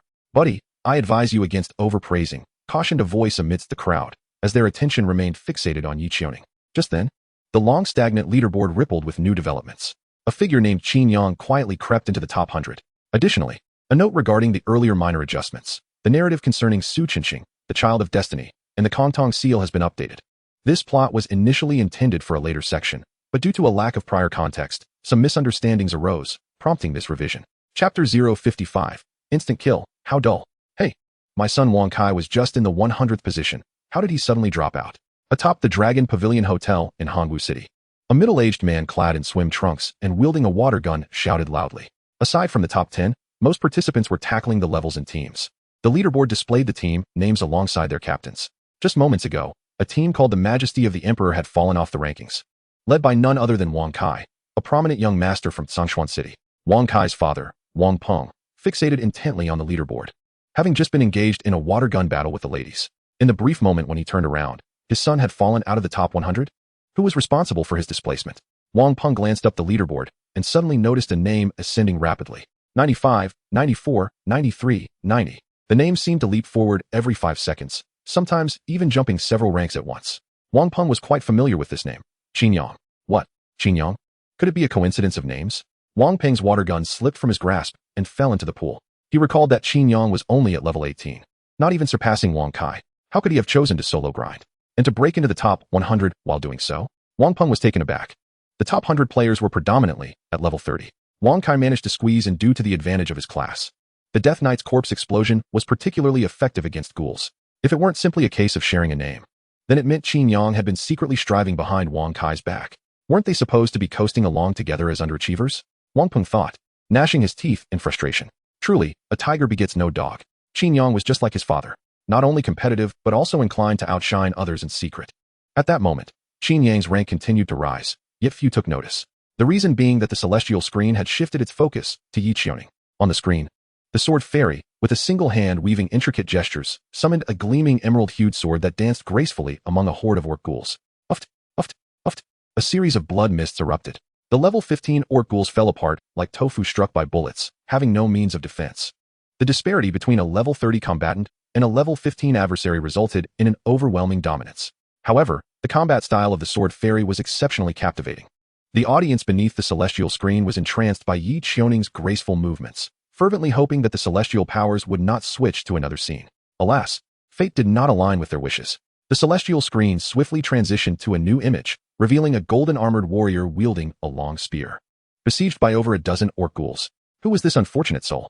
He seemed doomed. What a lack of caution. The ghouls were scattered. How could he allow himself to be cornered? Perhaps others, being of higher levels, intentionally drew the monsters together? Even at level 30, such recklessness was ill-advised. The ghouls could inflict significant damage, and breaching his defenses could lead to severe injury, unless he intended to forego advancing through the subsequent levels. Perhaps due to Yi Qiuning's captivating display, most of the audience harbored little fondness for this golden-armored warrior. As the banter continued, the battle commenced. The golden-armored warrior brandished his spear with grandiose movements. The robust bodies of the orc ghouls, upon making contact with the spear, were shredded and scattered. What? If the screen could convey the audience's thoughts, it would undoubtedly be filled with question marks. The level 15 orc axe wielders had a constitution of around 200. After being transformed into a ghoul, one's physical constitution is notably enhanced.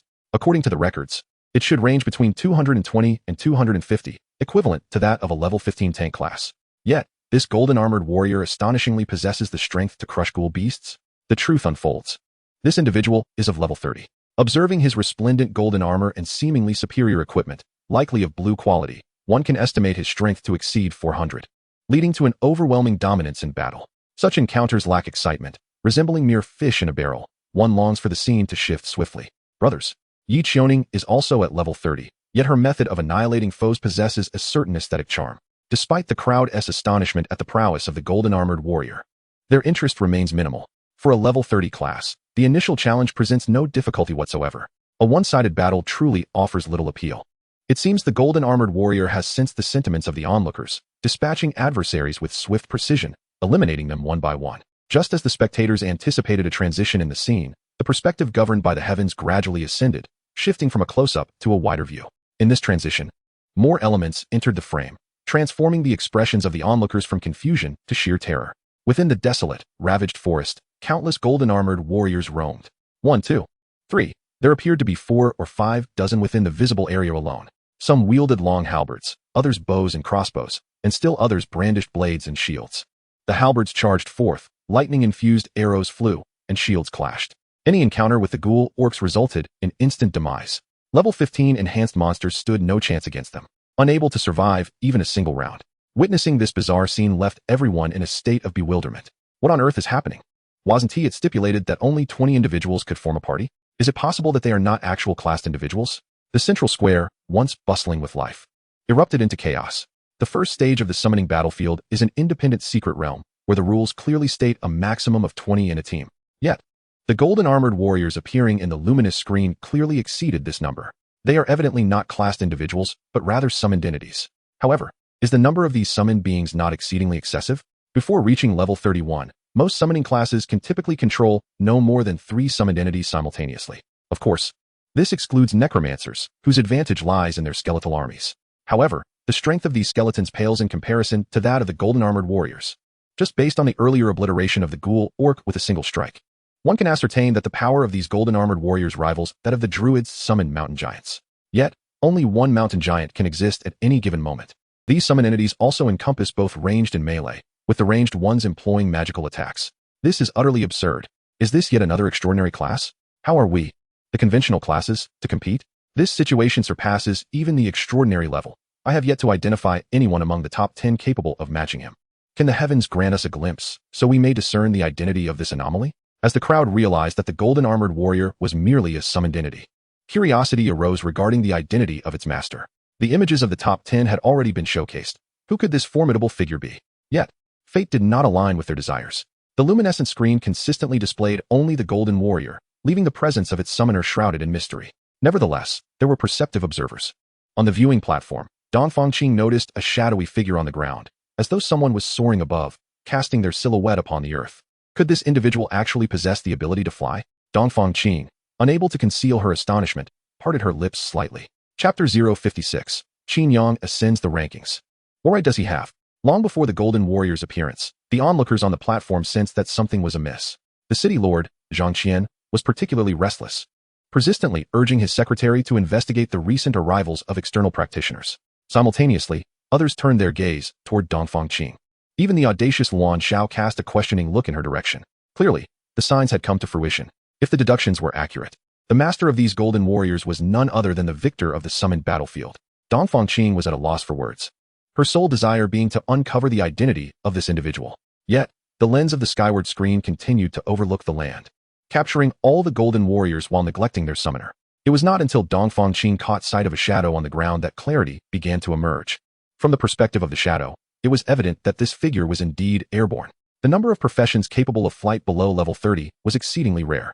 Realizing this, Dongfangqing promptly addressed Zhang Qian. City Lord Zhang, we should filter for practitioners with flying capabilities. It would expedite our search. Can he truly fly? Zhang Qian asked. Taken aback, Dongfangqing nodded, gesturing toward the shadow on the ground displayed on the screen while articulating her hypothesis. The crowd instantly comprehended. A shadow appearing on the ground could only indicate that something was present in the sky. Among the few professions capable of flight below level 30, it was unnecessary for the secretary to investigate further. Zhang Qian asserted with utmost certainty. Among the registered external practitioners, aside from Yi Qiuning of the Zhongshuan immortal sect, none possessed the ability to fly. That must be due to an equipment attribute, Dongfangqing affirmed. However, to acquire a flying attribute at this level, this individual must be quite significant. Just as Dongfangqing spoke, Zhang Qian suddenly exclaimed, his gaze filled with trepidation as he looked at Zhong Yuan, his lips moving slightly, as if conveying a message through silent speech. Before the summoned battlefield descended, Qin Yang had forged a batch of equipment, a fact not concealed within Hongwu City. The Dragon Pavilion Guild had even published a promotional piece, leveraging Qin Yang's reputation to advertise their equipment forging services. The City Lord's office had deduced Qin Yang's level based on this information. Among this batch of equipment was a pair of boots that possessed a flying attribute, coupled with the emergence of the Golden Warrior. Zheng Yuan was nearly certain that the practitioner on the screen was indeed Qin Yang. Trembling, he took a sip of tea before cautiously setting the cup down. Opposite Zhang Qian, his complexion was ashen, and his legs trembled beneath the table like sifted flour. At that moment, both individuals were engulfed in a palpable panic. The city lord, Zhang Qian, hastily sent a message to Zhong Yuan. Zhang Qian, old Zhong, what shall we do now? Zhong Yuan, I told you not to provoke the Qin family. Zhang Qian, is it too late for me to apologize now? Zhong Yuan, apologize? You might as well feign ignorance. The state of this elder and younger duo did not escape the keen eye of Dongfang Qing. Being individuals of considerable experience, she naturally deduced certain matters. Clearing her throat, she addressed Zhang Qian. City Lord Zhang, have you begun to suspect who this person might be? Zhang Qian paused, contemplating for a moment, then responded honestly, not definitively, but it could possibly be Qin Chuan's son, Qin Yang. Qin Yang? Dongfang Qing furrowed her brow. She had previously heard of Qin Chuan's illustrious name. During her visit to Hongwu City, she had conducted some inquiries about his son as well. Qin Yang had transitioned to a hidden profession, which she could not overlook. However, after thorough investigation, she discovered that his reputation in Hongwu City was rather poor. He was deemed unlearned, indulging in debauchery, seemingly lacking any seriousness. The uncertain path of a hidden profession, if awakened by an unambitious individual, would likely lead to obscurity. Hence, after learning of Qin Yang's reputation, Dongfang Qing did not take him seriously, merely advising the naive Yi Qiuning to avoid any association with him. Yet now, it seemed she had overlooked a crucial detail. Qin Yang had awakened last month and was now already at level 18. If he were a diligent individual, there would be no cause for concern. However, if he were to be indolent, the implications could be alarming. The more lethargic Qin Yang was, the faster he would level up, and the quicker he leveled, the greater the intensity of his profession. Qin Yang's professional strength was likely beyond the epic level.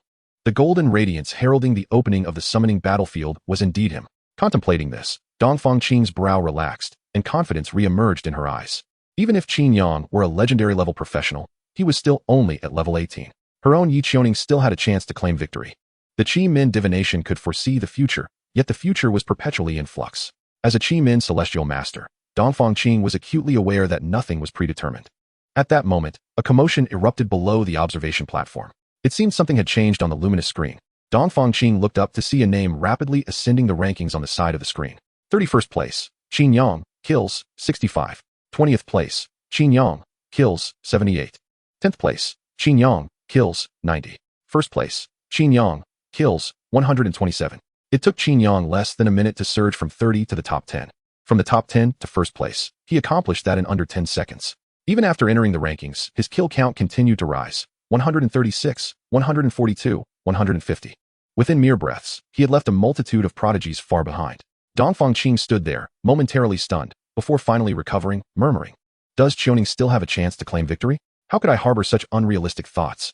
At this moment, the skies above Hongwu City erupted with a cacophony of astonished gasps. Qin Yang has made the leaderboard? Someone pinch me. Surely, I cannot be dreaming. Incredible. Though I am unaware of the reason behind his extraordinary prowess, it is indeed remarkable. What more could it be? Those golden-armored warriors are his summoned entities. Having awakened in July, he ascended to level 18 within a month, and now he has subdued a level 30 extraordinary professional. The mystery is unraveled. His hidden class possesses legendary strength. I once criticized Qin Yang online. Is it too late to kneel now? If you still question it, you lack sincerity. Haven't you seen me already on my knees? What right does Qin Yang have? Based on your ancestors' lineage of fools, I beseech you to keep your distance. I am not particularly clever, and I wish not to be afflicted by ignorance. Beneath the luminous screen, Hongwu City was in a frenzy. No one looked away from the sky, no one averted their gaze from Qin Yang. At that moment, the camera within the light screen rapidly zoomed out. It only halted when a figure emerged in the frame. Clad in a crimson dragon robe and draped in a black marten fur coat, the figure stood tall and straight. At this moment, he hovered in midair, surveying the land below like a sovereign surveying his realm. Even from behind the luminous screen, the crowd could feel the overwhelming presence descending upon them. The next second, a spectacle unfolded. The central square, teeming with thousands, fell into an eerie silence. Everyone seemed entranced. Their voices hushed, even their breaths becoming cautious. The higher-level professionals understood the reason behind this phenomenon. At that moment, an inexplicable pressure enveloped the entirety of Hongwu City. Chapter 057, The illuminating golden crow? The art of illumination, a beacon of glory. It has been confirmed. The Supreme Sovereign is a legendary class. This pressure emanates from a supreme profession, a fundamental suppression over ordinary classes. In the City Lord's mansion, on the observation deck, Zhong Yuan spoke to Zhang Qian. Zhang Qian swallowed hard and nodded, saying, I will arrange for someone to report this to the Jojo Federation. Zhong Yuan raised his hand slightly, no rush. Let us first observe this profession. Besides its summoned entities, what other abilities does it possess? However, the announcement of Qin Yang's victory can be prepared in advance. Zhong Yuan's words were, in fact, directed at Luan Shao. Did he not wish to know who the victor was? Now, the answer could be revealed. Indeed. Upon hearing Zhong Yuan's words, Luan Shao coldly retorted, What do you mean, Elder Zhong? Can we ascertain that Qin Yang is the victor already? Otherwise, are you still unclear about the disparity between extraordinary and legendary? Eastern Qin countered. She too hoped that Yi Qiuning would emerge victorious, but upon witnessing Qin Yang's strength, she had relinquished that thought, settling for a place within the top 3 instead. Luan Shao narrowed his eyes and chuckled. Let us wait and see. The summoning battlefield consists of more than one challenge. Certain levels may impose restrictions on the use of summoning spells. If he encounters a level that prohibits such spells, I am curious to see how Qin Yang will handle it. Eastern Qin found herself at a loss for words. She was oblivious to the selection criteria for the heir of the Yuan family. Being a legendary class already, how could his capabilities possibly be so singular? Even though Qin Yang possesses only summoning skills, he encounters a level that prohibits summoning. However, as long as he is not eliminated within the challenge, he still retains a significant advantage. Furthermore, is the restriction limited solely to summoning? Is there not also a prohibition against berserk states? Can one truly ensure that Luan Tian, awakened as a bloodthirsty berserker, will not appear? Dongfang Qing has no desire to engage in a debate with Luan Shao. She merely wishes to reassess Qin Yang and simultaneously ponder whether the Zhangxian immortal sect can forge a favorable alliance with the Qin family. At that moment, the screen transitioned, revealing scenes of battles involving other practitioners. Instantly, the oppressive atmosphere that had enveloped Hongwu City dissipated. Everyone felt as if a heavy burden had been lifted, and even their breathing became significantly easier. In the central square of Hongwu City, a clamor of discussions erupted. What had just transpired? Why did I feel as though something was watching me, rendering me speechless? I suppose it must have been the pressure emanating from Qin Yang. How absurd. Can pressure truly be transmitted through the heavenly Tao's luminous barrier? In this vast world, the extraordinary abounds. Let us await the spectacle. A true dragon has emerged from our Hongwu City. In the summoning battlefield, Qin Yang remains blissfully unaware of the commotion he has instigated. At this moment, he floats in the air, surveying the entire battlefield. Experience notifications float before him like a stream of messages. You have slain a corpse demon orc axeman, gaining 230 experience. You have slain a corpse demon orc headhunter, gaining 270 experience. You have slain a corpse demon orc shaman, gaining 320 experience. He is on the brink of leveling up, Qin Yang muses. Although the experience points for this level have been reduced to 20, the sheer number of monsters ensures a substantial yield. Moreover, as he undertakes this solo challenge, he continues to reap vast amounts of experience. The Imperial Guards function like relentless killing machines, roaming the desolate forests and purging all living beings. Their efficiency is unparalleled, far surpassing other practitioners. Even the corpse demon orcs find themselves bewildered. While others form teams to grind monsters, he commands an army to do so. Amidst the echoes of their withering screams, Qin Yang's experience bar rises rapidly, akin to a thermometer submerged in water. Your level has increased to level 19. All attributes too. You have gained 5 free attribute points. Are there no skills? At this juncture, Qin Yang is unconcerned about the meager attribute increase from leveling up. What truly matters to him is whether he can acquire professional skills. The supremacy of the sovereign of the 9-5 profession lies in its skills. Each additional professional skill represents a qualitative leap in strength. Leveling up without acquiring a skill feels to Qin Yang as though he has not leveled up at all. But there is no need for haste. The reward for this level is a skill awakening scroll. Qin Yang glances at his kill count, which has reached 803, placing him in first place. The rewards for the top 10 in this level are already secured in his grasp. The skill awakening scroll is a precious treasure, even for conventional practitioners. For someone with Qin Yang's unique profession, its effects are nothing short of extraordinary. Any one of his professional skills would be regarded as a divine technique. Upon obtaining the scroll, which skill should he enhance? Qin Yang gazes at his skill bar. The skills of detection and illumination, though seemingly modest in the presence of numerous formidable figures, are nonetheless indispensable. Without detection, one cannot even discern the attributes of magical creatures. While illumination can prove life-saving in specific circumstances, these two abilities are difficult to replace, and it would be prudent to awaken them. Currently, detection suffices. Thus, I shall first awaken illumination, Qin Yang mused. He recalled a case he had heard of, a fire mage who transformed illumination into the radiant sun technique, which not only provided light, but also possessed lethal capabilities. capable of blinding magical creatures upon release. A single skill embodying practicality, lethality, and control, far superior to conventional occupational skills. Qin Yang was eager to discover what extraordinary power illumination would awaken within him. As his thoughts surged, a bell tolled resoundingly. You have cleared all the undead. Level completed. Your ranking is first place. Reward multiplied by 3. You have received Skill Awakening Scroll X3. Upon seeing the rewards, Qin Yang couldn't contain his joy. The level description had merely stated that the top 10 would receive a Skill Awakening Scroll, and he had assumed there was only one. To his delight, the first place reward was tripled. Splendid. With 3 scrolls in hand, why hesitate? Let us awaken a skill at once. Qin Yang gleefully opened the interface, selected Illumination, and commenced the awakening process. Skill Awakening Scroll 1. Beginning Awakening. Awakening successful. You have acquired the occupational skill, Lamp of the Golden Crow. What? Illumination has directly transformed into the Golden Crow. Truly a remarkable lineage. Qin Yang was momentarily taken aback before swiftly examining the skill's description. Lamp of the Golden Crow. You can summon a fledgling golden crow, which emanates a divine sun radiance capable of dispelling darkness, scorching the eyes of the unworthy, and doubling its effectiveness against the undead.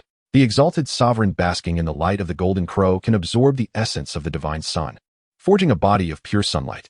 Note, you may continuously infuse mental energy to enhance the divine sun radiance.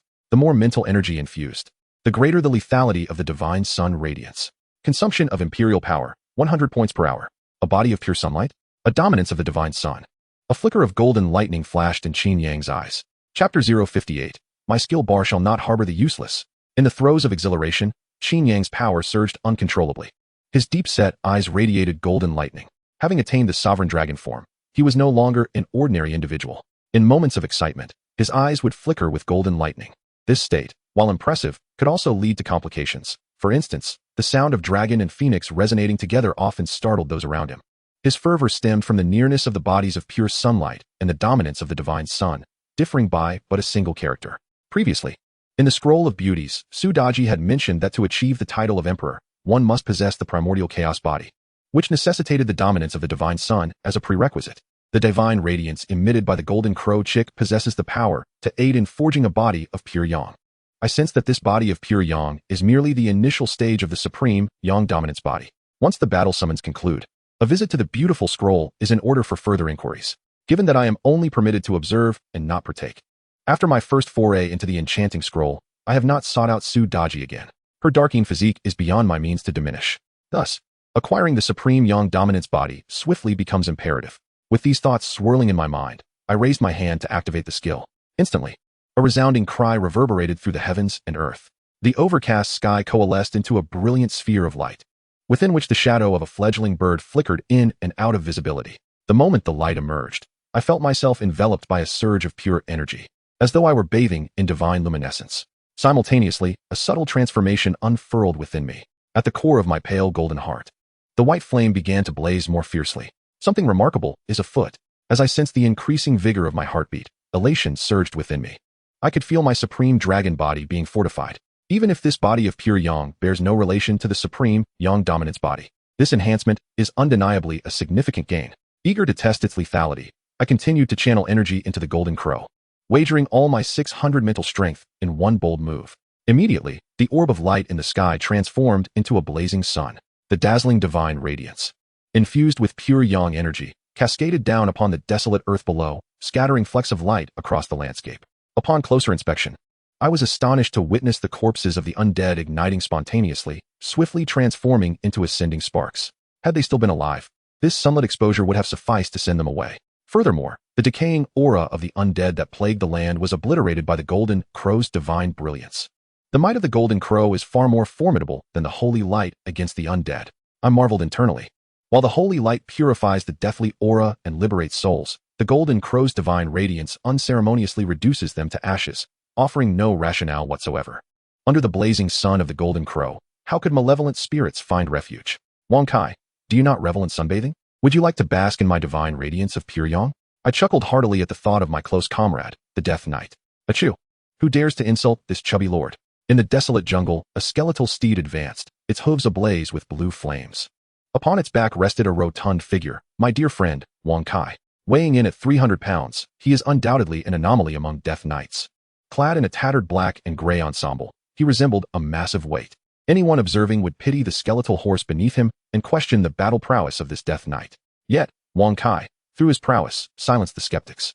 In this initial stage dominated by the undead, his class revealed tremendous advantages. With a single cast of the corpse explosion technique, he could eliminate the undead beastmen in an instant, akin to igniting firecrackers. However, this skill requires time to recharge and cannot be unleashed in rapid succession. Fortunately, he astutely chose to form a team. With the assistance of his companions, he was able to draw the corpses into a concentrated area, detonating them for widespread damage. His efficiency in monster clearing was now on par with that of a level 30 professional. While recuperating his mental energy, Wang Kai glanced at his ranking. What the heck?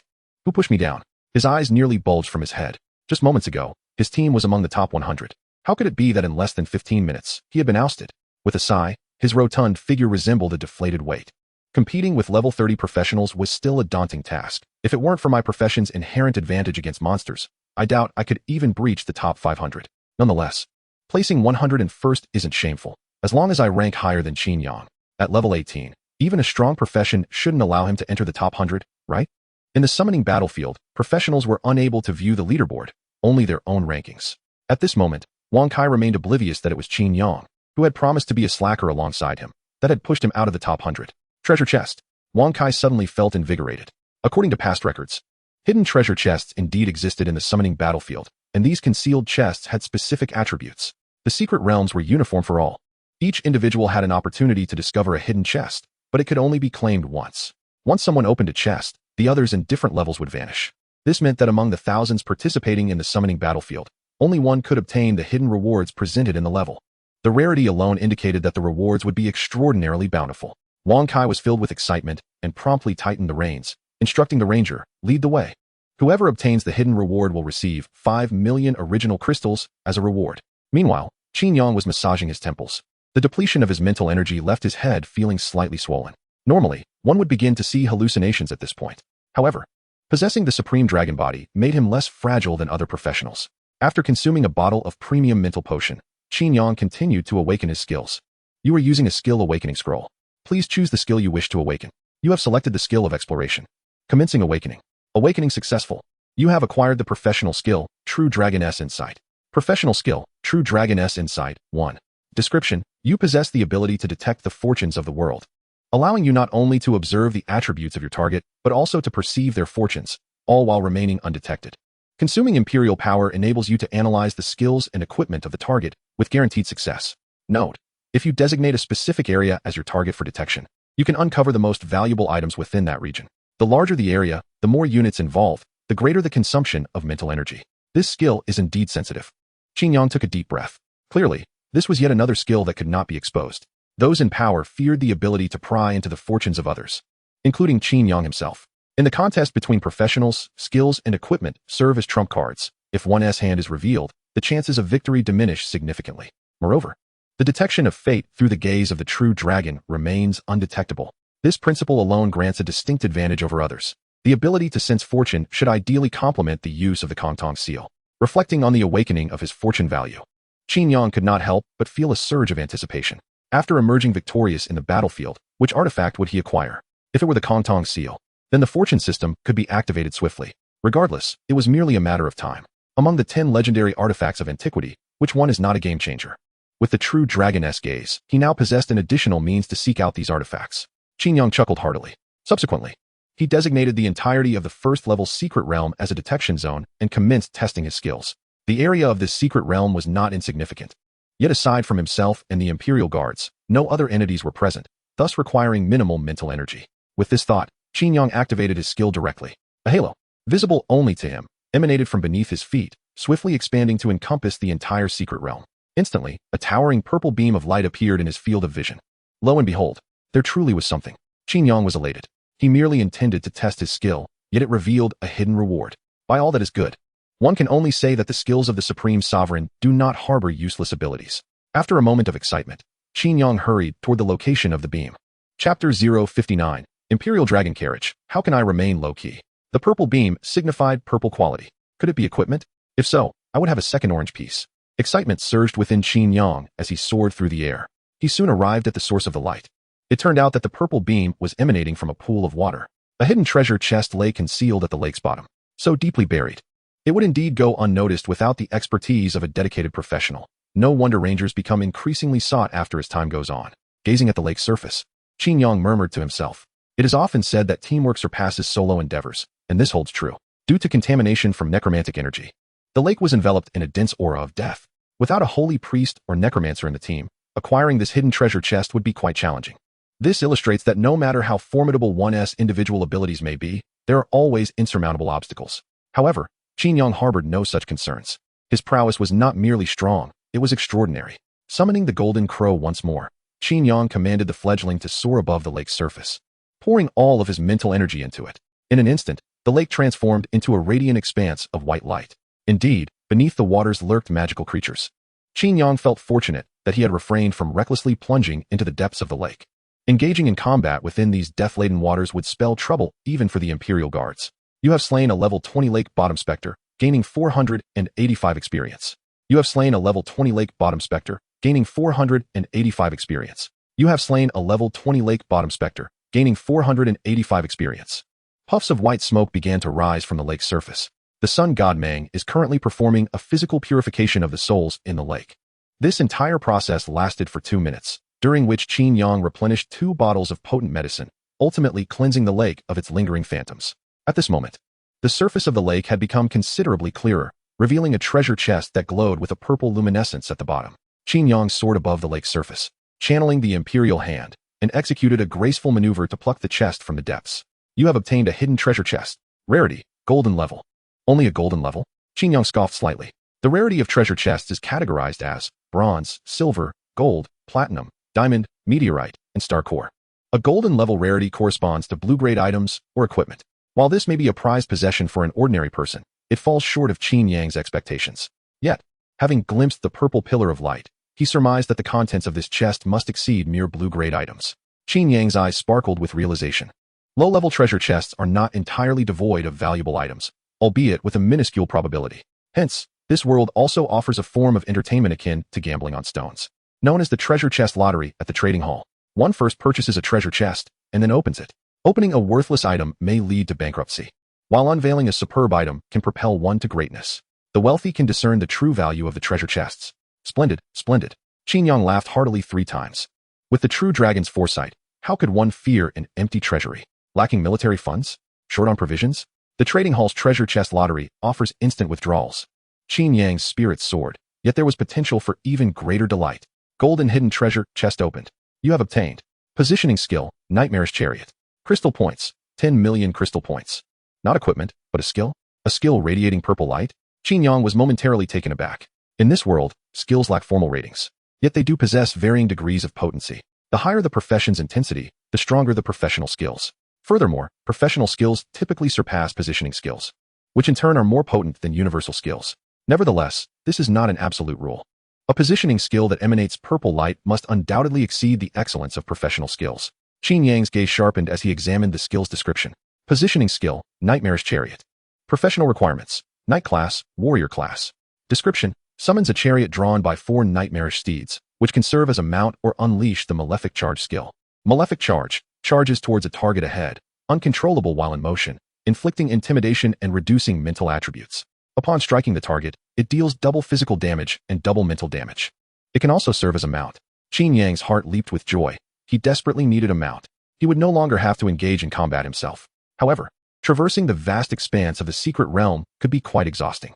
Flight consumes mental energy and cannot be sustained indefinitely.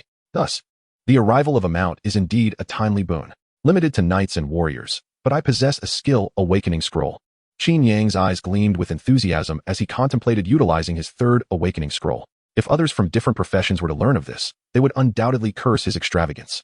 The skill awakening scroll is a treasure of immeasurable value. A single skill awakening can indeed transform a practitioner's combat style. Upon acquiring the skill awakening scrolls, individuals meticulously deliberate, selecting the skill that would prove most beneficial to them for awakening. However, Qin Yang, in a rather audacious manner, utilized 3 scrolls in one go. It was as if he treated these precious scrolls as mere toilet paper. In truth, Qin Yang was well aware of the scroll's value. Yet, he felt no need for hesitation. With a supreme card skill, which among them would not provide significant aid, why ponder so much? He decided to plunge right in. You have selected the Nightmare Chariot. Initiating awakening. Awakening successful. You have acquired the professional skill, Imperial Dragon Chariot. Professional skill, Imperial Dragon Chariot, 1. Description, summons a flying war chariot, when not deployed. It serves as a carriage, activating the sovereign's dignity. When deployed, it becomes a royal palace, activating the imperial domain. Sovereign's dignity. The dragon chariot is immune to control. Its interior undetectable, and it continuously exerts mental suppression on surrounding targets. Imperial domain. Within the palace, no one can inflict harm upon you, and the interior remains undetectable. Note, the chariot maintains a comfortable climate year-round, with an infinite supply of basic provisions such as food and drink, capable of housing imperial treasures. For each imperial treasure housed, the accumulation of royal power increases by 50 hours, with a maximum capacity of 10 treasures. Royal power consumption, 500 points per hour. Is it also a base vehicle? Qin Yang chuckled inwardly. The supreme card indeed did not disappoint him. Descending into the secret realms is fraught with danger and hardship. It is not uncommon for practitioners to spend 10 days or even weeks in high-level secret realms. Enduring the elements is a daily routine for them. Yet, here was Qin Yang, who had summoned an entire palace. With a climate-controlled environment and an unlimited supply of provisions, it was simply perfect for him. The only drawback was the high consumption rate. At 500 points per hour, even with a 40 reduction, it still amounted to 300 points. However, once he housed 10 imperial treasures, it would result in 0 consumption. The beauty scroll could also be considered an imperial treasure. Surely, it could be included? Let me summon the dragon chariot and test it out. Qin Yang mused, raising his hand to summon it. The air trembled, waves of energy rippling outward. A grand, imposing crimson palace gate materialized before him. Creak, creak, creak. The sound of heavy friction echoed. The crimson gate slowly swung open. From within emanated a deep, resonant bell tolling alongside an infinite golden light.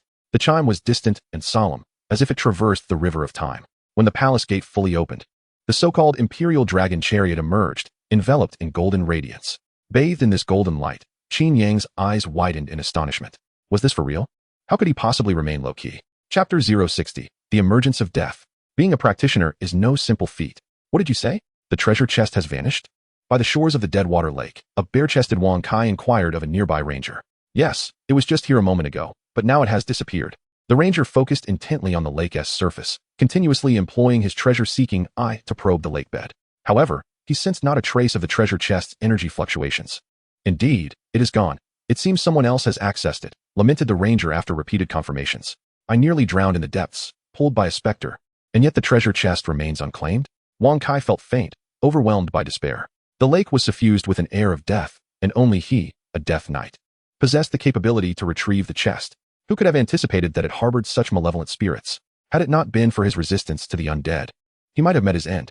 Taking a moment to recover on the shore, he contemplated diving once more to retrieve the treasure. However, the ranger informed him that it had already been taken. Damn it! Which scoundrel has snatched away my fortune? Wang Kai flopped onto the ground, his rotund belly swelling with indignation. He bellowed, if I find out who this rogue is, I shall crush him with my weight. Meanwhile, amidst a golden light, 9 magnificent steeds adorned with dragon scales emerged gracefully. These were the divine dragon colts, capable of traversing the clouds. Behind them trailed an enormous chariot, more akin to a resplendent pavilion than mere transportation. This 3-story structure, with its intricately carved beams and golden tiles, was adorned with fluttering golden dragon banners.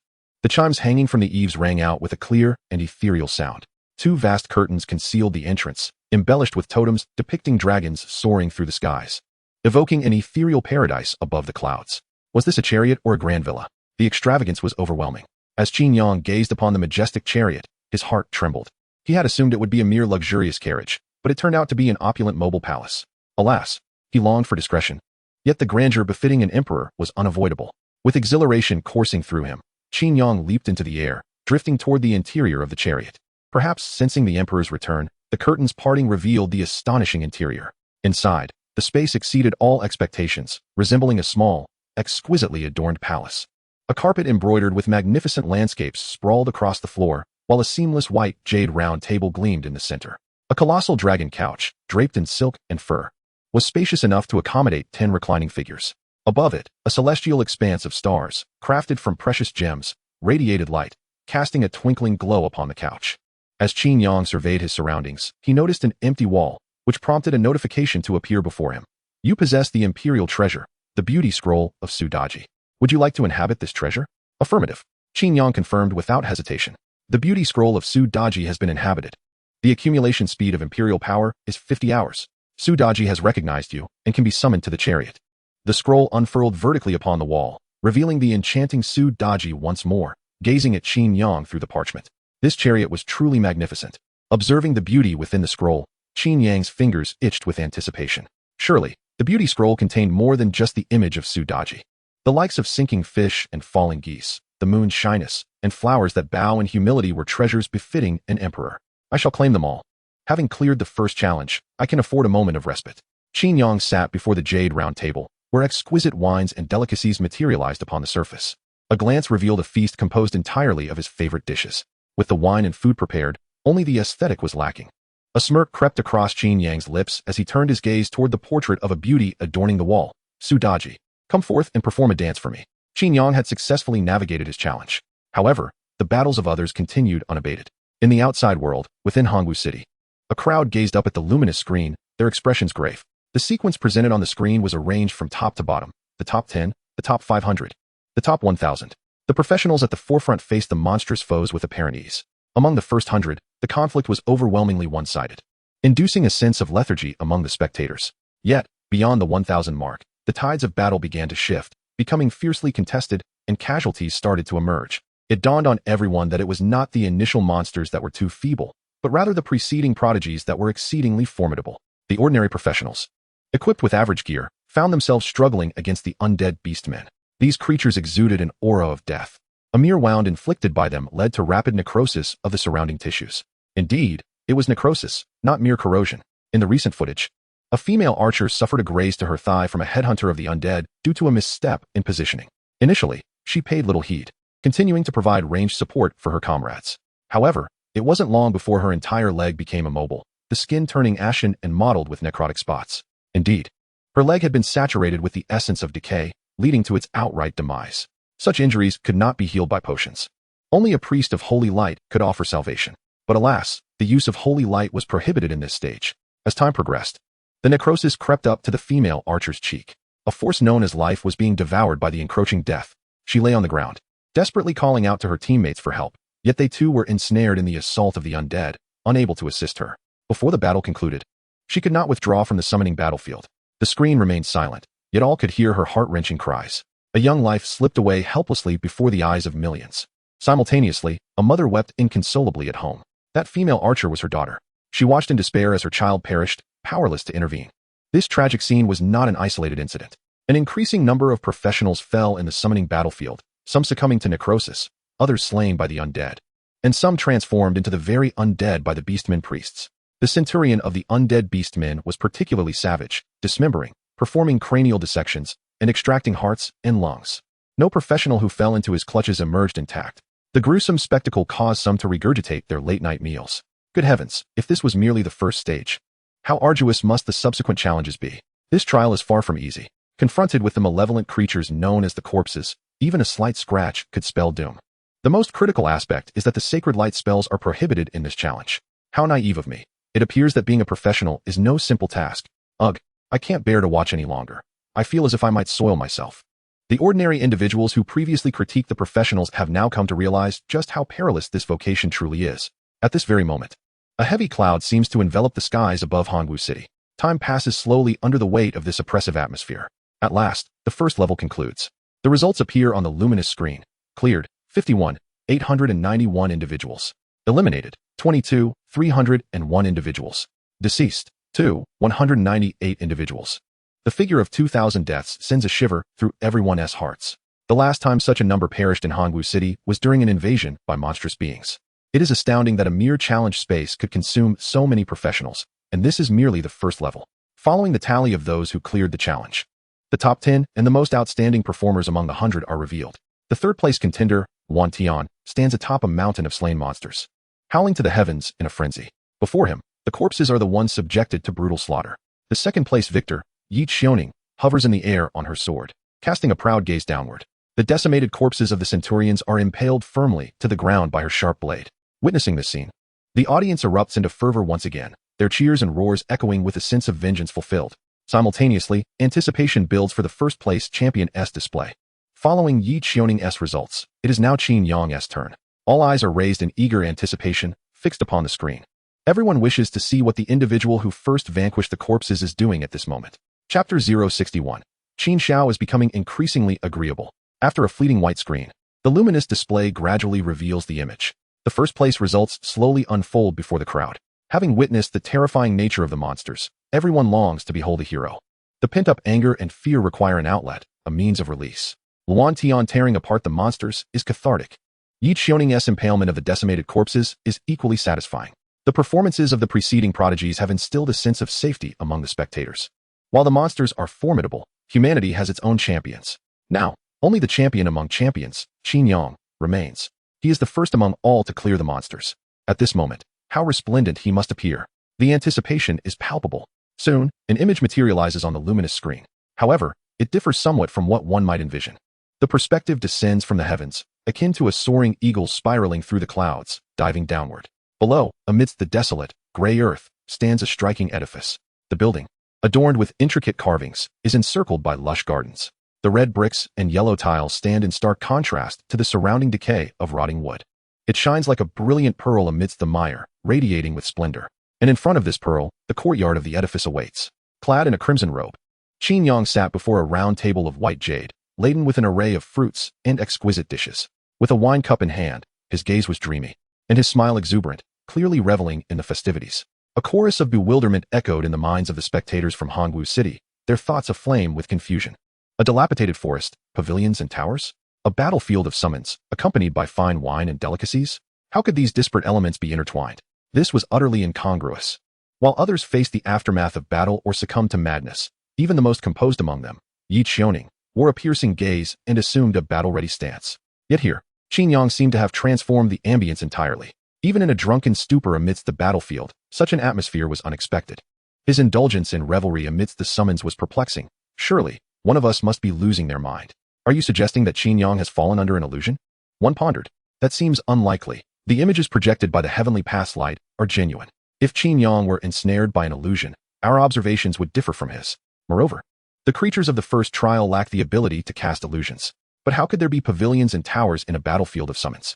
Beneath the luminous screen, the professionals engaged in animated discussion, their confusion palpable. Some of the more learned individuals speculated about Qin Yang's skill type. A ranger among them ventured. I surmise this must be a form of encampment skill, akin to our ranger's mobile camp, capable of being deployed for resupply and rest during moments of respite. Upon hearing the ranger's words, enlightenment dawned upon the crowd.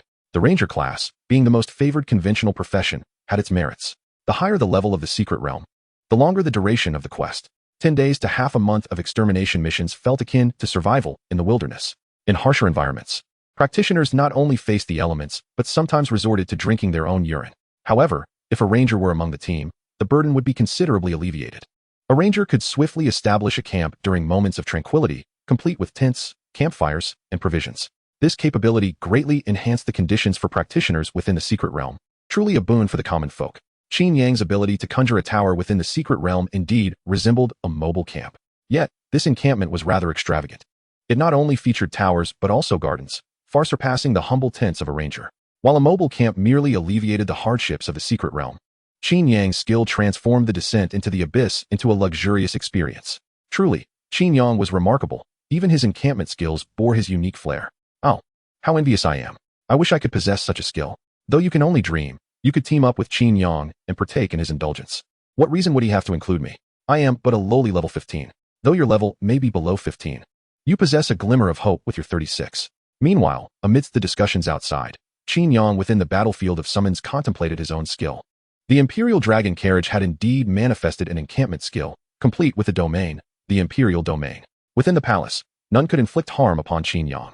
This implies that even without the Supreme Yang body, Su Daji's mysterious Yin form could not cause me any injury. If the opportunity arises, I shall certainly test this hypothesis. Qin Yang sipped his exquisite wine, his thoughts swirling.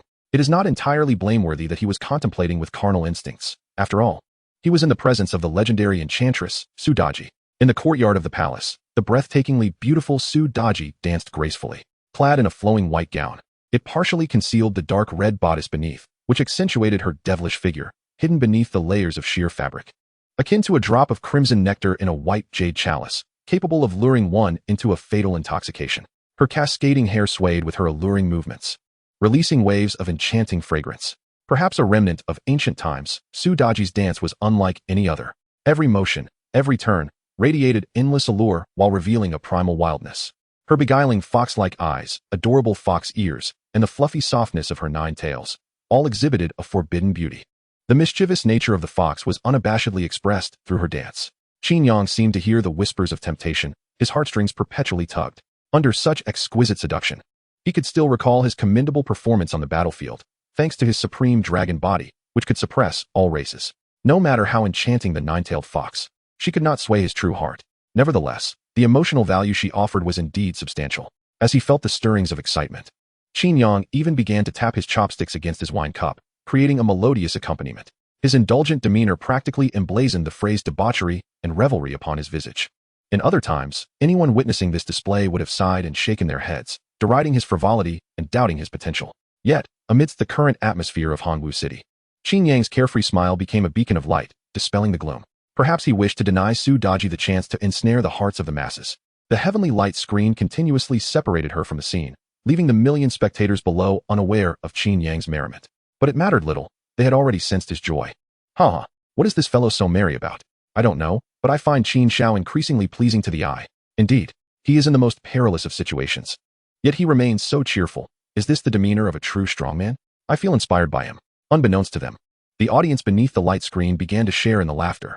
The psychological shadows formed from witnessing the tragic demise of their comrades were remarkably alleviated. Chapter 062. The Annihilation Transmission Talisman. Your son is in danger. Witnessing the brutal slaughter of their kin at the hands of monstrous beings, a rancorous tension weighed heavily upon everyone's chest. Although other prodigies had avenged their grievances, the lingering shadows in their hearts had yet to dissipate. In the so-called space of opportunity, humanity could not control their destinies, let alone during the emergence of rifts from which monstrous entities surged forth. Fear of the abyss, fear of the demons, fear of this world. In an instant, fear clung to them like an unshakable curse. However, when they beheld Qin Yang's demeanor, this trepidation eased considerably. For reasons unknown, witnessing Qin Yang's carefree attitude brought a wave of relief to everyone, as if the menacing creature was no longer a source of dread. Indeed, even if the heavens were to collapse, there would still be a towering figure to rely upon. With such prodigies around, what was there to fear? Qin Yang's image gradually grew grand in the hearts of the crowd, yet in the eyes of his family, it was a different tableau altogether. In the executive office of the Dragon Pavilion building, a middle-aged man clad in resplendent attire gazed up at the sky, a wine glass cradled in his hands.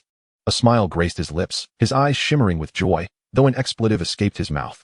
Damn it, not a moment's peace even in the challenge realm? Truly remarkable. My nephew. This man was Qin Feng, the brother of Qin Xuan and the uncle of Qin Yang. At that moment, he could hardly contain his excitement. Though he feigned composure, standing rigidly, yet, the red wine spilling from his glass betrayed his true feelings.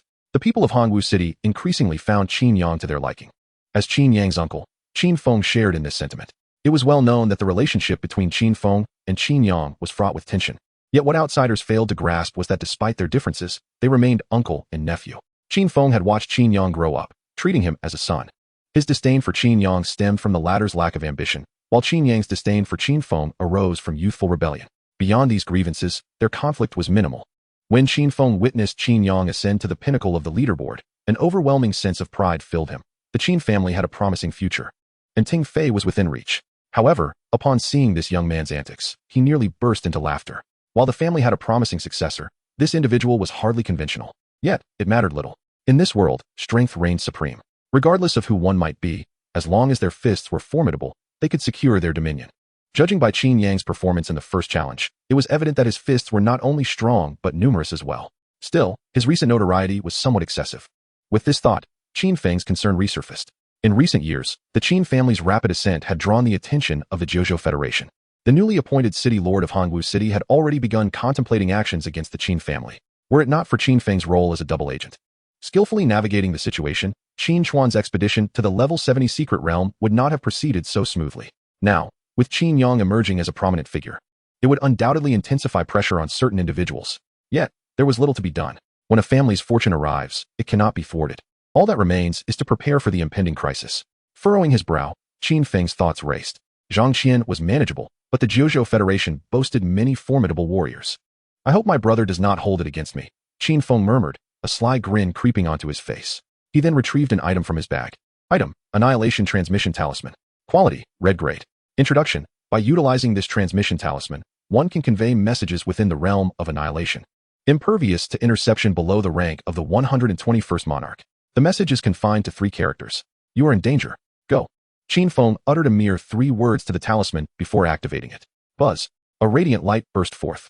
The talisman transformed into a paper crane, swirling gracefully in the air before morphing into a beam of laser, shooting towards the heavens. Meanwhile, Qin Yang's image concluded amidst a chorus of laughter. As the luminous screen dimmed, it illuminated once more, revealing the information for the next challenge. Challenge Realm, the Divine Sword Pass. Challenge Objective. Defend the Divine Sword Pass against the relentless assault of demonic creatures for 1 hour. Challenge Creatures. Skeleton Warriors, levels 15 to 18. Hellhounds, levels 18 to 20. Vampiric Bats, levels 20 to 22. Serpent Man Guards, levels 22 to 24. Demonstone Puppets, level 25. Challenge Restrictions. Summoning skills are prohibited, with experience reduced to 10. Challenge Enhancements. Sword Intent of Heaven and Earth, Mechanical Life. Matching Rules. Solo Challenge. Rewards. Exceptional All-Attribute Fruit, for ranks 1 to 3. Advanced All-Attribute Fruit, for ranks 4 to 10. Intermediate All-Attribute Fruit, for ranks 11 to 100. Rewards beyond rank 100 are omitted. What? Summoning is prohibited. Upon viewing the challenge information on the luminous screen, a collective gasp echoed through the crowd, all feeling a surge of anxiety for Qin Yang. Given his performance in the first challenge, it was evident that Qin Yang had relied solely on summoning skills, suggesting his hidden profession was most likely that of a summoner. However, with the second challenge outright forbidding summoning, was this not tantamount to a deliberate hindrance? What justification was there for this? It felt like a targeted move. Within the throng, voices of dissent emerged. They say the heavens possess no consciousness, yet I beg to differ.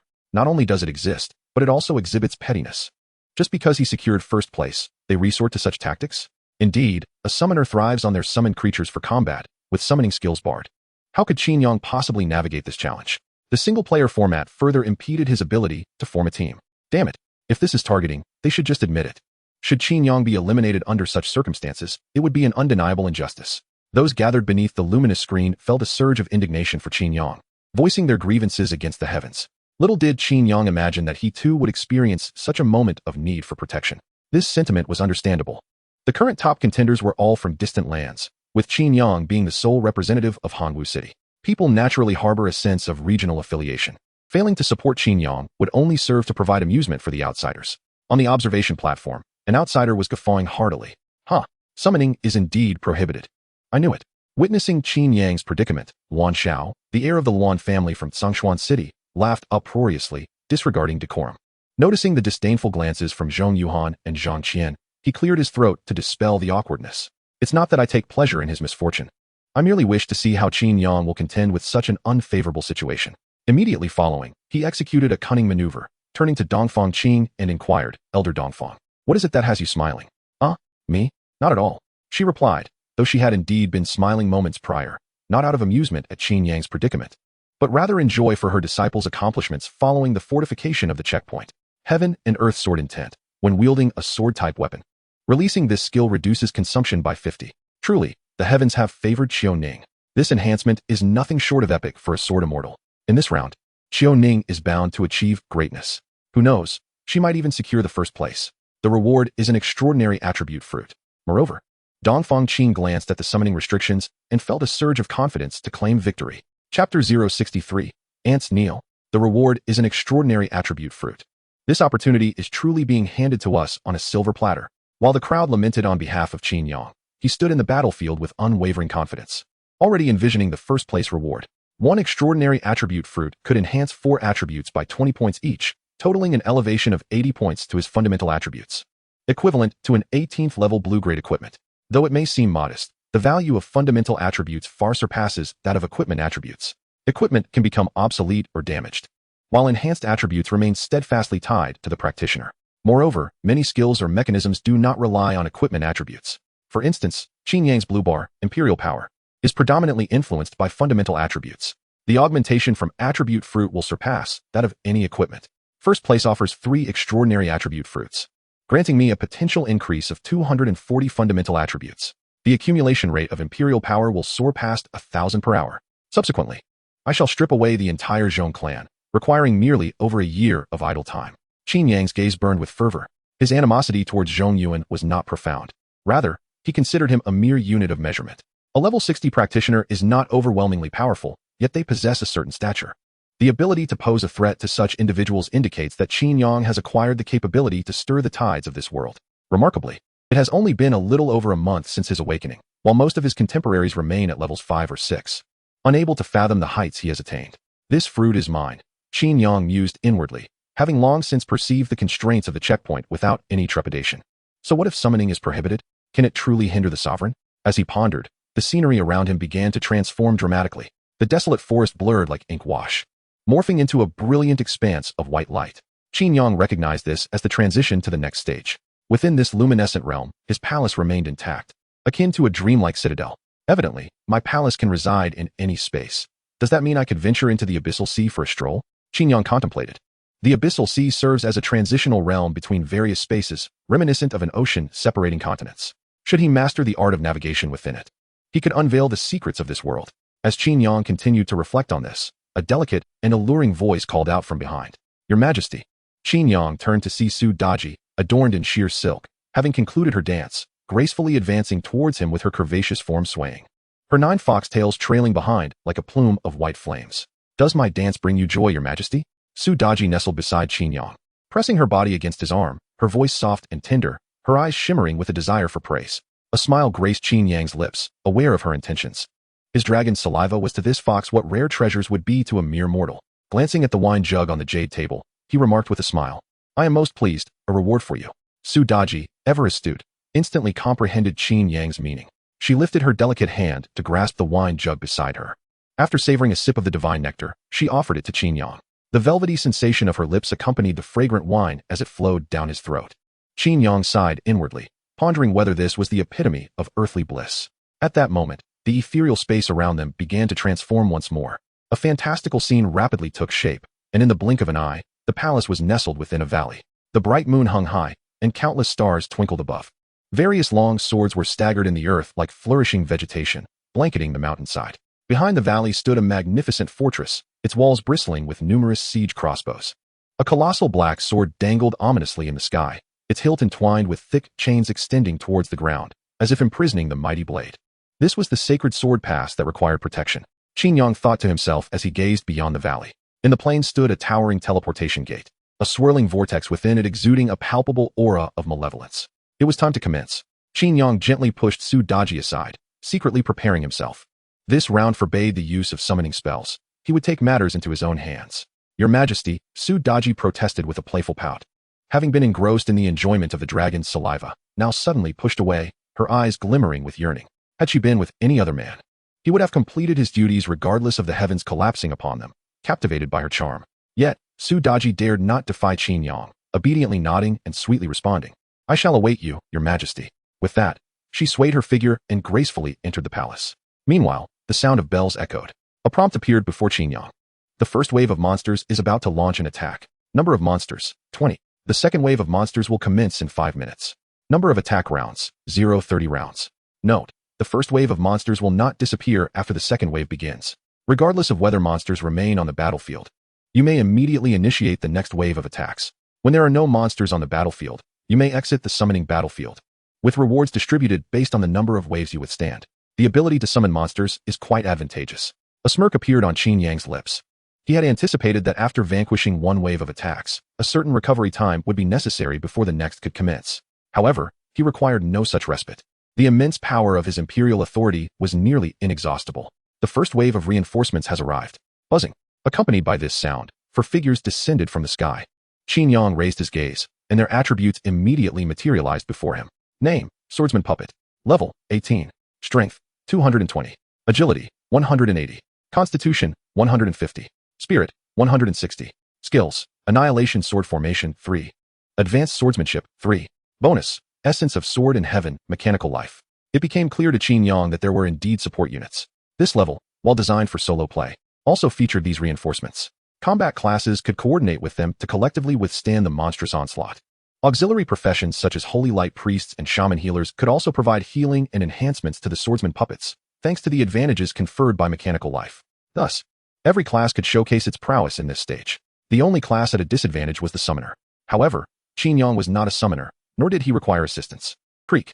A grating sound echoed ominously. The first monstrous creature emerged before the portal. It was a fully armored skeletal soldier, its hollow eyes flickering with eerie blue ghostly flames. Following closely, a multitude of skeletal soldiers poured forth from the portal, advancing like a relentless tide toward the valley where Qin Yang stood. The four swordsman puppets' eyes gleamed with intensity as they drew their swords, ready to engage. Yet, a cold voice resonated from behind. "You may withdraw." The swordsman puppets paused, turning their gaze to Qin Yang. There stood the emperor, clad in a resplendent red dragon robe, soaring majestically above. Insects kneel. The skill witness my might was activated. An overwhelming pressure descended from above, akin to a mountain's weight. The skeletal warriors, just emerging from the vortex, knelt heavily before Qin Yang. Chapter 064, 10 Waves of Monsters. What kind of gameplay is this? Buzz. Buzz. In Hongwu City, beams of white light flickered through the streets, transforming into human forms. They were all participants summoned to the battlefield. Seizing the moment before the monsters appeared, they opted to withdraw from the challenge. This level was exceedingly difficult. If one could not swiftly eliminate the monsters, they would surely be overwhelmed. Thus, I chose to retreat. The onslaught of monsters was relentless, offering no opportunity for escape. Alas, I wonder how many will perish in this level.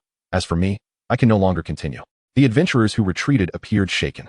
The moment the rules for the second level were announced, they faltered. In the eyes of many, this was merely a death race. If the previous wave of monsters remained unresolved, another wave would descend. Those with weak extermination capabilities would be besieged by an ever-increasing number of monsters until they were utterly overwhelmed. Of course, extermination capability was merely one aspect. This level also tested the endurance of the adventurers. Insufficient spirit or constitution would prevent one from persisting until the end. The rewards for the first level had been distributed upon successful completion. Even those at the bottom of the rankings received their corresponding rewards. The individuals who have withdrawn did so with a mindset of knowing when to retreat. After all, having successfully cleared the first stage, there was no need to push their limits further. With the rewards secured, their journey was deemed worthwhile. It is evident that Yi Qiuning claimed the top position in this round. On the observation platform, Dongfang Qing wore a smile, her eyes glimmering with a sense of triumph. In the second stage, Yi Qiuning undoubtedly held the greatest advantage. As a sword master, her abilities were akin to those of a mage, possessing formidable monster-clearing capabilities. Coupled with the enhancement of the sword intent of heaven and earth, her resource consumption was halved. Such a design in the challenges was akin to serving her a feast. In stark contrast, Yuan Tian, a bloodthirsty berserker, faced evident disadvantages. Unless he activated his berserk state, it would be arduous for him to unleash his true potential amidst the onslaught of monsters. However, once in berserk mode, he would also have to endure debilitating negative effects. In the relentless waves of battle, activating it indiscriminately would be unwise. Of course, the one at the greatest disadvantage was Qin Yang. From the beginning until now, he had only showcased his summoned creatures. Nonetheless, the crowd did not believe he would be eliminated. This stage featured numerous support units, and within the Swordmaster's domain, there were defensive mechanisms as well. Adorned in a blue-grade ensemble, Qin Yang's attributes far exceeded those of his peers, as long as he could adeptly utilize these supports. Enduring the challenge shouldn't be overly difficult. It seemed that Qin Yang would be somewhat flustered in this round. Zhang Qian, gazing at the leaderboard, voiced his thoughts. Zhang Yuyan shook his head slightly, his eyes brimming with anticipation, stating confidently, "Beyond summoning, Qin Yang surely possesses other abilities." His assertion drew curious glances from the others. Every profession has its strengths and weaknesses. Take the Ice Mage, for instance, proficient in control, yet weak in damage output. Conversely, the Fire Mage boasts explosive damage but lacks control. Is it realistic for a single profession to encompass multiple capabilities? However, given Zhong Lao's esteemed status, while doubts lingered, no one dared to contradict him. Even Luan Xiao from Tsangshuan City refrained from making bold proclamations. He merely observed with a smirk, saying, "Let us wait and see." Within the battleground of summons, the combat had commenced. Skeleton warriors emerged continuously from the vortex, charging towards the Swordmaster's domain. Yi Qiuning, with a flick of her fingers, executed a sword technique, and her flying sword, guided by her thoughts, transformed into a streak of emerald light, darting amidst the skeleton warriors. Wherever it passed, bones shattered, leading to instant kills. The first wave consisted of merely 20 monsters, all at level 15. In just 10 seconds, Yi Qiuning concluded the battle. She swiftly initiated the second wave, which comprised 40 skeleton warriors, also at level 15. With the quantity doubled and the levels increased, the Swordmaster girl maintained her swift pace, clearing them all and commencing the third wave of attack, 60 skeleton warriors at level 16. What on earth is she doing?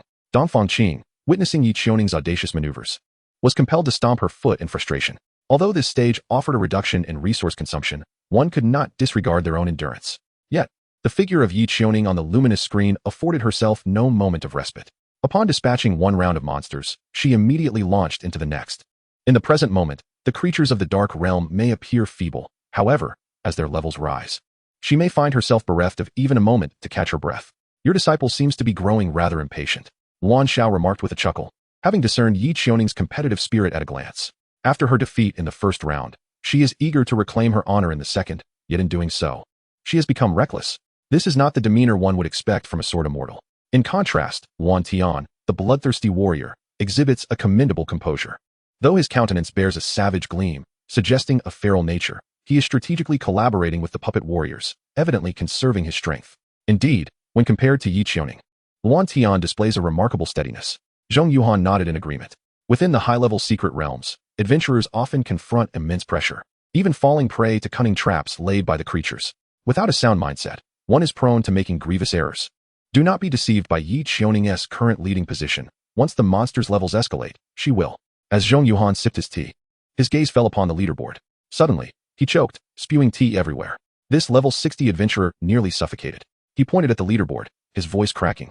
What manner of gameplay is this? The crowd paused, collectively turning their attention to the rankings. To their astonishment, the individual in first place was not Yi Qianing, but rather Qin Yang. He had progressed to the 10th wave of monster assaults. Yet, peculiarly, his kill count stood at 0. Had he truly advanced to the 10th wave without slaying a single foe? The monsters in the 10th wave must be over level 20. Not to mention their ever-increasing numbers with each successive round. How could he have gathered such a multitude of creatures? The spectators, all seasoned figures, found themselves utterly confounded by Qin Yang's actions. Zhong Yuhan rose from his seat, eager to uncover the nature of this spectacle. The combined force of 10 waves of monsters was more than sufficient to obliterate the Sword Immortal Pass. By what means had Qin Yang managed to hold them at bay? Furthermore, why did he refrain from slaying them? Was it an inability to do so, or a matter of preference? Just as the onlookers grappled with their bewilderment, the celestial screen finally shifted its focus to Qin Yang.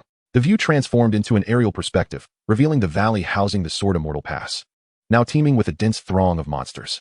Whether in the form of skeletal figures, hellish hounds, or flying bats, they all lay prostrate upon the ground, seemingly in reverence to a deity. Chapter 065. Ascending 2 levels, the Emperor's summons. What is the meaning of this? Beneath the illumination of the screen, thousands were left in a state of utter confusion. Among them were several formidable warriors who had previously encountered monstrous invasions and bore psychological scars from the overwhelming tides of creatures. Yet, upon witnessing the actions of these monsters, they were rendered speechless with astonishment. Why were these monsters all kneeling? To whom were they paying homage? Within the luminous veil, creatures of various sizes and forms prostrated themselves, seemingly paying homage to an exalted entity. As the celestial lens shifted, this being gradually materialized before the viewers. Clad in a resplendent crimson dragon robe, the figure hovered amidst the full moon, resembling a sovereign surveying the realm beneath. A gentle breeze stirred, causing the robe to flutter audibly. Adorning the chest of the robe was a formidable dragon eye, radiating a vivid scarlet glow. An overwhelming aura of dominance and brutality emanated from it, almost transcending the veil to permeate the outside world. The populace of Hongwu City felt an oppressive sensation akin to a heavy mountain pressing down upon them. Meanwhile, the summoned creatures on the battlefield faced this inviolable majesty directly. Skeleton warriors, hellhounds, and vampiric bats. All these lethal entities bowed their heads, crawling like insects. This scene seemed to echo the grandeur of ancient murals, imbued with an epic resonance. On the observation platform, Dongfang Qingying's lips parted slightly in disbelief, while Luan Zhao's eyes widened, reflecting both terror and anxiety. Conversely, Zhong Yuan squinted thoughtfully, recalling a particular event. When Qin Yang awakened, he had commanded all the faculty and students to kneel before him. At that time, he had assumed it was merely a collective hallucination induced by an anomaly. In retrospect, it appeared that Qin Yang's initial skill was, in fact, this mass illusion. However, the extent of this illusion was astonishingly vast. Zhong Yuan swallowed hard, casting a furtive glance at Zhang Qian. Qin Yang's potential had far surpassed his previous understanding. The unfolding events were now beyond his control. He had not anticipated that his mental prowess could encompass such a wide area. In the summoned battlefield, Qin Yang floated above, gazing down upon the kneeling populace. The expanse before the Divine Sword's Valley was considerable, yet Qin Yang's mental force could envelop it entirely. With 1 point of mental energy covering 1 square meter, his current capacity of 650, augmented by an additional 500 from sweeping through the ranks, allowed him to encompass 250 square meters, approximately half the size of a football field. Observing the creatures below, Qin Yang felt a profound sense of satisfaction. From the onset of the first wave of attack, he had harbored an ulterior motive. His ability to manifest his presence as celestial could facilitate area control, compounded by the mental oppression exerted by the Imperial Dragon Chariot, ensuring the effectiveness of his control. Thus, he could perpetually initiate successive waves of assault, releasing the subsequent creatures. The moment those beings emerged from the portal, they would be compelled to kneel, posing no threat to the Divine Sword Valley. Once a sufficient number of creatures had gathered, he would unleash the golden crow of illumination for a singular, overwhelming purging. At this juncture, he had activated the 11th wave of attacks. The creatures emerging from the portal were all of level 22. The mechanism of witness me as heaven suppressed those with mental strength inferior to Qin Yang's. Even if the creatures held higher levels, they could not defy the Imperial decree. However, Qin Yang was nearing his limit. The golden crow of illumination also consumed mental energy. He needed to reserve a portion for himself. It was time to reap the rewards. Qin Yang gazed at the multitude of magical creatures scattered across the ground, contemplating to himself. The experience for this level had been reduced to 10, yet the number of creatures was considerable. In the 11th wave, they gathered together, amounting to over 1,000. After this harvest, he estimated he could ascend to level 20. He consumed a bottle of premium mental potion, fully restoring his mental energy. Slowly, Qin Yang drew the Yangdi blood-drinking sword, pointing it skyward as he shouted, illuminating golden crow. With a resonant cry, a blazing sun appeared in the night sky. Huh. Why has it turned into daytime again? Outside, in Hongwu City, beneath the luminous barrier, people were still discussing Qin Yang's mass illusion. Suddenly, an anomaly occurred in the battlefield of summons. The nocturnal scene transformed into broad daylight in an instant. Under the resplendent light, the brilliant moon vanished from sight. Yet, Qin Yang, floating in midair, remained distinctly visible. The golden radiance shimmered upon his crimson dragon robe, rendering him akin to a red diamond crystal, shining amidst the cosmos. This was the supreme essence distilled from blood, an absolute that governed all. Subsequently, the celestial barrier's lens focused on the magical creatures below, skeletons, hellhounds, and blood-sucking bats. These undead beings, under the divine brilliance, began to ignite spontaneously. They maintained their postures of kneeling and prostration, allowing their bodies to be scorched and disintegrated. Ash-like dust ascended from them, rising throughout the battlefield of summons. Countless particles refracted light, forming clusters of golden fire clouds, creating a sacred tableau. Below the scene lay the murky darkness of the undead. In the middle floated the resplendent golden fire clouds, while above stood the crimson-robed emperor engulfed in divine radiance. The entire spectacle resembled a mural in a religious sanctuary, depicting the epic moment of a deity's descent. The million spectators beneath the barrier were left utterly speechless, their astonishment beyond the capacity of words. It felt as though something had seized their throats, rendering them mute. In this moment, Qin Yang's kill count began to rise. From 0 to 1, then to 1,000. This process took less than a minute. You have slain a level 15 skeleton warrior, gaining 115 experience. You have slain a level 18 hellhound, gaining 184 experience. You have slain a level 22 blood-sucking bat, gaining 310 experience. The notifications of kills and experience poured in like a waterfall. The illuminating golden crow inherently dealt enhanced damage to the undead, further amplified by a five-fold effect of sweeping through thousands. As long as he continued to expend mental energy, Qin Yang could sustain this sun's blaze indefinitely. Of course, this also relied on the supply of mental potions. Priced at 30,000 per bottle, Qin Yang treated them as casually as energy drinks. Yet, such investments were worthwhile. Experience surged towards Qin Yang like relentless waves, transforming the experience bar into a loading meter. Within just 60 seconds, it reached 100. You have reached level 20. All attributes increased by 2. You have gained 5 free attribute points. Still, no skills were acquired. Upon leveling up, Qin Yang furrowed his brow. The meager attributes gained from the upgrade no longer sufficed for him. Thus, he resolved to continue his ascension. Qin Yang gazed upon the battlefield, suffused with radiant clouds, and initiated another wave of monstrous assaults. According to Sudaji, he would acquire the skill Imperial Summon upon reaching level 21. With 19 more waves of monsters to confront, he was determined to amass enough experience to attain that level. The 12th wave of monsters commenced their assault. The 13th wave followed suit. The 14th wave surged forth. The 20th wave began its onslaught. Methodically, Qin Yang unleashed wave after wave of monsters, engaging, controlling, sweeping them away in a relentless cycle. Under the scorching gaze of the golden crow, the undead were reduced to ash, permeating the entire summoning battlefield. Even Qin Yang's figure gradually faded into the resplendent mist. Only the ever-increasing tally of defeated foes signified his presence. After the 25th wave, the creatures emerging from the portal grew increasingly formidable. The appearance of the gemstone puppets, devoid of undead attributes, signaled a shift. The golden crow's purifying speed began to falter. This was hardly surprising. After all, it was merely a lighting spell. Achieving this level of efficacy was already an impressive feat, yet Qin Yang had contingencies. His ultimate strike, the heavenly divine weapon, had yet to make its entrance. Just as he prepared to unveil the royal treasury, a notification appeared before him. You have reached level 21. All attributes too. You have gained 5 free attribute points. You have acquired the professional skill, Imperial Summon. Ah, he had finally obtained this skill. A slight smile graced Qin Yang's lips as he opened the skill introduction. Chapter 66. Sudaji, heed your summons. Professional skill, Imperial Summon. Description, as the Supreme Sovereign. You may expend royal authority to summon a hero from the illustrious civilization of Huaxia amidst the twinkling stars. Upon summoning, the hero shall promptly join the battlefield to aid you. Once the assistance is rendered, the hero will return to their origin. Note 2. Summon heroes are special characters. Unbound by attribute limitations, the stronger the Supreme Sovereign, the more potent the summoned hero becomes. Currently summonable hero, Sudaji, the legendary enchantress. Qin Yang cast a glance at the skill introduction, and images of various Huaxia heroes danced in his mind. Yuan, the champion marquis, and Guanxing Emperor. To summon them into this realm would allow him to experience the romanticism of the Huaxia emperors. However, at present, only Sudaji was available for summoning. Let us witness the prowess of the legendary enchantress, he thought. Qin Yang turned toward the dragon carriage and proclaimed loudly, "Summon, Sudaji." Like the resounding chime of a decree, his voice exuded an irresistible majesty. Soon, Sudaji, heed your summons. In an instant, amidst a radiant brilliance, a mesmerizing shade of red emerged. The brilliant clouds swiftly transformed into rosy rays of light. Within that glow, a pair of eyes subtly materialized, their crimson depths rippling with enchanting waves. In that fleeting moment, an intoxicating ambience enveloped the world around them. Upon the earth, the creatures, burdened by the radiant light of the sun god, moved with languid slowness, collapsing after but a few steps, succumbing to an endless dream. Qin Yang nodded in satisfaction. Sudaji had not disappointed him. Illusions are inherently elusive, and mass illusions can wreak havoc. Imagine, if such illusions were cast in the bustling heart of a city. The mere occurrence of vehicular accidents could result in significant casualties. To wield such power commands respect for the Qin family. Qin Yang harbored no fear of exposing his might. Ascending to the rank of the Supreme Sovereign was merely a matter of time. Looking down at the creatures, they had already fallen into the enchanting dream of Qingxiu.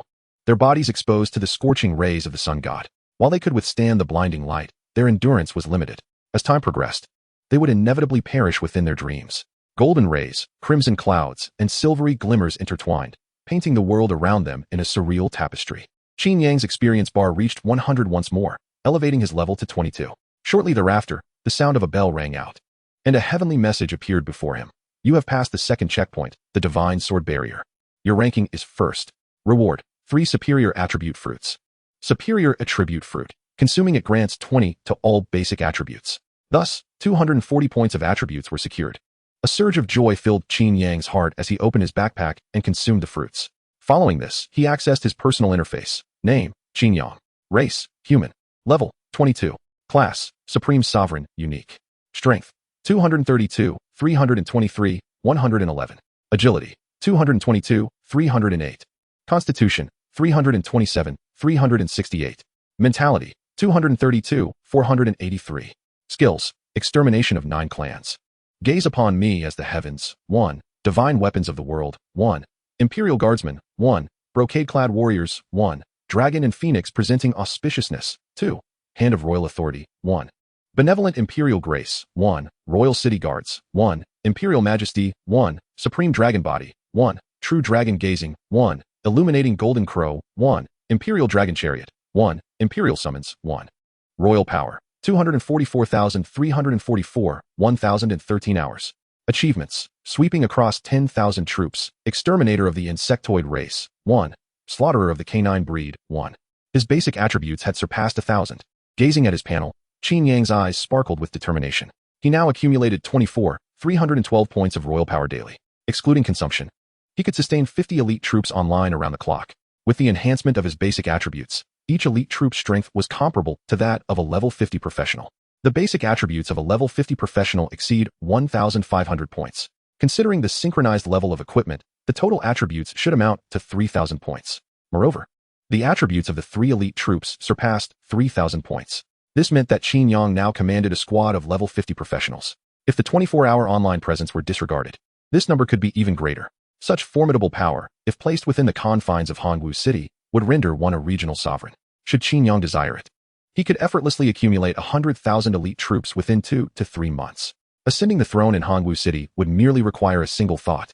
Following this call to arms, the reputation of the Qin family would soar, drawing considerable attention towards me. Whether I can cultivate in a secure environment hinges upon the machinations of the Grand Emperor and my royal uncle. As Qin Yang contemplated this, he gathered the lamp of the Golden Crow. The recently deployed Sudaji also floated gracefully toward him. Nestling into Qin Yang's embrace, she remarked, "Your Majesty." From that blazing sun, I sense the might of the Supreme Yang. Have you begun to cultivate the Supreme Yang body? Upon hearing her words, Qin Yang's eyes lit up. Indeed, the Supreme Yang body forged from the divine radiance of the Golden Crow is connected to the Supreme Yang dominance body. Perhaps the discrepancy in terminology stems from insufficient levels.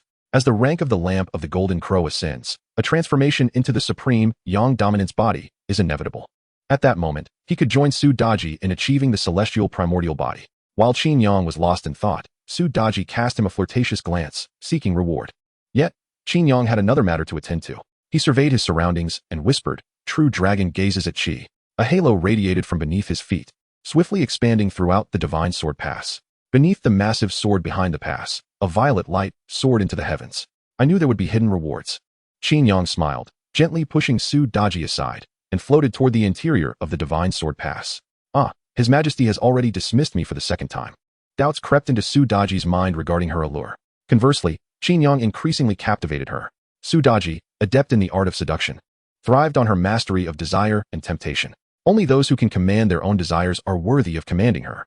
Enraptured by Qin Yang's silhouette, she was about to follow when her delicate form halted abruptly, and she looked up in alarm. Behind the imposing gate hung a colossal black sword, suspended in midair. Su Daji's pupils constricted in horror. It is the Yuan sword. At that moment, Qin Yang had already entered the valley, discovering that this pass actually featured 3 defensive lines. The first line before the valley consisted of swordsman puppets.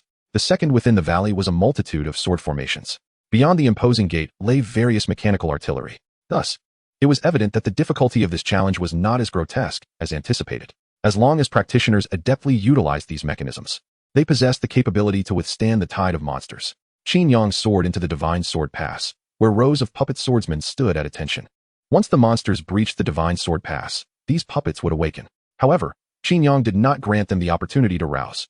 One could only say that his prowess surpassed the parameters of this challenge. The source of the violet light was a circular platform, upon which a massive sword hovered. It bore an uncanny resemblance to an execution platform. Qin Yang furrowed his brow, yet ascended the platform. After all, the violet light emanated from the platform. The hidden reward would not be found elsewhere. The moment Qin Yang stepped onto the platform, a prompt materialized before his eyes. You have discovered the legendary quest, Reforge the Divine Sword. During this quest, you will acquire the essence of the Sword of Heaven and Earth. Upon completion, the essence of the Sword of Heaven and Earth shall remain with you forever. Will you accept this quest? Qin Yang's heart trembled as he gazed upward at the colossal black sword suspended in the air, a premonition stirring within him. Chapter 067, Proclamation. The Dragon's Daring Silver Spear. Divine Artifact. On the platform, Qin Yang's gaze gradually ascended. In the firmament, the enormous sword hung in silent majesty. Beneath its black blade, a subtle energy pulsed, as if it sealed a heavy and ancient aura, suffused with boundless power and dignity. Qin Yang soared into the sky, aligning his line of sight with the sword's blade. His eyes seemed to traverse millennia, fixated on the colossal sword aloft. A complex array of emotions reflected in his calm gaze: respect, curiosity, and a hint of joyful reunion. It was as if a wanderer adrift in a foreign land had encountered a revered elder from home. Perhaps sensing the presence of kin, Qin Yang finally affirmed that this black giant was none other than one of the 10 ancient divine artifacts, the Yuan sword. The Yuan sword is sealed? Qin Yang narrowed his eyes. The magnificent black sword before him, though grand, appeared dull and lifeless, as if its supreme power had been desecrated and submerged in endless darkness. All around, chains coiled around the sword's hilt like a dragon, clearly a method of treating a prisoner. Qin Yang cast another glance at the quest prompt. Legendary quest, Reforge the Divine Sword. Even without rewards, this was a task that must be undertaken. Qin Yang murmured as he chose to accept the quest. You have accepted the quest, Reforge the Divine Sword.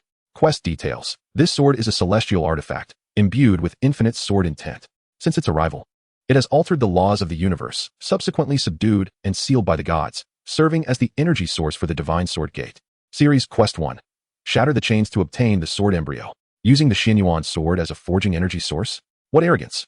Witnessing an artifact of his lineage being desecrated ignited a flame of anger within Qin Yang, golden lightning crackling in his eyes. The red dragon robe rustled under the weight of imperial majesty. At that moment, a prompt appeared before him. Kind sovereign, the Yuan sword is a treasure of Huaxia. I shall liberate it and restore its brilliance. Power 10. Foolish sovereign, before matters of great significance, I shall heed the counsel of my 2 elder brothers.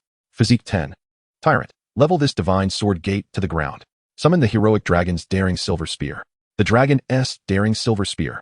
Qin Yang's heart abruptly contracted. Could it be him? It must be him.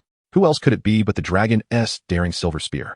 Surely it could not be the commander of the Imperial Guard. Without a moment's hesitation, Qin Yang decisively chose the option of the tyrant. You have summoned a hero. Summoned hero, Zhao Yuan. Summon cost, 1000 Imperial Authority. Heroic call, Dragon Spear Silver Daring. Skill, Dragon roams the battlefield, Dragon falls in the central army. Dragon shields the master.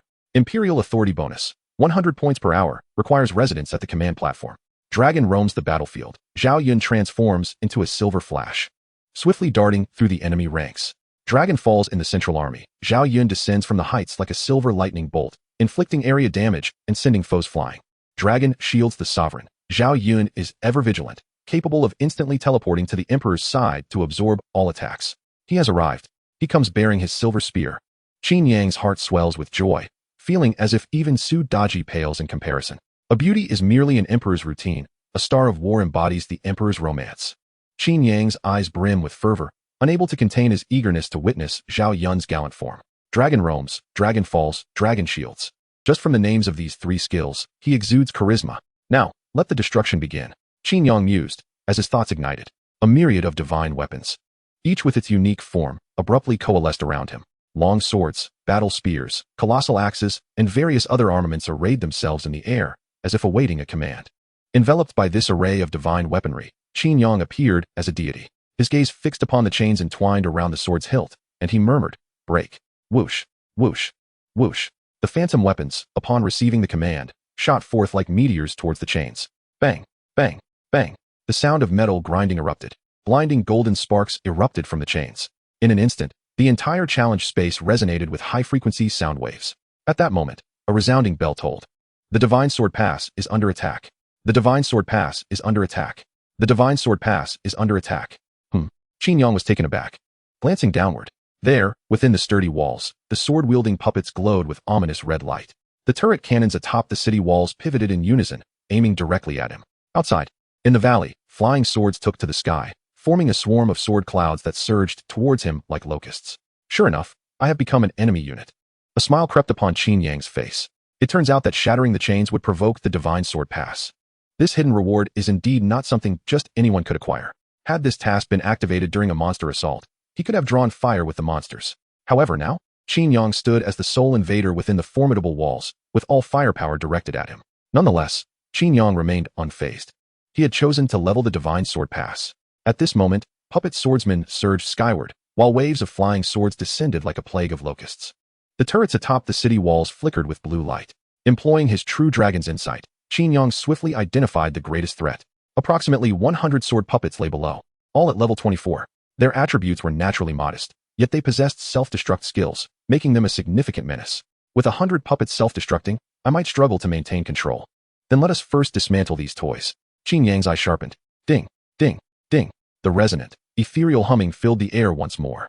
Thousands of divine weapon phantoms took shape in the sky. From below, they resembled a vast expanse of stars. Break, Qin Yang commanded with authority. Thousands of divine weapons descended like a golden tempest upon the puppet swordsmen below. Each divine weapon inflicted a staggering damage of 3,575. A mere level 24 unit could not withstand even a single blow. Boom, boom, boom.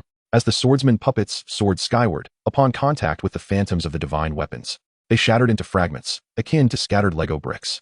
Before Qin Yang, a kill notification emerged. You have slain a level 24 puppet swordsman, gaining 3,889 experience. You have slain a level 24 puppet swordsman, gaining 3,889 experience. You have slain a level 24 puppet swordsman, gaining 3,889 experience. The experience from the puppet swordsman was intact. Qin Yang's heart swelled with joy. The experience points of this stage's monsters had been reduced to 10, yet the puppet swordsman, not belonging to the attacking faction, granted a full 100 experience points. What a windfall! Qin Yang's gaze ignited with fervor. Looking around, he saw that within the fortress, there were at least 100 puppet swordsmen. Collectively, they amounted to nearly 400,000 experience points, more than sufficient for him to level up once more. Gaining 4 levels in a single stage was indeed splendid. As he felt the rush of experience flooding him, Qin Yang was immensely satisfied, once again summoning divine weapons to systematically eliminate the turret mechanisms atop the city walls. Threats emerged swiftly, only to vanish just as quickly. The seemingly formidable defenses of the fortress crumbled rapidly under the onslaught of the divine weapons. You have reached level 23. All attributes increased by 2. Gained 5 free attribute points. Upon ascending to level 23, The only remaining threat on the battlefield was the swarm of flying swords. Faced with this locust-like deluge, Qin Yang could choose to engage with divine weapon phantoms, but that would be somewhat extravagant. He glanced at his skill bar, a smile curving his lips as he proclaimed, Xian, Dragon's Bane Silver Spear, Zhao Yuan. Boom. A thunderous roar echoed across the sky. Layers of silver lightning danced among the clouds. Chapter 068, The Xianyuan Sword's Embryo, the sword intent of heaven and earth endures. Boom, boom, boom. Accompanied by the rolling thunder, a silver meteor shot down from the clouds, landing deftly upon the fortress walls. As the silver light shimmered, it revealed a striking figure. Clad in dragon-scale armor and wielding a coiled dragon silver spear, the individual was both imposing and agile, exuding an aura of terrifying explosive power. The spear's tip crackled with silver arcs, emitting a continuous shrill cry, reminiscent of a dragon's roar echoing to the heavens. Qin Yang had encountered depictions of Zhao Yun in countless films and entertainment works, yet witnessing him in person rendered his breath somewhat unsteady. Not even his encounter with Su Daji had stirred him so deeply. Heroes admire heroes, independent of desire or gain, reveling only in the shared existence of their world. At that moment, the locust-like flying swords had already descended upon the fortress, like a dark cloud looming over the city. Zhao Zilong of Changshan is here. No one shall pass the city. Facing the sky-darkening swarm of flying swords, Zhao Yun kicked off the ground with his spear, transforming into a silver dragon. Soaring into the air, within the cloud formed by the flying swords, arcs of electricity flickered vividly. As the dragon penetrates the formation, the silver spear transforms into a bolt of lightning. Above the heavens, the sound of clashing metals reverberates. In Zhao Yun's grasp, the dragon's spear spins at an incredible velocity, forming a vortex-like barrier. The swarm of flying swords, upon contact with this shield, shatters instantly into powder. Despite their overwhelming numbers, none can advance a single step beyond Zhao Yun. Witnessing this spectacle, Qin Yang feels a wave of relief wash over him. He again invokes the power of imperial authority, conjuring shimmering phantoms of divine weapons that sparkle like stars in the sky. With a swift motion, he directs his palm downward. The celestial armaments surge toward the chain binding the Xianyuan sword, hurtling down with great speed. In an instant, a cacophony of metallic clashes erupts. The piercing shrieks seem capable of tearing the very fabric of space asunder. Under the relentless assault of the divine weapons, the massive black chain begins to crack, fracturing and breaking apart. Boom. The chain shatters completely, unleashing a resounding roar. It is as though the very laws imprisoning the Xianyuan sword have disintegrated in that moment. Simultaneously, fissures appear on the black blade, from which brilliant golden light emanates. Qin Yang's eyes widen, and he channels an immense, intangible hand of imperial power, grasping the hilt of the Xianyuan sword. Crack, crack, crack. In that fleeting moment, the black blade begins to splinter. The golden-tinged cracks resemble flowing dragon veins, coursing across the sword's body. With Qin Yang's exertion, the suspended Xianyuan sword is lifted into the air. The sheer magnitude and weight of the blade stir the tumultuous winds, sending a torrent of sand and dust spiraling into the sky, obscuring the sun. At this instant, it feels as though the very gravity of the challenged space has been inverted. Floating in midair, Qin Yang holds the colossal sword aloft. He is as astonished as anyone by this accomplishment, yet soon comprehends the reason. Though his power registers at a mere 666 points. With the tenfold enhancement of the imperial hand, it swells to an impressive 6,660 points. This divine strength is beyond even Qin Chuan's capacity to rival. As the Xianyuan sword rises above his head, its black seals dissipate entirely, revealing its true form at last. The blade is long and straight, radiating a gentle golden sheen, as if imbued with the brilliance of the sun, illuminating all that surrounds it. Etched along the double-edged blade is a grand tapestry, depicting landscapes of mountains and rivers, the sun, moon, and stars. Within the swirling clouds of dragons and phoenixes, various ethereal beasts are hidden, resembling an unfolding classic of mountains and seas. One cannot help but feel that this is not merely a weapon, but rather the very embodiment of a civilization's authority. At this moment, that authority points towards the heavens. The blade trembles slightly, emitting a distant and resounding low hum, as if announcing the arrival of a great civilization to this world. Grasping the hilt, Qin Yang's spirit stirs. What he holds above his head is not merely a sword. It is the enduring essence and legacy of the illustrious Chinese heritage. Just then, the sword begins to fade into a phantom form. Qin Yang realizes that this is not the complete Xianyuan sword. It has reverted to its original state, awaiting the Emperor's reforge. Mission accomplished. You have acquired the Xianyuan sword's core. The intent of the celestial sword transforms into achievement, granting permanent enhancement. The essence of the sword. 1. You constantly comprehend the essence of the sword. When wielding sword-type weapons to unleash skills, you experience a reduction in consumption by 5. Xianyuan sword core, imperial artifact. When placed within the palace, it grants 50 imperial power per hour. Series Quest 2 Unlocked. Quest Introduction. The primary material for the Qin Yuan sword is the copper of Shou Mountain. Although this world lacks Shou Mountain, there are many metals imbued with divine power that you need to seek in order to prepare for the reforging. Quest Reward. The level of the essence of the sword is raised to 2. It is estimated that the blacksmiths of this world lack the capability to reforge the Qin Yuan sword Qin Yang used. The legendary quest merely provided a clue to the artifact. To reforge the Qin Yuan sword, considerable work remains, but that is a task for after exiting the battlefield. Qin Yang gazed towards the grand fortress. At this moment, Zhao Yun had already struck down all the flying swords, standing proudly atop the fortress walls, gazing at Qin Yang. Alone and on horseback, he could withstand a torrent of attacks, demonstrating that Zhao Yun's protective prowess far exceeded that of the Imperial Guards. Unfortunately, he belonged to a summoning unit. Your Majesty, Zilong has completed the task. Zhao Yun knelt on one knee upon the walls. Summoning units cannot exist for prolonged periods. After completing the task, Zhao Yun must return to his place. Qin Yang nodded slightly and said, "You may withdraw." Zilong obeyed the command, awaiting the Emperor's next summoning. Zhao Yun saluted with his spear, transforming into a streak of silver lightning, soaring into the sky, vanishing among the clouds. The dragon gallbladder silver spear, how magnificent! Qin Yang sighed inwardly. The rewards from this challenge were truly bountiful. Not only did he ascend to level 23, but he also gained Zhao Zilong as an invaluable ally. For Qin Yang, Zhao Yun's appearance signified more than mere augmentation of strength. It fulfilled a long-held dream. With the likes of Hui Tsubing by Qi and Zhao Yun reporting for duty, what were the others waiting for? Qin Yang gazed at the night sky, seemingly seeing the legendary stars of generals among the twinkling constellations. Returning to the matter of combat prowess, Qin Yang's enhancement was not insignificant either. Upon completing the quest, the essence of the sword became permanent. When wielding sword-type weapons to unleash skills, consumption was further reduced. In this challenge, he already benefited from a maxed-out version of the essence of the sword, resulting in a 50 reduction in consumption. This was the pinnacle for sword-type professions.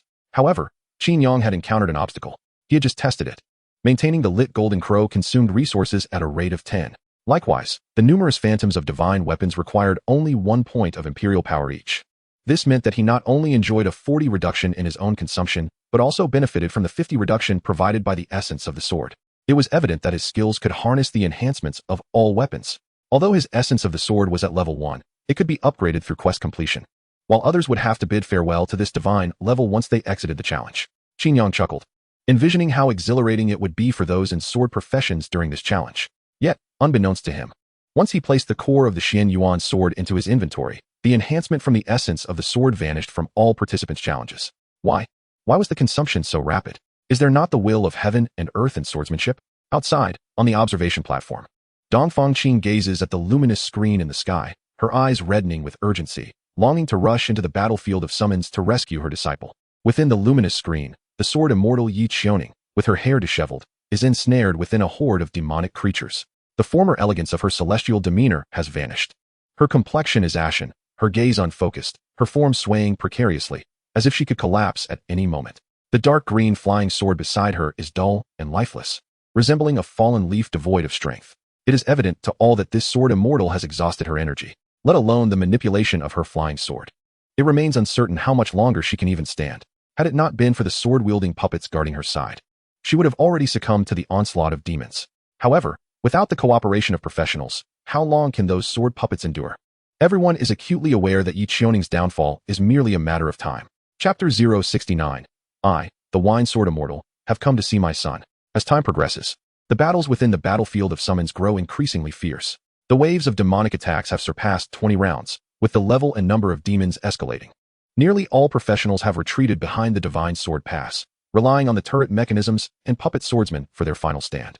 During this period, a multitude of professionals have exited the secret realm, having completed a round of demon elimination only to forfeit the subsequent challenges. Those unable to clear the demons, however, have no opportunity for escape, forced to witness the relentless surge of demons and coexist with the Divine Sword Pass in their demise. What is even more dire is that many sword-wielding professionals have discovered that the enhancement of the will of heaven and earth in swordsmanship has vanished within the levels. This is undoubtedly an epic debilitation for them. At this moment, the hearts of the populace in Hongwu City are in their throats. On the luminous screen, the sword immortal Yi Qiuning has retreated to the Divine Sword Pass. Having once held an advantage, her condition is now considerably worse than that of other professionals. Wan Tian, Chu Mingxian, Nan Wu, and other prodigies are also embroiled in fierce combat, yet their mana reserves remain intact. With the aid of the puppet swordsmen, they are merely fighting while retreating, not yet falling into disadvantage. In contrast, Yi Qiuning, devoid of the enhancement from the will of heaven and earth in swordsmanship, had not considered her endurance, leading to a drastic depletion of her mana reserves once the enhancement faded. At this juncture, Yi Qiuning is less effective than the puppet swordsman. She cannot sustain herself for much longer. On the observation platform, Zhong Yuan grows anxious and questions Dongfang Qing. Does your Zhongshuan immortal sect not provide life-preserving artifacts? Dongfang Qing shakes her head in despair, replying, Yi Qiuning has only recently joined the sect and has yet to qualify for protective treasures. My own protective artifact is also a bound item, thus I cannot provide it to her. And this is a century-old sect? Truly disappointing. Beside them, Wan Xiao shrugs, his eyes filled with disdain. Wan Xiao, do you dare to insult my sect? Do you think I, a master of the mysterious gate, am truly inept at combat? Dongfang Qing's mood, already at its nadir, worsens upon hearing Wan Xiao's sarcastic remarks. She immediately retorts, stamping her foot to activate her skill. As the blue light shimmered, an intricate and arcane formation materialized beneath Dongfang Qing's feet, enveloping everyone within its embrace. The onlookers on the observation platform were momentarily taken aback, quickly rising to dissuade the escalating tension. Both individuals were esteemed guests. If a confrontation were to ensue, how could it ever be resolved? However, Wan Xiao remained unfazed, relentlessly asserting, have I spoken incorrectly? The prodigies represent the future. Should the life-preserving artifacts be withheld from them? Or are they to be granted to a group of decrepit old souls on the brink of demise? Such a hierarchical perspective will inevitably lead to your downfall. His words struck like a dagger, piercing through Dongfang Qing's heart, rendering her speechless. It was not only she who was at a loss for words. Even Zhong Yuan and the others found themselves unable to counter his assertions. Luan Zhao's remarks bore a semblance of truth. Hierarchical distinctions existed everywhere. After all, without respect, there could be no legacy. Yet, to place undue emphasis on seniority was to stifle the emergence of the new. Observing that no one could refute him, Luan Xiao grew increasingly emboldened. He critiqued, as if an expert, the profession of sword immortal harbors significant flaws. The resource expenditure is immense, and the modes of attack are singular. I truly question how it has attained the extraordinary level. My father evaluated it. Do you have any objections? Just as Luan Xiao finished speaking, a woman's voice echoed, startling the crowd. Who? They collectively gasped. This voice did not belong to anyone present. Zhong Yuan suddenly lifted his gaze towards the eaves above the observation platform, where he beheld a woman reclining gracefully. Her flowing gown cascaded elegantly with her languid posture, and her long hair, draped over her shoulders, was tinted a warm golden hue by the setting sun. The woman's countenance exuded an air of refinement, her brows hinting at a spirit of independence. One hand supported her head while the other grasped a long sword, which bore an aged wine gourd hanging from its hilt. The aroma of the wine wafted through the evening breeze, imparting a sense of delightful inebriation to those on the platform. Amidst this mild intoxication, Zhong Yuan felt a sudden chill of reverence. The woman's ability to appear silently and unnoticed suggested that her strength surpassed all present. Zhang Qian also recognized this fact and immediately rose, addressing the woman with utmost respect. I am Zhang Qian, a junior. I was unaware of your esteemed presence at Hangguo. I beg your pardon. The woman paid him no mind, her gaze shifting slightly to Dongfang Qing as she inquired, Hey, do you remember me? Dongfang Qing looked at the woman in confusion, seemingly unfamiliar with her. 6 months prior, she had taken Yi Qiuning out for training and encountered a drunken woman who had taken a liking to Yi Qiuning, insisting on reading her palm and babbling about fated destinies. As a practitioner of the arcane arts, Dongfang Qing had felt embarrassed and had urged Yi Qiuning to continue their journey. However, afterward, Yi Qiuning's understanding of the sword immortal had progressed remarkably. Upon inquiry, Dongfang Qing learned that the drunken woman had imparted to Yi Qiuning an unnamed sword technique during the palm reading. Upon returning to their sect, Dongfang Qing reported the incident to the sect leader, only to discover the true identity of the inebriated woman. I am Dongfang Qing, paying my respects to the wine sword immortal. The exclamation of wine sword immortal from Dongfang Qing reverberated like a thunderclap, awakening the onlookers from their haze of mild intoxication. Throughout the entire Kyushu Federation, there existed but one wine sword immortal. She is none other than the daughter of the Sword Emperor of the 9 provinces, Lin Xiao'er. A level 149 monarch tier practitioner, she regards all sects and families, including the Zhang Xian immortal sect and the Zhang Xian Yuan family, as mere insects in her presence. Indeed, the entire Hongwu city appears to her as nothing more than an anthill. Forgive me, Lin Jianxian, I truly meant no offense toward the Sword Emperor, stammered Wan Xiao, now kneeling on the ground, trembling like a leaf in the wind. The Zhang Xian Yuan family is indeed formidable, yet to the Sword Emperor, they could be obliterated with a mere flick of a finger. In fact, there would be no need for the Sword Emperor to take action. A simple belch from Lin Xiao'er could bring their demise. The city lord, Zhang Qian, was drenched in cold sweat, his mind racing to decipher the reason behind Lin Xiao'er's arrival in Hongwu City. At that moment, Lin Xiar herself articulated her purpose. Do not be alarmed. I have merely come to visit my son. Son? The crowd stood dumbfounded. When did Lin Xiar have a son? Zhang Qian cast a puzzled glance at Zhong Yuan, who nodded slightly in response. The age of practitioners is often indiscernible. As a peak level 149 monarch, Lin Xiar's physique had reached the threshold of immortality. Though she appeared to be in her 30s, she was actually around 40, an age at which having a son would not be unusual. The question lingered. Who could her son be? At that moment, Dongfang Qing implored Lin Xiar, Senior Lin. Qiaoning is trapped in a dire predicament. I beseech you to extend your hand in aid, recalling our past acquaintance. I, Dongfang Qing, would willingly serve you henceforth. Enough with the flattery. I have heard plenty of such words. Lin Xiar waved her hand dismissively, gazing into the luminous sky, her thoughts swirling. The enhancements within the checkpoint must have been taken by Qin Yang, which would lead many to their demise, entangling them in unnecessary karma. With that thought, she uncorked her wine gourd, and a single drop of divine nectar soared forth. Instantly, the air in Hangwu City was permeated with the intoxicating aroma of wine, captivating all who inhaled it. This drop of nectar seemed to embody the essence of the heavens and earth, radiating boundless sword intent. Meanwhile, on the battlefield, Yi Qiaoning was utterly spent, unable to conjure a shred of sword intent, forced to engage in close combat with the monstrous foes wielding her long sword. Yet, as a sword immortal, her physical attributes were not particularly high. Without the enhancement of sword intent, her melee capabilities paled in comparison to those of other sword-wielding practitioners. The puppeteers assisting in defense fell one after another, leaving the battlefield in a state of desolation. Let me deliver my final strike. Yi Qiaoning, her face ashen, sighed deeply. Summoning the last of her strength, she raised her dark green sword.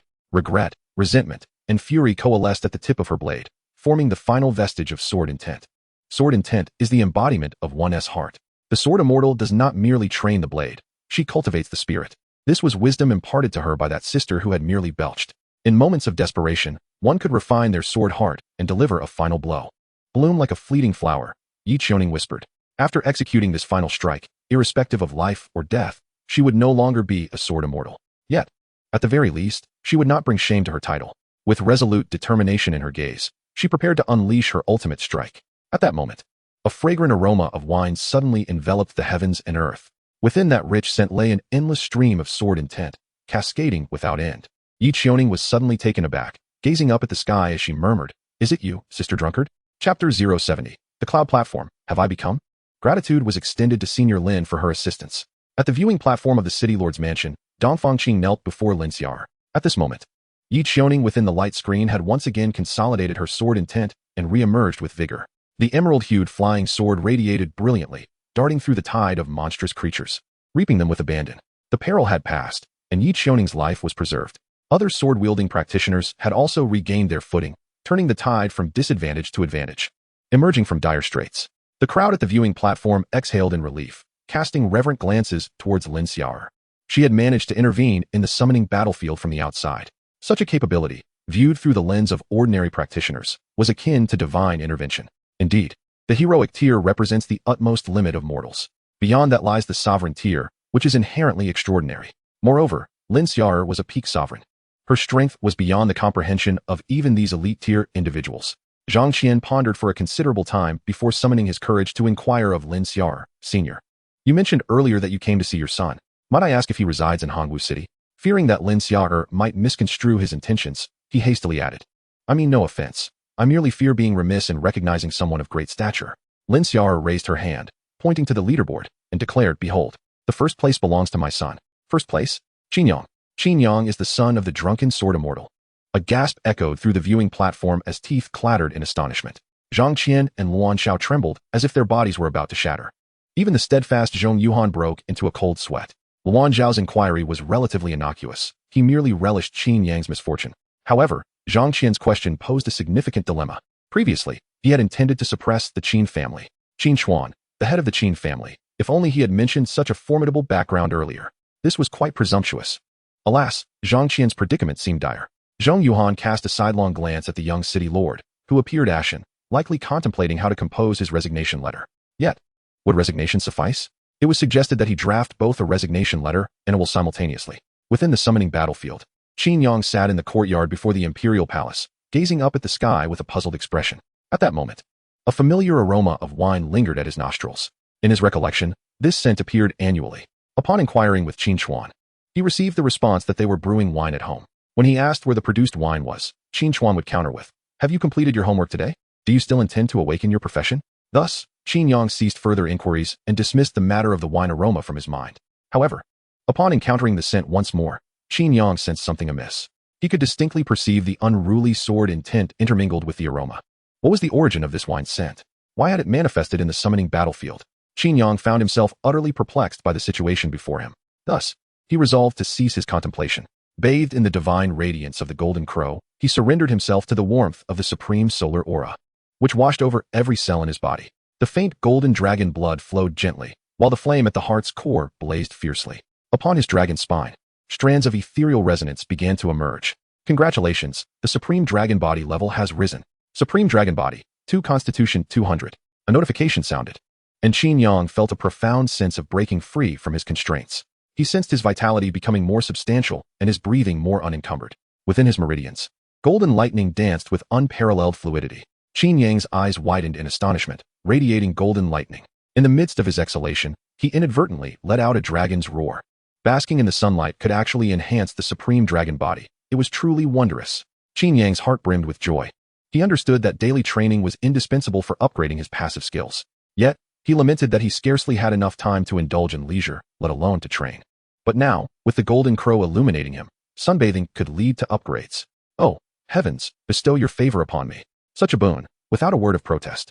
By the way, when would he be able to cultivate the Supreme Yang Tyrant Body? Qin Yang felt elated, his heart filled with anticipation. He had previously inquired with Sudaji. The description of the Supreme Yang Body within the Golden Crow's skill set was, in fact, merely the initial version of the Supreme Yang Tyrant Body. The distinction between the two lay in the Constitution attribute. In addition to the 4 primary attributes, practitioners possessed certain hidden attributes, such as elemental resistance and physical resistance. These attributes were not quantifiable, but existed in reality. Upon reaching a foundational constitution of 500, a new attribute, tenacity, would be unlocked. Tenacity pertained to control resistance. Those endowed with tenacity could effortlessly immunize themselves against control effects when confronting lower-tier practitioners, akin to possessing a permanent tyrant body. This tenacity is the key to the transformation from the Supreme Yang Body to the Supreme Yang Tyrant Body. Prior to achieving 500 points in foundational constitution, one was a Supreme Yang Body. Beyond that threshold, one became a Supreme Yang Tyrant Body. At present, Qin Yang had already amassed 429 points in constitution. With a clear goal in mind, he resolved to allocate all subsequent free attributes to enhance his constitution. Qin Yang chuckled mischievously, pinching Sudaji's thigh. "Your Majesty, you are quite wicked." Sudaji let out a playful huff, stuffing a grape into Qin Yang's mouth. She feigned a sorrowful pout, murmuring, "I worked so hard just now, yet your Majesty has not rewarded me. You see, I'm already anxious." Qin Yang chuckled again, placing a cherry into Sudaji's mouth. A beguiling enchantress and a foolish monarch, truly a match made in heaven. At that moment, a bell tolled from the heavens. Second checkpoint concluded. Complete clearance, 12,968 individuals. Exited midway, 30,012 individuals. Deaths, 8,911 individuals. The third checkpoint is about to commence. Third checkpoint, Cloud Summit Arena. Checkpoint rules. With the exception of the top 10, all participants may challenge upward. Successful challengers will obtain the ranking of their opponents. Once the current top 10 are finalized, the challenge for supremacy will commence. Before the commencement of the challenge for the title of champion, the top-ranked player cannot be contested. The restrictions of the challenge are limitless, and there are no enhancements. Is it true that the top player cannot be challenged before the title challenge begins? Thus, have I become the ultimate victor? A smile graced Qin Yang's face as he absorbed the rules. The establishment of such regulations signified his acknowledgement by the will of heaven. Meanwhile, the other prodigies on the battlefield gazed skyward, eager to discover who would claim the top position. Would it be Yi Qiuning or Chu Mengxian? Neither of them poses a threat to me. Beside the corpses of numerous monsters, Luan Tian's eyes glowed crimson, his face radiant with excitement. In the first stage, he secured third place. By the second stage, he felt his performance was commendable, yet he still only achieved second place, leaving him with a sense of dissatisfaction. However, that mattered little. The third stage was tailor-made for him. As a bloodthirsty berserker, his specialty lay in one-on-one duels.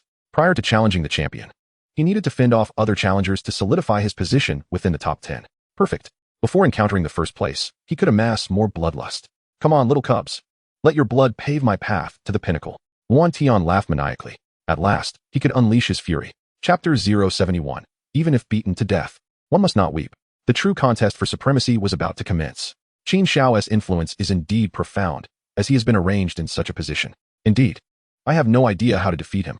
Under the luminous veil of Hongwu City, the crowd stirred with renewed vigor, perhaps due to their lower levels. This summoning battlefield's process was notably shorter, yet the excitement was undeniably on par with previous events. The key was Qin Yang's explosive performance. Until now, many merely understood the prowess of legendary classes without a concrete comprehension. Now, the truth was evident. The classification of professions was not arbitrary. It was a truth distilled from 500 years of warfare by practitioners.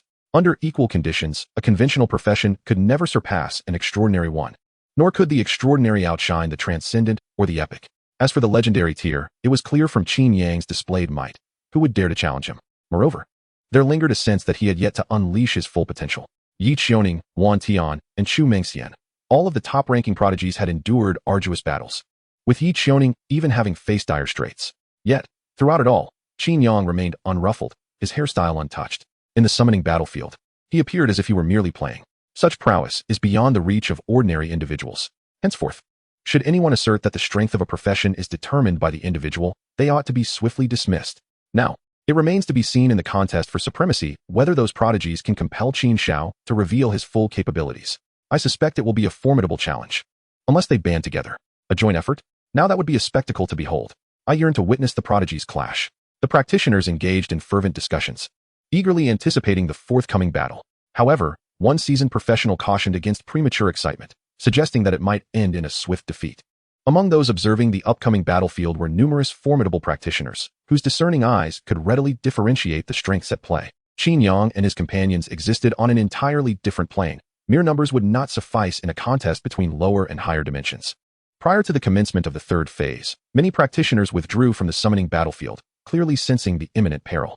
The third stage entailed unrestricted combat without rules, and the casualty rate would undoubtedly exceed that of the preceding rounds. Should one encounter a benevolent adversary, there might be a chance to survive despite a loss. However, facing a ruthless opponent would lead to a fight to the bitter end. As the moon illuminated the night sky, a resounding chime echoed across the arena. The celestial screen unveiled the unfolding combat scenes, marking the official commencement of the clashes among practitioners. Warriors faced mages, and mages contended with archers. The remaining practitioners ascended to challenge their foes, whether in one-on-one duels or in larger groups. The celestial screen, disregarding the evenly matched skirmishes, focused on the top 10 contenders. The visual display revealed a square platform where the likes of Yi Qiu, Chu Mengxian, and Nan Wu stood, all prominent figures among the elite. As the targets of the challenges, they each prepared to confront their respective opponents. Wan Tian from Zhongxian City boldly opted to face multiple challengers, confronting 10 of the 100 strongest practitioners simultaneously. In the center of the platform, Wan Tian stood defiantly, surrounded by an intense crimson aura of blood. Around the platform, several figures flickered into view: a paladin, a fire mage, and a wind ranger. The 10 distinguished practitioners exchanged glances, silently forging an agreement to collectively overpower Wan Tian before vying for the second position. Yet, they overlooked a crucial detail. The multi-challenger format was initiated by Wan Tian himself. With a gleam of excitement in his eyes, he bellowed at the 10 challengers, taunting them. "What are you waiting for, you worthless fools? Come at me." Wan Tian's arrogance ignited the challenger's fury. The ranger drew his bow, and the mage summoned flames, all assuming their combat stances. Meanwhile, Wan Tian performed a singular action, biting his fingertip and smearing the blood across his brow. Instantly, the blood on his forehead appeared to pulsate with life, coursing across his face. During this transformation, Wan Tian underwent a dramatic metamorphosis. His pupils turned crimson, the whites of his eyes became black, and his already muscular physique swelled even more grotesquely. The blood-red aura enveloping him began to seethe like flames. He was entering a state of frenzy. "Focus your fire," commanded one of the holy light priests. In response, the challengers unleashed their most potent attacks. Flames and lightning surged toward Wan Tian. The Wind Ranger's 5 arrows were the first to reach him. Just as the 5 arrows, aligned in a lethal formation, aimed for his brow, Wan Tian transformed into a crimson afterimage, vanishing from sight. So swift, the Wind Ranger's eyes widened in astonishment. How could a berserker possess such remarkable agility? At that moment, the voice of Wan Tian resonated from behind him. "You are simply too slow." The Windrunner, catching a glimpse from the corner of his eye, saw nothing but a fist. Bang! A massive mist of blood erupted, golden and white radiating in all directions. The level 30 Windrunner was obliterated in an instant, his skull crushed by a single blow. With a soft thud, the headless corpse collapsed to the ground, thick, viscous blood gushing forth from the gaping wound. This blood did not flow downward. Instead, it surged upward, as if an invisible vessel were guiding it towards Wan Tian's brow. Gulp! Gulp! Wan Tian's throat convulsed, producing a sound reminiscent of swallowing. It felt as though he had ingested the blood of his adversary, savoring the delectable essence of life. A look of indulgence graced Yuan Tian's face as he surveyed the remaining challengers, who appeared as ripe fruit, ready for the picking. Witnessing this scene, the others were thrown into a panic. They had encountered numerous vicious creatures, yet they had never before witnessed such brutality in a human. They sought to withdraw from the challenge, only to be met with a refusal message, unable to exit, as the outcome is undecided. At the city lord's estate, on the observation platform, Lin Xiar had taken Zhang Qian's place. Just as she lifted a chicken leg to her lips, the gruesome scene unfolded on the screen before her. Yuan Tian, with a single hand, dismembered 10 professionals, extracting their very hearts and souls. Lin Xiar furrowed her brow, her appetite waning considerably. As she cast a disapproving glance at Yuan Shao, is that boy poisoned? Why must he be so grotesque in his killings? Mentioned directly, Yuan Shao rose unsteadily, stammering. My brother's profession is bloodthirsty berserker. He must accumulate blood essence, hence his brutality. A worthless profession, Lin Xiar retorted, uncorking a flask of wine. When he meets his end, do not shed tears. Yuan Shao sighed deeply, nodding solemnly. He understood the underlying meaning of Lin Xiao's words. According to the rules of the third round, Yuan Tian would undoubtedly confront Qin Yang. If he remained under the influence of the bloodlust, even the mightiest deity could not save him. The crux of the matter was that even if he were to perish, Yuan Shao could not seek vengeance. The Zhangxian Yuan family possessed no power to resist before this winesword immortal. The heir of the Yuan family finally felt the weight of oppression. At that moment, Lin Xiao's eyes sparkled with affection as she chuckled softly. The foolish girl from the Chu family has grown increasingly beautiful. She truly is the one I have chosen. Chapter 072. Is it the arrival of heavenly warriors? Chosen. A shiver ran through the crowd. So, the Chu family of Jingming City held ties to the Sword Emperor? Everyone turned their gaze to the illuminated screen above. There, a girl with a bun was performing stretching exercises. Her impressive physique, accentuated by her fitted martial arts attire, exuded a captivating beauty that embodied both resilience and power. This was none other than Chu Mengxian, the daughter of the Chu family in Jingming City. At that moment, she was being besieged in turn by 10 challengers. Remarkably, these challengers shared a strikingly uniform array of professions: swordsmen, shield-bearing soldiers, assassins, and formidable melee warriors. Blades and clubs whirled through the air, accompanied by gusts of formidable wind, striking against Chu Mengxian and igniting sparks with each impact. In the face of such a relentless assault, a typical meat shield class would have long since succumbed. Yet, Chu Mengxian effortlessly engaged in stretching exercises, as if those attacks failed to even graze her. Has she already achieved the barbarian body? The level of her golden bell shield must be at least 5 by now. Quite impressive. Though her intellect may falter, her innate talent is undeniable, thought Lin Xiao's eyes glimmered with admiration. At that moment, having completed her warm-up, Chu Mengxian planted her foot firmly on the ground, unleashing her fist with ferocity. A majestic lion seemed to materialize behind her. This surge of explosive energy sent 2 warriors hurtling backward. Subsequently, she lunged forward like a cannonball, colliding with a shield-bearing soldier. The 8 extremes burst. The soldier's shield shattered with a resounding crack, and the hand that held it contorted grotesquely, evidently broken by the sheer force. Black Tiger prowling the heart. Dragon Tail Sweep. Shadowless Kick. Iron Mountain Slam. With each unarmed combat technique executed with precision, within less than 10 seconds, she dispatched all 10 challengers as effortlessly as slicing through vegetables. Exhaling sharply, Chu Mengxian took a moment to collect herself. Then, with a graceful bow, she saluted each fallen combatant. Her demeanor was rather amiable, exuding a delightful charm that seemed even more endearing than Yi Qiuning, earning her a legion of admirers. Yet, amidst this admiration, a voice chimed in with disdain. Is that really admiration? I wouldn't even bother to acknowledge you. The contrast between Chu Mingxuan's martial courtesy and Yuan Tian's brutality was stark, captivating countless onlookers and garnering their goodwill. Just then, an assassin challenger suddenly sprang forth, brandishing a dagger and launching an ambush against the bowing Chu Mengxian. Alarm surged through the spectators beneath the light screen. Indeed, assassins thrived on surprise attacks. However, ambushing after the battle had concluded was deemed dishonorable by most. As the tension reached its peak, Chu Mengxian instantaneously raised her hand, seizing the assassin's wrist with a vice-like grip. Simultaneously, her other hand swept upward, delivering a powerful blow to the assassin's chin. A resounding crack echoed as the force sent the assassin's head soaring into the air, the headless body collapsing, blood gushing forth. The brutal scene of her kill mirrored Yuan Tian's, yet within the confines of Hongwu City, it elicited thunderous applause. Well done. Magnificent, Sister Yuan. Such scum deserves nothing less than decapitation. It is these inhumane beasts that erode trust among practitioners. As they witnessed the assassin's demise, the crowd erupted in applause. Their spirits lifted. Even Lin Xiao on the observation deck wore a proud expression, turning to the audience and inquiring, "My judgment is impeccable, isn't it?" The Chu family girl may be a bit dim-witted, but just enough to shine. Indeed. Indeed. Zhong Yuan and Zhang Qian nodded in agreement, though inwardly they mused. Dim-witted enough to shine? Is this truly how you praise someone? The third round of the Cloud Challenge proceeded simultaneously. Before long, the professionals reached a conclusion regarding their rankings. The final order exhibited some alterations, particularly among the top 100, where nearly half were relegated. Many of these individuals were eliminated after daring to challenge the top 10. In stark contrast, the positions of the top 10 remained unchanged. Apart from Qin Yang, the other 9 champions endured round after round of challenges, standing resolute like 9 immovable mountains. Towering above these 9 peaks was the highest summit, Qin Yang. Dong! The resounding bell tolled. The ultimate battle for supremacy was officially underway. Buzz, buzz, buzz. 9 beams of light flickered, revealing 9 figures on the arena. Each of them was a formidable contender ranked from 2nd to 10th. Since entering the summoning battlefield, this marked the first encounter among the 9, who had long been vying against one another.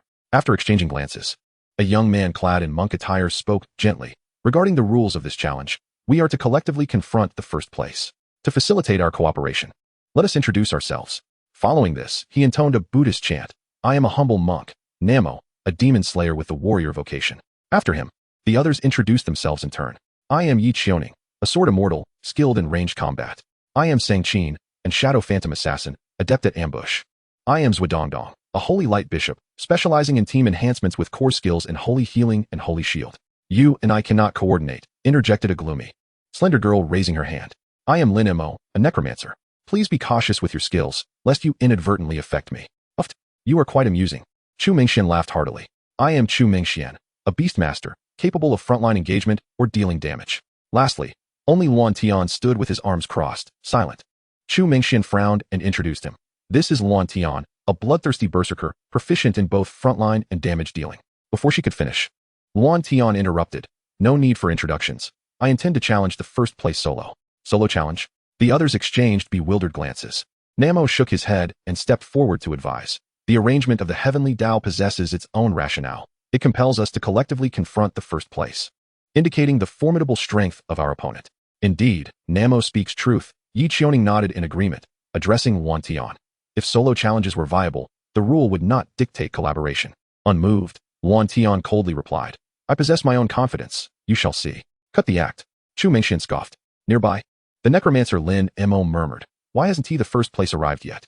Are we to wait for him? Such arrogance. Indeed, he shall face dire consequences. Chu Mingxian declared, shaking her fists with enthusiasm. At that moment, the floating arena in the clouds quivered slightly. From the depths of the thick fog ahead, ominous battle cries reverberated. Wind, wind, wind.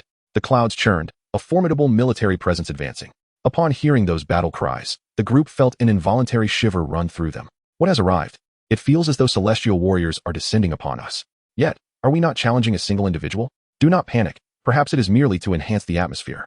The few prodigies exchanged glances, and in each other's eyes, they discerned a shared trepidation. At that moment, the mist ahead gradually dissipated, as if pushed aside by an unseen force. A grander, more magnificent platform emerged from within, resembling a temple suspended in the heavens, merging seamlessly with the clouds. Towering above and surveying all beneath, rows of warriors clad in dark golden armor stood at the edge of the platform, forming a golden bulwark. Behind a forest of long halberds, at the center of the platform, a magnificent throne awaited. Seated upon it was a man draped in a crimson robe, its hue reminiscent of blood and fire, akin to the heart of the sky. With the eruption of golden lightning, 2 piercing gazes pierced through the mist, locking onto their targets. In an instant, the 9 prodigies on the platform experienced an unprecedented sense of oppression. This feeling was not one of the strong subduing the weak, but rather a natural law that emerged when the higher dimensions gazed upon the lower. Truly, they were celestial warriors. My Buddha, this script seems awry, the gentle monk murmured, his voice trembling. Clearly, he was unsettled. Yet, he was not alone in his disquiet. Luan Tian, who had just proclaimed his intent to single out the strongest, had furrowed his brow and retreated behind the others. Chapter 073, The Final Battle, Victory is Assured. How exhilarating it is to play the part. Upon the throne, Qin Yang supported his head with his hand, gazing down at the crowd with immense satisfaction. In truth, he had not intended to play a role. Fate had positioned him such that even the throne was prepared for him. He could not make a humble entrance, could he? Thus, he summoned the Imperial Guards, arranging them into formation, while the royal attendants and the elite guards flanked him. Rising, he lifted his dragon robe, settling into the throne. It truly felt fitting. Are these individuals the challengers? I wonder what their strengths are. I hope they allow me to showcase my prowess. Qin Yang mused, casting his gaze upon the square below, where he spotted a familiar figure, Chu Mingxian. She is here too? That complicates matters. It will be an easy challenge. Qin Yang sighed, a tinge of disappointment washing over him. He was aware of Chu Mingxuan's capabilities, an extraordinary class profession, a beastmaster, impervious to blades and spears. Yet, she had still been brought to the brink of death by a single blow from him. If the others possessed strength comparable to hers, this battle would be rather dull. Well, it is already commendable that they have come before me. Let us entertain them. With that thought, Qin Yang rose from the throne, spreading his arms like a dragon unfurling its wings, and proclaimed loudly, "Before me, you are as the heavens. Why do you not bow?" Boom. In an instant, the mist roiled as if boiling water, surging violently. A terrifying pressure descended like the weight of the heavens. The 9 individuals in the square felt as if shackled by a 1,000-pound iron chain, and without a moment's hesitation, they all knelt in unison. Ah, the pain. My knees feel as though they might shatter. Are the challengers truly participants? Indeed, they hardly seem like individuals of level 30. Are we destined to perish? The proud ones, still youthful and unacquainted with such formidable power, are all kneeling on the ground, trembling in fear. Among them, only Yuan Tian remains composed. Shouting at Zhuodongdong, "Holy Light Bishop, quickly lift the control." Zhuodongdong, gripping her staff, appears pale and replies, "I cannot lift it. My holy light purification is ineffective against this controlling skill." A suppression skill? Yuan Tian's pupils constrict. Suppression skills are typically single target. He has yet to hear of any profession capable of mass suppression. Such a skill on the battlefield would be nothing short of legendary. Who is this person? Yuan Tian curses under his breath, yearning to glimpse the face of the caster. Yet, beneath that oppressive force, he cannot even lift his head. In desperation, he turns to Chu Mingxian and Yi Qiuning, inquiring, "Do you know this individual?" Yi Qiuning, her face pale, shakes her head. Chu Mingxian, equally bewildered, exclaims, "I have no idea. Professionals are inherently few. The number of geniuses is even more limited. Great families, esteemed sects, and powerful guilds prioritize the discovery of potential newcomers. Each year, once awakened, any standout talent is immediately targeted by them. Thus, Yuan Tian finds it peculiar that the person before him is evidently a top-tier genius. Yet he possesses no information about him. Is it due to the opponent's concealment or the ineptitude of his family's intelligence department? At that moment, the figure on the throne speaks again. "You are all prodigies, yet being a prodigy is merely the threshold to meet me. If this is all you possess, it is insufficient to warrant my intervention. I grant you 10 seconds to voluntarily exit the summoning battlefield." Upon hearing this, everyone is taken aback. A hint of indignation flickers in the eyes of Yuan Tian and Yi Qiuning. Since awakening, they have always been surrounded by admiration, never before experiencing such belittlement. Merely a threshold to meet him as a prodigy? What audacity! Conversely, others seem to find merit in this statement. The flower knight, Hua Yin, glances at the monk Nan Wu and quietly asks, "Shall we retreat?" Nan Wu nods slightly, responding, "We are already in the top 10. There is no need to risk our lives for a mere leader." At this moment, Yuan Tian exclaims in anger, "Retreat? Absolutely not. Don't be deceived." Deceived? Zhuodongdong furrows her brow in confusion. Yi Qiuning elaborates, "This suppression skill likely has a time limit. The opponent may be attempting to trick us." Nan Wu frowns, "But what if it is not a trick?" Yi Qiuning suggests, "Why not test it?" Yuan Tian agrees, "Exactly. I refuse to believe he can annihilate us instantly." Hua Yin shakes his head. "You are being excessively reckless." Why are they arguing? Lin Mo, with a resigned smile, glances at Chu Mingxian beside her and asks, "Are you retreating, Maruko? I will accompany you." Chu Mingxian, in a daze, murmurs, "I feel like I know this person." Who? Upon hearing this, everyone turns to Chu Mingxian. She uncertainly responds, "It seems to be my childhood friend." The crowd is momentarily stunned. "Your childhood friend? Then why are you still kneeling?" The camaraderie among these childhood friends appears rather tenuous. As the crowd murmured, 10 seconds had already elapsed. Will no one withdraw? Your courage is commendable. Then, I shall grant you the opportunity to amuse me. From the throne, a voice of authority resonated once more, laced with a hint of exhilaration. Suddenly, the oppressive pressure dissipated, and the crowd found themselves free to move once again. Yi Qiu's eyes brightened as he exclaimed, "I was right. His skill has a time limit." At these words, a wave of enthusiasm surged through the crowd. "Ah, he truly knows how to put on a show. We nearly fell for it. I maintain that we are all level 30, and even legendary classes cannot differ too greatly from us. The first among us is not invincible. Let us seize this moment and conquer him. Hold nothing back. Whoever achieves the greatest feat shall lead." Yuan Tian clenched his fists, unleashing the full force of his bloodlust. "Good, let the Buddha bear witness." Namo joined his hands in prayer and declared, "Vajra form." With that, a swastika formation emerged beneath his feet, and behind him materialized a wrathful golden figure with 6 arms, resembling a celestial king descending to earth. Hua Yin, unwilling to be outdone, drew his long sword and executed a graceful flourish, proclaiming, "Floral armor." Instantly, vivid blossoms bloomed across his already resplendent armor, entwined with barbed thorns, rendering it akin to a deadly flower. Lin Mo, her expression darkened, revealed a flicker of flame in her eyes. As she opened the gates to the underworld, she turned to Zhuodong Dong and asked, "In our first collaboration with the Holy Light, we shall emerge victorious, won't we?" "Indeed, we shall." The Holy Light Bishop smiled, her gaze transforming into one of sanctity. She raised her staff skyward and cried, "Holy Light, bestow your gaze upon us." As her voice echoed, a pair of divine eyes slowly opened in the heavens. When they gazed down upon the battlefield, all present were blessed. In an instant, the 9 prodigies showcased their unique skills, each imbued with protective shields and enhanced attributes under the watchful eye of the Holy Light. Standing together, they resembled a formidable ensemble poised for a climactic battle, igniting a fervor within Qin Yang on the throne. How exhilarating. I find myself wanting to join them. Alas, I am the antagonist. Qin Yang, too, entered a state of readiness. As the villain, it was time for him to deliver a profound monologue. A myriad of cinematic figures danced through his mind. The unheaven Buddha, the moon-worshipping patriarch, and the 6 paths of pain. These captivating antagonists possessed their own philosophies, which forged their moments of glory. Like them, Qin Yang distilled his lifelong insights into a 24-character truth: tiger bravery array, goose feather arrows, imperial cavalry charge, the hand of royal authority, lamp of the golden crow, divine arms of the realm. With a clash, the armor trembled, the metal ringing. The tiger bravery guards struck their shields with long knives, akin to a war drum. The goose feather guards drew their bows in perfect unison, as if they were mere copies. Whoosh, flash, accompanied by the sharp sounds of slicing air and crackling arcs of electricity. The lightning arrows converged to form a tempestuous thundercloud, spreading ominously in all directions. Beneath the thundercloud, hundreds of valiant guards, armed with long halberds, charged forth in formation, resembling a golden torrent cascading down the steps of the throne. Above, glimmers of golden light sparkled in the sky. Upon closer inspection, these golden glimmers were weapons shimmering with a radiant brilliance, their sharp blades aimed squarely at the eyes of the divine. They were arranged across the heavens like a tapestry of stars. Among these stars floated a solitary sun, radiating scorching rays of light. This is futile," murmured the necromancer Lin Mo, gazing skyward. Chapter 074, Divine Artifact, Kongtong Seal. Is it over? In Hongwu City, beneath the luminous barrier, a multitude stood in silence. A stark contrast to the tumultuous events that had just transpired. They had witnessed the climactic battle unfold before their eyes. 9 prodigies of the human race, having endured countless trials, arrived at the throne's feet. Confronting the figure clad in crimson, akin to a demonic emperor, they formed an unbreakable alliance. Despite their unfamiliarity with one another, even the disparate elements of holy light and undeath stood united. The necromancer's ocean of the undead, the holy light archbishop's divine gaze, the floral knight's domain of blossoms, and the demon-slaying Vajra's formidable form, all showcased their extraordinary powers. The sheer magnitude of their skills left onlookers in awe. Their horizons expanded.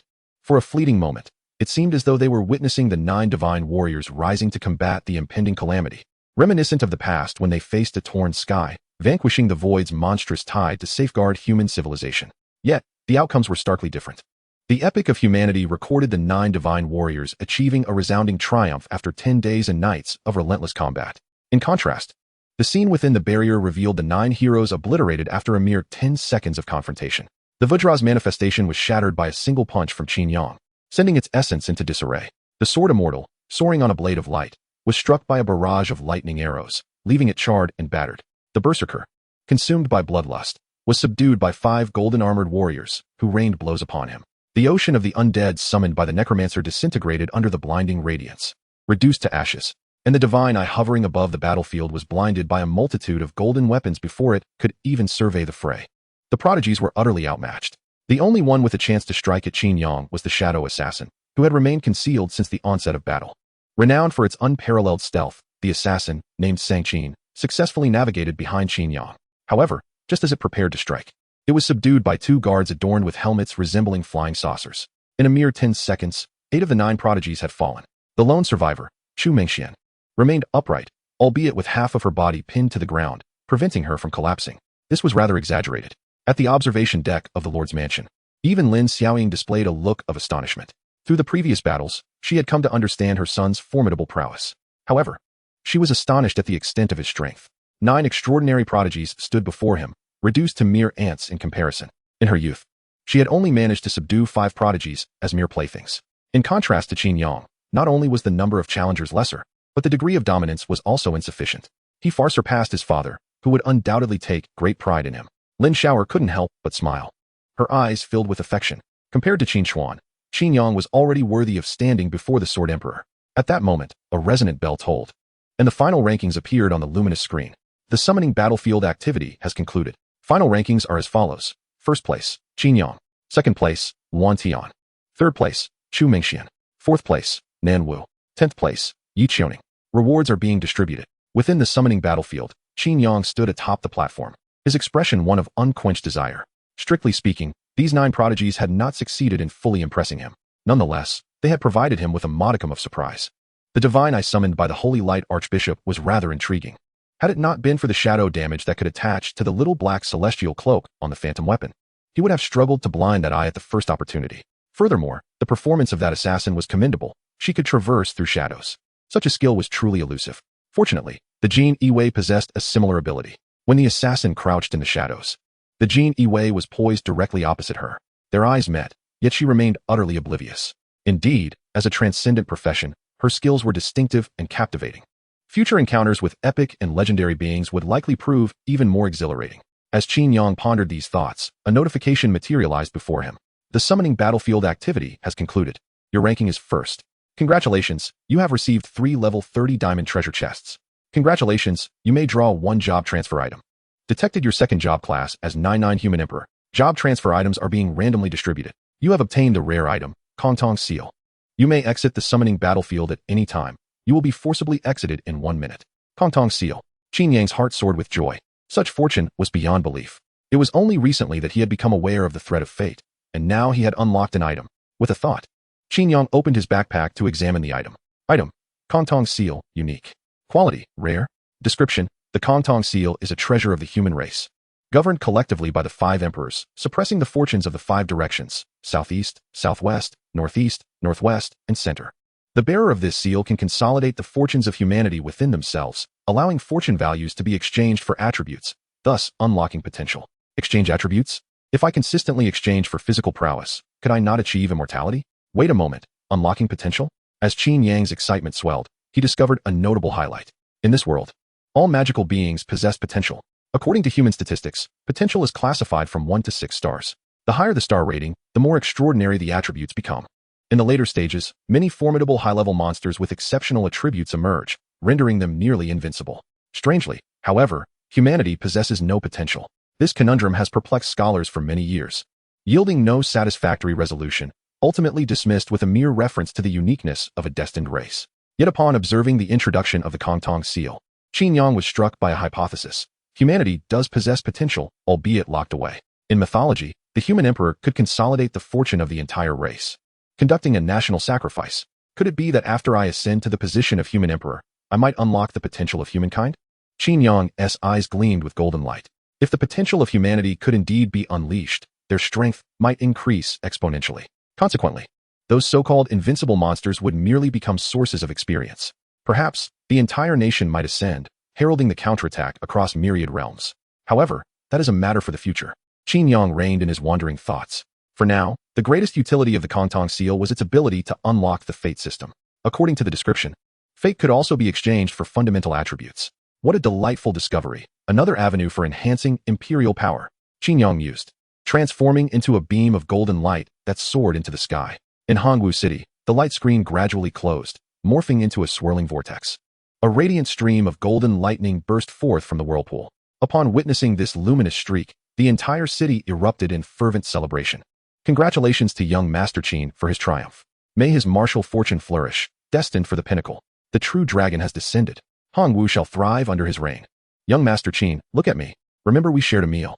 Nearly 100,000 voices erupted in a cacophony that shook the heavens. Meanwhile, the golden streak of light arched above the sea of people, veering towards a specific direction. Lin Xiao'er, observing the trajectory of the light, furrowed her brow. That wasn't the direction of the Qin residence. Where could this fellow be headed? With that thought, she transformed into a streak of sword light, pursuing the glowing trail. Lin Sword Fairy. Wait. Zhang Qian reached out, attempting to call after Lin Xiao'er, but was halted by Zhong Yuan. City Lord, do not stop her. My heart cannot bear it if she remains here. Zhonglao, we cannot allow Lin Sword Fairy to follow. Zhang Qian shook his head repeatedly, anxious. The direction young Master Qin is heading towards is the Sea King Palace. Chapter 075. I shall first teach you a lesson, and then deal with him. At the Sea King Palace, on the balcony of the suite, a golden stream of light descended, revealing a man clad in a red robe. What a relief. Finally a moment to rest.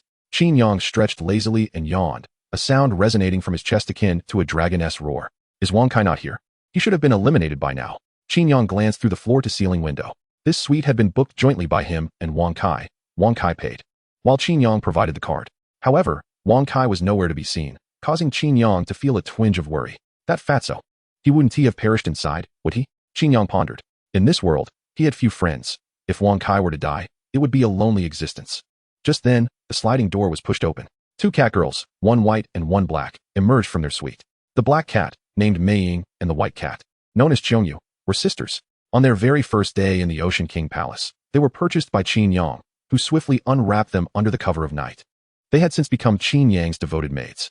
Master Meow, Qiongyu, adorned in a pristine maid outfit, playfully leaped into Qin Yang's embrace, her cat ears perky, white, and soft, exuding a hint of mischief and innocence.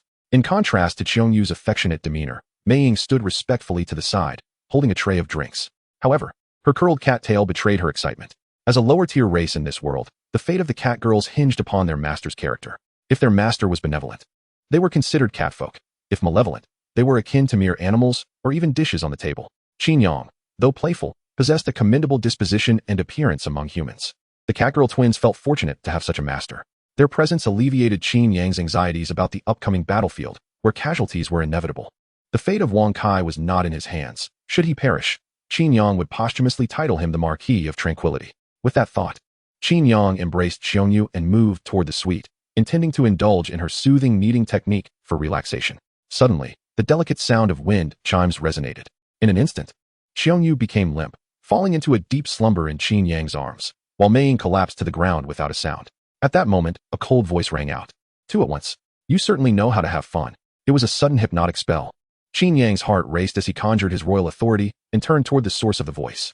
Perched on the terrace railing was a woman clad in a heroic outfit. She appeared to be under 30, with exquisite features and a poised demeanor that radiated an air of rebellious pride. Yet her furious gaze bore a heavy pressure that compelled Qin Yang to take a step back. May I inquire who you are? Qin Yang asked, simultaneously activating his true dragon insight. Name, Lin Xiar. Fortune, 5 million. Race, human. Level, 149.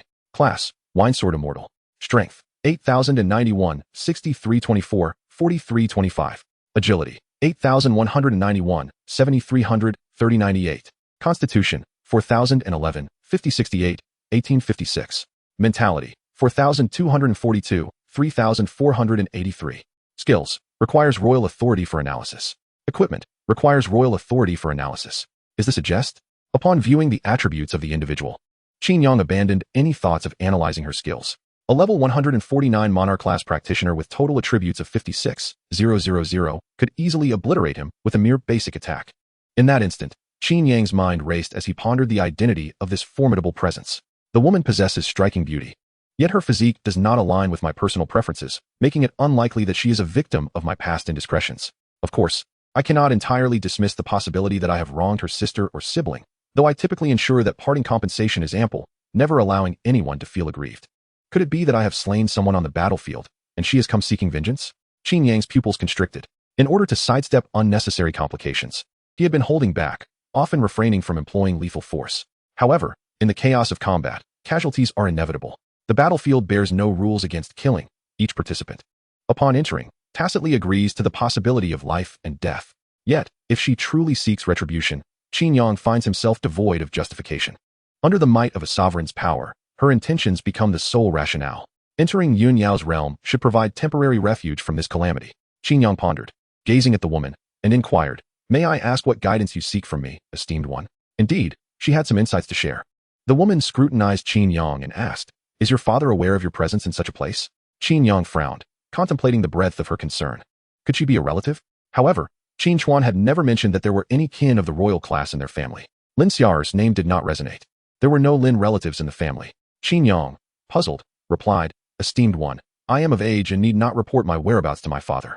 Are you implying that he cannot oversee you? Lin Xiar furrowed her brows, placing her hand upon the sword's hilt, stating, Then allow me to oversee you on his behalf. Qin Yang was taken aback, yet felt a sense of relief. This individual was not here for vengeance, and was undoubtedly linked to the Qin family. Consequently, he decided to drop his facade, smiling as he said, "You are mistaken. My father is indeed aware of my presence here, and this VIP card was bestowed upon me by him." Upon hearing this, Lin Xiao'er was momentarily stunned. Before a peculiar smile graced her lips. "He possesses a VIP card? Well, the bond between you and your father is quite commendable." Her smile sent a chill down Qin Yang's spine, and in a daze, he nodded in response. "My father is both my mentor and my friend. But may I inquire who you are, esteemed one? I shall discipline you first, and then address him. Come inside."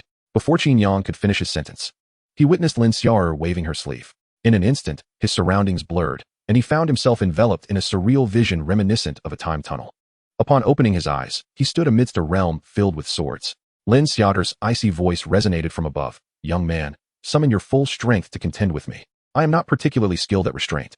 Qin Yang looked up to see Lin Xiao'er suspended in midair, surrounded by a vortex of flying swords, akin to a swirling eye of a tempest shimmering with cold brilliance.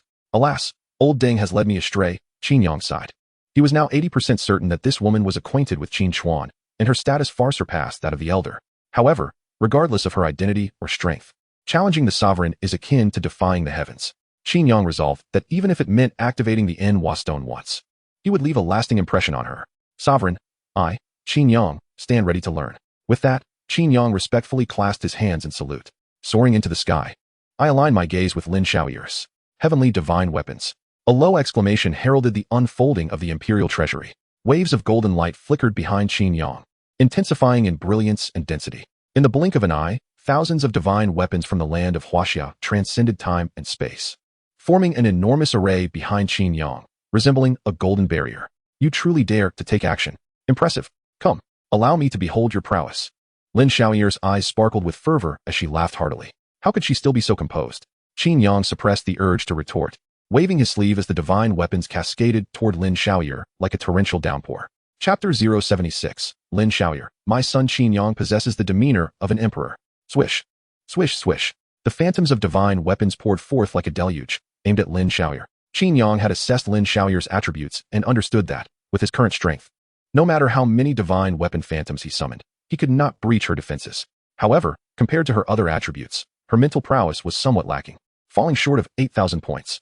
Thus, to leave a lasting impression on Lin Xiao'er, there was but one path to tread: summoning Su Daji and invoking the dream of Qingqiu. With his mental attributes soaring to 700, the roar of the abyssal dragon could grant a 30-point enhancement.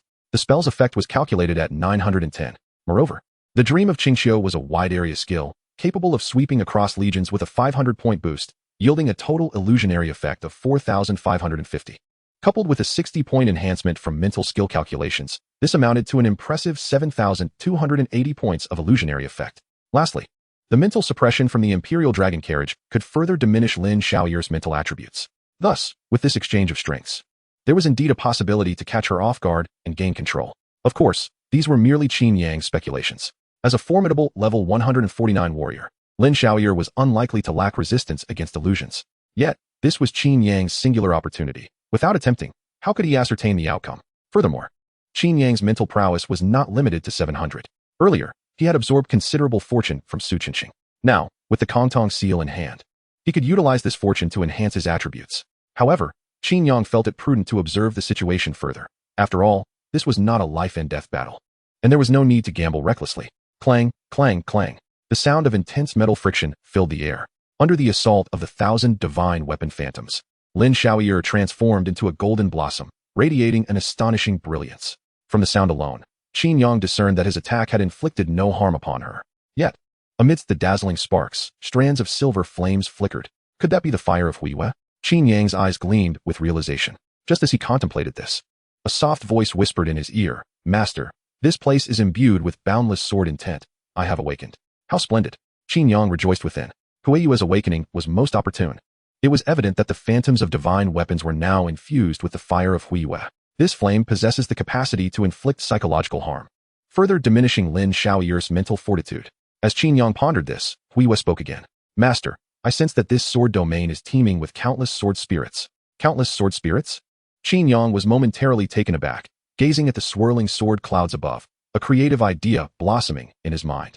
To create an illusion for Lin Xiao'er would undoubtedly be a challenge. But what if it involved the sword spirits? Haha, indeed. Your attack can embody both shadow and lunar fire. a feat that would be insurmountable for an ordinary individual. From ahead came Lin Xiaoyer's laughter, seemingly quite pleased with Qin Yang's performance.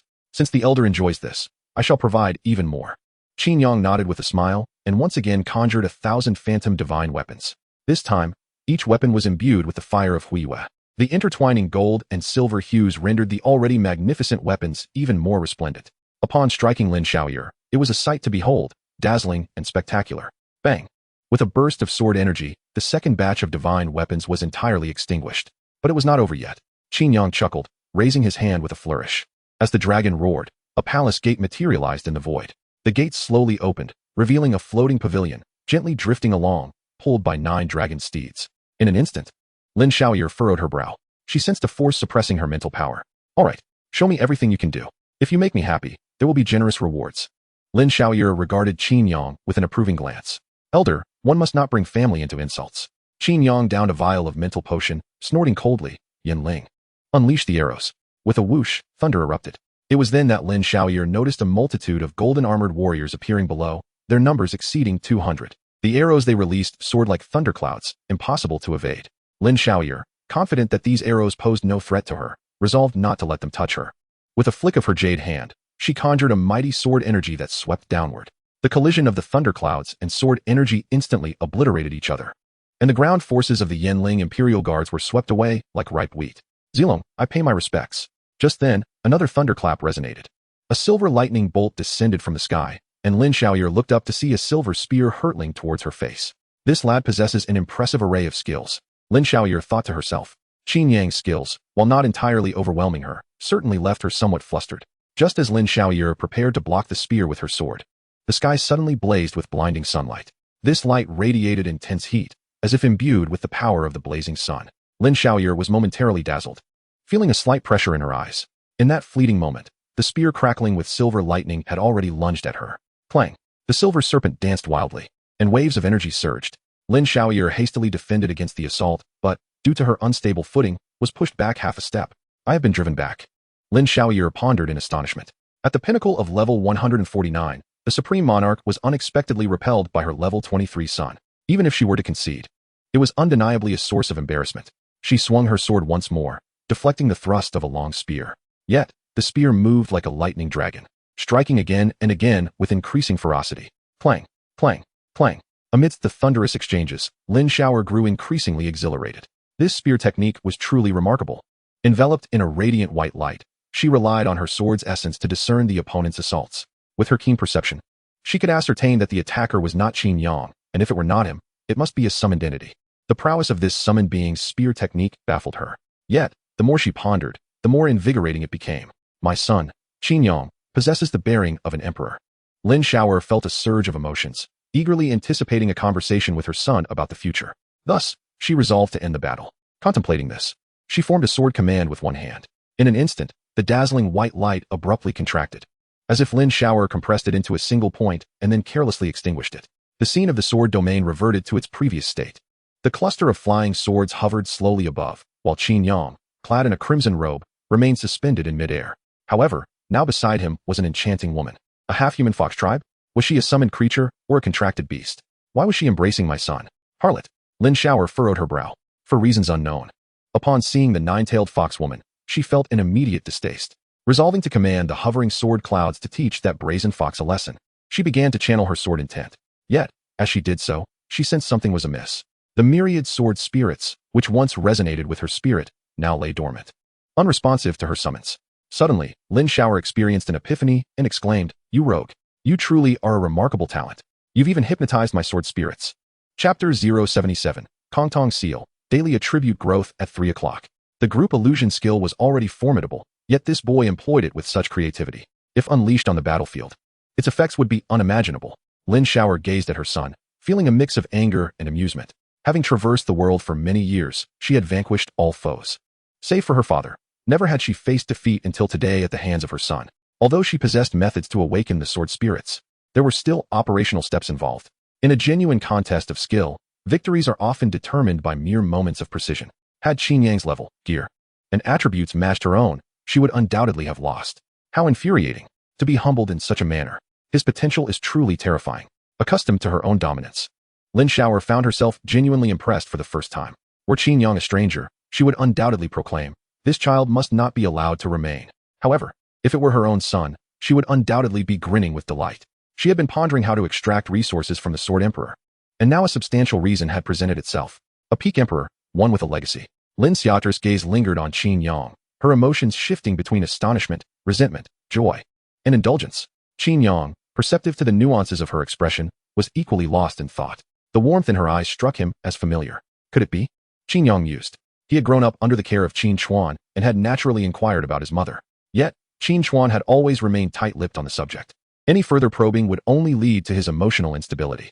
He could even utter foolish remarks like "not everyone has a mother." In the past, Qin Yang, though morally ambiguous, was not devoid of intelligence. Realizing that Qin Chuan must have been scarred by his marriage, he refrained from pressing the issue. After all, he had never lacked love. Whether or not he had a mother, he had muddled through life. At this moment, however, Qin Yang felt an unexpected surge of excitement. From the moment he laid eyes on her, Lin Xiao'er's words had been laden with maternal references.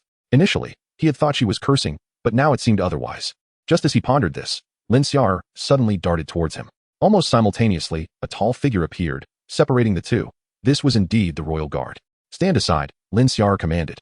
Unleashing a strike with her sword, the royal guard drew his weapon to parry, triggering a perfect blade resonance. The resounding clash echoed as the attack of a level 149 warrior was deflected. How absurd. Lin Xiao'er's eyes flickered with surprise before she delivered another strike. Boom. The royal guard was struck as if by thunder, crashing to the ground like a cannonball. After dispatching the royal guard, Lin Xiao'er shook her hand and remarked, "A summoned entity not only possesses instantaneous support, but also perfect blade resonance. This profession is simply outrageous." With that, she turned her gaze back to Qin Yang. After a few seconds of intense staring, she broke into a smile and introduced herself. "Allow me to introduce myself. I am Lin Xiao'er, your mother." Indeed, Qin Yang's pupils constricted, and his lips twitched slightly. "Qin Chuan, oh Qin Chuan, you are truly formidable. Level 65 courting a level 149? I could pursue 1,000. Yet none would match your caliber." Qin Yang's mind was a whirlwind of astonishment, accompanied by numerous doubts. Setting aside any conflicts between his parents, the fact that he had never encountered Lin Xiao'er seemed illogical. If she wished to meet him, Qin Chuan would certainly not have been able to prevent it. Thus, one possibility remained. Lin Xiao'er did not wish to acknowledge him. But why?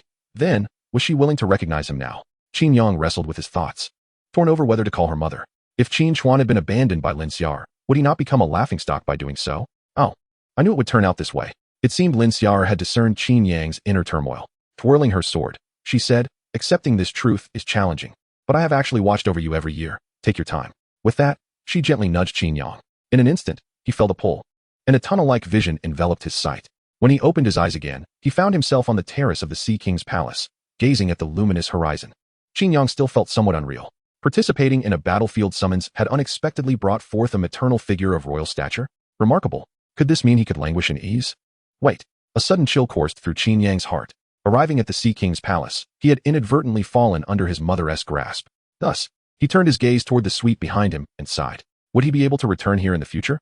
More importantly, would the Sea King's palace still exist?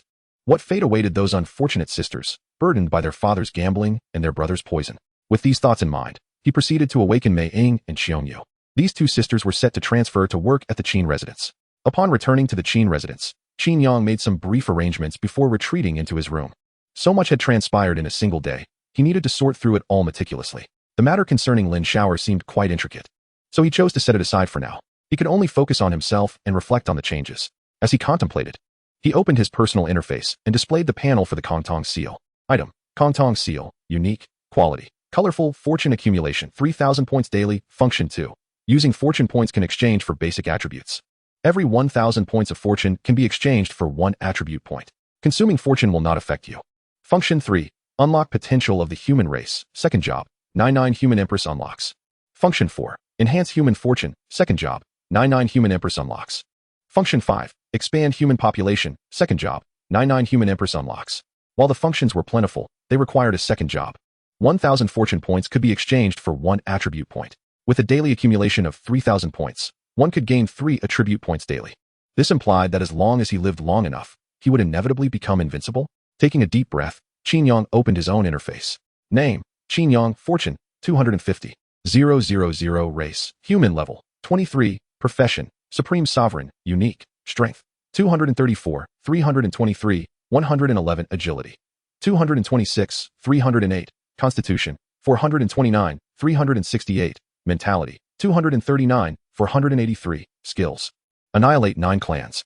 Dragon and Phoenix present, 2. Supreme Dragon Body, 2. Royal Power, 214, 344, 1,113 hours. Achievements. Vanquished myriad armies, Zerg Nemesis, 1. Dog Slayer, 1. To his astonishment, he possessed 250,000 fortune points, presumably from Su Qinqing. This could yield an exchange of 250 attribute points. Though not overly impressive, it was still substantial. He decided to enhance his constitution to 500. Qin Yang thought to himself, arranging this promptly. After boosting his constitution to 500, he would bask in sunlight, refining the ultimate Yang body. Following a series of attribute enhancements, his attribute panel transformed as follows. Strength, 278, 323, 120 agility, 300, 308, constitution, 500, 368, spirit, 300, 483. Royal authority, 214,344, 1,478 hours. Perfect, Qin Yang exclaimed. The moment his physique reached 500, he distinctly sensed a transformation within his body. It seemed as though a formidable force surged through him. If he was not mistaken, this must signify the unlocking of resilience. With resilience, he could resist control. With an impressive total physique of 868 points, he could almost disregard level 30 control skills. My enhancements extend beyond this, Qin Yang thought, directing his gaze toward the treasure chest in his backpack. The level 30 diamond treasure chest was a quality that most individuals would never encounter in their lifetimes. Excited, Qin Yang could hardly contain himself as he prepared to open 3 diamond treasure chests. Even the extravagantly wealthy scion of the Qin family could not resist pulling out his phone to document this splendid moment. Chapter 078. As long as I endure, the nation shall endure. The room was suffused with dazzling light. With 3 crisp sounds, the 3 diamond treasure chests opened in succession. A series of notifications appeared before Qin Yang. You have opened a level 30 diamond treasure chest. Accessory blueprint, goddess amulet, orange quality. Weapon, star sword, purple quality. Equipment, star envoy set, purple quality. Item, skill awakening scroll x3. Item, occupation flag. Skill book, fate contract. Food, superior all-element resistance fruit. Food, superior all-element enhancement fruit. Crystal, 80 million. Orange quality equipment. Before Qin Yang, a sea of purple light emerged. Among it, a streak of orange brilliance shone particularly brightly. It was standard to obtain purple quality equipment from a diamond treasure chest, but acquiring orange quality equipment was a stroke of extraordinary fortune. Even if it were merely a blueprint, it would be a coveted treasure for many factions. Moreover, for Qin Yang, orange quality equipment was akin to red quality. This tier was one that, without a certain status within the Jojo Federation, one would scarcely even lay eyes upon. Qin Yang examined the equipment description. Equipment, goddess amulet. Quality, orange quality. Part, necklace. Level, 30. Required materials, tier of purity, radiant crystal. Guaranteed attributes, spirit. Guaranteed affix, blessing of holy light, eye of the divine.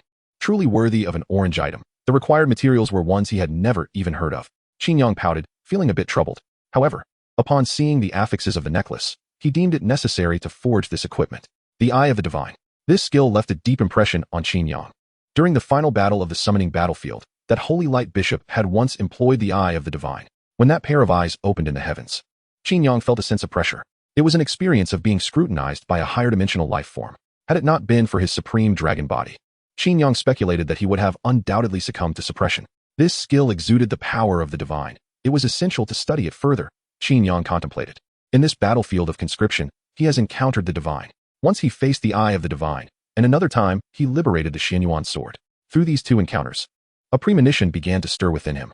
The power of the supreme sovereign or the emperor of the 99 may indeed stand in conflict with this world. As he continues to develop, it is inevitable that he will engage with higher dimensional entities. Thus, prior to that, it is essential to gain an understanding of what is deemed divine.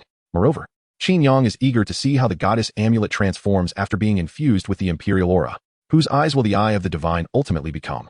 With anticipation in his heart, Qin Yang continued to enumerate his gains. In addition to accessories, this time he had also acquired weapons and sets, all of which were crafted in purple, requiring no materials for collection. Regarding the drop rate of diamond chests, his luck was commendable. Utilizing the Imperial Aura for a transformation yielded a complete set of orange-grade gear at level 30. Within the historical context of the past 500 years of job transitions, this was indeed remarkable. However, at that moment, Qin Yang found himself devoid of the inclination to inspect the attributes of his equipment. Instead, he had spotted an item that eclipsed even the orange and red-grade gear in terms of sheer explosiveness. The The occupation flag. Upon seeing these 4 characters, Qin Yang felt a shiver run down his spine. A potent sense of foreboding surged forth. Has it finally arrived? A smirk crept across Qin Yang's lips as he closed the video recording on his phone and deleted the previous footage one by one. The emergence of the occupation flag heralded not a blissful existence, but rather a life of rebellion. Item. Occupation flag quality. Purple description. Utilizing this item allows one to convert a medium-sized secret realm into an exclusive secret realm. If the realm has level restrictions, it cannot exceed level 30. Note. If the secret realm already has a manager, consent from the manager is required to proceed with the occupation, of course. You may also choose to eliminate them. An exclusive secret realm, as the name suggests, is a domain entirely controlled by the practitioner. Within this exclusive realm, the manager assumes the role of the divine. There are only 2 purposes for an exclusive secret realm. One is to allow practitioners to level up and collect fees, and the other is to cultivate and establish territory. The former acts as a money printer, while the latter serves as a voracious beast. Furthermore, after the establishment of the Jojo Federation, personal development of secret realms is considered a grave offense. Exclusive secret realms developed during wartime are also subject to regulation. According to federal law, the occupation flag wielded by Qin Yang must be submitted. However, the laws of this world only constrain the weak. As the supreme sovereign, Qin Yang abides by his own rules. The area of a medium-sized secret realm is vast, comparable to the size of Hanwu City. Given the financial resources of the Qin family, establishing a territory poses no challenge. Capturing some strong laborers to toil within the secret realm would also mitigate fears of betrayal. Yet, undisclosed secret realms are rare. Where should he seek to identify a territory? As Qin Yang pondered, a sudden spark of inspiration illuminated his mind. Did he not already possess a ready-made secret realm? With this thought, Qin Yang called out, Yin Yao. Yin Yao here. A spectral image of a young girl materialized within the room. The fawn-horned deer hybrid knelt before Qin Yang, proclaiming, Your Majesty, long live. Rise. Qin Yang replied with a satisfied nod. He had not imparted such formalities to Yin Yao, yet she had gleaned much from the Imperial Guard.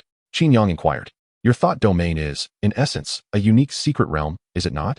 I recall that the stronger one's mental prowess, the larger the domain, yet. Yin Yao nodded obediently, stating, Indeed, Your Majesty. As long as my mental strength is sufficiently high, my thought domain is boundless. Then, with a playful blink, she asked, Your Majesty, would you assist me in enhancing my mental strength? Qin Yang shook his head, responding, I intend to utilize the occupation flag to claim your thought domain. Yin Yao gasped, Are you unwilling? He pressed, his gaze sharp. Taken aback, she hurriedly knelt, Your Majesty, the thought domain is my innate ability. If you claim it, I shall lose this gift. It is not that I am reluctant to part with my ability. At this juncture, she lowered her head. But if I lose my ability, will I still be able to remain by Your Majesty's side? It was this concern that troubled her. Qin Yang smiled inwardly. Indeed, the thought domain was constructed upon Yin Yao as consciousness. Once he claimed it, the domain would naturally belong to his will, and Yin Yao would lose her innate talent. She was merely a unique specter, unable to fight or assist. Without her thought domain, she would indeed be rendered powerless. However, she had yet to realize just how significant her sacrifice would be to Qin Yang. Was it merely a thought domain? No, it was the land of Dragoness Rise, the territory of the Divine Kingdom. Just this contribution alone could elevate Yin Yao to the rank of a marquis, with a hereditary title. With a grand gesture, Qin Yang declared, Do not fret, I shall not forsake those who have rendered service. Open your domain. Upon hearing this, Yin Yao felt reassured and immediately conjured a swirling portal within the chamber. Qin Yang refrained from entering, instead activating the occupation flag before this exclusive secret realm. Occupation of secret realm, thought domain. Secret realm administrator, Yin Yao. Administrator's stance, consent to occupy. Shall it be occupied now? Yes, with a mere thought. Golden ripples illuminated the swirling vortex before him. Approximately 1 minute later, a notification appeared. Occupation complete. You have acquired the innate skill, thought domain. You can materialize a space through your consciousness and enter it at will. Within this space, you are the absolute sovereign. The area of this space will expand with the enhancement of your mental strength. An infinite domain, sufficient to establish a nation, no doubt. Furthermore, this realm resides within my consciousness. While I exist, so does the nation. While I endure, the nation endures eternally. Qin Yang felt a surge of exhilaration, and just then, an even more thrilling notification emerged. In the face of your land of Dragon S Rise, you may choose. Benevolent Monarch. Construct a star observation platform. I wish to perceive the fortunes of the world and establish a dynasty in this foreign realm. Reward, star observation platform. Despot. Construct the Copper Sparrow platform. I wish to gather the fairest of the land, to be blessed with many offspring in this foreign realm. Reward, Copper Sparrow platform.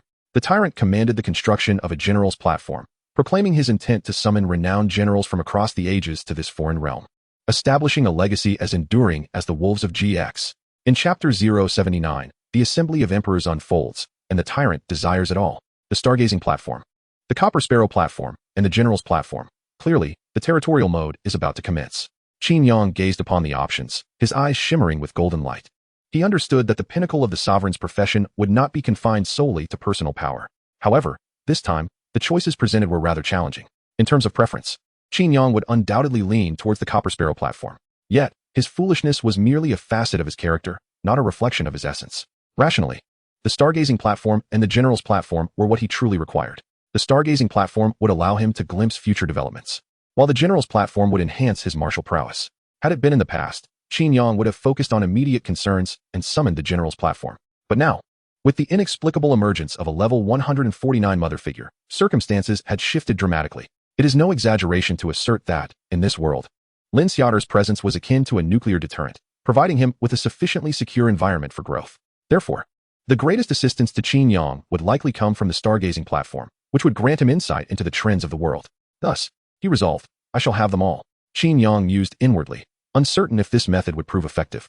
Yet he felt the need to transcend the confines of established rules and attempt to break free. You have triggered a hidden option, Divine Monarch. Note, to trigger the Divine Monarch option, the recognition of the Chinese emperors is required. As the prompt manifested, Qin Yang felt a jolt within his soul. In an instant, myriad phantoms appeared before him. In the celestial heights, countless figures stood proudly amidst the clouds. Their forms varied in size, reminiscent of deities descending. All were clad in dragon robes, adorned with crowns, silently gazing upon Qin Yang. These were the illustrious emperors of China. Without excessive explanation or contemplation, Qin Yang recognized the identities of these spectral figures. Each had once embodied the sovereign essence of the 9-5 Supreme, having thrived within the annals of that great civilization's history. As Qin Yang met the gaze of the emperors, a tempest arose in the celestial realm. To claim all rewards, their acknowledgement must be secured. It bore a resemblance to a council of deities. Contemplating this, Qin Yang cleared his throat and addressed the emperors in a resonant voice. Esteemed emperors of China, I shall establish the Chinese divine dynasty in this foreign world, igniting the eternal flame for generations to come and conquering boundless territories. Let the nation, the clans, and the world ascend to greatness. Boom. Qin Yang's clear voice resonated like the crashing waves, reverberating through the heavens and earth. As the clouds roiled, the emperors of China simultaneously raised their hands in a gesture of respect to establish the Chinese divine dynasty, igniting the eternal flame for generations to come and conquering boundless territories. Thank you, emperors. Qin Yang offered a profound bow to the celestial realm. In the wake of this exchange, the illusions dissipated and a new line of options emerged before Qin Yang. Divine Monarch, gaze upon the grand trends of the world. Summon the illustrious generals of antiquity. Conceal the resplendent garments of myriad realms. I shall establish the Chinese divine dynasty in this foreign world, igniting the eternal flame for generations to come and conquering boundless territories. Rewards, stargazing platform, general's platform, Copper Sparrow platform. Success. Qin Yang's heart surged with joy.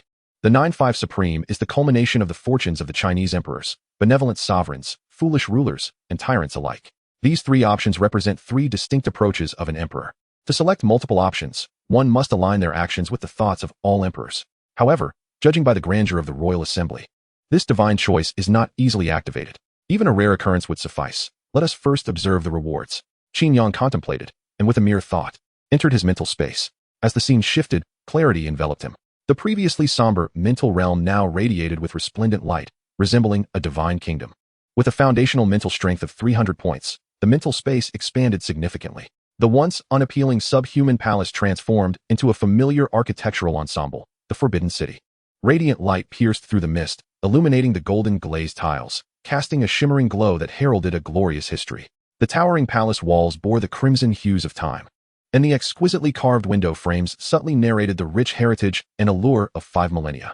The colossal palatial complex was arranged in accordance with the cardinal directions, resembling an immense dragon coiled in the east, exhaling and inhaling the essence of fortune.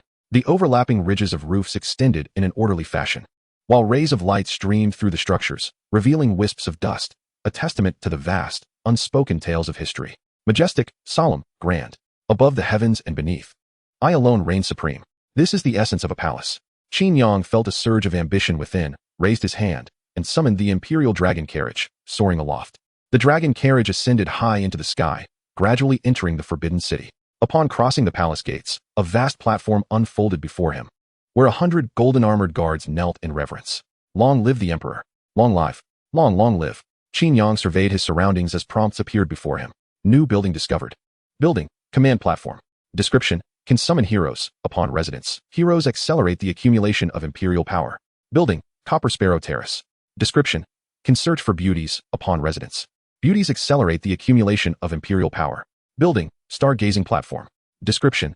Can observe celestial phenomena, assess the grand trends of the world, and inquire into the secrets of heaven and earth. 3 new structures had been established within the palace, dispersed across the east, west, and north. Let us first visit the command platform. With a thought, 9 dragon steeds proudly lifted their heads and galloped forth, pulling the dragon carriage. At the command platform, the dragon banners fluttered in the wind, while war drums adorned with dragon motifs stood in 2 rows. A general clad in silver armor held a spear, positioned amidst the drums. Zhao Yun, at your service, your majesty. Long live the emperor. Long live. Long live. As the dragon carriage arrived, Zhao Yun steadied his spear and knelt on one knee. At this moment, he had taken residence at the command platform, contributing an hourly imperial power of 100. Rise. Qin Yang nodded, directing his gaze to the highest point of the command platform, where an immense circular war drum resided. He immediately understood that by striking the drum, he could summon heroes. As his focus intensified, a prompt materialized before his eyes. For every 100,000 points of imperial power, one can randomly summon a hero. For designated summons, relevant imperial treasures or hero tokens are required. Is random summoning the only option available now? Qin Yang felt an inner turmoil. In his previous life, he had never been fortunate in lottery games. He truly feared that on his first draw, he would end up with someone like Xing Daorong. The introduction stated that summoned heroes were all stars of war. Yet, could Xing Daorong truly be considered among them? Nevertheless, he decided to take a chance. If it turned out to be Xing Daorong, he would have Zhao Yun pierce him with a single thrust. Qin Yang thought to himself, wagering 100,000 points of imperial power, he began the summoning. Boom, boom, boom.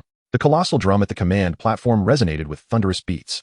On the surface of the drum, a war scene gradually emerged.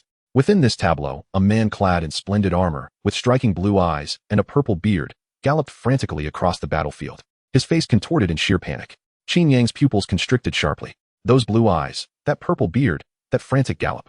Wasn't he that Sun Yuan? The one who had his 100,000 troops scattered by Zhang Liao and his 800 men at Hefei? Could Sun Quan even be called a star of war? Qin Yang felt darkness close in around him. He never anticipated that his first draw would be this dismal. Chapter 080. Summoning Zhang Liao, unlocking the search engine. What a grim outcome. This was hardly more amusing than ending up with Xing Daorong. Qin Yang's emotions were a tangled mess. To him, Sun Quan was akin to the likes of Yuan Shu and Qin Yuliang, merely a pseudo-emperor. As for being a star of war, he fell far short. Regardless of how others perceived him, Qin Yang simply harbored disdain for this figure. At that moment, the blue-eyed youth in the image leaped on horseback, suddenly bursting forth from the scene. Subsequently, the surroundings behind him were fully revealed. Wherever he passed, weapons shattered, and severed limbs flew. His formidable presence elicited a gasp of admiration from Zhao Yun, who stood before the drum. Such martial prowess. This is a true hero. Qin Yang felt a surge of excitement as well.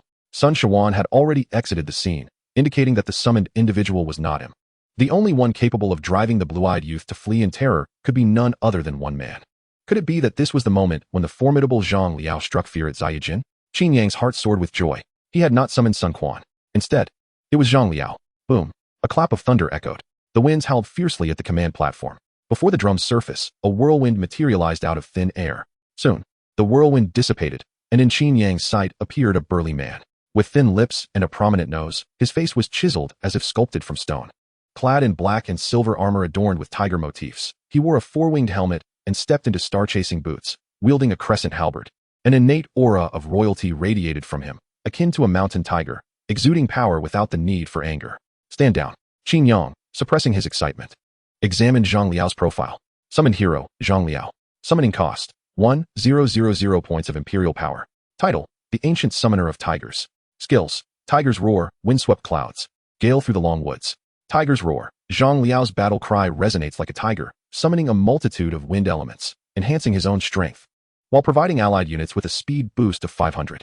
Zhang Liao was engulfed by a tempestuous wind, capable of cleaving through all matter and incessantly inflicting substantial wind elemental damage upon his surroundings. With the skill wind sweeping the long forest, he concentrated the wind element upon his crescent halberd and thrust it forward, dealing wind elemental damage within a 1,000-meter radius and forcibly displacing foes. The Imperial power bonus yielded 100 points per hour, contingent upon occupying the command platform. It was a versatile mechanism that encompassed support, damage, and control. Qin Yang silently praised the efficacy of Zhang Liao's abilities, thoroughly impressed. Whether charging alone or providing assistance, he could wield tremendous influence. In the confrontation against Lin Shaoer, had Zhang Liao been present, the outcome would not merely have been a retreat of half a step, but rather a displacement of 1,000 meters. That had truly terrified me. I thought it was Sun Shawan.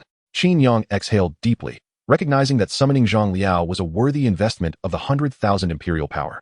Resisting the urge to draw again, he turned his gaze towards the other two beams of light. The Copper Sparrow Terrace could indeed seek out the world's beauties, serving as a form of lottery. The star observation platform, conversely, appeared to gather clues, resembling the initiation of a quest.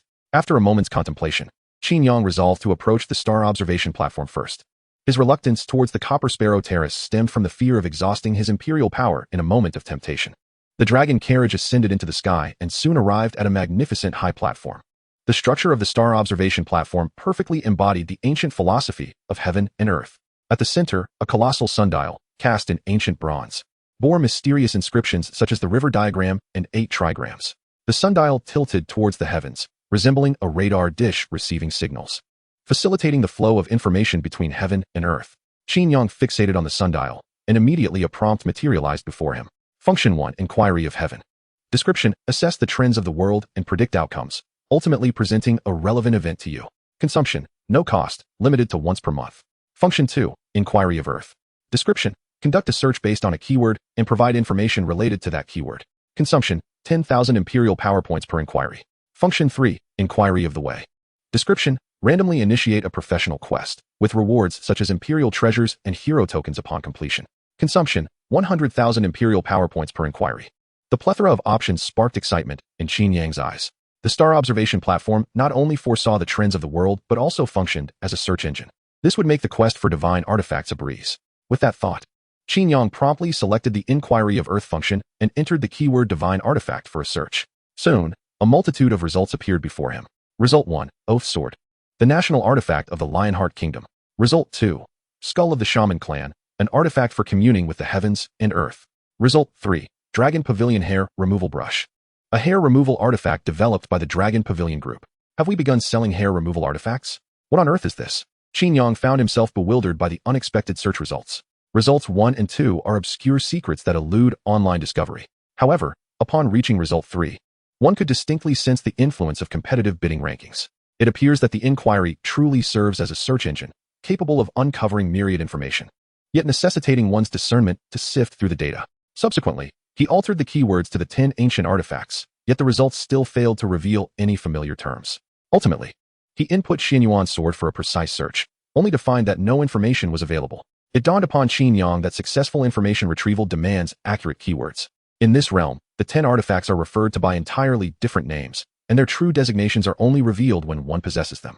Since the keywords must align with this world, searching for metals imbued with divine power should prove fruitful, he pondered and initiated another search. By this time, he had expended 30,000 royal authority. Fortunately, on the third attempt, the information he sought surfaced. Result 1, the top 10 metals infused with divine power, the last of which is revered as a myth. Result 2, take heed, should you stumble upon these 10 metals, do not discard them. Result 3, Federal Classified Information Divine Level Forging Materials, Underworld Iron, Holy Silver, Void Copper. The outcomes of the search were a mixed bag. Yet the only credible source was the Federal Classified document detailing 3 metals endowed with divine power: Underworld Iron, Holy Silver, and Void Copper. Underworld Iron, possessing dark attributes, was incompatible with the Yuan sword specifications. Although Holy Silver contained divine power, it was of the Holy Light variety. Among these 3 metals, only Void Copper matched the attributes of the Yuan sword. Allegedly, this metal possesses spatial properties and is also referred to as time-space copper. The Yuan sword, capable of severing space, indeed shares this spatial attribute. Qin Yang felt a strong premonition that time-space copper was precisely what he sought. This item, however, was not available on the market, presenting a slight dilemma. While reviewing the document, he comprehended that these 3 metals were strategic resources, thus unattainable for purchase. If they were beyond his reach, they would be equally inaccessible to the Dragon Pavilion Guild. It seemed the only recourse was to seek the Empress Dowager's assistance. Qin Yang mused. Lin Xiaoer, being a figure at the pinnacle of the hierarchy, surely had knowledge of time-space copper. Reflecting on this, Qin Yang couldn't help but marvel at the life of one whose parents were both sovereigns. Perhaps the task of reforging the Yuan sword would prove far simpler than anticipated. At that moment, a voice from the Imperial Guards reached his ears. "Your Majesty, the Empress Dowager has arrived and has entered your chamber." Qin Yang was taken aback. Entering a room without permission? Are all mothers in the realm the same? Chapter 081. What I intend to accomplish far surpasses notions of propriety. Exiting the realm of thought. He turned to behold Lin Xiao, seated gracefully upon the sofa. Her relaxed posture exuded an air of familiarity, as though she frequently frequented this space. Beside her on the sofa sat another young woman. Qin Yang instantly recognized her. It was Yi Xiaoning, who had previously appeared on the battlefield during the summons. She was still adorned in a set of elegant swordmaster attire, the flowing robe light and loose, yet it could not conceal her striking figure. Her long hair cascaded down her back like a waterfall, gently swaying with her movements. A finely crafted longsword lay horizontally across her knees, her delicate fingers nervously tapping on the scabbard, betraying a sense of unease. In that moment, she embodied not the image of a swordmaster, but rather that of a timid young bride in her new home, her bright eyes filled with anxiety and confusion. Was she not a disciple of the Zhongshuan sect? How could she possibly know Lin Xiaoji? Qin Yang pondered. On the sofa, Lin Xiaoji inquired with surprise. "Oh, you have your own domain now?" Both skills and items of this nature are quite rare. Lin Xiaoji's infinite sword domain was something she had only acquired after reaching the 100th level. It could be said that her son's potential was beyond the comprehension, even of her, the wine sword immortal. This domain was obtained by chance through an opportunity bestowed by her father.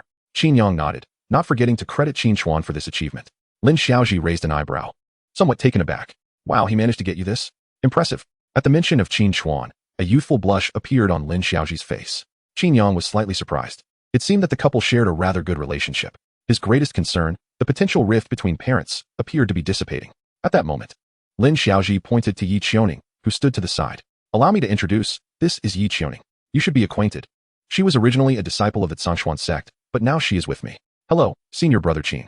I look forward to your guidance." Yi Xiaoning said as she stood, placing her hands in front of her, contrasting sharply with her previous proud swordmaster demeanor. In fact, there was a hint of trepidation in her gaze directed at Qin Yang. It seemed she was still intimidated by my earlier display, Qin Yang mused inwardly. He had an indelible memory of the beautiful woman.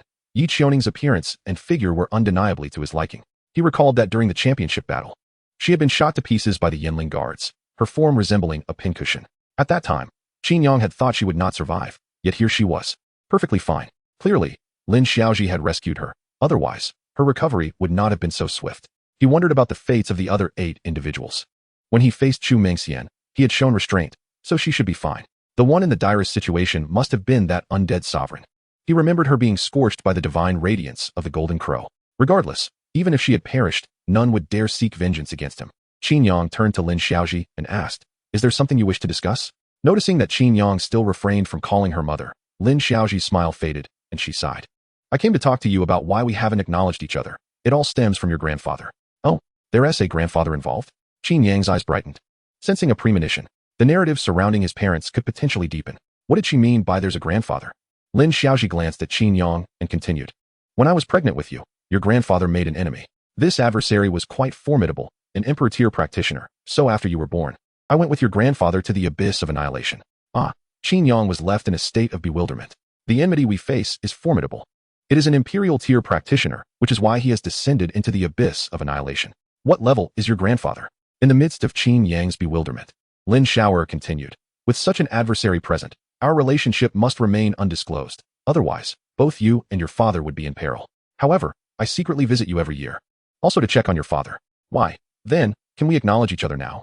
Qin Yang inquired, still sensitive to the mention of enemies. An imperial tier practitioner. At a minimum of level 151. If Lin Xiaoer were akin to a nuclear weapon at the boy level, then that imperial tier adversary would be comparable to the likes of Great Ivan. The destruction of Hongwu City would be effortless for him. The possibility of recognition arises only from the adversary's defeat.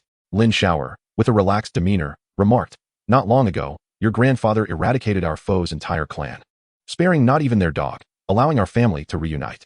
Qin Yang's pupils constricted as thoughts raced through his mind. Recently, there had indeed been such news. A 170-level national powerhouse from Sakura country, Longzhe, was annihilated by a strong figure from the Jiuzhou Federation, with his entire clan of 241 members wiped out. Not even a chicken or dog left alive. Upon reading that news, Qin Yang had felt a surge of satisfaction. It turns out, it was his own relative who was responsible. Does this imply that his grandfather's strength exceeds level 170? Qin Yang gasped in astonishment. He finally comprehended why Qin Chuan was so driven.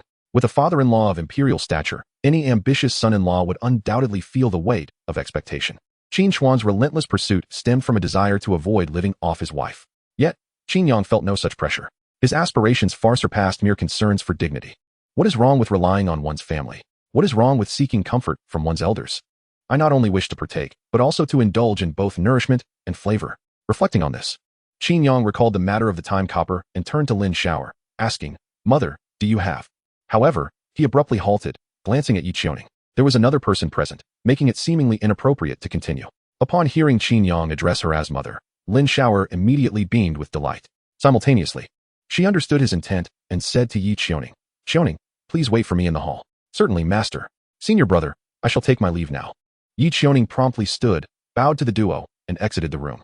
Once the door closed, Lin Xiaoer shot Qin Yang a knowing look. "This girl's fate is aligned with yours, and I find her appealing as well. Do you prefer the Chu family's girl, or her?" Qin Yang was momentarily taken aback and quickly responded earnestly, "Mother, I do not harbor such feelings for Chu Mengxian, and I am unfamiliar with Yi Qiuning. Thus, I could very well desire both." She pondered for a moment and replied, "That might be a bit challenging." Qin Yang was equally astonished by Lin Xiaoer's reaction. He had expected a reprimand, yet she seemed to consider the matter seriously. Is she truly so indulgent of her son? In truth, Qin Yang's statement was merely to express an attitude, one of liberation from constraints.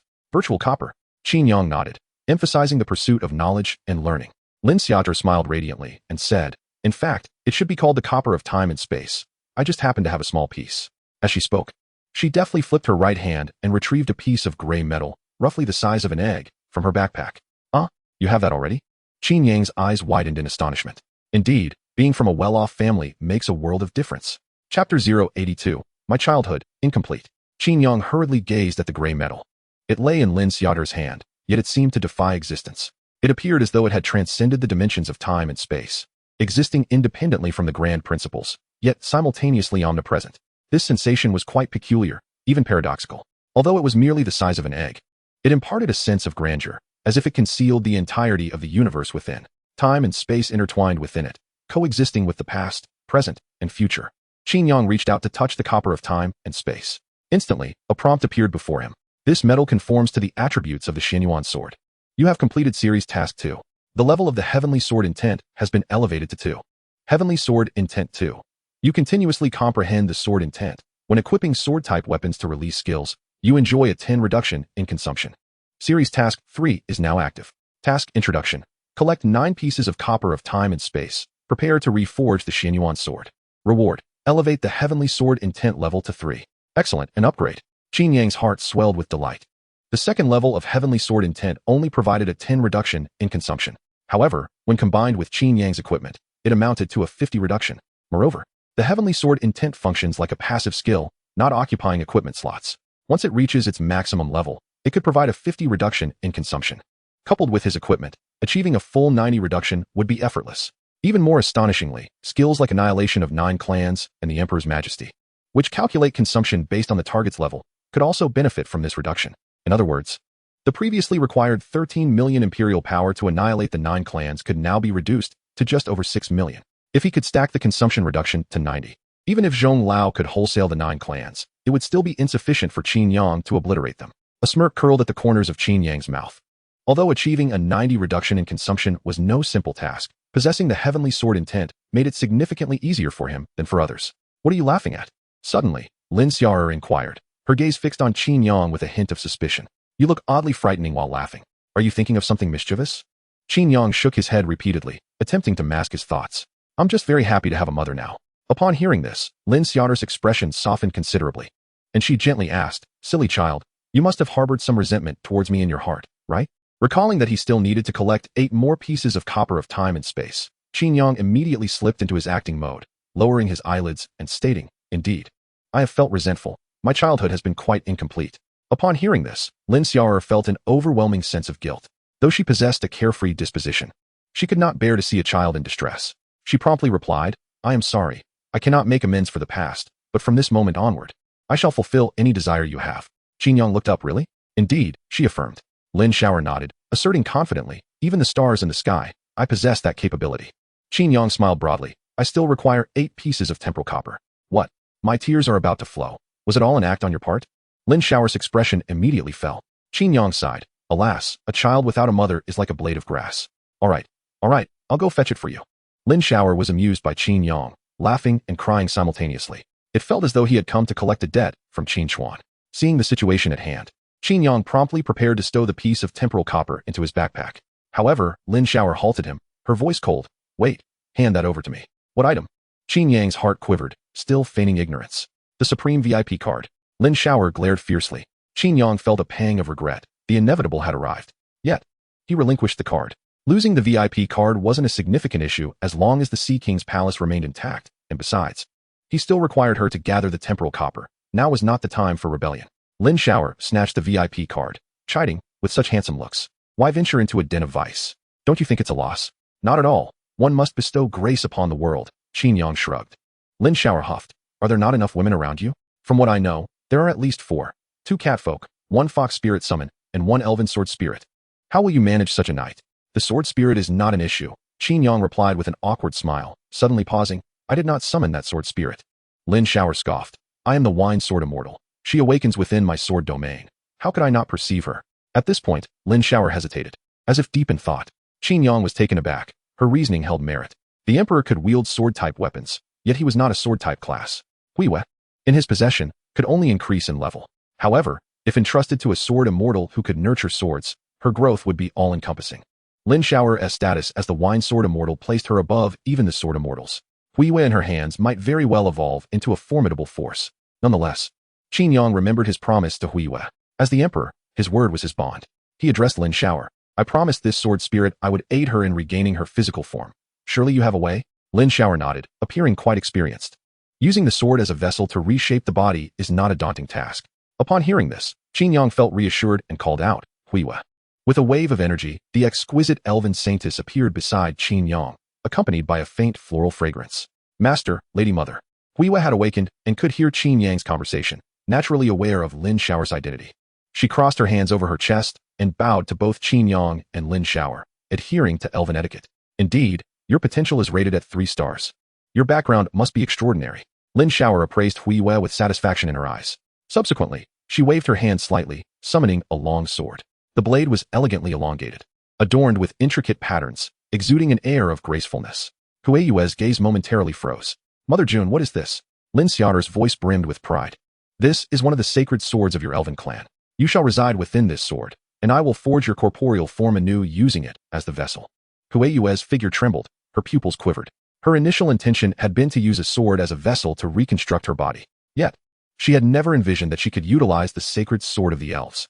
This can only be described as the significance of choice. If her decision to become Su Qinxing's sword spirit was a divine punishment, then aligning herself with Qin Yang represented her self-redemption. Thank you, Mother June.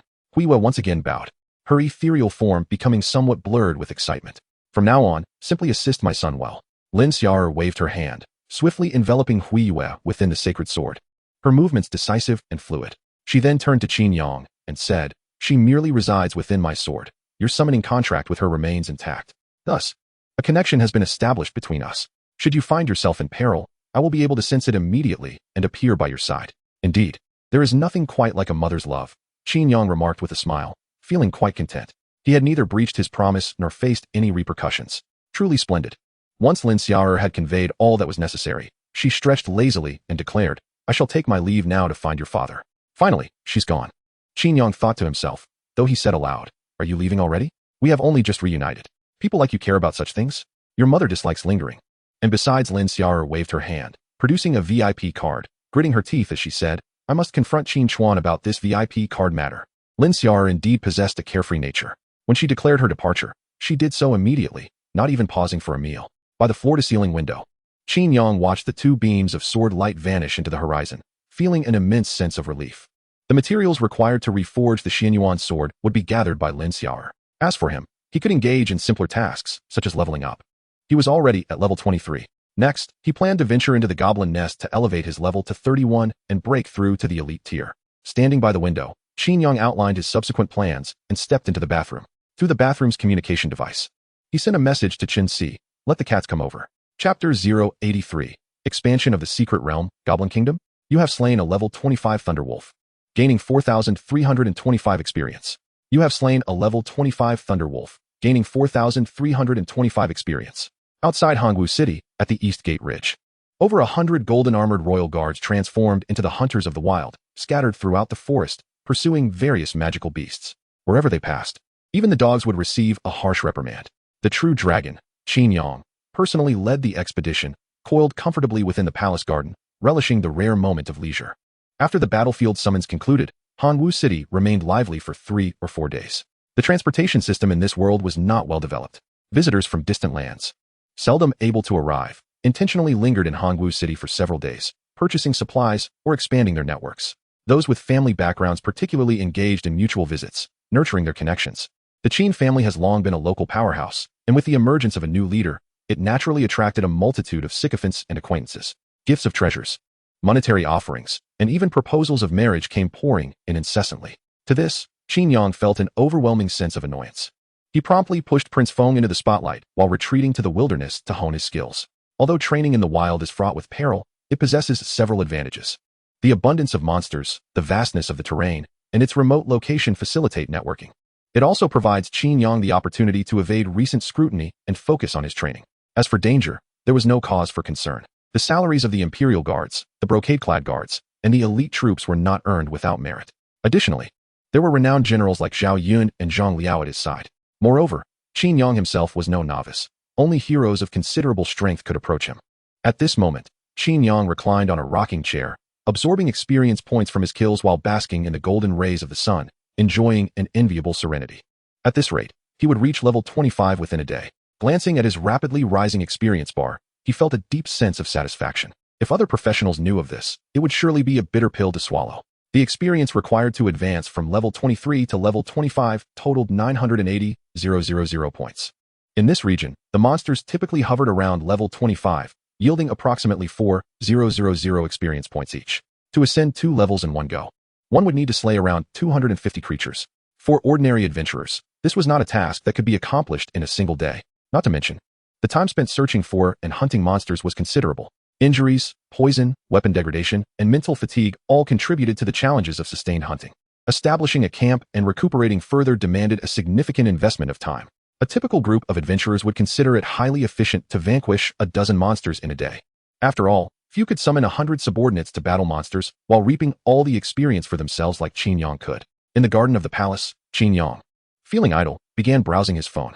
At that moment, a group chat named the 9 Sons Competing for Supremacy was abuzz with conversation.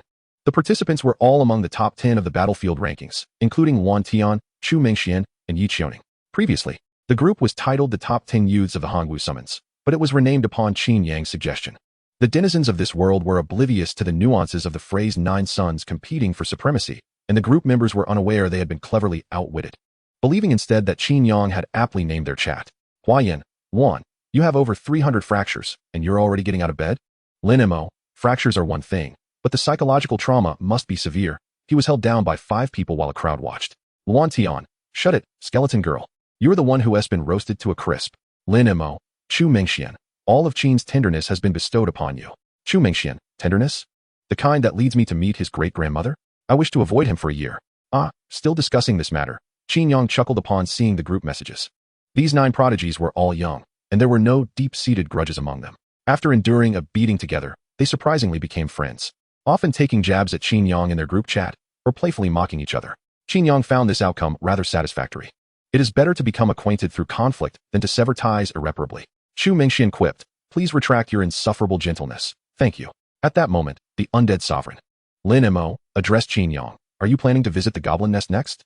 The Goblin Nest is a wild secret realm located near the Blackwater City where Lin Mo resides. Qin Yang had casually inquired about some information earlier, which Lin Mo had taken to heart. Lin Mo replied, my teacher possesses a map to the Goblin secret realm, which can elevate the Goblin Nest to the Goblin Kingdom. Would you be interested? Occasionally, secret realms yield maps that can only serve one purpose, to expand the realm's scale. The larger the realm, the more magical creatures it harbors. Naturally, the rewards will escalate alongside the challenges. Qin Yang had been contemplating this matter for the past few days. While the level 25 Goblin Nest aligned perfectly with his quest to eradicate 9 clans, the number of magical creatures was rather scarce, totaling only 3 to 400. Slaying them all would grant him a mere 3 million experience points, insufficient for him to reach level 30. Today, he had been mulling over whether to abandon the Goblin Nest. After all, the secret realm was somewhat distant from Hongwu City. and the effort for 3 million experience hardly seemed worthwhile. However, if he could significantly expand the goblin nest, it might still be worth pursuing. Qin Yang inquired of Lin Mo, to what extent can it be expanded? How many magical creatures will there be? Will it still be level 25 to enter? Splendid. Qin Yang thought to himself. With 200 magical creatures, he estimated around 5 million experience points. Enough for him to reach level 30 and accumulate sufficient experience for a breakthrough to level 31. He immediately pressed on. How much is the secret realm map? Lin Mo promptly sent several links to relevant information, then added, the final reward from the Goblin Kingdom will be a tainted holy staff. Something I have desired for quite some time. If you manage to acquire it, I would like to purchase it from you. Why don't you go and fight for it yourself? Qin Yang asked, puzzled. After all, Lin Mo was a level 30 professional, a transcendent undead sovereign. A level 25 secret realm should pose no challenge for her. Lin Mo replied with a skeleton emoji. It's imbued with holy light. It counters me. Qin Yang was momentarily taken aback. The Goblin Kingdom uses holy light? He mused, as some information began to click into place. Chapter 084, Pseudo-Dragon Meets True Dragon. Qin Yang opened the documents sent by Lin Mo, which contained an introduction to the Goblin Kingdom. Secret Realm. Goblin Kingdom requires map for advancement. Level 25 to 35. Team size limited to 20 members. Magical creatures: small goblins level 25, large goblins level 28, frenzied goblins level 30, goblin kings level 30, and the compassionate saintess level 35. Secret Realm status: cyclical, independent, with a 72-hour cooldown. Secret Realm description: this is a peculiar goblin nest where the goblins have astonishingly constructed a palace and can wield holy light spells. Secret Realm difficulty: it is advisable for teams of level 30 to 35 to enter. Secret Realm evaluation: female adventurers should proceed with caution. Pure love warriors should also be wary. Necromancers ought to refrain from seeking their demise. Pure love warriors, tread carefully. Qin Yang nearly burst into laughter. Indeed, in this world, goblins are characterized by a rather grotesque premise. Goblins possess no females and lack reproductive isolation. Consequently, they abduct females from other species, treating them as mere breeding machines.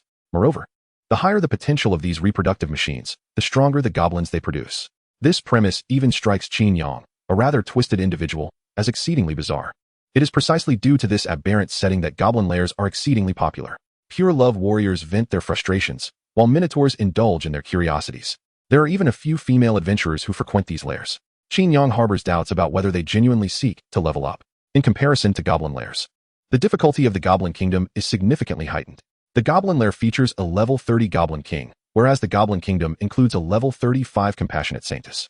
On the surface, the difference between level 30 and level 35 may seem negligible. However, in reality, it represents the distinction between common and elite. Given equivalent potential, attributes can differ by as much as 300. Nevertheless, this does not concern Qin Yang. His foundational attributes have already surpassed those of a level 50 adventurer. He could even dispatch the Saintess in a preemptive strike before utilizing the annihilation of the 9 clans to eliminate her progeny. In truth, employing annihilation of the 9 clans is not strictly necessary. Qin Yang mused. Though the creatures of the Goblin Kingdom share a bloodline, they lack the multitude of environmental monsters found in the Motherbug Forest or the Plague Rat tunnels. Thus, the cost-effectiveness of employing annihilation of the 9 clans is not particularly high. The 1,200 goblins could be swiftly dealt with by the Imperial Guards. His current recovery rate of Imperial power has reached 1778 per hour, allowing him to accumulate 42,762 points of Imperial power daily. This equates to 8,000 Phantom Divine weapons and 4,000 Imperial Guards. Such strength is ample to topple the Goblin Kingdom. The necessity for Imperial power is growing increasingly urgent. With expenditures for the Command Platform, Copper Sparrow Platform, and Star Observation Platform each costing a minimum of 100,000 at a time. Therefore, Qin Yang must be judicious in his spending of Imperial power. Contemplating this, he summoned another 100 Imperial Guards. Yet, even 100 Imperial Guards felt insufficient. 1,000 would be necessary. He consumed potions one after another, as the ranks of the Imperial Guards swelled batch after batch. Soon, the number of Imperial Guards surpassed that of the monsters in the vicinity. The speed at which experience notifications appeared doubled instantly. Level 25 Thunderwolves could not withstand even 2 rounds against the Imperial Guards. Most of the time was spent searching for monsters. Fortunately, Thunderwolves are not particularly intelligent creatures. No matter how numerous the Imperial Guards, they would not instill fear in them. As the sun dipped below the horizon, a golden light enveloped Qin Yang. You have reached level 25. All attributes too. You have gained 5 free attribute points. Your professional skill, Heavenly Divine Weapon, has reached level 2. Will leveling up enhance skills? Upon seeing the notification, Qin Yang's eyes sparkled with excitement. Under the relentless sweep of the Imperial Guards, he ascended from level 23 to level 25 in just half a day. Upon reaching level 24, he only gained attributes. However, to his surprise at level 25, he discovered that leveling up could indeed enhance the level of his skills. This revelation was knowledge not found in textbooks. Once again, his profession shattered his preconceived notions. Qin Yang felt a surge of joy. In this realm, upgrading skills is a laborious endeavor. It requires consistent practice and a certain degree of innate talent. For an ordinary individual, wielding a sword 10,000 times might be necessary to elevate their skills. In contrast, a prodigy might only need to strike 1,000 times. Take Chu Mingxian, for instance. Though somewhat naive, her combat talent is exceptional. At merely 17 years of age, she has already mastered the Golden Bell Shield to level 5, a feat that would take others a lifetime to achieve. Furthermore, the stronger the profession, the more challenging it becomes to elevate skill levels. Qin Yang had utilized his skills extensively. On the battlefield, the heavenly divine weapon summoned 100 swords. Yet he had seen no upgrades. Additionally, with the Imperial Guards recruited in the thousands, one would expect some progression. He speculated that either his combat talent was lacking or it was the burden of his uniquely hidden profession. Who would have thought that leveling up could enhance skill levels? How convenient. Reflecting on this, Qin Yang opened his interface to review his skill description. Professional skill, Heavenly Divine Weapon, 2. Description, conjures the phantoms of the heavenly divine weapons, inflicting 600 mental damage on a designated target. Each divine weapon consumes 10 points of Imperial authority, with no upper limit. The damage had increased by 100, which was quite satisfactory. Qin Yang nodded in approval. While other professional skills typically increase damage by 20 to 50 upon leveling up, his doubled it. His current mental power was approaching 800 points, making each divine weapon's damage an impressive 4,800 points. Considering the enhancements from his equipment's mental skills, that figure soared to 5,000 points. Such damage might be insurmountable even for Qin Chuan. The ability to upgrade skills was indeed commendable. Qin Yang already possessed numerous skills. While other professions at level 25 might have only 5 or 6, he found himself overwhelmed by the abundance of his own. He pondered over this, noting that aside from his confrontation with Lin Xiaoyu, he had yet to unleash his full power. Against typical practitioners, he couldn't even execute a single combo. Oh, the solitude of invincibility. As Qin Yang reveled in his thoughts, a piercing howl shattered the tranquility of the sky. He frowned and gazed into the distance, where he beheld a rift tearing through the magnificent crimson clouds. From within the fissure blazed scorching flames, exuding a searing heat. A colossal head, reminiscent of a lizard, emerged from the void. A dragon. Qin Yang's pupils constricted. The creature hovering above was none other than the apex predator of this world, the Western Dragon. It was the moment when the pseudo-dragon encountered the true dragon. For reasons unknown, a wave of revulsion surged within Qin Yang upon the sight of the colossal dragon. Fixing his gaze, he activated his skill, True Dragon's Gaze. From the fissure, the attributes of the dragon were immediately laid bare before him. Chapter 085. I am truly concerned about being bullied. Roar, roar. The immense dragon, perched atop the fissure, raised its head and let out a furious roar, akin to a long-imprisoned felon finally beholding the sky once more. Within Dongguan Ridge, flocks of birds took flight, and terrestrial creatures scurried away in terror, tails tucked between their legs. Some timid monsters even succumbed to fright, perishing on the spot. This was the oppression emanating from a superior bloodline, the overwhelming presence of a top-tier predator in the sky. In the face of the dragon, Qin Yang rose from his rocking chair. The dragon's attributes materialized before him. Name, Red Dragon Akatov. Fortune, 10,000. Race, Dragonkind. Level, 60. Strength, 3, 250. Agility, 1, 250. Vitality, 4, 250. Mentality, 1, 250. Skills, requires Imperial Authority for analysis. Equipment, requires Imperial Authority for analysis. Upon witnessing the dragon's attributes, a glint of concern flickered in Qin Yang's eyes. A level 60 pinnacle elite. Attributes with 3-star potential. Thus, why dost thou bark like a dog? Qin Yang muttered under his breath and ascended into the air. As a true dragon, he could never deign to look up to a false dragon, especially when this lizard's attributes fell short of even 10,000. With such meager strength, it had no right to howl before Qin Yang.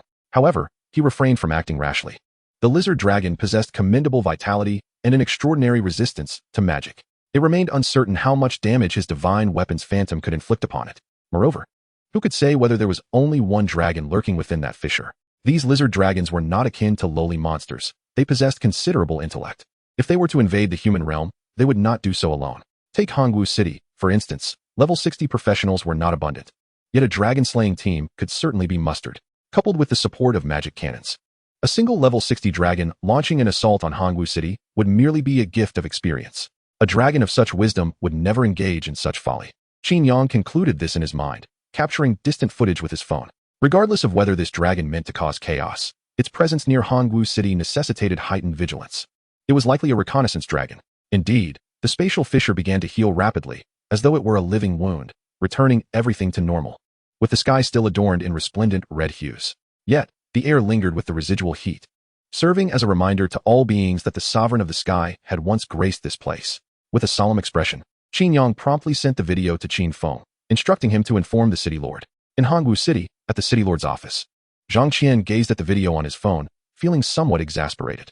He had only just finished dealing with matters concerning the conscription battlefield, and now a dragon had appeared. His staff would surely demand a raise. Though he silently grumbled, Zhang Qian did not allow himself to become overly agitated. Hongwu City once stood as the front line in the war against demons. The formidable magical artillery remnants from that era still echo the power of those times. Moreover, within Hongwu City, the Qin family holds sway, backed by the wine-sword immortal, Lin Xiao'er. Behind Lin Xiao'er stands the paramount emperor, the sword sovereign of the 9 provinces. Such formidable alliances render even the dragon clan hesitant to easily extinguish Hongwu. However, as the city lord, Zhang Qian cannot simply rest on his laurels. Even while playing a supportive role, he must take action. He addressed Zhong Yuan, saying, "Old Zhong, I propose we transfer the defensive forces from Tsangshuan City and Jingming City." Pausing momentarily, he continued, "The official defense forces are insufficient. Who knows how many dragons lurk in that rift? It would be prudent to summon the experts from the guilds and sects for added security. I will take care of this matter," Zhang Qian concluded. Zhong Yuan nodded. The Qin family has already expressed their willingness to allow their experts to participate in the joint defense and patrols. Through their connections, we can also mobilize the Lifeng Wang family and the Jingming Chu family. Upon hearing this, Zhang Qian exhaled deeply, pondering why he had once opposed the Qin family. With the support of such a powerhouse, why wouldn't he want to align with them? He had firmly resolved to rely on the Qin family's strength.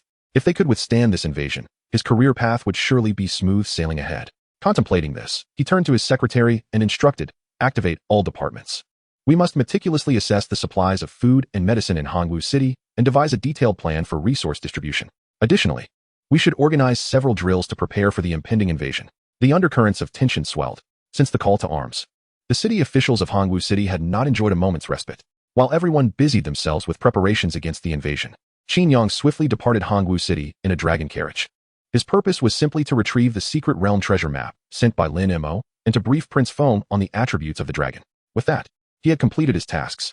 Hongwu City, though not a top-tier metropolis, did not require the protection of a mere level 25 individual like him.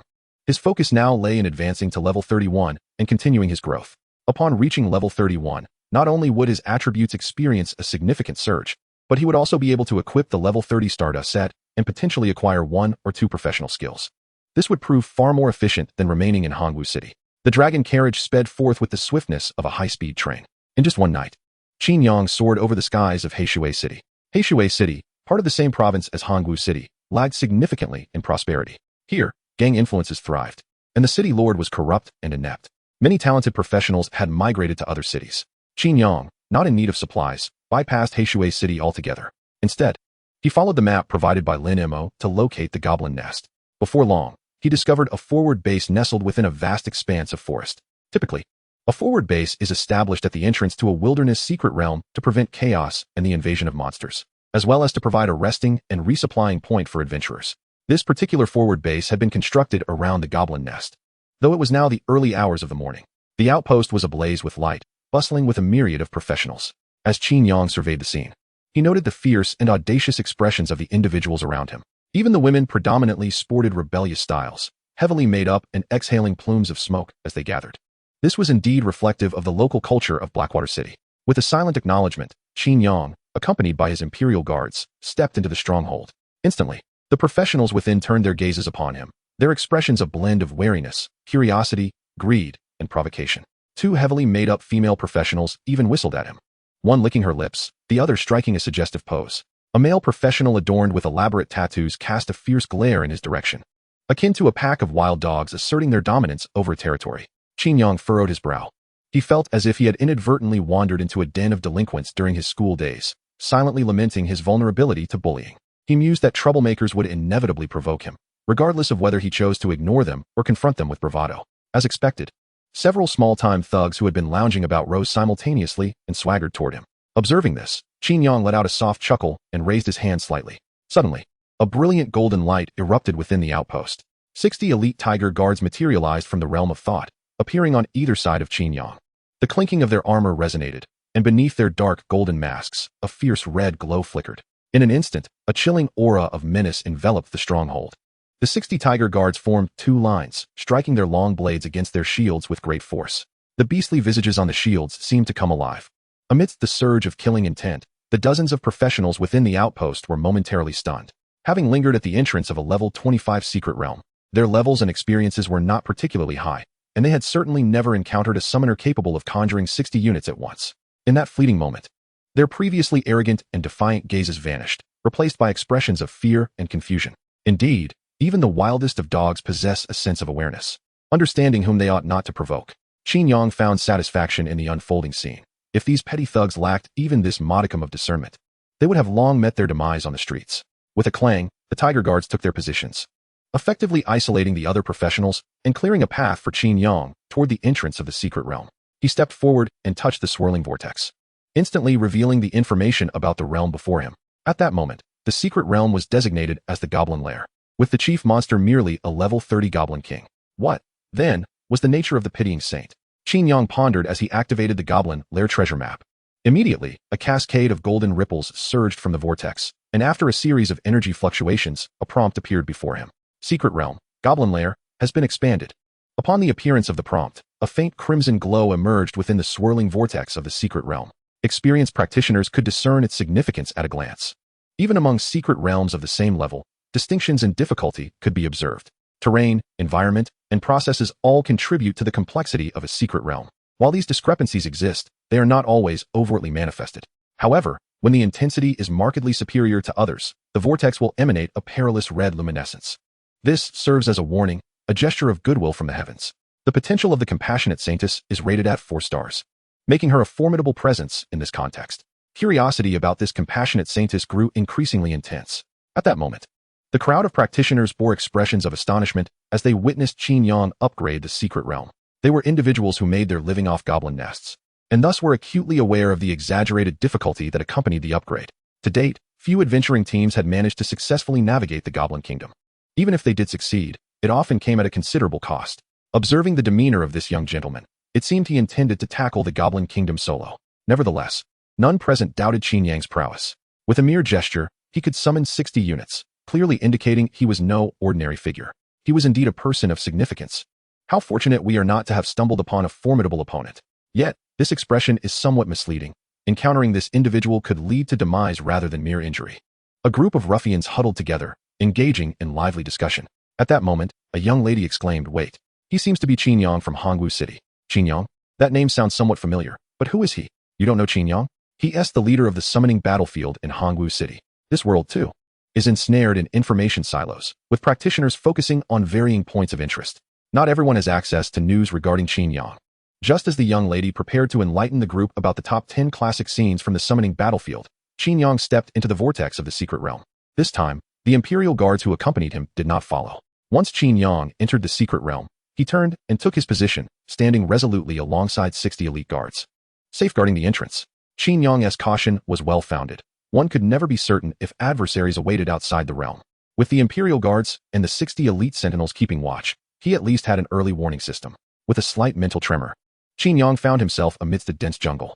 After a brief survey of his surroundings, he raised his hand slightly to summon a triad of companions, the Imperial guards, the brocade-clad guards, and the 60 elite sentinels, comprising the Tiger Ben, Yulin, and Yin Ling divisions, swiftly coalesced into a formidable party.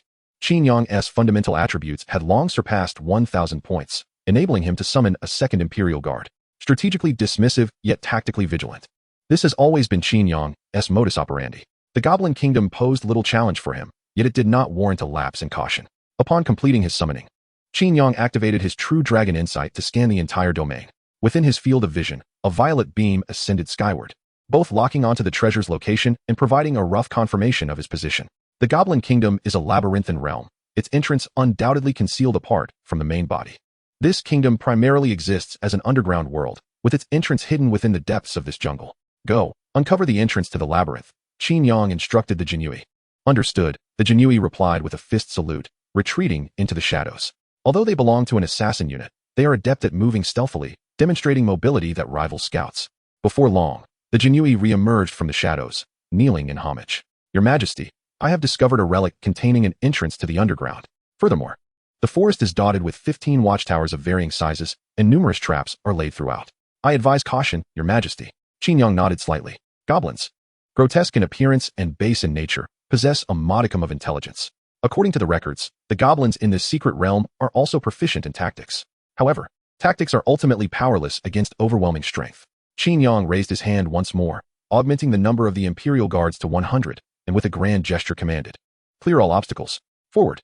The 100 Imperial Guards sounded their war horns in unison, advancing towards the direction indicated by the Jinui with a formidable force. With a rustle, flocks of birds took to the skies. Experience notifications flickered before Qin Yang's eyes. You have slain a level 25 goblin, gaining 4,324 experience. You have slain a level 25 goblin, gaining 4,324 experience. Indeed, the need for the devastating move to eradicate 9 clans was unnecessary, Qin Yang mused. To instantly eliminate a level 35 unit would require 1.3 million points of royal authority. Even accounting for the 50 reduction in consumption, it would still amount to 750,000 points. Such an expenditure in this secret realm would be imprudent. Moreover, Qin Yang was eager to witness the presence of the compassionate saintess, who was embroiled in battle with the goblins. As the Imperial Guards forged a path, they effortlessly uprooted not only traps, but even the obstructive thickets. Soon, a structure emerged before Qin Yang, a ruin adorned with fractured Roman columns, strewn haphazardly across the ground.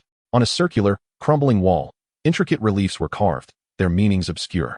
Among these depictions, a pair of eyes caught his attention, tears glistening in the heavens above. The Eye of the Divine, or perhaps the tear-streaked Eye of the Divine. Qin Yang was momentarily taken aback, recalling his orange-gray blueprint, the goddess amulet. The amulet could summon the Eye of the Divine, crafted from the sacred tears. Fortune smiled upon him. Qin Yang felt a surge of excitement, sensing that the core material for the goddess amulet lay within this secret realm. At that moment, a sound of stone grinding against stone resonated. The tiles at the center of the ruins began to part slowly, revealing a tunnel leading downward. A chilling, damp air wafted forth from within. Adventurer, welcome to my blissful kingdom. Chapter 087. Holy Mother, it seems that a deity has arrived this time. Are you certain of your welcome? Qin Yang gazed into the dark tunnel, already surmising that the voice belonged to the compassionate saintess, imbued with an indescribable sensation. The tone was gentle yet tinged with a hint of madness, exuding an air of the uncanny. Qin Yang spoke in an even voice, summoning, illuminating golden crow. A small sun materialized, instantly illuminating the dark tunnel as if it were broad daylight. Piercing cries of monstrous creatures echoed from within, evidently blinded by the sudden brightness. Attack! With Qin Yang's command, the Imperial Guards surged into the tunnel in a steady stream, swiftly clearing the goblins from the entrance. Once assured of safety, Qin Yang stepped inside. Bathed in the radiance of the golden crow, the passage of the underground palace gleamed brilliantly. The mold clinging to the walls and floor turned to ash, and the previously damp air transformed into a dry breeze. Following the Imperial Guards, Qin Yang strolled leisurely, akin to a tourist exploring a scenic spot, taking in his surroundings with a fleeting glance. Indeed, the underground tunnel resembled a sight of wonder. The walls on either side were adorned with relief murals, crafted in a classical style, depicting figures draped in white veils, their forms elegant and graceful. As Qin Yang examined the murals closely, he discerned that they narrated a tale of the holy light. More accurately, they chronicled the epic history of the deities. He mused internally, retrieving a rubbing scroll from his backpack. With deftness akin to operating a smartphone, he recorded the relief images. He would inevitably encounter these divine beings, and he could not afford to overlook any information pertaining to them. As he walked and documented, Qin Yang wholly embraced the spirit of exploration. There was little he could do. Since entering the underground palace, no goblins had crossed his line of sight. Were it not for the continuous experience prompts, he might have forgotten that he was there to level up. Of course, the traps within the tunnel had inflicted some damage on the Imperial Guards, poisoned arrows, rolling boulders, and pitfalls. Various traps were frequently triggered, leaving many of the guards wounded. Qin Yang was taken aback. This setup resembled that of a game. The damage from the traps was evidently greater than that of skills. It was no wonder that traps were the leading cause of death for adventurers. Fortunately, the guards possessed a minimum of 1,500 points in constitution, while the defensive Tiger Band troops boasted an impressive 2,500 points. The traps of this secret realm were not sufficient to slay them. As they ventured deeper into the tunnel, it widened, ultimately leading to an expansive underground space that seemed to encompass another world. Within it lay a small city, reminiscent of the relics of ancient legends. The city comprised alleys, streets, and clusters of buildings, compact yet complete in its offerings. At its center stood a towering spire, resembling the spine of this subterranean realm, upholding the order of the entire space. The top of the tower radiated a gentle holy light, illuminating the entire city. Something remarkable was afoot.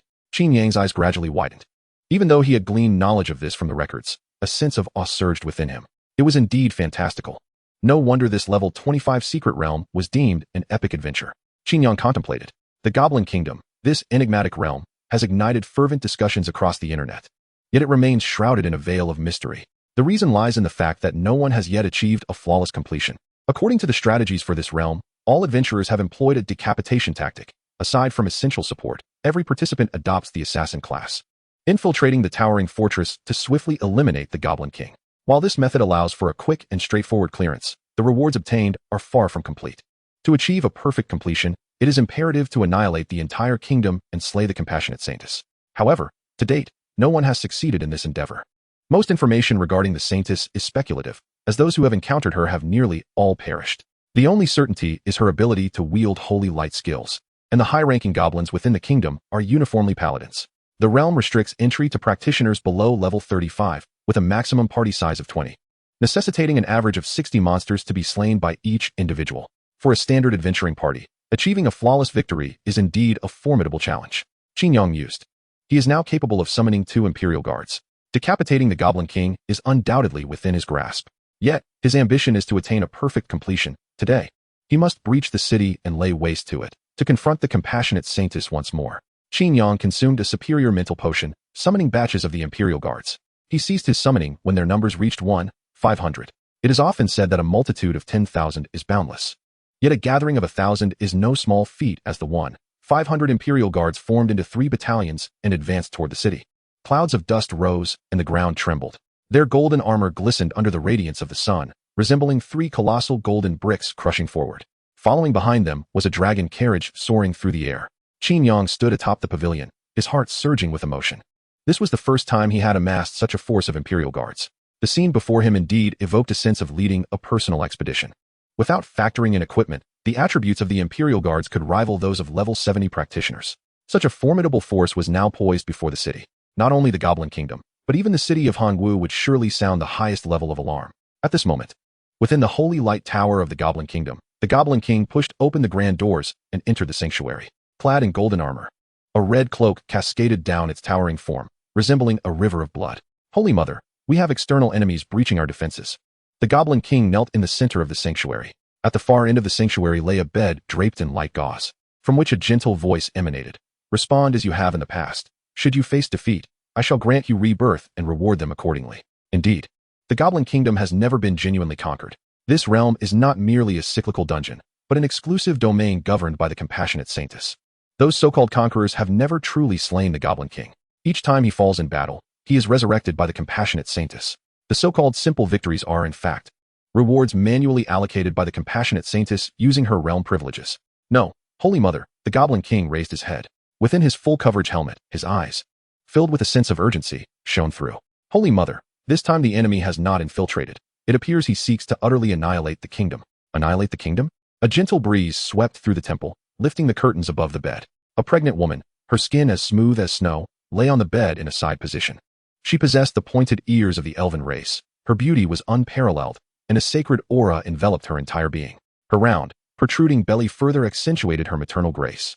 This person was none other than the ruler of the Goblin Kingdom, the compassionate Saintess. All goblins within the kingdom were bound to her by blood. With great effort, the pregnant compassionate Saintess rose, addressing the Goblin King. Red, you are my 10th child, and your potential has reached 3 stars. By rights, ordinary humans should not instill fear in you. The Goblin King looked up at the compassionate Saintess and replied, Holy Mother, it would be wise for you to step out of the tower. It seems that a deity has come this time. Chapter 088, For the Sake of Our Child. Atop the tower of holy light in the Goblin Kingdom, the compassionate Saintess, with her great belly, approached the terrace. At that moment, the eastern sky radiated a golden glow. A floating pavilion, drawn forward by 9 magnificent steeds, hovered above. A man clad in a crimson robe stood atop the pavilion. Below it, thousands of warriors clad in golden armor assembled, their numbers exceeding the defensive forces within the Goblin Kingdom. What terrifying profession could summon such an army? Moreover, my elven sight proves ineffective. He is far from an ordinary human. After a thorough assessment, a look of anxiety crept into the compassionate Saintess's gentle eyes. Since establishing the Goblin Kingdom, she had never encountered such a formidable challenger. Prepare the children. The 8th and 9th generations will engage in battle. This fight concerns our very survival, she declared to the Goblin King. Holy Mother, will you not join the battle? The Goblin King inquired, astonished. Those golden-armored warriors instill in me a profound sense of pressure.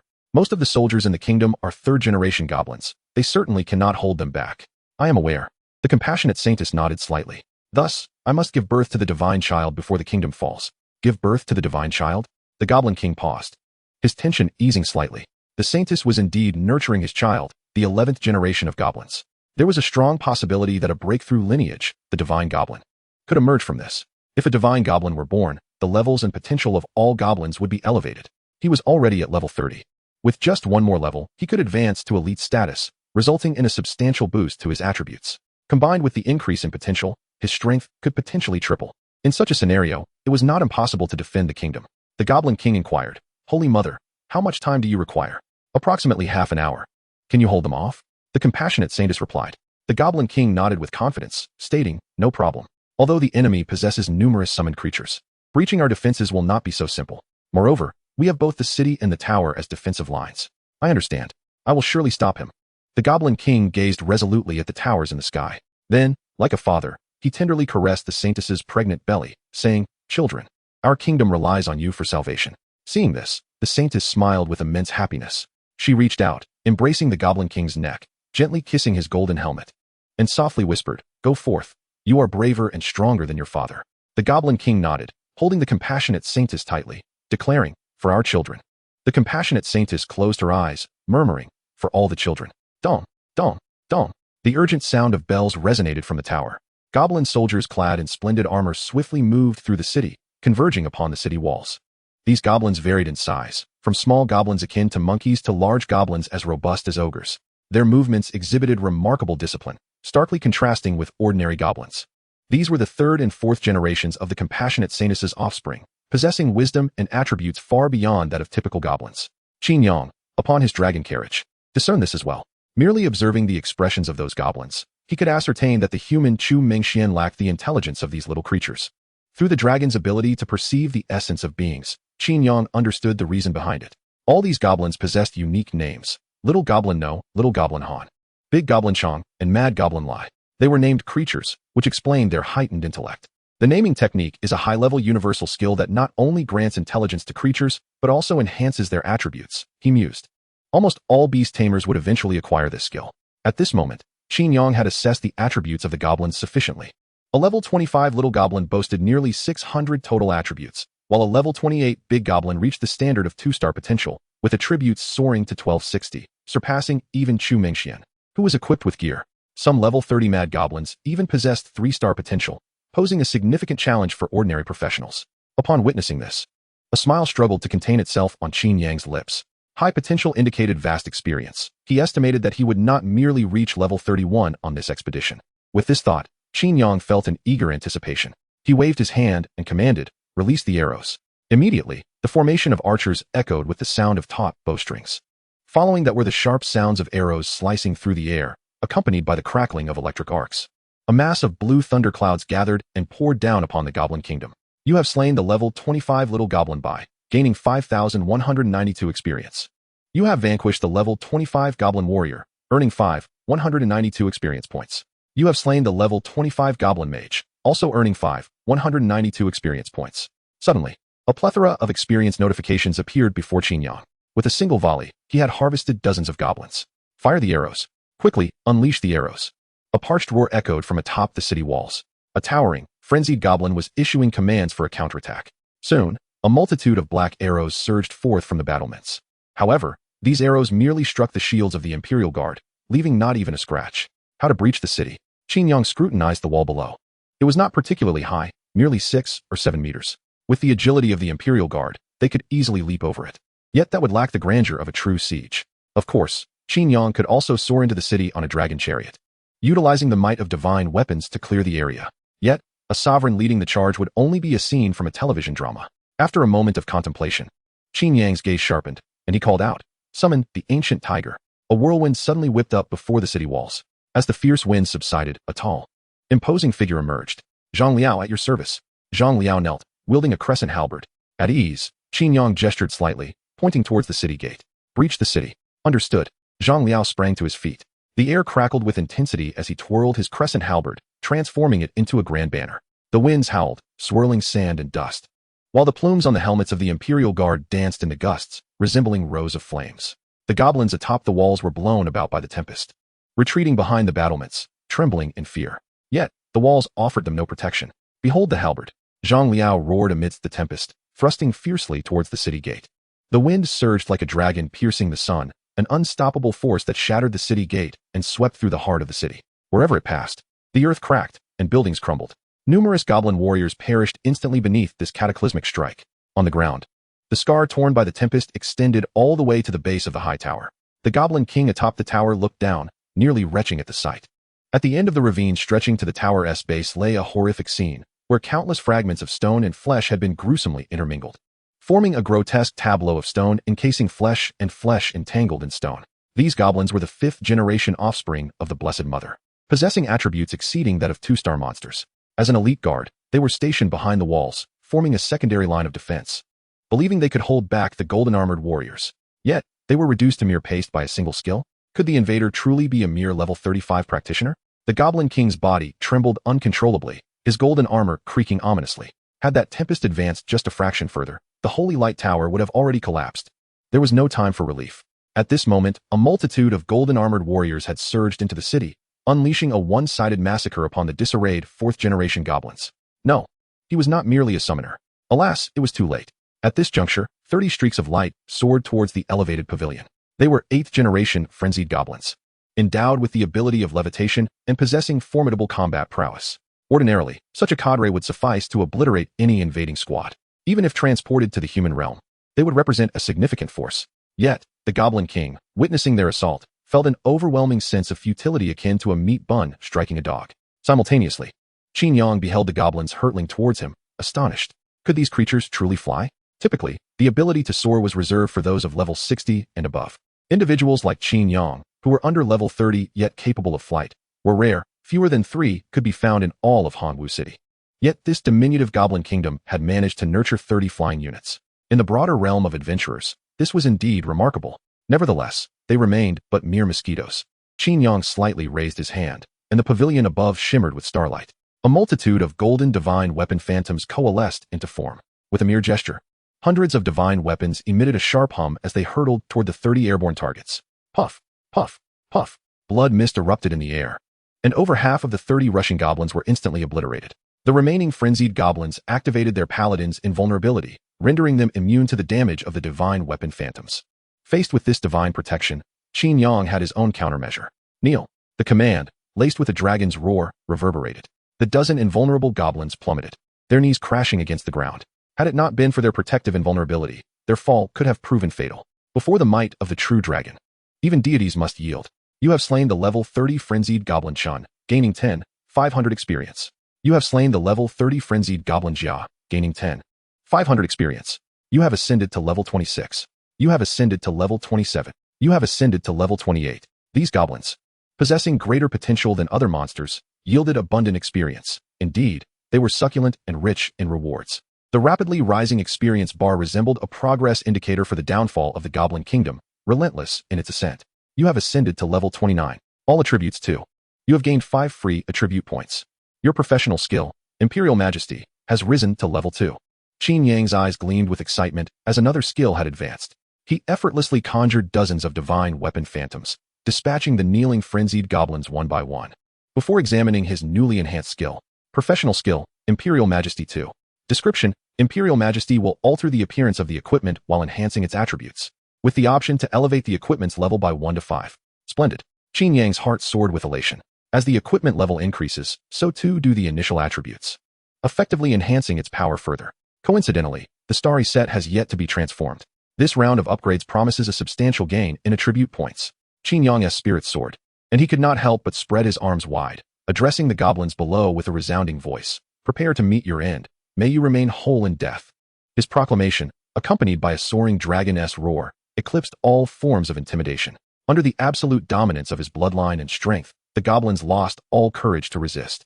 They stood frozen in place, allowing themselves to be engulfed by the golden tide. The battle of the Imperial Guards transitioned from a one-sided massacre to a thorough slaughter. Soon, Qin Yang's dragon chariot reached the front of the Holy Light Tower. Before him stood a line of tall, handsome goblins. The Goblin King, positioned at the center, was particularly imposing, reminiscent of an iron tower. Intruders wishing to enter the Holy Light Tower must first step over my corpse, declared the Goblin King, clad in golden armor, as he drew his sword and pointed it at Qin Yang. The goblin warriors beside him followed suit, exuding a sense of valor in defense of their homeland. However, the Goblin King's voice trembled, betraying a facade of bravery. Qin Yang was taken aback. According to their attribute panels, these beings were indeed goblins. Yet, aside from their green skin and pointed ears, their appearance bore no resemblance to traditional goblins. Strictly speaking, they resembled a fusion of humans and elves. No wonder the compassionate saint referred to this as a paradise. These goblins, if placed in the human world, would be considered exceptionally handsome, surpassing even the finest scions of the Sea King's palace. But why did such goblins exist? Qin Yang pondered, perplexed. These goblins were indeed extraordinary. According to the typical cowardice of goblins, they would flee upon sensing danger. Yet, these creatures dared to confront him directly, somewhat redeeming their race's reputation. Unfortunately, they were merely experience fodder. Qin Yang, lacking the inclination of a monster scholar, dismissed the thoughts. He merely cast a casual glance at them, coalescing the hand of imperial authority, and struck down upon the Goblin King below. Boom! A cloud of dust erupted as the ground before the tower was indented with a deep, five-fingered imprint. The goblins, who had previously exuded confidence, now lay prostrate within the pit, resembling flattened, blood-colored discs. With a power augmentation of 7,200, Qin Yang's strike ensured that even if the Goblin King possessed a 3-star potential, he would not survive with even a breath left. You have slain the frenzied Goblin Tang, earning 11,500 experience. You have slain the frenzied Goblin Nya, earning 11,500 experience. You have slain the Goblin King Hong, earning 55,500 experience. You have reached level 30. All attributes increased by 2. You have gained 5 free attribute points. Professional skill, Supreme Dragon Body upgraded to level 3, unlocking the transformation into a dragon. True dragon form? Qin Yang paused momentarily, intrigued as he examined the skill description. Professional skill, Supreme Dragon Body, 3. New introduction, you have fully awakened your true dragon bloodline, and the essence you exhale can materialize into a 5-clawed golden dragon. The golden dragon can utilize 2 skills, True Dragon Breath and Dragon Roar that pierces the heavens. Note, the higher the level of the Supreme Dragon Body, the longer the duration of the golden dragon. Haha, I have ascended. Qin Yang laughed heartily 3 times towards the heavens. Since ancient times, emperors have prided themselves on being dragons, yet none could truly transform into one. However, with a single breath, Qin Yang can become a true dragon. Tremble, false dragons of the West. Qin Yang felt a surge of pride within. Just then, from within the Holy Light Tower, the sound of an infant's wailing echoed. Following this, a radiant light burst forth from the tower's pinnacle. The divine sun has descended. Children, awaken and embrace the elevation of our race. As the words faded, in the ruins of the Goblin Kingdom, brilliant golden lotuses began to bloom. And those fallen goblin warriors astonishingly revived to full health within the golden lotuses. Qin Yang surveyed the scene with the vision of a true dragon and was astonished to find that the goblins' levels had all increased by 1. Their attributes had even surged 2 to 3-fold. This indicates a collective enhancement of their potential. Qin Yang's eyes gradually widened, his breath quickening. After a moment of silence, he managed to utter a single phrase, universal resurrection. Is such a blessing truly possible?